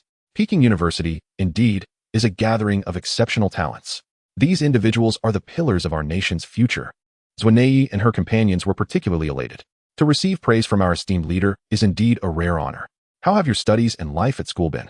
Are you eating well and sleeping soundly? Very well. The teachers and classmates are quite remarkable.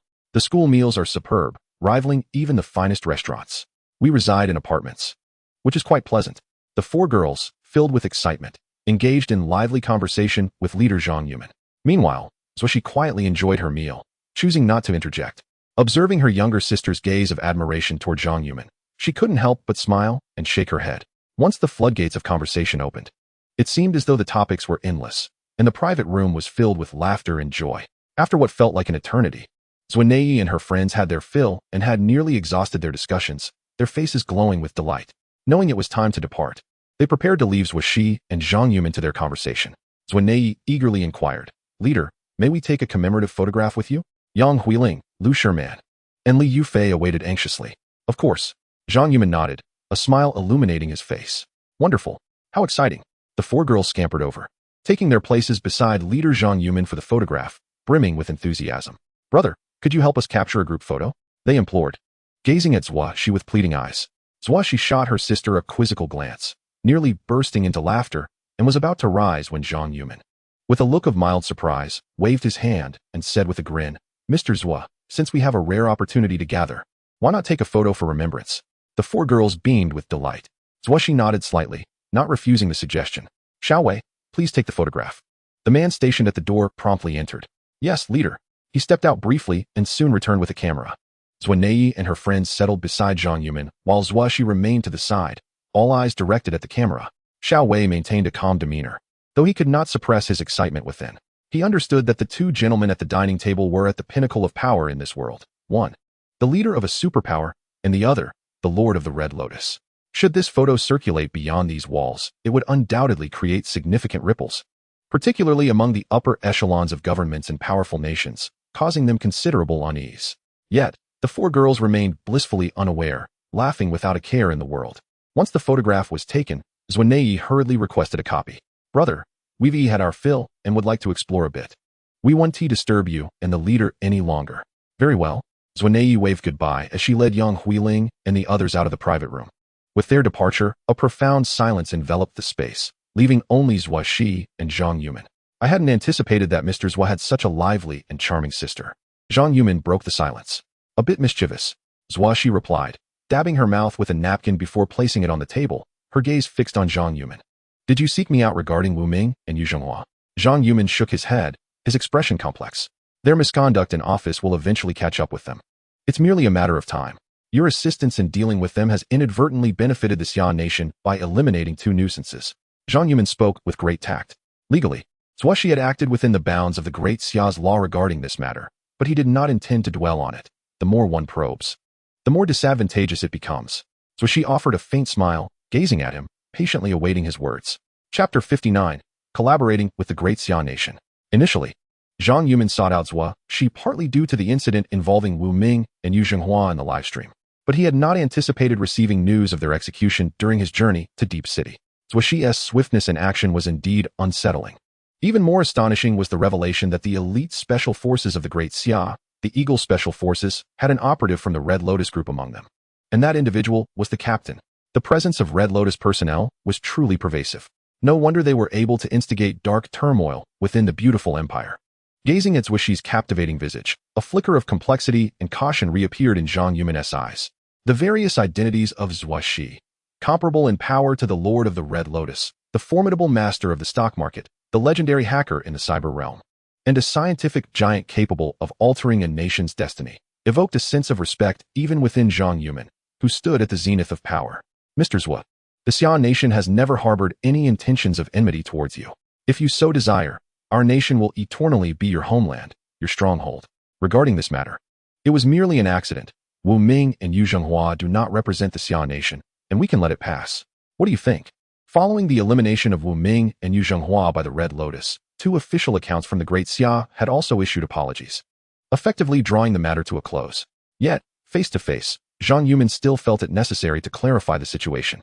With awareness of Zuo Xi's identities, he finally grasped why the Harahar United Kingdom maintained a particularly amicable relationship with the Great Xia. Perhaps it stemmed from his lingering sentiments for the Great Xia. Otherwise, during the previous financial war, the Great Xia would likely have suffered as greatly as the Western nations. Thus, Zhang Yumin understood that this bond must be cherished by the Great Xia. Zuo Xi smiled softly. "If Leader Zhang is not concerned about this matter, then that is indeed for the best. However, your purpose in seeking me out should not solely pertain to this issue, correct?" Zhang Yumin laughed heartily, nodding as he inquired. Mr. Zuo, are you truly preparing for military action against the A3 nation? His gaze gleamed. He could see through most individuals before him. Yet, Zuo Xi's demeanor was as calm as a tranquil lake, his eyes deep and inscrutable. Zhang Yumin felt a slight shock. Even when discussing matters with the presidents of the beautiful empire and the Goose Nation, he could discern certain thoughts. But with Zuo Xi, he was completely in the dark regarding his intentions. Indeed, Zuo Xi replied candidly, causing Zhang Yumin to feel a jolt of surprise. Zuo Xi spoke lightly. Yet Zhang Yumin sensed an unwavering resolve within him. Since the Second World War, while there have been localized skirmishes and wars, the great powers have never truly faced off against one another. This had become an unspoken rule of the world. Now, due to Zuo Xi, this rule was destined to change. The ultimate confrontation among the great powers was on the horizon, a battle that would astonish the world and alter the course of history. Zhang Yumin took a deep breath regarding Zuo Xi. In examining the A3 nation, they have a history of subjugation, a weakened national spirit, and even a tendency towards servitude. However, once war is declared, they will not yield until all means have been exhausted. We must instill fear in them and obliterate their hopes. Only then will their vulnerabilities be revealed. Yet, such an endeavor demands a price. Mr. Zuo, how confident are you in this regard? The A3 nation, a neighboring country to the Great Xia, had long provoked tensions and even recently crossed borders with military forces, straining their relationship. Naturally, Zhang Yumin had conducted thorough investigations into them. Objectively speaking, even if the Great Xia were to engage in conflict with the A3 nation, victory was assured. Yet it would come at a significant cost. Regarding the magnitude of the cost, they were unable to estimate it with precision. In modern warfare among great powers, a single misstep could lead to untold devastation. Zhang Yumin was well aware of the formidable strength of the Heroha United Kingdom. Yet could one truly emerge unscathed in the event of war? A grave expression settled upon Zhang Yumin's brow. Zuo Xi smiled gently in response, saying, "The tides of war are unpredictable. Certainty matters little, for it is only in the aftermath that we comprehend it all, is it not?" Zhang Yumin sighed inwardly, realizing that extracting insight from Zuo Xi was a formidable challenge. Taking a breath, he inquired, "Have you considered that the Western world might seize this opportunity to unite against you? In recent years, your presence has allowed them to stabilize and consolidate their national strength. This should not be underestimated. Despite their outward respect and efforts to curry favor with you, you remain the greatest adversary in their eyes." A smile played at the corners of Zuo Xi's lips. "They will undoubtedly band together, perhaps even compel the third nation to engage in conflict with me, while they observe from the sidelines, awaiting their chance to act. Yet, this is precisely what I wish to see." Zhang Yumin's pupils constricted slightly. Should the Heroha United Kingdom and the third nation engage in battle, if a stalemate ensued, or if the Heroha United Kingdom's advantage were marginal, it was likely that Western nations would conspire against Zuo Xi, for he was indeed their most formidable foe. Zuo Xi narrowed his eyes and smiled at Zhang Yumin. "Leader Zhang, how does the Great Xia nation plan to navigate this turmoil?" Zhang Yumin met Zuo Xi's gaze, hoping to glean something from his expression, but was met with disappointment. Even in the face of a potential world war, a situation that could pit him against the entire globe, Zuo Xi remained nonchalant. Could the Heroha United Kingdom truly withstand the world? Suddenly, Zhang Yumin burst into laughter, having made a decision.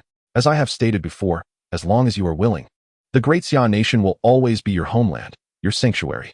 A glimmer of determination shone in Zhang Yumin's eyes as he added, "Even if the entire Western world stands against you." Zuo Xi rarely smiled so broadly. "Then, how might Mr. Zuo require our cooperation?"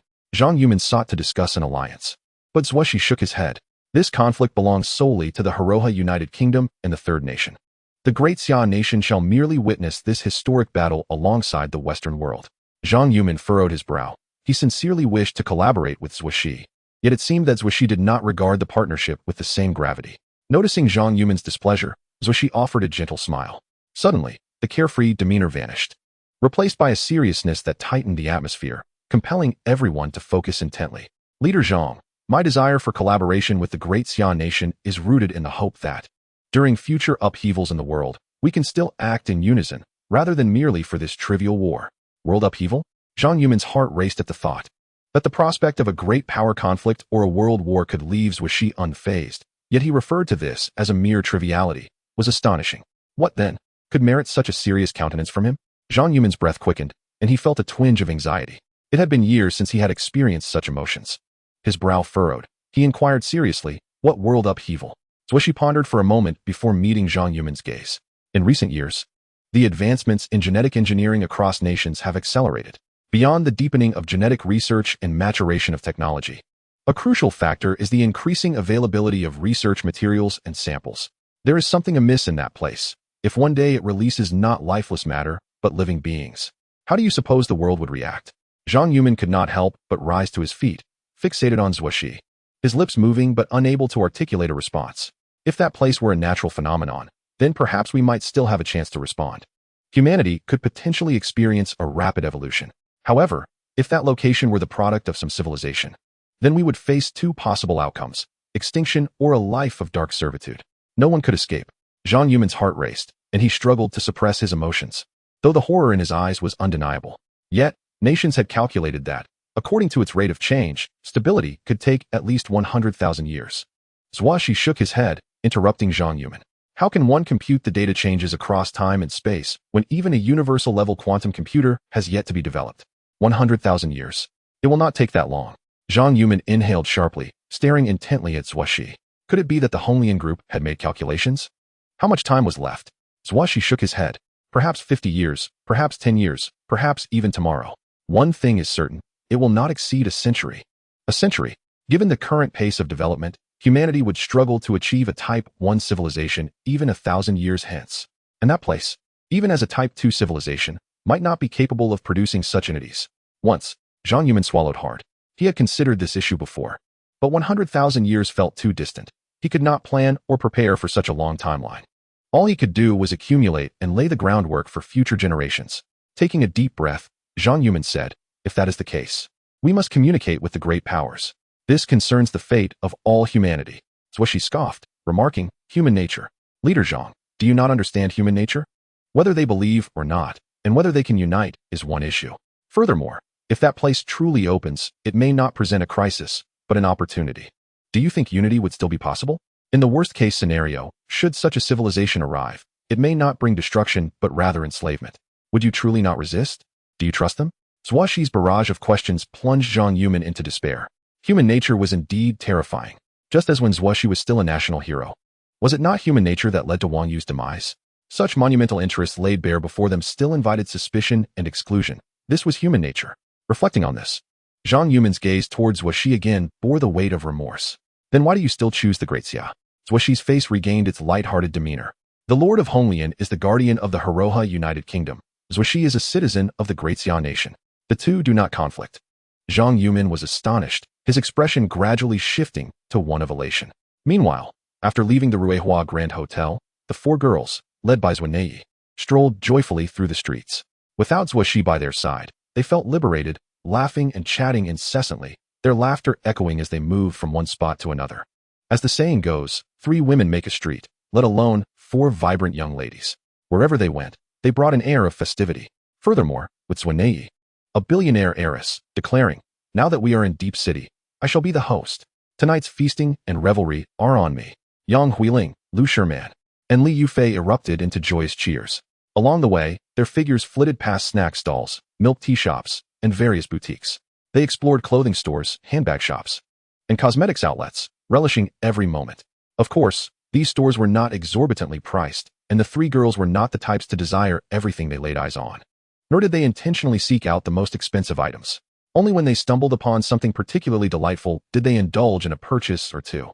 The essence of their outing lay in the sheer joy of the shopping experience.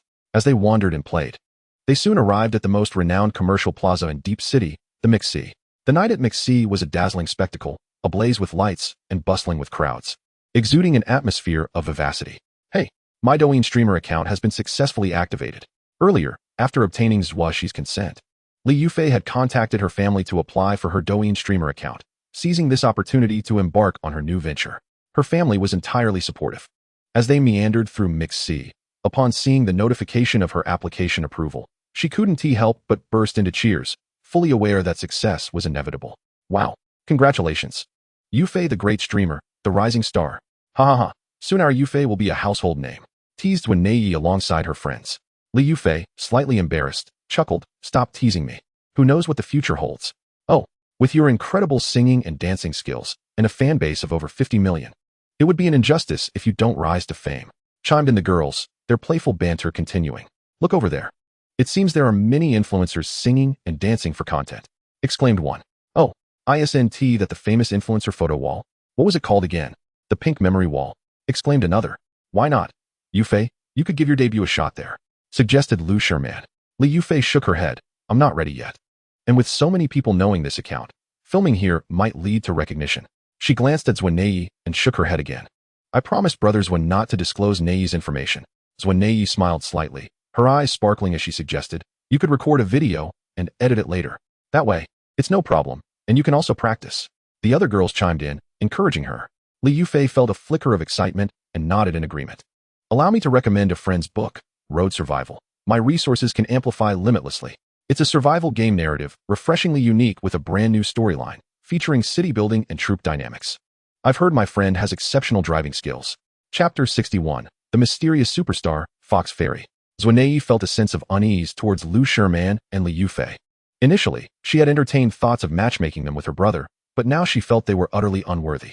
This was not merely due to the disparity in status after learning of Zuo Xi's affluent identity, but rather because of the internal qualities such as character and virtue that she believed they lacked. However, despite her discomfort, she could not simply cast them aside, as they were her university roommates and had once been among her closest companions. Moreover, they had traveled a distance to spend time with her, and she felt a sense of responsibility to care for them. To dismiss them outright would seem petty and lacking in grace, especially considering they would have to face each other at school later, which would surely be awkward. Besides, she was not the type to be ruthless, deep down. She remained a simple girl from a small village. Let us go, let us go? Seeing Zuo acquiesce. Lu Sherman tugged Li Yufei into a light jog towards the influencer wall, which stretched about 30 meters, adorned with fashionable graffiti from renowned art festivals and vibrant fairy lights, creating a beautiful and romantic ambience. Many people were gathering at the wall, taking photos and documenting the moment, adding to the lively atmosphere. Li Yufei and Lu Sherman found a less crowded spot and began to prepare, while Zuo and Yang Huiling stood nearby, cheering them on. Yufei, what song do you want to choose? Lu Sherman asked excitedly, and after a moment, she added with a smile, how about we play the music from Fox Fairy? Yes, the music from Fox Fairy is the best. Yang Huiling clapped in agreement. Indeed, Fox Fairy's songs are absolutely fantastic, with a powerful rhythm. Zuo's eyes sparkled with admiration. However, they noted that using Fox Fairy's song as accompaniment would be quite challenging. Zuo, Yang Huiling, and Lu Sherman all turned their gazes towards Li Yufei. Li Yufei felt a rush of excitement. Fox Fairy was a legendary and enigmatic superstar in the music realm. He had never held a concert or performed on a grand stage, yet he possessed an immense following. Concealed behind a fox mask, he traversed the ordinary streets, mingling with everyday people, performing in the most unremarkable corners of bustling streets, malls, plazas, and subway stations. Yet, he managed to conjure exhilarating and energizing music in these mundane settings, indifferent to the commercial gains behind his art. His music was imbued with an enchanting power, awakening those lost in confusion and providing boundless strength during their moments of fatigue and doubt. He had never affiliated with any music company, only establishing a Douyin account that once boasted a staggering 300 million followers, making it the top super account on Douyin. Every song and performance he uploaded would ascend the global music charts. Sadly, 2 years ago, Fox Fairy's Douyin account was abruptly terminated. His presence vanished from the bustling streets and corners, leaving countless fans yearning for his return. Nevertheless, his music continued to thrive. Since everyone enjoys it, I'll give it my best shot. Let us go with Fox Fairy's Sold Out. Zuo, Yang Huiling, and Lu Sherman all applauded enthusiastically. Wow, this is going to be quite a challenge. Yufei, you can do it. After some preparation, Lu Sherman set up her phone, while Zuo and Yang Huiling held their phones, commencing the music. I am unlike anyone you've encountered before. I shall bravely forge ahead with all my might. The music began softly, gradually building in tempo and intensity, becoming uplifting and invigorating. Li Yufei took a deep breath and, under the attentive gazes of Zuo, Yang Huiling, and Lu Sherman, she began to dance. Dressed in a JK uniform paired with a short skirt, her movements showcased her alluring figure in all its glory. Wow, Yufei is amazing. So explosive, so chic. Zuo, Yang Huiling, and Lu Sherman couldn't help but exclaim. With her family running an entertainment company, Li Yufei had been immersed in music and dance from a young age, making her a natural performer. Her dance was both professional and imbued with sensuality, a stark contrast to the more provocative antics of other female streamers. The surrounding crowd was drawn in by the exhilarating music and Li Yufei's fiery performance. Fox Fairy's Sold Out. It's still so enchanting. Wow, someone is actually using Fox Fairy's Sold Out as a dance accompaniment. So impressive. Miss, you're stunning. Incredible. A throng of onlookers formed a circle, cheering and shouting their support. On the other side, a provocatively dressed enchanting girl was busy recording Douyin videos with a few friends. Nearby stood a well-dressed young man, seemingly her elder brother. However, his gaze had long since been captivated by Li Yufei and her companions, his eyes ablaze with interest. The enchanting girl wore a look of resentment, yet dared not voice her discontent, for this young man was not only her brother in life, but also a powerful figure in society. Incurring his displeasure could lead to dire consequences. Meanwhile, on the other side, after concluding discussions with Zhang Yuman, Zuo Xi emerged from the Ruihua Hotel, driving towards Wanxiang City. Following the address given by Zuo, he parked by the roadside and, without the need to search, spotted the throngs of cheering people, among whom the silhouettes of Zuo and her friends were vaguely discernible. Sold out. A faint smile crept onto Zuo Xi's lips as he ventured toward the crowd. "Excuse me, please." A few girls in front scowled, preparing to retort, but upon seeing the handsome Zuo Xi, their words caught in their throats, their faces flushing with embarrassment. All right.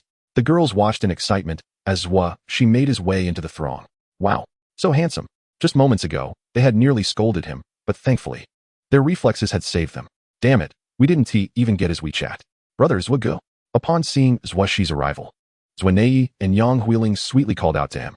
Meanwhile, Li Yufei, who was still dancing, felt a flutter of nervousness upon his arrival, intensifying her focus as she endeavored to showcase her most graceful dance moves and alluring form. In Chapter 62, titled The Wealthy Heir with Some Skills, she initially danced for the audience surrounding her, hoping to further her future career. However, the moment Zuo Xi appeared, her mindset shifted entirely. Every movement was now aimed at captivating his attention. As fellow females, Zuo and Yang Huiling were particularly sensitive to such subtle flirtations. Huiling felt a twinge of anxiety and discreetly glanced at Zuo Xi, who had his arm resting on Zuo shoulder. Noticing his gaze fixed on Li Yufei, coupled with the faint smile gracing his lips, she lowered her head slightly. Zuo caught the change in Huiling's expression, a smile blooming in her eyes. She hadn't anticipated that their goddess Huiling would have such a moment of insecurity. Quietly, she took out her phone and opened WeChat, sending a message to Zuo Xi. "Brother, do I look good?" Zuo Xi's phone vibrated immediately. Upon seeing it was a message from his sister, he looked down, about to respond, but Zuo placed her finger to her lips, shushing him softly while pointing at her phone. Zuo Xi chuckled and replied via text, "Not bad. Not bad." Zuo felt a sudden pang of nervousness. She quickly typed back, "Brother, she is not right for you. I don't want her to be my sister-in-law. If you must choose, then choose wisely." Zuo typed earnestly. Zuo Xi ruffled her hair playfully, squinting as he smiled. "What are you thinking about all day long?" Pouting. Zuo stole a glance at Yang Huiling, who looked back at her with a puzzled expression. Zuo grinned, carefree and lighthearted. Meanwhile, as the music concluded, Li Yufei ceased her dance, her face slightly flushed with nervousness, her beautiful and sensual appearance causing the male spectators to swallow hard. "Absolutely fantastic." Lu Shiman cheered and clapped. Li Yufei smiled gently, preparing to approach Zuo Xi. Suddenly, a young man stepped out from the crowd, applauding, his gaze fixed on Li Yufei and Lu Shiman, the elegant curves of their figures igniting a spark in his eyes. Clad in a striking white suit, his watch gleaming, he exuded an air of confidence, followed closely by 4 imposing bodyguards. It was evident that he was no ordinary individual. He was, in fact, the affluent brother of the small internet celebrity filming a live stream just moments ago. Like a startled swan, graceful as a swimming dragon, a smile that can captivate a city, enchanting all. The young man approached Li Yufei and Lu Shiman with an air of self-assuredness, his charming demeanor betraying the fervent desire lurking in his eyes. "I am Du Gaoan. May I have the pleasure of making your acquaintance?" His grand entrance drew gasps of astonishment from the onlookers. "Wow, Du Gaoan. Isn't he the son of the chairman of Zhongyi Entertainment? Zhongyi Entertainment? The largest entertainment company in our country, Daxia? I've heard that if they wish, they can elevate any girl to become a top-tier star." "Absolutely. The Du family has dominated the domestic entertainment industry for years, not just through their entertainment company. I've heard they even control underground forces. Is that true?" "Shoo." Those words should not be spoken aloud. Nevertheless, one cannot deny that he is quite the handsome and wealthy charmer. You don't know how many girls he has toyed with behind the scenes. Many of today's famous stars have been involved with him. Wow, I'm envious. It's the pinnacle of life. If that is the case, these girls won't escape his clutches. Alas, what a shame. But that young man over there seems quite formidable. I doubt he will succeed. Let us put it this way, not just in our city. Even throughout the entire Guangdong province, very few would dare to offend him for a few girls. So frightening. Du Gaoan, while not officially in the entertainment industry, was very much a part of it. His greatest pleasure lay in mingling with aspiring and attractive internet celebrities, relishing their flattery and tenderness. As Li Yufei's expression shifted upon hearing his name, she recalled that her own family owned an entertainment company, albeit one that paled in comparison to Zhongyi Entertainment. She had also heard whispers of Du Gaohan's notorious reputation as a ruthless and unscrupulous playboy. I'm sorry, we must be going. Li Yufei tugged at Lu Shiman, steering her towards Zuo Xi. Lu Shiman, having also heard of Du Gaohan's infamous reputation, had no desire to become entangled with him. While they might not be interested in a loser, they certainly detested the frivolous, wasteful wealthy heir. Yet, simultaneously, they felt a flicker of anticipation. Surely, Zuo Xi would come to their rescue, like a hero saving the damsel in distress. It would be both touching and romantic. Their hearts raced with excitement, casting anxious and pleading glances towards Zuo Xi. However, their hopes were dashed. Zuo Xi remained rooted in place, showing no signs of intervening.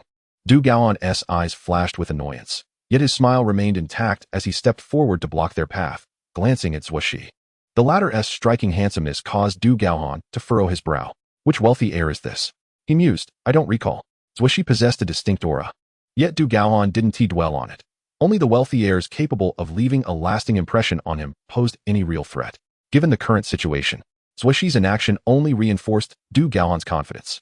Soon, his attention shifted to Zuo and Yang Huiling beside Zuo Xi. In comparison to Lu Shiman and Li Yufei, Zuo and Yang Huiling may lack the overtly seductive allure, yet their beauty surpasses that of the former. Moreover, their reserved shyness and innocent charm render them even more captivating to him. This lad is certainly fortunate in his romantic pursuits. Du Gaoming couldn't help but feel a pang of jealousy. How could these four young women willingly choose to accompany a mere second-generation wealthy heir? Perhaps I could do the same. A more pronounced gentlemanly smile graced Du Gaoming's face.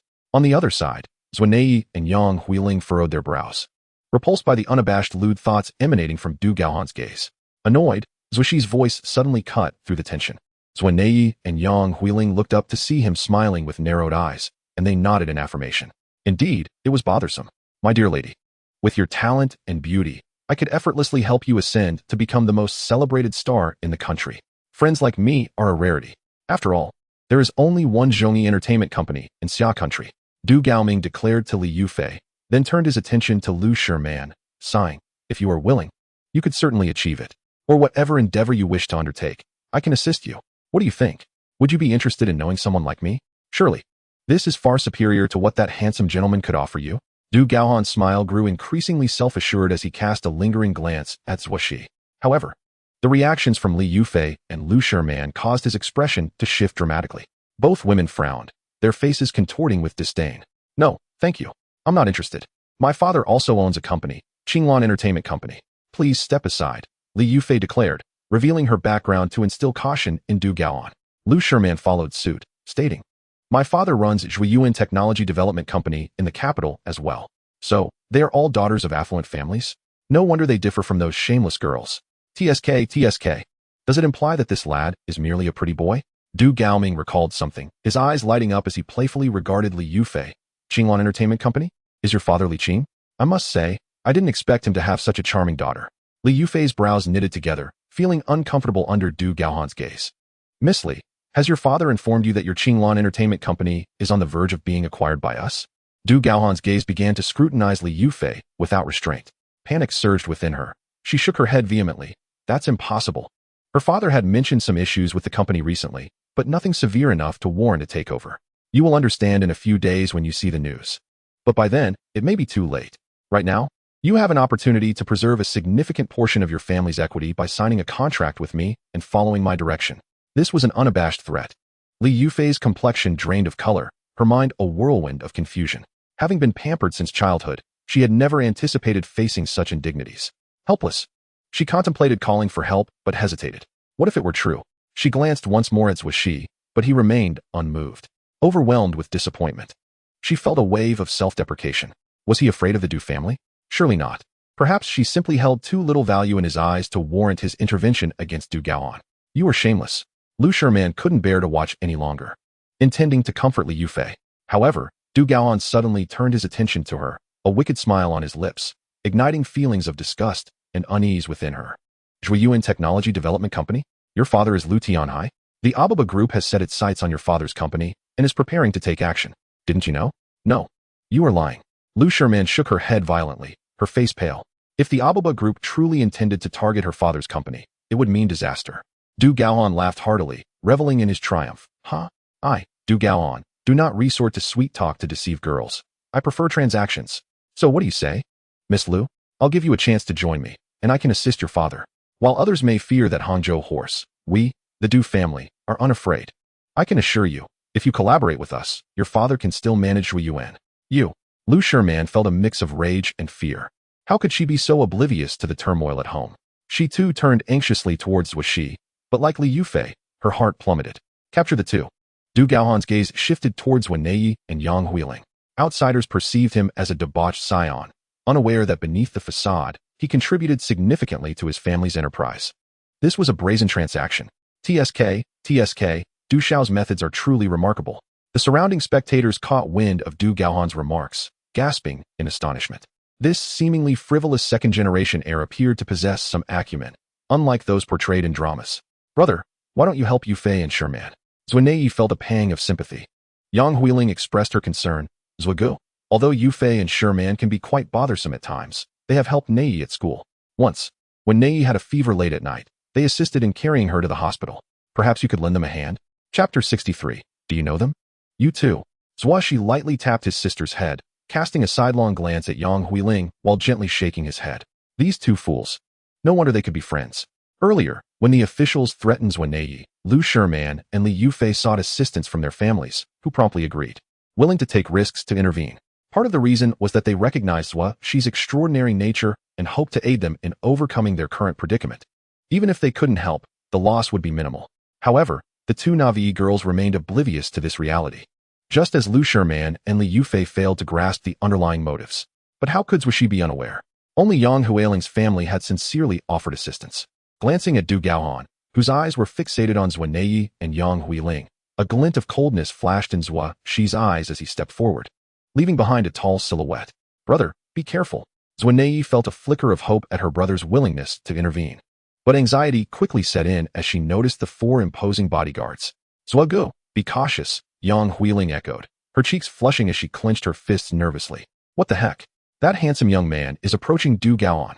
What is he planning to do? Could it be that he is unafraid of Du Xiao? A heroic rescue? Doesn't he worry about putting himself at risk? Why do I feel this young man exude such calmness? Are they about to fight? Opposing Du Gaohan in Deep City could spell trouble. He might even lose his life, given the formidable power of the Du family. Even when Du Gaohan openly threatened the two beautiful girls, no one dared to speak out against him. Moreover, while Du Gaohan's tactics may be somewhat unscrupulous, they are merely a form of business strategy, as he himself stated, a transaction. Whether or not the two girls would agree ultimately depended on their own desires. At that moment, Zuo Xi unexpectedly stepped forward, garnering admiration from many, while others harbored a flicker of concern. Behind the Du family loomed dark forces. These four exquisite girls were certainly enough to amuse for quite some time. TSK. Du Gaohan couldn't help but lick his lips, and upon seeing Zuo Xi approach him, he tilted his head and gazed in his direction. Umph! A smirk curled at the corners of his mouth, revealing a mix of pride and disdain. Brother Zuo, upon witnessing Zuo Xi's approach, Li Yufei and Lu Shimon's despairing eyes were instantly filled with hope, transforming their gloom into radiance. The calm demeanor of Zuo Xi bestowed upon them an immeasurable sense of security. Their inner turmoil subsided. They knew that with Zuo Xi's presence, all would be well. The looks exchanged between Lu Sherman and Li Yufei towards Zuo Xi were infused with hope, almost submissive, as if they were willing to offer everything. This expression elicited a frown from Du Gaohan, who felt displeased. They were already his prey. Such sentiments should be his to relish. What waves could a pretty boy possibly stir? Hey, pretty boy, your girl is quite something. How about this? I'll give you 500,000, and you vanish immediately. Deal? As he spoke, Du Gaohan retrieved a wallet from his pocket, extracted a card, and tossed it at Zuo Xi's feet, raising his chin arrogantly. Pick it up, and it's yours. He aimed to humiliate Zuo Xi with his wealth. A triumphant smile plastered across his face. Regardless of whether Zuo Xi picked it up or not, he had already achieved his goal. What a thrill! Zuo Xi regarded Du Gaohan with increasingly frosty eyes. What the hell? 500,000. Is he that extravagant? That's enough to buy a Mercedes or a BMW. Onlookers felt a pang of envy. Some furrowed their brows, silently sympathizing with Zuo Xi, yet dared not voice their anger. Despicable. Zuo and Yang Huiling seethed, gritting their teeth. You. Lu Shiman and Li Yufei exchanged incredulous glances at Du Gaohan, unable to fathom that he would consider Zuo Xi a mere pretty boy. Indeed, Zuo Xi was fair-skinned and handsome, exuding an ethereal scholar-like aura when calm. However, amidst the crowd, a man emerged with a stoic expression, emanating an aura of deadly intent. He was Shura 66, while the other Shura were summoned to a distant land. He was deliberately retained by the Ghost Emperor to protect Zuo Xi. From the moment Zuo and her companions exited the Ruihua Hotel, he had been shadowing them. Now, witnessing someone insult Zuo Xi, their belief, he was enveloped in a murderous rage. What the hell? Who is this person? What an intimidating presence. Has he killed before? Those who stood near Shura 66 were startled by his aura. Sir, Shura 66 approached Zuo Xi, halting beside him like a ferocious beast fixating on Du Gaohan. At a mere command from Zuo Xi, he could strike with lethal force. The 4 burly bodyguards flanking Du Gaohan didn't even warrant a glance from him. The man exuding such menace was actually under the command of this young man. What on earth? Who is he? The surrounding crowd was taken aback. This young man was certainly not ordinary. What a spectacle! The audience grew excited. What pleasure is there in the powerful bullying the ordinary? It is the clash of titans that captivates. Is that your brother's bodyguard? Zuo and Yang Huiling gasped in astonishment. Shura 66's imposing presence was impossible to overlook. Upon noticing Shura 66 standing resolutely behind Zuo Xi, Du Gaohan's pupils constricted and the smug grin on his face evaporated. The terrifying gaze from Shura 66 rendered him unable to maintain his composure. Such a fearsome glare, he had seen it before on the assassins at home. Yet Shura 66's was 100-fold more menacing. This was a disaster. Du Gaohan abruptly turned his gaze towards Zuo Xi, who, from the beginning, had not uttered a single word to him. Thump, thump, thump. Du Gaohan inhaled deeply, gravely inquiring, "Who are you?" Zuo Xi slowly lifted his left hand, revealing a black ring on his index finger. Those with keen eyes might discern intricate red patterns upon closer inspection. In a chilling voice, he asked, "Do you recognize it?" Chapter 64, Kneeling in Supplication. Do you recognize it? Zuo Xi's voice pierced through the air like ice, sending a jolt through Du Gaohan's mind, causing him to tense up. All attention inadvertently drawn to the ring on Zuo Xi's left hand. He stared, his pupils narrowing violently. Boom. His mind erupted, buzzing with realization. That ring was the same one that had compelled 2 official departments of the Great Xia Nation to publicly apologize for forgiveness during the live broadcast this afternoon. A terrifying figure revered by hackers worldwide. The strongest hacker. Du Gaohan struggled to swallow, his body trembling uncontrollably as he gazed at Zuo Xi in disbelief, fear gripping him. "Ah, you this. I." He began to lose control. Earlier, he had noticed the ring on Zuo Xi's hand but had dismissed it. The distance was great, and it was nighttime. Even in the brightly lit city, the illumination could not compare to daylight, so he had only seen a black ring. In this modern age, young people wearing rings and earrings was hardly unusual. He had paid little heed. Who would have thought that this ring was the very one that had caused a nationwide uproar, even shaking the world? The terrifying figure had not even shown his face during the live broadcast, threatening 2 departments of the Great Xia Nation and compelling them to apologize. Such audacity. The United Kingdom, likely due to him, boldly announced sanctions against a foreign nation so fearsome. Who could have imagined that this seemingly delicate and handsome young man before him was the embodiment of such a terrifying force, capable of contending with nations? What now? What now? What now? In that moment, Du Gaohan found himself stripped of all previous arrogance, standing as if soulless and dazed. Zuo and Yang Huiling were equally astonished, having never anticipated that Zuo Xi would reveal the ring representing his identity. This ring had been broadcasted to millions. As the video spread, it would surely become common knowledge. They had assumed that with Zuo Xi's influence, a negotiation or slight intimidation would suffice. Little did they realize that Zuo Xi would choose to unveil the ring. They did not understand Zuo Xi.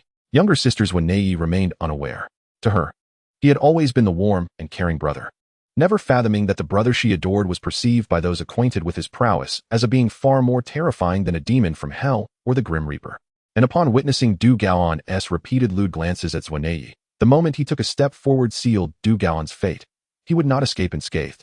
Li Yufei and Lu Shiman felt a surge of excitement and tension. How could they not be thrilled? For this was a man capable of captivating the entire world.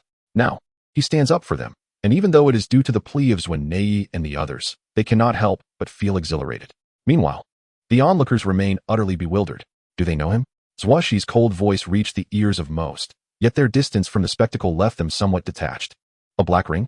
What has happened to Du Gaohan? Is he dazed? Or has he seen a ghost? An endless array of confusion enveloped them. Squinting to observe more closely, all eyes fixated on the index finger of Zuo Xi's left hand.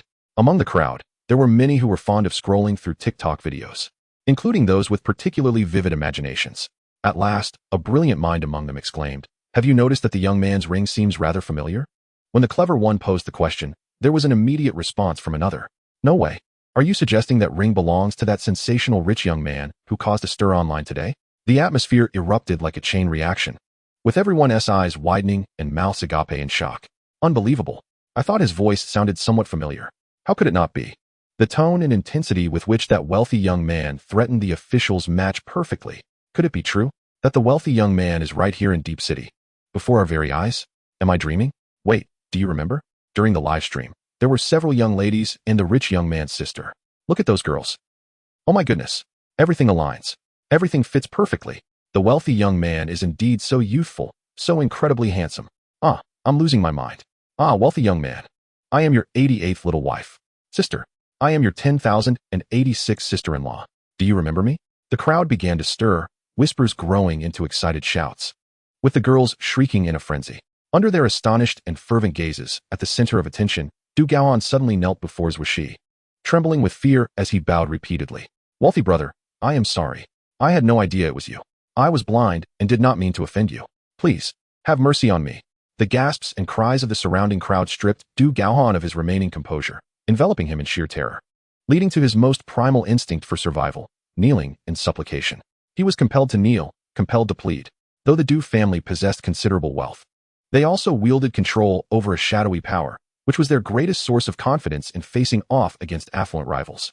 When direct confrontation proved futile, they could always resort to underhanded tactics. Their illustrious lineage and formidable influence rendered them arrogant, especially on their home turf. They fancied themselves as local emperors.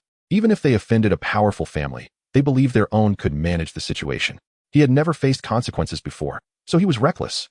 Yet today, he encountered Zuo Xi, a terrifying wealthy individual capable of contending with state power. The Du family's influence and their reliance on shadowy forces crumbled in the face of national might.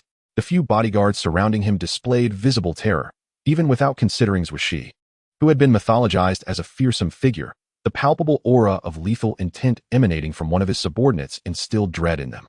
As insiders, they understood all too well the horrific battles required to cultivate such an imposing presence. Thus, witnessing their young master in despair, begging for mercy, they dared not intervene. Du Gaohan's kneeling reaffirmed Zuo Xi's terrifying identity, igniting the crowd into a frenzy.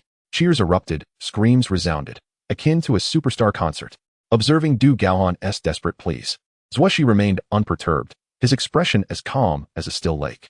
He had witnessed many a person who, when in power, acted arrogantly, only to grovel when their fortunes waned. He raised his hand toward his companion, Shura 66. Understanding the cue, Shura 66, SIC. Menacing gaze flickered with a hint of excitement, and he retrieved a black card from a secret inner pocket of his trousers, adorned with a striking crimson lotus. Zuo Xi approached Du Gaohan, slowly crouching down, gently patting his shoulder as he continued to bow and plead. He slipped the card into the pocket of Du Gaohan's suit. "Take this back. It is a gift from me to the Du family." With that, Zuo Xi stood and subtly gestured to Shura 66. The latter's cold visage cracked into a faint smirk before he turned to leave. Zuo Xi waved goodbye to Lu Sherman and Li Yufei, then exited the crowd with Zuo and Yang Huiling, who, although exhilarated, parted to create a path for him. They departed with a roar, leaving behind a panting Du Gaohan, who nearly collapsed to the ground, his forehead bleeding. Did he just leave? Panic-stricken, he fished out the items Zuo Xi had left behind, a black card imprinted with a crimson lotus. The ominous flower filled him with unease, as if he were shrouded in a veil of darkness, and terror gripped him. Quick, to home. Chapter 65. From now on, Zhongyi Entertainment Company shall bear the surname Zuo. Du Gaohan stumbled towards his sports car, flooring the accelerator as he sped away, his bodyguards in hot pursuit in another vehicle. Hundreds had gathered by the influencer wall, and had Zuo Xi not departed swiftly with Zuo, the crowd would have undoubtedly swelled to thousands. Nevertheless, although the conflict had concluded and both parties had left, onlookers continued to arrive in waves, some gazing at the street where Zuo Xi had vanished, others at the direction Du Gaohan had taken, their conversations rife with astonishment and excitement. Amidst the throng, Zuo Xi had chosen to leave with Zuo to avoid exposing her to public scrutiny. Preparations for war with the Asin nation were underway, and it was prudent to assume they might resort to extreme measures to exact vengeance on Zuo. Meanwhile, The Du family, under the personal decree of the Lord of the Crimson Lotus, could not escape the watchful eyes of the heavens or the relentless pursuit from the underworld. Wow. You should have seen the reaction of that young master from the Du family when he recognized the wealthy young man. It was a complete reversal. The esteemed Du Shao knelt down and begged for mercy right on the spot. Indeed, the wealthy young man is truly terrifying. The live stream barely captured a glimpse of his fearsome aura. You missed it, but in person, the atmosphere was like a chilling battleground. Far more intense than what was portrayed in the stream. Absolutely. In the live stream, we merely observed those who had offended the wealthy young man groveling and apologizing. From behind the screen, it was merely shocking. Now, witnessing it firsthand is heart-stopping, revealing their genuine fear. This is the essence of a terrifying figure. No petty rich heir can compare. The crowd, having witnessed the events, buzzed with discussions and exclamations. Throughout the ordeal, Zuo Xi had uttered only 2 sentences. The first was clearly heard, but the second was lost in the chaos. Yet, with just those 2 phrases, he commanded the entire scene. This is the true embodiment of a formidable individual. Gone are the menacing street thugs with their gnarled teeth and ferocious expressions, replaced instead by an unsettling calm that sends shivers down their spines. It is precisely this eerie tranquility that amplifies their dread. If even a prominent family like the Du clan dares not provoke such formidable figures, what hope do they, mere commoners, possess? Their minds are rife with questions. What did Zuo Xi ultimately hand to Du Gaoan? What words were exchanged? Is this truly the conclusion of the matter? An instinctive foreboding whispers that this resolution is far too simplistic. How could such an intimidating figure, publicly humiliated, accept a mere apology as closure? If apologies were so efficacious, the world would not necessitate the presence of countless law enforcement officers. The recently gathered onlookers, having caught snippets of the unfolding drama, stand agape, their excitement palpable. Wait, the affluent young man. Could he be the one who stirred up such a commotion in the live stream this afternoon? Indeed, it is him. What on earth? Where did he go? He just left moments ago. With such explosive revelations, one enthusiastic individual cries out, yet no one responds. What kind of spectacle is this? A confrontation among the elite is hardly a matter of glamour. Who among them would dare capture such moments on camera? Or if they did, would they dare to disclose it? A fool's errand. Yet, there are those audacious enough to surreptitiously snap photos. Particularly among the throngs of infatuated girls nearly driven to frenzy by Zuo Xi. However, when they secretly check their captures in the corners, they find themselves disheartened. All the images are either unfocused and indistinct or merely capture the figures' backs, with the only clear subject being the terrified and panicked Du Gaoan, an astounding backdrop to their disappointment. Did the excitement of the moment cloud their judgment? Those who took the clandestine photos oscillate between exhilaration and despair, akin to a roller coaster ride. Some girls even tug at their hair in agony, berating themselves for their carelessness and foolishness. Yet, all of this chaos is orchestrated by Zuo Xi. As he journeys toward Qianlong village, Zuo Xi's handsome visage resumes its serene smile. In his mind, the voice of the system's apocalypse resonates. It reports that 521 individuals were present at the scene, with 16 having taken clandestine photos, 11 women and 5 men, while 5 others recorded videos. All images and videos have been processed, with any remaining content having been obscured. Good, Zuo Xi acknowledges before shutting down the system. He had long noticed some audacious individuals attempting to capture the moment and, upon returning with Romanée and the others, had swiftly initiated the apocalypse system to infiltrate their devices, effortlessly managing their images and videos, a task trivial for a computer of such advanced technology. Brother Zuo, thank you. After the tumult has subsided, Li Yufei and Lu Sherman expressed their gratitude from the back seat, their eyes glistening with emotion. You should be thanking Nei. Zuo Xi replies calmly, unfazed. His tranquility momentarily stuns the giggling Li Yufei and Lu Sherman, casting a fleeting shadow of disappointment across their faces. Are we truly that inadequate? Nei, thank you for tonight. And Hui Ling, thank you. If it weren't for you both asking Brother Zuo for assistance, we would have been at a loss. As feelings of despondency wash over them, thoughts of their family's predicaments bring a sheen of moisture to their eyes. All right. It's all over now. Yang Huiling, seated beside them, softens and offers comfort. Yes, it's all behind us. That Du Gaoan is truly a shameless scoundrel. Zuo exclaims, both reassuring and indignantly condemning.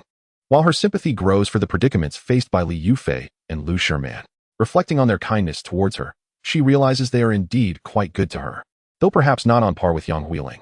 After receiving comfort from Zuo and Yang Huiling, Li Yufei and Lu Shimon's expressions soften a bit, occasionally stealing glances at Zuo Xi. Their faces a mix of eagerness and concern. They remain uncertain whether Zuo Xi's intervention can truly resolve their familial crises.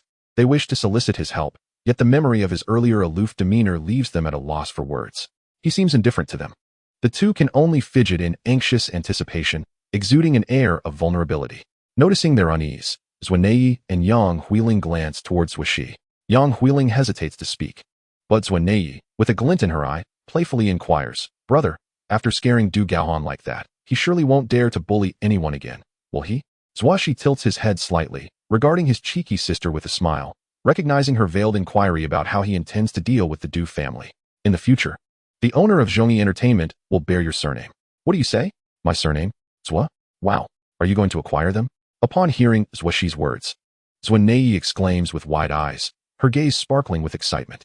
Zuo Xi merely smiles in response. The three girls in the back seat find themselves equally astonished. Given Zuo Xi's status, his words are likely to manifest. Is the leading entertainment company in Dachau about to change hands? Most exhilarated of all is Li Yufei. If Zuo Xi indeed acquires Zhongyi Entertainment, could the impending acquisition of her family's Qington Entertainment by Zhongyi be halted? Her heart races with anticipation. Lu Sherman, too, perceives the glimmer of hope for her family's potential crisis, her excitement palpable as she frequently glances at Zuo Xi. If Zuo Xi is willing to intervene, then the Abba Group would undoubtedly hesitate to pursue the acquisition of her family's company. As Zuo Xi drives back to the village, the clock nears midnight. The small village is enveloped in tranquility, with its inhabitants fast asleep. Save for the melodic chirping of crickets from the roadside grass and the distant croaking of frogs from the nearby lake. Upon entering his home, Zuo Xi heads straight to his room, showering while reactivating the system to monitor the movements of Tianyin and the Ghost Emperor. At this moment, they have reached the neighboring country of Asan, Bagua, where the 8 great Yama and 36 specters, along with other Shura, are converging. The equipment dispatched by the United Kingdom of Harahar is en route and will arrive before dawn. Meanwhile, the Shura 66 have summoned additional assassins from the Earth Division, commencing their lethal missions. The Earth Division comprises more than just the 8 great Yama, 36 specters, and 72 Shura. Everything is proceeding in an orderly fashion. After a brief conversation in the living room, the 4 girls retire to their respective rooms. Romanée and Yang Huiling share one room, while Lu Sherman and Li Yufei occupy another, both on the 3rd floor. "Nei, if Brother Zuo acquires Zhongyi Entertainment, do you think it would save Yufei's family company?" Zuo Xi's calm demeanor remains inscrutable. In the bathroom, Yang Huiling, concerned, poses the question to Romanée outside. "I'm not sure. However, my brother shouldn't complicate matters for her family, right?" Romanée responds. Deep down, she hopes for no misfortune to befall Li Yufei and Lu Shimon's families. "I'll ask my brother tomorrow." Yang Huiling exhaled in relief. The unexpected turmoil in her friend's family was something she had never wished to witness. Shortly after, she emerged, enveloped in a pink towel that accentuated her ample, pristine beauty. Romanée scrutinized Huiling with a playful gaze, noticing her cheeks flush with embarrassment as she shot a mock glare back at her. "Hee Huiling, I have a plan that doesn't require my brother's intervention. It can help Yufei and Sherman," Romanée said with a mischievous smile glinting in her enchanting eyes. Huiling furrowed her delicate brows, sensing something amiss. Yet her curiosity got the better of her. "What plan?" she inquired. Romanée leaned in closer, whispering conspiratorially, "You should capture my brother's heart." Upon hearing this, Huiling's face instantly turned crimson, her heart racing uncontrollably. Suddenly, Romanée playfully tugged at Huiling's towel, revealing the voluptuous curves beneath, her fair skin glowing like porcelain, and her long, slender legs radiating an ethereal purity. "Wow, Huiling, you're quite the catch," Romanée teased, and the two engaged in a playful chase. Meanwhile, in another room, Li Yufei and Lu Sherman remained silent, their expressions heavy with worry. After their showers, they lay on the bed, their faces etched with concern. They had just contacted their family and received confirmation that, indeed, as Du Gaohan had mentioned, there were issues within their family's company. Although their father, the chairman, hadn't stated it outright, his words hinted at a desperate need for Zuo Xi to intervene and assist them through this crisis. "Desperate measures? What can we do? We're just second-year students," they lamented, feeling powerless. Moreover, Zuo Xi showed little interest in them. They found themselves in a state of indecision, unable to lie down comfortably or sit up with ease. Li Yufei, who had already prepared material for her first project, lost all motivation to edit and publish it. "Yufei, what should we do?" Lu Sherman asked, her face pale and weary. Li Yufei shook her head despondently. "If only we were Huiling. If it were Huiling, Nei would surely help us." The weight of their family's fate pressed heavily upon them, imparting a newfound understanding. Meanwhile, Du Gaohan rushed home in a frenzy. His family's seaside villa in the suburbs awaited him. Although he owned a lavish mansion in the affluent district of the city, his father preferred the tranquility of the seaside retreat. At this moment, his only hope lay with his father. His father, with extensive connections, had resolved all the troubles Du Gaohan had ever caused. He fervently wished that this time would be no different. "Open the door. Hurry," he bellowed as a few bodyguards sluggishly opened the entrance. They quickly complied, and as soon as the door swung open, Du Gaohan sped inside, his foot pressing the accelerator of his car hard against the floor. Upon reaching the villa, he scrambled out of the vehicle and dashed into the house, rousing his parents from slumber. His father, Du Feiying, now graying at the temples, and his mother, He Yujia, a striking middle-aged woman, were alerted by the servants. Understanding their son's urgency, they exchanged knowing glances. Du Feiying sighed. This brat seems to have landed in trouble again. When will he ever be ready to take over the family business? Darling, what are you saying? Though Gaohan can be a bit reckless, he has always been clever. Just give him some time. He will surely inherit and even expand our business overseas. He Yujia reassured him while affectionately massaging his shoulders. Du Feiying sighed again. His heart softened by the thought of his only son, whom he cherished deeply, while He Yujia was fiercely protective of him. As they entered the living room, they immediately spotted their son, Du Gaohan, in a state of frantic distress. Seeing his parents, he rushed towards them, collapsing to his knees in front of them, tears streaming down his face. "Dad, Mom, please save me. Help me. Son, get up. What's wrong? Who bullied you? Tell your mother," He Yujia exclaimed, filled with concern as she lifted him up, her heart aching at the sight of his bloodied forehead and tear-streaked face. "What happened?" Du Feiying echoed. Worry etched on his brow, a flicker of cold fury igniting in his gaze. He had initially intended to scold his son, then assist him in cleaning up the mess. But witnessing his son's pitiful state tugged at his heartstrings. At the same time, a fierce rage began to brew within him. Who dares to bully my son? Du Feiying's child? Du Feiying was not one to be trifled with. Otherwise, he would not have built an empire controlling the entertainment industry in Xia country for years, including the underworld. Calm down and speak slowly. Even if the sky falls, your father and mother will support you, He Yujia soothed, embracing her son tenderly as if he were still a child. "Dad, I have offended someone I shouldn't have. Don't panic, take your time. In this city, there's nothing your father can't handle. Even if it involves murder, I will find a way." Du Feiying's face darkened ominously. "Yes, the 4 prominent families and the 2 Ma families must show your father respect. Speak calmly. Our Du family is not afraid of trouble," He Yujia added, her expression fierce. Regardless of whether her son, Du Gaohan, had initiated the conflict, she was determined to see it through. Du Gaohan's face lit up with relief as he eagerly recounted. "Just now, I crossed paths with that terrifying wealthy man in the Tian Jianxing livestream earlier today at Wanxiang City." He recounted the events as they unfolded, and as he spoke, Du Feiying's once menacing demeanor shifted through shock, unease, and worry, leaving his face pale. He said this was a gift for us." After finishing, Du Gaohan handed his father the black card given to him by Zuo Xi. Trembling, Du Feiying took the card, his pupils dilating in horror as he recognized its significance. His hand quivered, and his head buzzed as he instinctively dropped the card to the floor, as if trying to escape some dreadful fate. Meanwhile, He Yujia, oblivious to the gravity of the situation, continued to console her son. "A wealthy man. What is so special about having money? Even if he is richer than us. Your father commands thousands of brothers who could take down his entire family with a single punch." Just as she was about to continue her reassurance, a sharp slap struck her face. Slap. It was Du Feiying's hand, landing hard against her cheek. Stunned and in pain, He Yujia gazed at her husband in disbelief. "Husband? What's wrong?" As she observed the dreadful expression on his face, realization dawned on her. Du Feiying's earlier fury had dissipated, replaced by despair. "What do you mean take down his entire family? What a foolish dream. It's over. It's all over for us." Chapter 67. It signifies a blood disaster. Over? How could our powerful family, which commands both the public and the clandestine world, with the 4 prominent families and the 2 Ma families all yielding to the Du family, possibly be finished? He Yujia could hardly believe it, managing a strained smile. "Husband, you must be joking. Get out." Du Feiying pushed her away, his eyes filled with a terrifying intensity as he shifted his gaze between Du Gaohan and He Yujia, seething with rage. "You jinxed child, waste of a family name."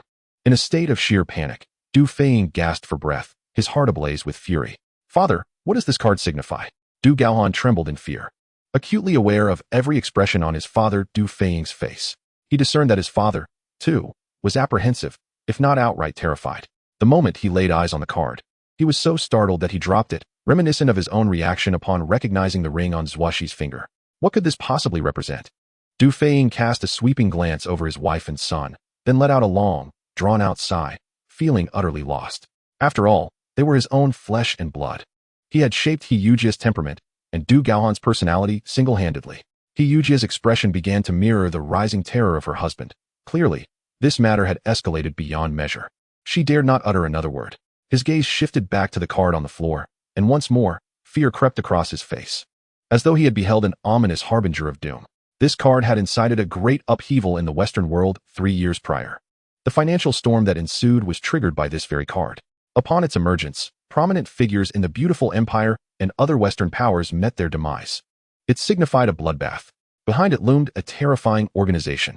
Who would have thought? The enigmatic magnate was likely the mastermind behind this organization. No wonder the Rothschilds scrambled to apologize. And the government of Daxia dared not provoke them. Zhongyi Entertainment Company held dominion over a significant portion of the entertainment circles in both Hong Kong and Australia, which allowed Du Feiying to forge connections with numerous high-ranking politicians from various Western nations. Therefore, he had some inkling of the dark turmoil from that year. Yet he remained oblivious to the secret surrounding the Honglian group. Du Gaohan and He Yujia exclaimed in unison. They finally began to grasp the terrifying reality of the magnate's existence. Did he intend to kill us? Staring at the sinister black card on the ground, adorned with its eerie map design, the mother and son felt an even deeper dread, their scalps prickling, their souls trembling. Observing Du Feiying's silent countenance, their eyes mirrored his fear. They were utterly panicked. This was a death warrant. What should we do? Father, I don't want to die. Darling, think of something. Whatever he desires, we will give it to him. Gold, silver, jewels, we shall comply. Seeing how his wife and son were floundering, Du Feiying bellowed, silence. The most pressing matter now is to survive this night. He resolved to summon thousands of brothers from the Zhongyi gang and find a way to flee the country by tomorrow, escape to a place where they could not be found. Du Feiying devised a strategy, retrieving his phone to contact his underworld allies. The Zhongyi gang was indeed the dark force he secretly commanded. It was because of them that he could stand tall in the entertainment industry, unafraid of any underhanded dealings, even creating his own rules. However, he understood that his Zhongyi gang was no match for the magnate. They could only buy time. Thousands of men should suffice to delay. He Yujia's and Du Gaohan's faces brightened with hope. As long as they were alive, all would be well. Yet, after dialing for consecutive calls, Du Feiying found himself unable to reach anyone. The Zhongyi gang had 4 trusted lieutenants, known by the monikers Qinglong, Baihu, Zhu Ke, and Xuanwu. At this moment, he could not connect with a single one. Meanwhile, in a 5-star hotel in Xin City, within a presidential suite, a middle-aged man adorned with a large blue dragon tattoo on his left arm lay sprawled on the bed, blood gushing from his neck, disbelief etched across his face. Beside the bed, a sensuously dressed woman wore a chilling smile, glancing at the incessantly ringing phone on the table, the caller ID displaying, "Boss." The smile on her face morphed into one of amusement. The man on the bed was Qinglong, a trusted aide of Du Feiying's Zhongyi gang. The woman coldly observed as Qinglong breathed his last, then turned and leaped out the window, vanishing into the night. Elsewhere, in a lavish private room of a nightclub, a man with a grim expression strode in, 2 gleaming daggers slipping from his sleeves. Inside the room, a cacophony of shouts and curses erupted, followed by a chorus of screams. When silence finally descended, the room was a scene of carnage, with flesh and entrails strewn about, leaving no survivors. On a grand sofa, a man with a tiger tattoo on his right arm had his head twisted at an unnatural angle, his neck nearly severed, a sight too horrific to behold. The Baihu of Zhongyi gang had fallen. In a tea house, following a brief tumult, the Xuanwu of Zhongyi gang had met his demise. At a crossroads, a luxurious Mercedes was rammed by a large truck, crushed beyond recognition, and a fierce woman inside was instantly killed. The Zhu Ke of Zhongyi gang had perished. The 4 leaders of Zhongyi gang, Du Feiying's trusted aides, had all met their end almost simultaneously, just as Du Feiying was preparing to contact them. At the seaside villa, Du Feiying's expression darkened to an extreme, aging him significantly in an instant. With all 4 aides unreachable, he realized this was no mere coincidence. Something had gone terribly wrong. No need to reach out. They had already departed from this world. Suddenly, a shadow appeared at the entrance of the living room, seemingly having materialized from nowhere. Who goes there? The Du family stared in terror.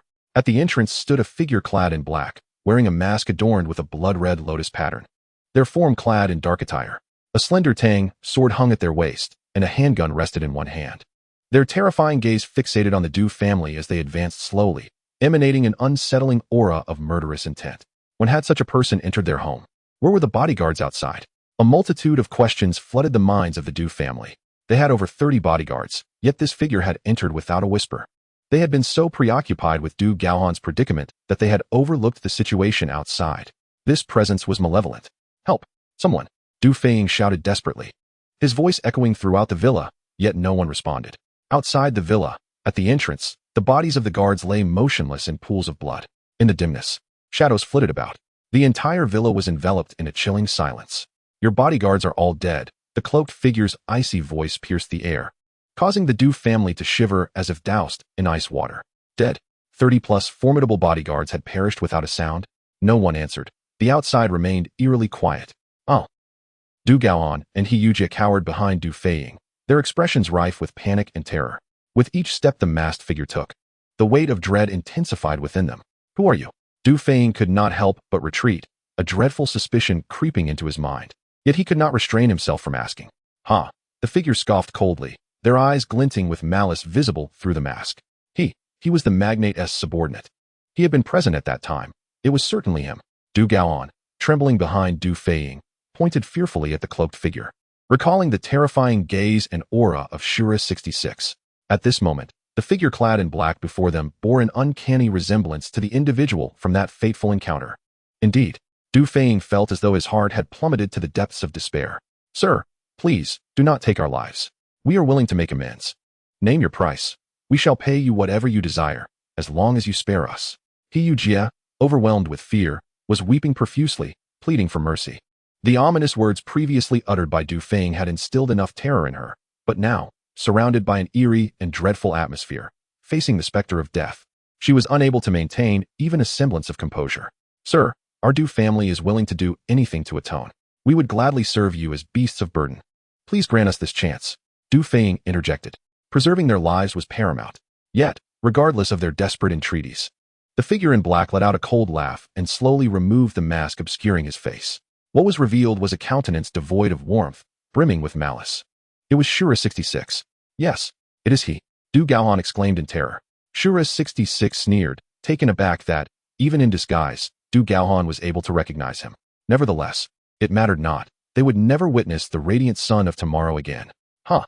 Shura 66 cast a disdainful glance at Du Gaohan and He Yujie, sneering once more as his right hand gradually drew a tang knife from his waist.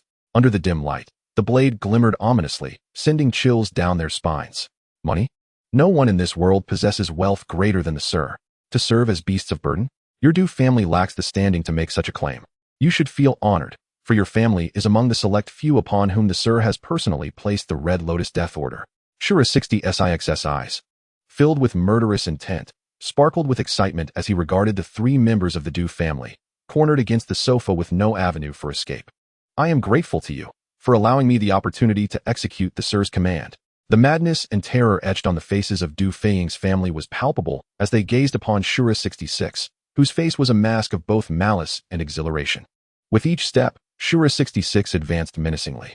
Suddenly, Du Feiying crouched low, retrieving a dark firearm from beneath the sofa. "If you leave us no path to survival, then you must die as well." A frenzied expression overtook Du Feiying's visage as he roared, pulling the trigger. Bang! Bang! However, at the sound of gunfire, Shura 66 astonishingly evaded with an incredible leap, his explosive agility causing the ground to reverberate beneath him. A superhuman? A superhuman being. He Yujie gasped in disbelief, while Du Feiying and his son immediately recalled the descriptions of superhumans from the afternoon's live stream, featuring the works of a wealthy patron. It was real. How could this be? How could it even exist? They were unwilling to accept the truth, yet they had no choice. For the figure before them had leaped nearly 10 meters, casually brushing against the ceiling. Their initial terror had escalated to an abyss of despair. "Die! Die for me!" Du Feiying yelled madly, firing wildly, but Shura 66's speed and reflexes were simply too swift. He could not aim. A cold smile graced Shura 66's face as he surged towards Du Feiying, the glint of cold steel flashing before the gunfire ceased abruptly.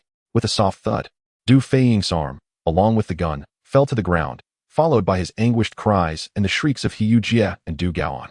With the issuance of the Red Lotus death order, it is a matter of life and death. Shura 66's icy voice resonated once more. It is time to bring this to an end. In truth, he could have dispatched the three members of the Du family in an instant, but he refrained, opting instead to let them perish in endless despair and terror.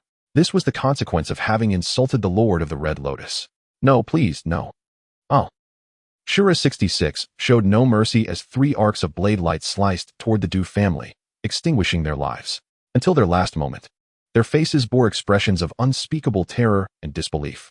Shura 66 retrieved the fallen Red Lotus Death Order, wiped it clean, and placed it beside the corpses of the Du family. The villa fell into an eerie silence. In the early hours of 1 or 2 o'clock, in Qianlong village, a notification chimed from the phone resting by the bedside, awakening Zuo Xi, who reached for it. The message was from Shura 66, a single character signifying the obliteration of the Du family. Zuo Xi's expression remained calm as he sent a message to his trusted aide, the chief steward far away in the United Kingdom, instructing him to acquire all of the Du family's assets. After arranging these matters, he prepared to retire for the night when a gentle knock resonated at the door. Knock, knock. The sound was faint. Zuo Xi turned on the light, illuminating the room, and donned his clothing before opening the door.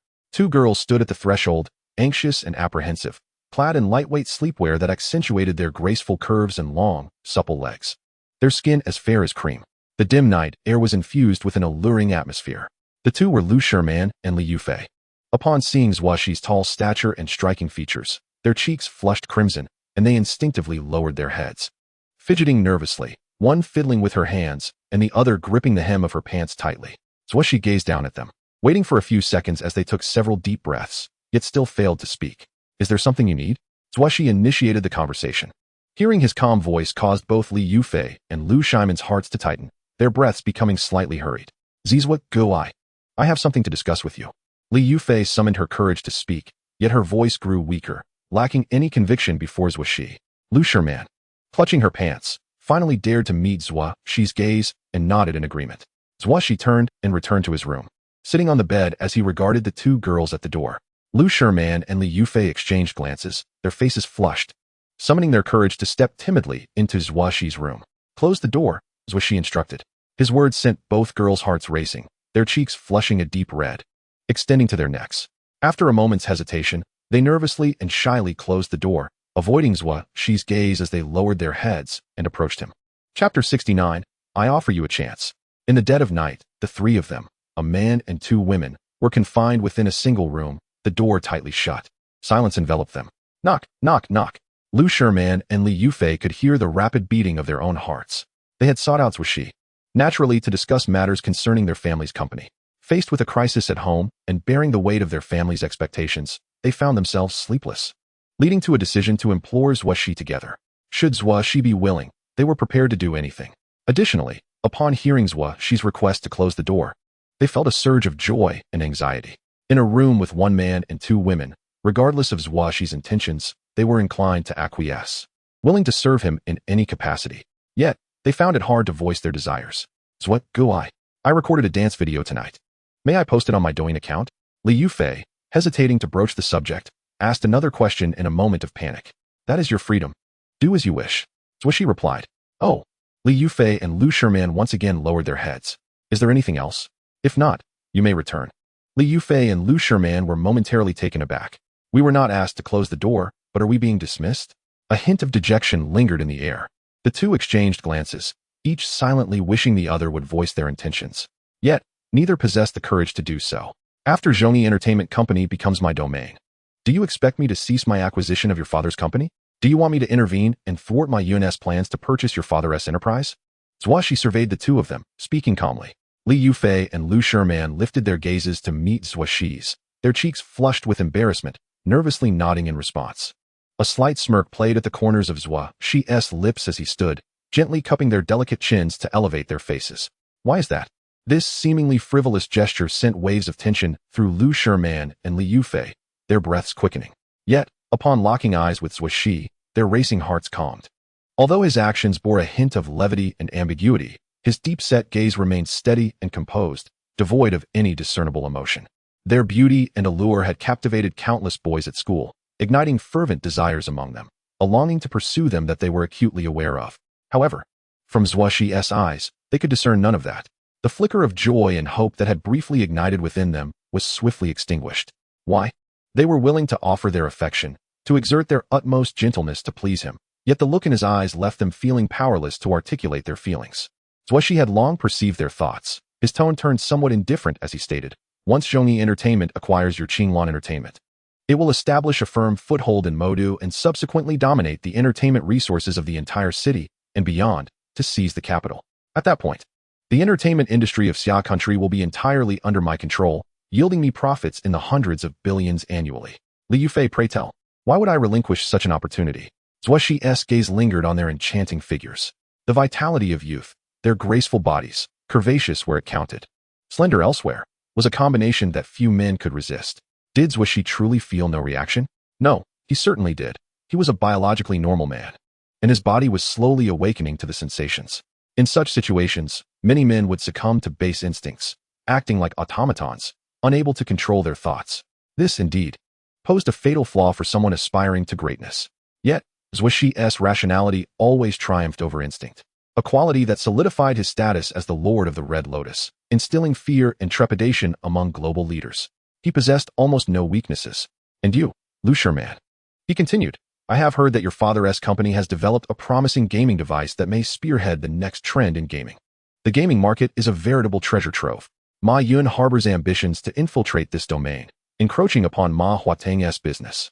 Truth be told, I am rather intrigued as well.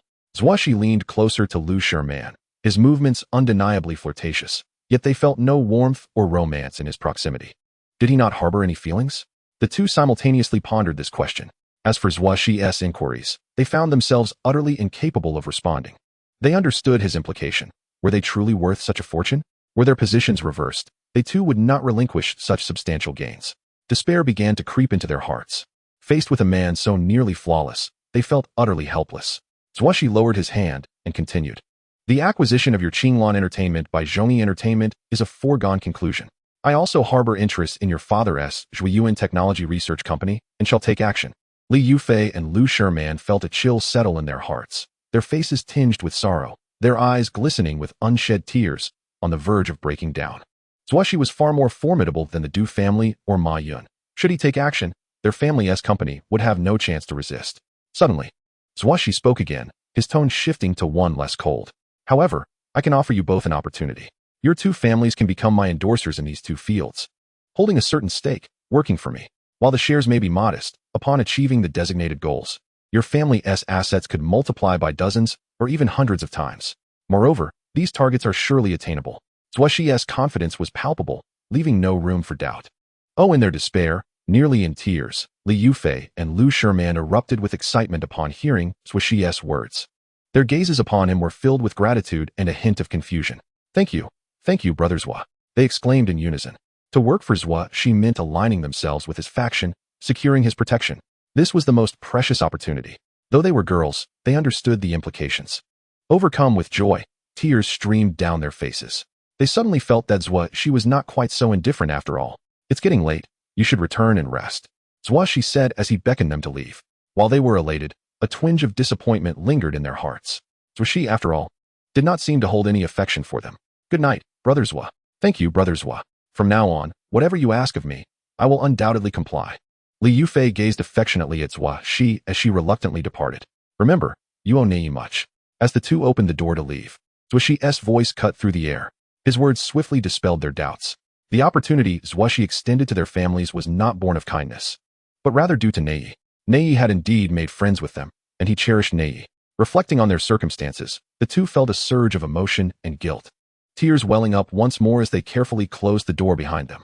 Chapter 70. The World's Adversary. Upon returning to the third floor, Li Yufei and Lu Sherman tiptoed past the door to Zuo Xi and Yang Huiling's room, careful not to make a sound. Should they be discovered by Zuo Nei and Yang Huiling sneaking into Zuo Xi's room, it would be an excruciatingly embarrassing situation. Once they reached their own room, they promptly relayed the good news of Zuo Xi's offer to their families. In the dead of night, their fathers, Li Qing and Lu Tianhai, who had been tossing and turning in sleeplessness, each gasped in astonishment, marveling at the fortune of having such wonderful daughters. Simultaneously, they felt a pang of regret for their daughters. Had they been more capable, they would not have had to sacrifice their daughters to alleviate the company's crisis. Alas, there was little they could do. Everything was beyond their control. They consoled their daughters, encouraging them to follow that influential figure, that wealthy benefactor. They believed that aligning with him would undoubtedly prove advantageous. Zuo Xi's willingness to extend an opportunity naturally led them to assume their daughters had become the benefactor's women. However, they soon received a firm denial from their daughters, leaving Li Qing and Lu Tianhai in a heavy and complicated emotional state. Yufei, what kind of girl do you think brothers would be fond of? Having resolved a significant dilemma for their families and relieved themselves of burdens, both Lu Sherman and Li Yufei remained wide awake, a subtle sense of loss gnawing at them. They wondered, was there truly a woman in this world who could rival him in perfection? Only a woman of near perfection could possibly be worthy of him, they mused. Gazing out the window at the solitary moon in the sky, it shone brightly, yet exuded a profound sense of loneliness. The two individuals were momentarily entranced, as if they had caught a glimpse of Zuo Xi's shadow. The following day, Yang Huiling rose early to prepare breakfast for everyone. Zuo Xi also awoke rather promptly. Upon observing Yang Huiling's diligent figure in the kitchen, he smiled gently and stepped inside to lend a hand. Upon seeing Zuo Xi approach, Yang Huiling felt a flutter of nervousness. "Oh, Brother Zuo, I can manage this myself. Just wait a moment, it will be ready soon." Looking at the raw minced meat, eggs, noodles, vegetables, and an array of ingredients that had barely been touched, it was evident that preparations were far from complete. Zuo Xi chuckled softly, shaking his head. "I shall take care of it." His words carried an irresistible authority. "Oh," Yang Huiling had no resistance, instinctively stepping aside. By the time she realized, Zuo Xi had donned an apron, igniting the stove while deftly wielding a knife to prepare the ingredients. Watching Zuo Xi's back, Yang Huiling felt her cheeks flush slightly. Could brothers really cook? However, Zuo Xi's actions soon left her in awe, her eyes widening as she instinctively covered her mouth in surprise. He had simultaneously brought 2 pots to a boil, one for frying meatballs and the other for boiling eggs. Turning around, he pressed down on the vegetables on the cutting board, and his knife became a blur, producing a rapid and rhythmic chopping sound. 10 seconds, 20 seconds, 30 seconds, completed. The vegetable slices were uniformly cut and pleasing to the eye. "Oh," Yang Huiling could not help but exclaim. If it had been her, it would have taken several minutes to accomplish what Zuo Xi had done in mere blinks of an eye. His knife skills were exquisite. Meanwhile, the aroma of the meatballs began to waft through the air as Zuo Xi added some seasoning, intensifying the fragrance. When he finally plated the meatballs, they gleamed a golden hue, a feast for the senses. Yang Huiling was astonished once more. The color and scent of her own cooking could not compare. "Brother Zuo, your culinary skills are remarkable." As she watched Zuo Xi's busy silhouette, her heart raced like a startled deer.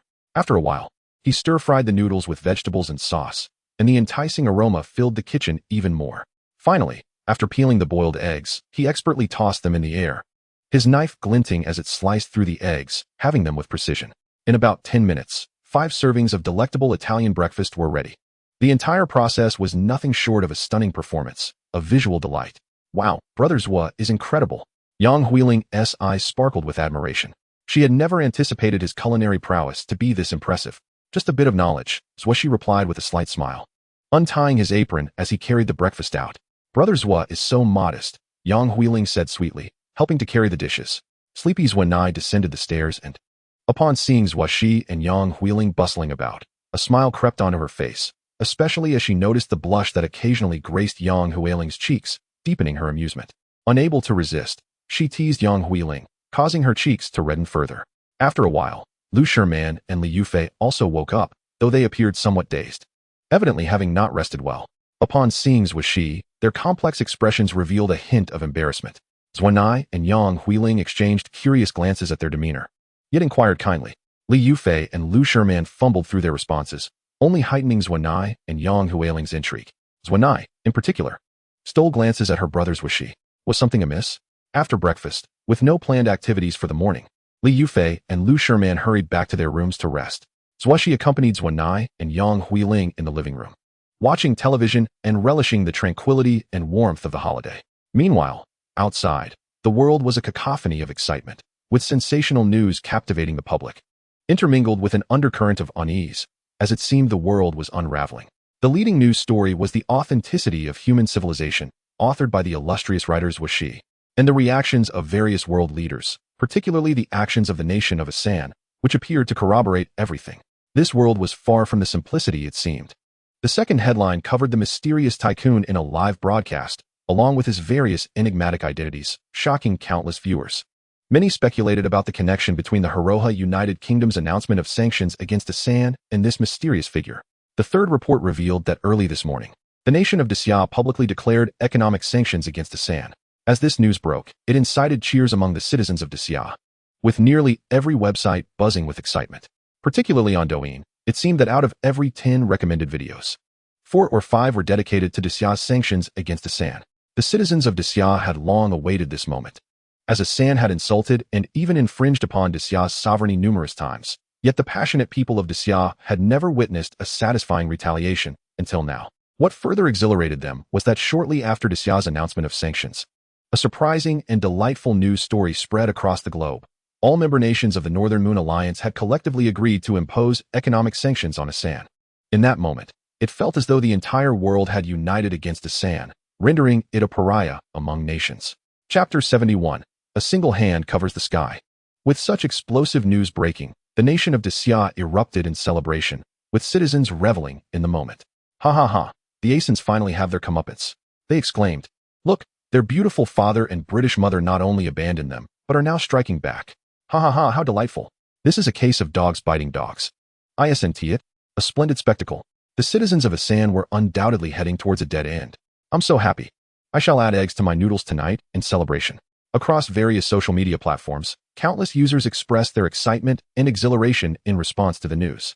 However, the most fervent discussions occurred on Douyin, where nearly every news video, whether domestic or international, focused on these globally significant events. Through countless analyses and discussions, netizens found that all these world-shaking news stories converged on a singular point: the conflict between the mysterious Tycoon and Asan's Prime Minister Modi. As they contemplated, a chilling thought arose.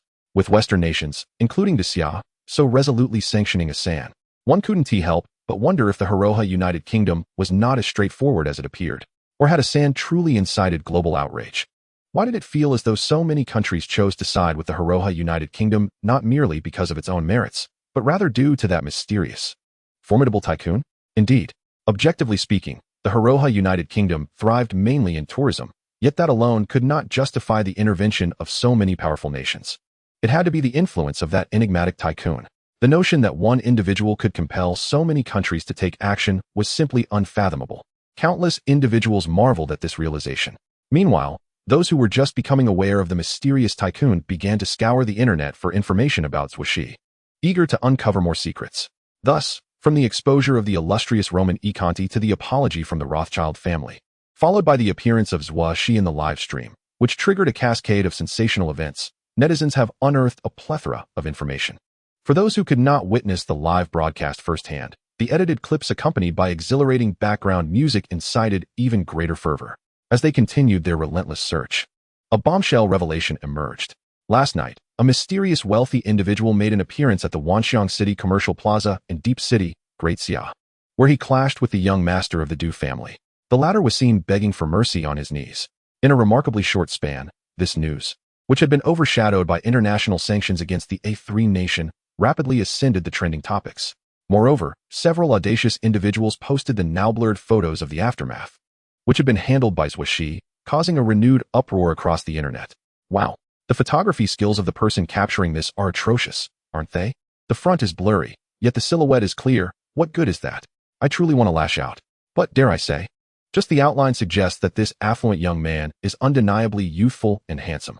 I heard that something significant occurred in Deep City last night. Could it be related to this incident? The Du family of Deep City? Surely, it cannot be the entertainment mogul, Du Feiying's family, could it? How audacious to provoke the wealthy young man. Do they not fear for their lives? Is begging for mercy all there is to it? I yearn to know what followed. In no time, the Du family also made it onto the trending topics. The background of the Du family was swiftly uncovered by netizens. They were revealed to be the controllers of the largest entertainment company in the Xi'an nation's industry, Zhongyi Entertainment, with connections to nefarious forces. Unbelievable. Major news regarding the Du family has just emerged from the official sources in Yuanzhou, with countless eyes upon it.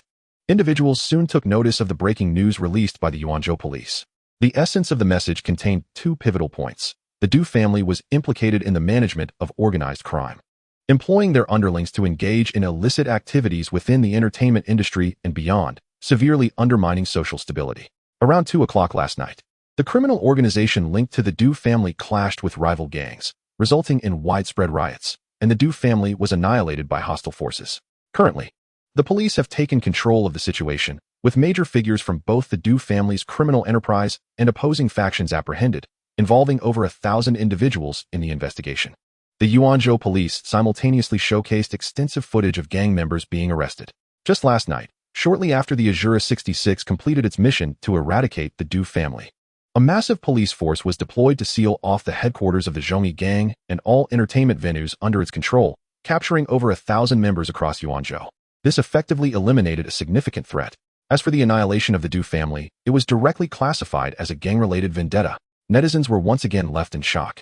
To have a confrontation with the wealthy young man only to be obliterated by rival gangs shortly thereafter? The underlying orchestrator of these events was likely the enigmatic affluent individual. Everyone began to connect the dots, recalling all the major news stories that pointed back to this singular mysterious figure. The collective sentiment of astonishment surged. A singular phrase resonating in the hearts of many, a hand that covers the sky. In Qianlong village, at Zuo Xi's residence, the television was on, and the three occasionally glanced up to engage in conversation. Zuo and Yang Huiling were engrossed in their phones, also scrolling through these trending topics. Wow. Our great Xia has also sanctioned the A3 nation. The beautiful empire has taken action, along with the British, the French, the Australians, and the Americans. All these Western powers have intervened against the A3 nation. It's unbelievable, the two exclaimed in astonishment. Last night, the leader of Great Xia had approached Zuo Xi, and they had speculated that Great Xia might take action. However, they never anticipated that Western powers would also intervene. With this united front, the A3 nation was undoubtedly doomed. They turned to Zuo Xi with excitement and bewilderment etched on their faces. Brother, when Leader Zhang sought you out last night, was it regarding the sanctions against the A3 nation? Indeed. And why have the beautiful empire and these Western powers also acted? Are they attempting to curry favor with you? Seeking your information? Astute. Zuo Xi chuckled softly, ruffling Zuo hair. In truth, the collective economic sanctions imposed by Western powers on the A3 nation were, on one hand, a display of their stance to win his favor. However, their primary objective was to compel the A3 nation into a corner, leaving them with no options. With so many countries declaring sanctions, it was akin to the entire world sealing them off, resulting in catastrophic damage to their economy. A vast number of workers would face unemployment, and soon, society would descend into chaos. At that point, the A3 nation would have no choice but to wage war to divert internal strife. And only by declaring war on the Hiroha United Kingdom could they hope to resolve this crisis. Chapter 72. Brother, are you a superhuman? Such profound conspiracies, of course. Zuo Xi would not disclose to his younger sister. Wow, to think that my brother is so formidable. That countries would unite to sanction the A3 nation for him. This is beyond their wildest dreams. The two girls gazed at Zuo Xi with adoration in their eyes. Suddenly, a thought flickered in Zuo mind. Why does it feel like my brother is even more powerful than the leaders of various nations? Could it be? Zuo expression shifted to one of shock, her eyes widening as she trembled slightly and asked, Brother, is the superhuman from your novel Human Civilization 2 real? Yang Huiling, hearing Zuo audacious question, held her breath in nervous anticipation, casting a furtive glance at Zuo Xi. This inquiry had intrigued the four of them for quite some time, but they had never dared to ask. Now, the unusual actions of the nations had led them to surmise something. Lowering his gaze to meet his younger sister's anxious eyes, Zuo Xi smiled gently. He knew she would eventually pose this question. Superhumans certainly exist, for he himself is one. Many within the Holian group are as well. However, the genetic engineering technology he possesses is not yet perfected. No nation has achieved comprehensive gene technology, and behind every successful cultivation of a superhuman, countless lives have been lost. The mortality rate is significant. Genetic engineering experiments yield only success or failure, evolution or death. Therefore, to date, he has refrained from allowing Zuo to attempt it, as he does not possess absolute confidence. When it comes to his sister's safety, he will not take any reckless risks until the genetic engineering advances sufficiently to be made available to everyone. Zuo Xi nodded gently. Yes. Upon hearing Zuo Xi's affirmation, Zuo expression turned to one of astonishment, and she quickly raised her hand to cover her mouth, afraid of exclaiming in shock. The two exchanged incredulous glances, rendered speechless, their hearts racing with fear and trepidation. Fear of the unknown is a universal sentiment. Rest assured, they are still far from you, and your circle remains untouched by them. Noticing their trepidation, Zuo Xi affectionately tousled his sister's hair. Moreover, as long as I am here, no one dares to bully you. You will protect us, brother? Yang Huiling, hearing this, couldn't help but glance around, her heart swelling with joy, and any fear of the superhumans dissipated in an instant. Zuo heart was warmed, and upon catching sight of Yang Huiling's silly expression, she couldn't help but squint and smile, before her attention swiftly returned to her brother. Are superhumans far removed from us? Brother, could you be one? Zuo small face radiated with a cheerful smile, as she had already formed a conjecture in her mind. Given that he had authored Human Civilization 2 and garnered the apprehension of so many prominent figures, she speculated that her brother was indeed one of those superhumans, and likely a formidable one at that. Observing the knowing glimmer in his sister's eyes, Zuo Xi's expression momentarily faltered, followed by a light chuckle as he playfully tapped Zuo Nai's head, choosing not to respond. Only Yang Huiling, standing nearby, was taken aback once more, staring blankly at Zuo Xi. Within a brief span of a morning, she seemed to have unearthed two astonishing secrets about Zuo Xi: his exceptional culinary skills and his identity as a superhuman.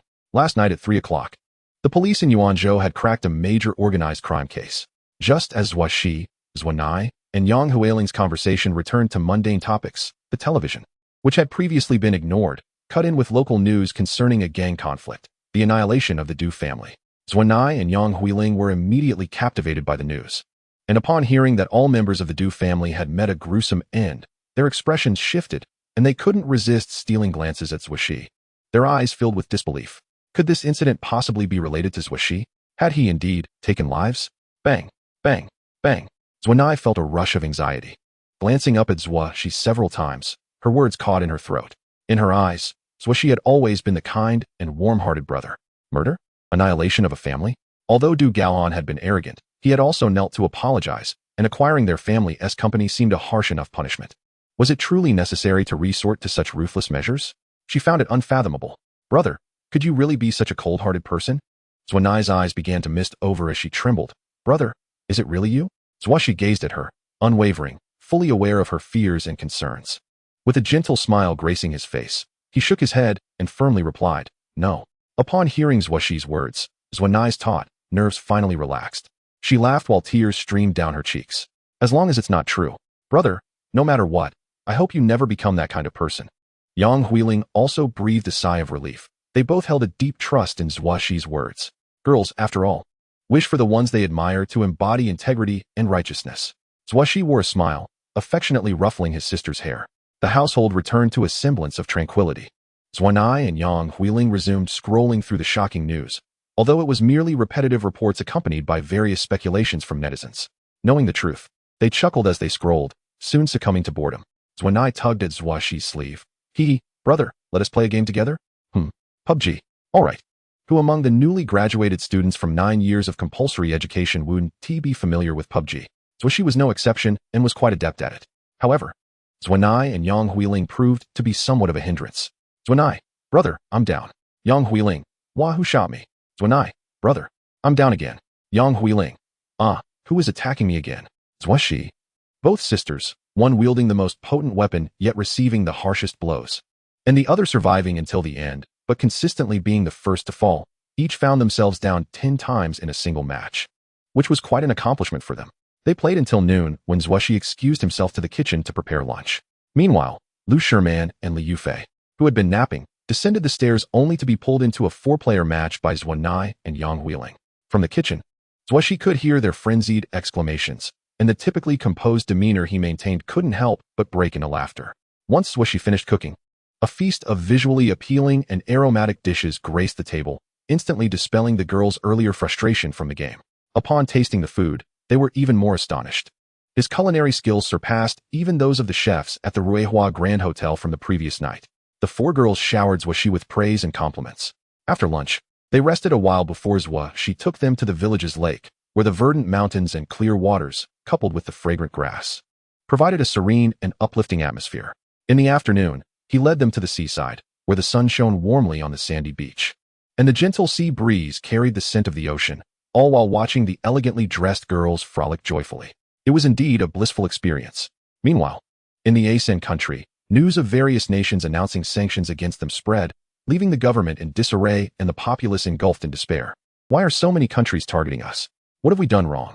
ISNT, the beautiful empire, Great Britain, our good friend? Why aren't they helping us, but instead sanctioning us? That despicable Dacian nation is taking advantage of our plight. How shameless. Once we weather this crisis, we must not let them off lightly. It must be the Hiroha United Kingdom. They are surely inciting other nations against our great ASEAN country, fearing our rise and being threatened by our potential. Chapter 73. The Desperate Situation of the MOD. The citizens of ASEAN country were filled with anger and fear, and many doubted the veracity of these claims, believing that the nations were merely bluffing. However, When they witnessed various embassies organizing the repatriation of their citizens from a San country, the gravity of the situation became undeniable. As they grappled with panic over the external news and the potential repercussions, their economic market began to suffer immense blows. Today, upon opening, a San country's currency, the ruble, faced a severe downturn, with foreign nations aggressively selling off their bonds, flooding the market with rubles equivalent to 3 times the usual currency circulation. The ruble plummeted in value by 4 to 5 times, leading to skyrocketing prices. And this was merely the beginning. Even more alarming was the immediate halt of trade with the San country, with many goods already at the borders being seized. In an instant, prices in a San country soared as if propelled by rockets. Particularly after Xi severed trade relations, various everyday commodities became virtually non-existent, leading to widespread lamentation. Amidst the panic, wealthy individuals, driven by fear and greed, began hoarding supplies, exacerbating the inflation and ruble devaluation. The ruble had become akin to worthless paper. In fact, it was even said that paper was worth more than the currency by weight, with nations recalling their personnel and shuttering businesses within a San country. The unemployment rate surged dramatically. In a nation, an unemployment rate of 10 can incite panic, and reaching 20 could lead to social unrest. At this moment, a San country's unemployment rate had surpassed 20, reaching a terrifying 25. Everything unfolded so suddenly, and the citizens of a San country, who had been so defiant against the Heroha United Kingdom, found themselves gripped by fear. How would they continue their lives amid such turmoil? And this was merely the onset. Soon, many impoverished neighborhoods in a San country would face famine, with the unemployed elite inciting riots among the masses. What awaits is national turmoil, perhaps even a coup, a military uprising, or civil war. The government of the ASEAN nation faces a barrage of sanctions, overwhelmed and unable to cope. National debt and currency hoarding are merely strategic maneuvers. If it were merely one side attacking, they might manage. But with so many nations launching an offensive, employing various tactics, the ASEAN government finds itself powerless to reverse its fate. In the capital, New Delhi, Prime Minister Modi is consumed by rage. Having shattered countless cups and damaged numerous chairs in his fury, his 3 deputies stand by, respectful yet trembling, afraid to breathe. The detestable beautiful empire, the shameless Britain, the despicable France, the vile Xi'an nation, the accursed Heroha United Kingdom. Modi vents his ire upon each nation, seizing a newly replaced cup and smashing it to the ground with a resounding crash, shattering it into pieces. Yet, the more he curses, the more enraged he becomes, escalating his fury with each shattered object. The audacity of the ASEAN nation to test the strength of the Heroha United Kingdom is, for the world's great powers, a matter of intrigue. However, the tables have turned, and now many countries are targeting ASEAN, or more precisely, targeting Modi, forcing his hand. The signs of social unrest in ASEAN are becoming increasingly apparent. If this continues, Modi will undoubtedly face ousting, met with the populace's scorn. Marked as a disgraceful chapter in ASEAN's history, the incoming leader, in an attempt to quell public outrage and establish authority, will likely make it their first order of business to take action against him. The severity of the impending downfall is too dreadful for him to contemplate. Thus, he finds himself with no avenues left, compelled to choose the extreme path. This is precisely why Western nations impose economic sanctions without engaging in military action. His 3 most trusted aides, Director of National Security Davart, Minister of Internal Affairs Shah, and Foreign Minister Sajosh, stand meekly, hesitant to speak, fully aware that the situation is dire. Fraught with peril, a single misstep could lead to irrevocable consequences. Do you think that if I am ousted, you will fare any better? Modi regards them coldly. He perceives their desire to secure an escape route. How could he not? They are representatives of this administration as well. Should I fall, they too will not be spared, as they would be prime targets for retribution. Furthermore, if they fail to fulfill the mission at hand, I shall take my frustrations out on them before I step down. Davart and the others swallow hard, sweat beading on their foreheads. Modi, his voice laced with fury, commands, convene a national assembly. Prepare for war. Davart and the others tremble. Realizing there is no retreat, and with a steely resolve, they respond, yes. On the shores of Qianlong village, the sunset casts a warm glow upon the 4 girls, accentuating their graceful forms in an alluring manner. Zuo Xi reclines upon the sand, a look of contentment on her face as she checks her phone, a slight smile creeping onto her lips. Are they in such a hurry? Faster than I anticipated. Rising and stretching lazily, she calls out, let us go. We're heading back to the capital tonight to return you to school. From the other side, a chorus of surprised exclamations erupts from the girls. What? We're leaving tonight? So soon? But we still have 2 days of vacation left. Has brothers will grown weary of us? The girls, Yang Huiling, Liu Fei, and Lu Sherman, approached Zuo Xi, their expressions a mixture of astonishment and reluctant disappointment. Clad in light attire, their fair skin gleams under the sun, creating a mesmerizing sight that uplifts their spirits. Zuonaya's small face reflects confusion. Brother, why the rush to send us off? Classes don't start until the day after tomorrow. Zuo Xi affectionately ruffles her hair and replies gently, Brother has some urgent matters to attend to. I'll return in a few days and stay in the capital with you for a while. Really? That is wonderful. Upon hearing that Zuo Xi would return and stay in the capital, Zuonaya's face instantly brightened with joy. Yang Huiling, Li Yufei, and Lu Sherman also exhibit glimmers of excitement, their hearts racing at the prospect of Zuo Xi visiting Nai Yi, allowing them to see him too. However, a concern arises. But we haven't bought our tickets yet. Will we make it in time? Observing his silly little sister, Zuo Xi chuckles, saying as he walks, Your brother is quite affluent. Do you think I lack my own private jet? Silly girl. Zuonai pauses, scratching her head in bewilderment, momentarily struggling to adjust to such a lavish lifestyle. Amidst her innocent demeanor, Yang Huiling and the others can't help but burst into laughter.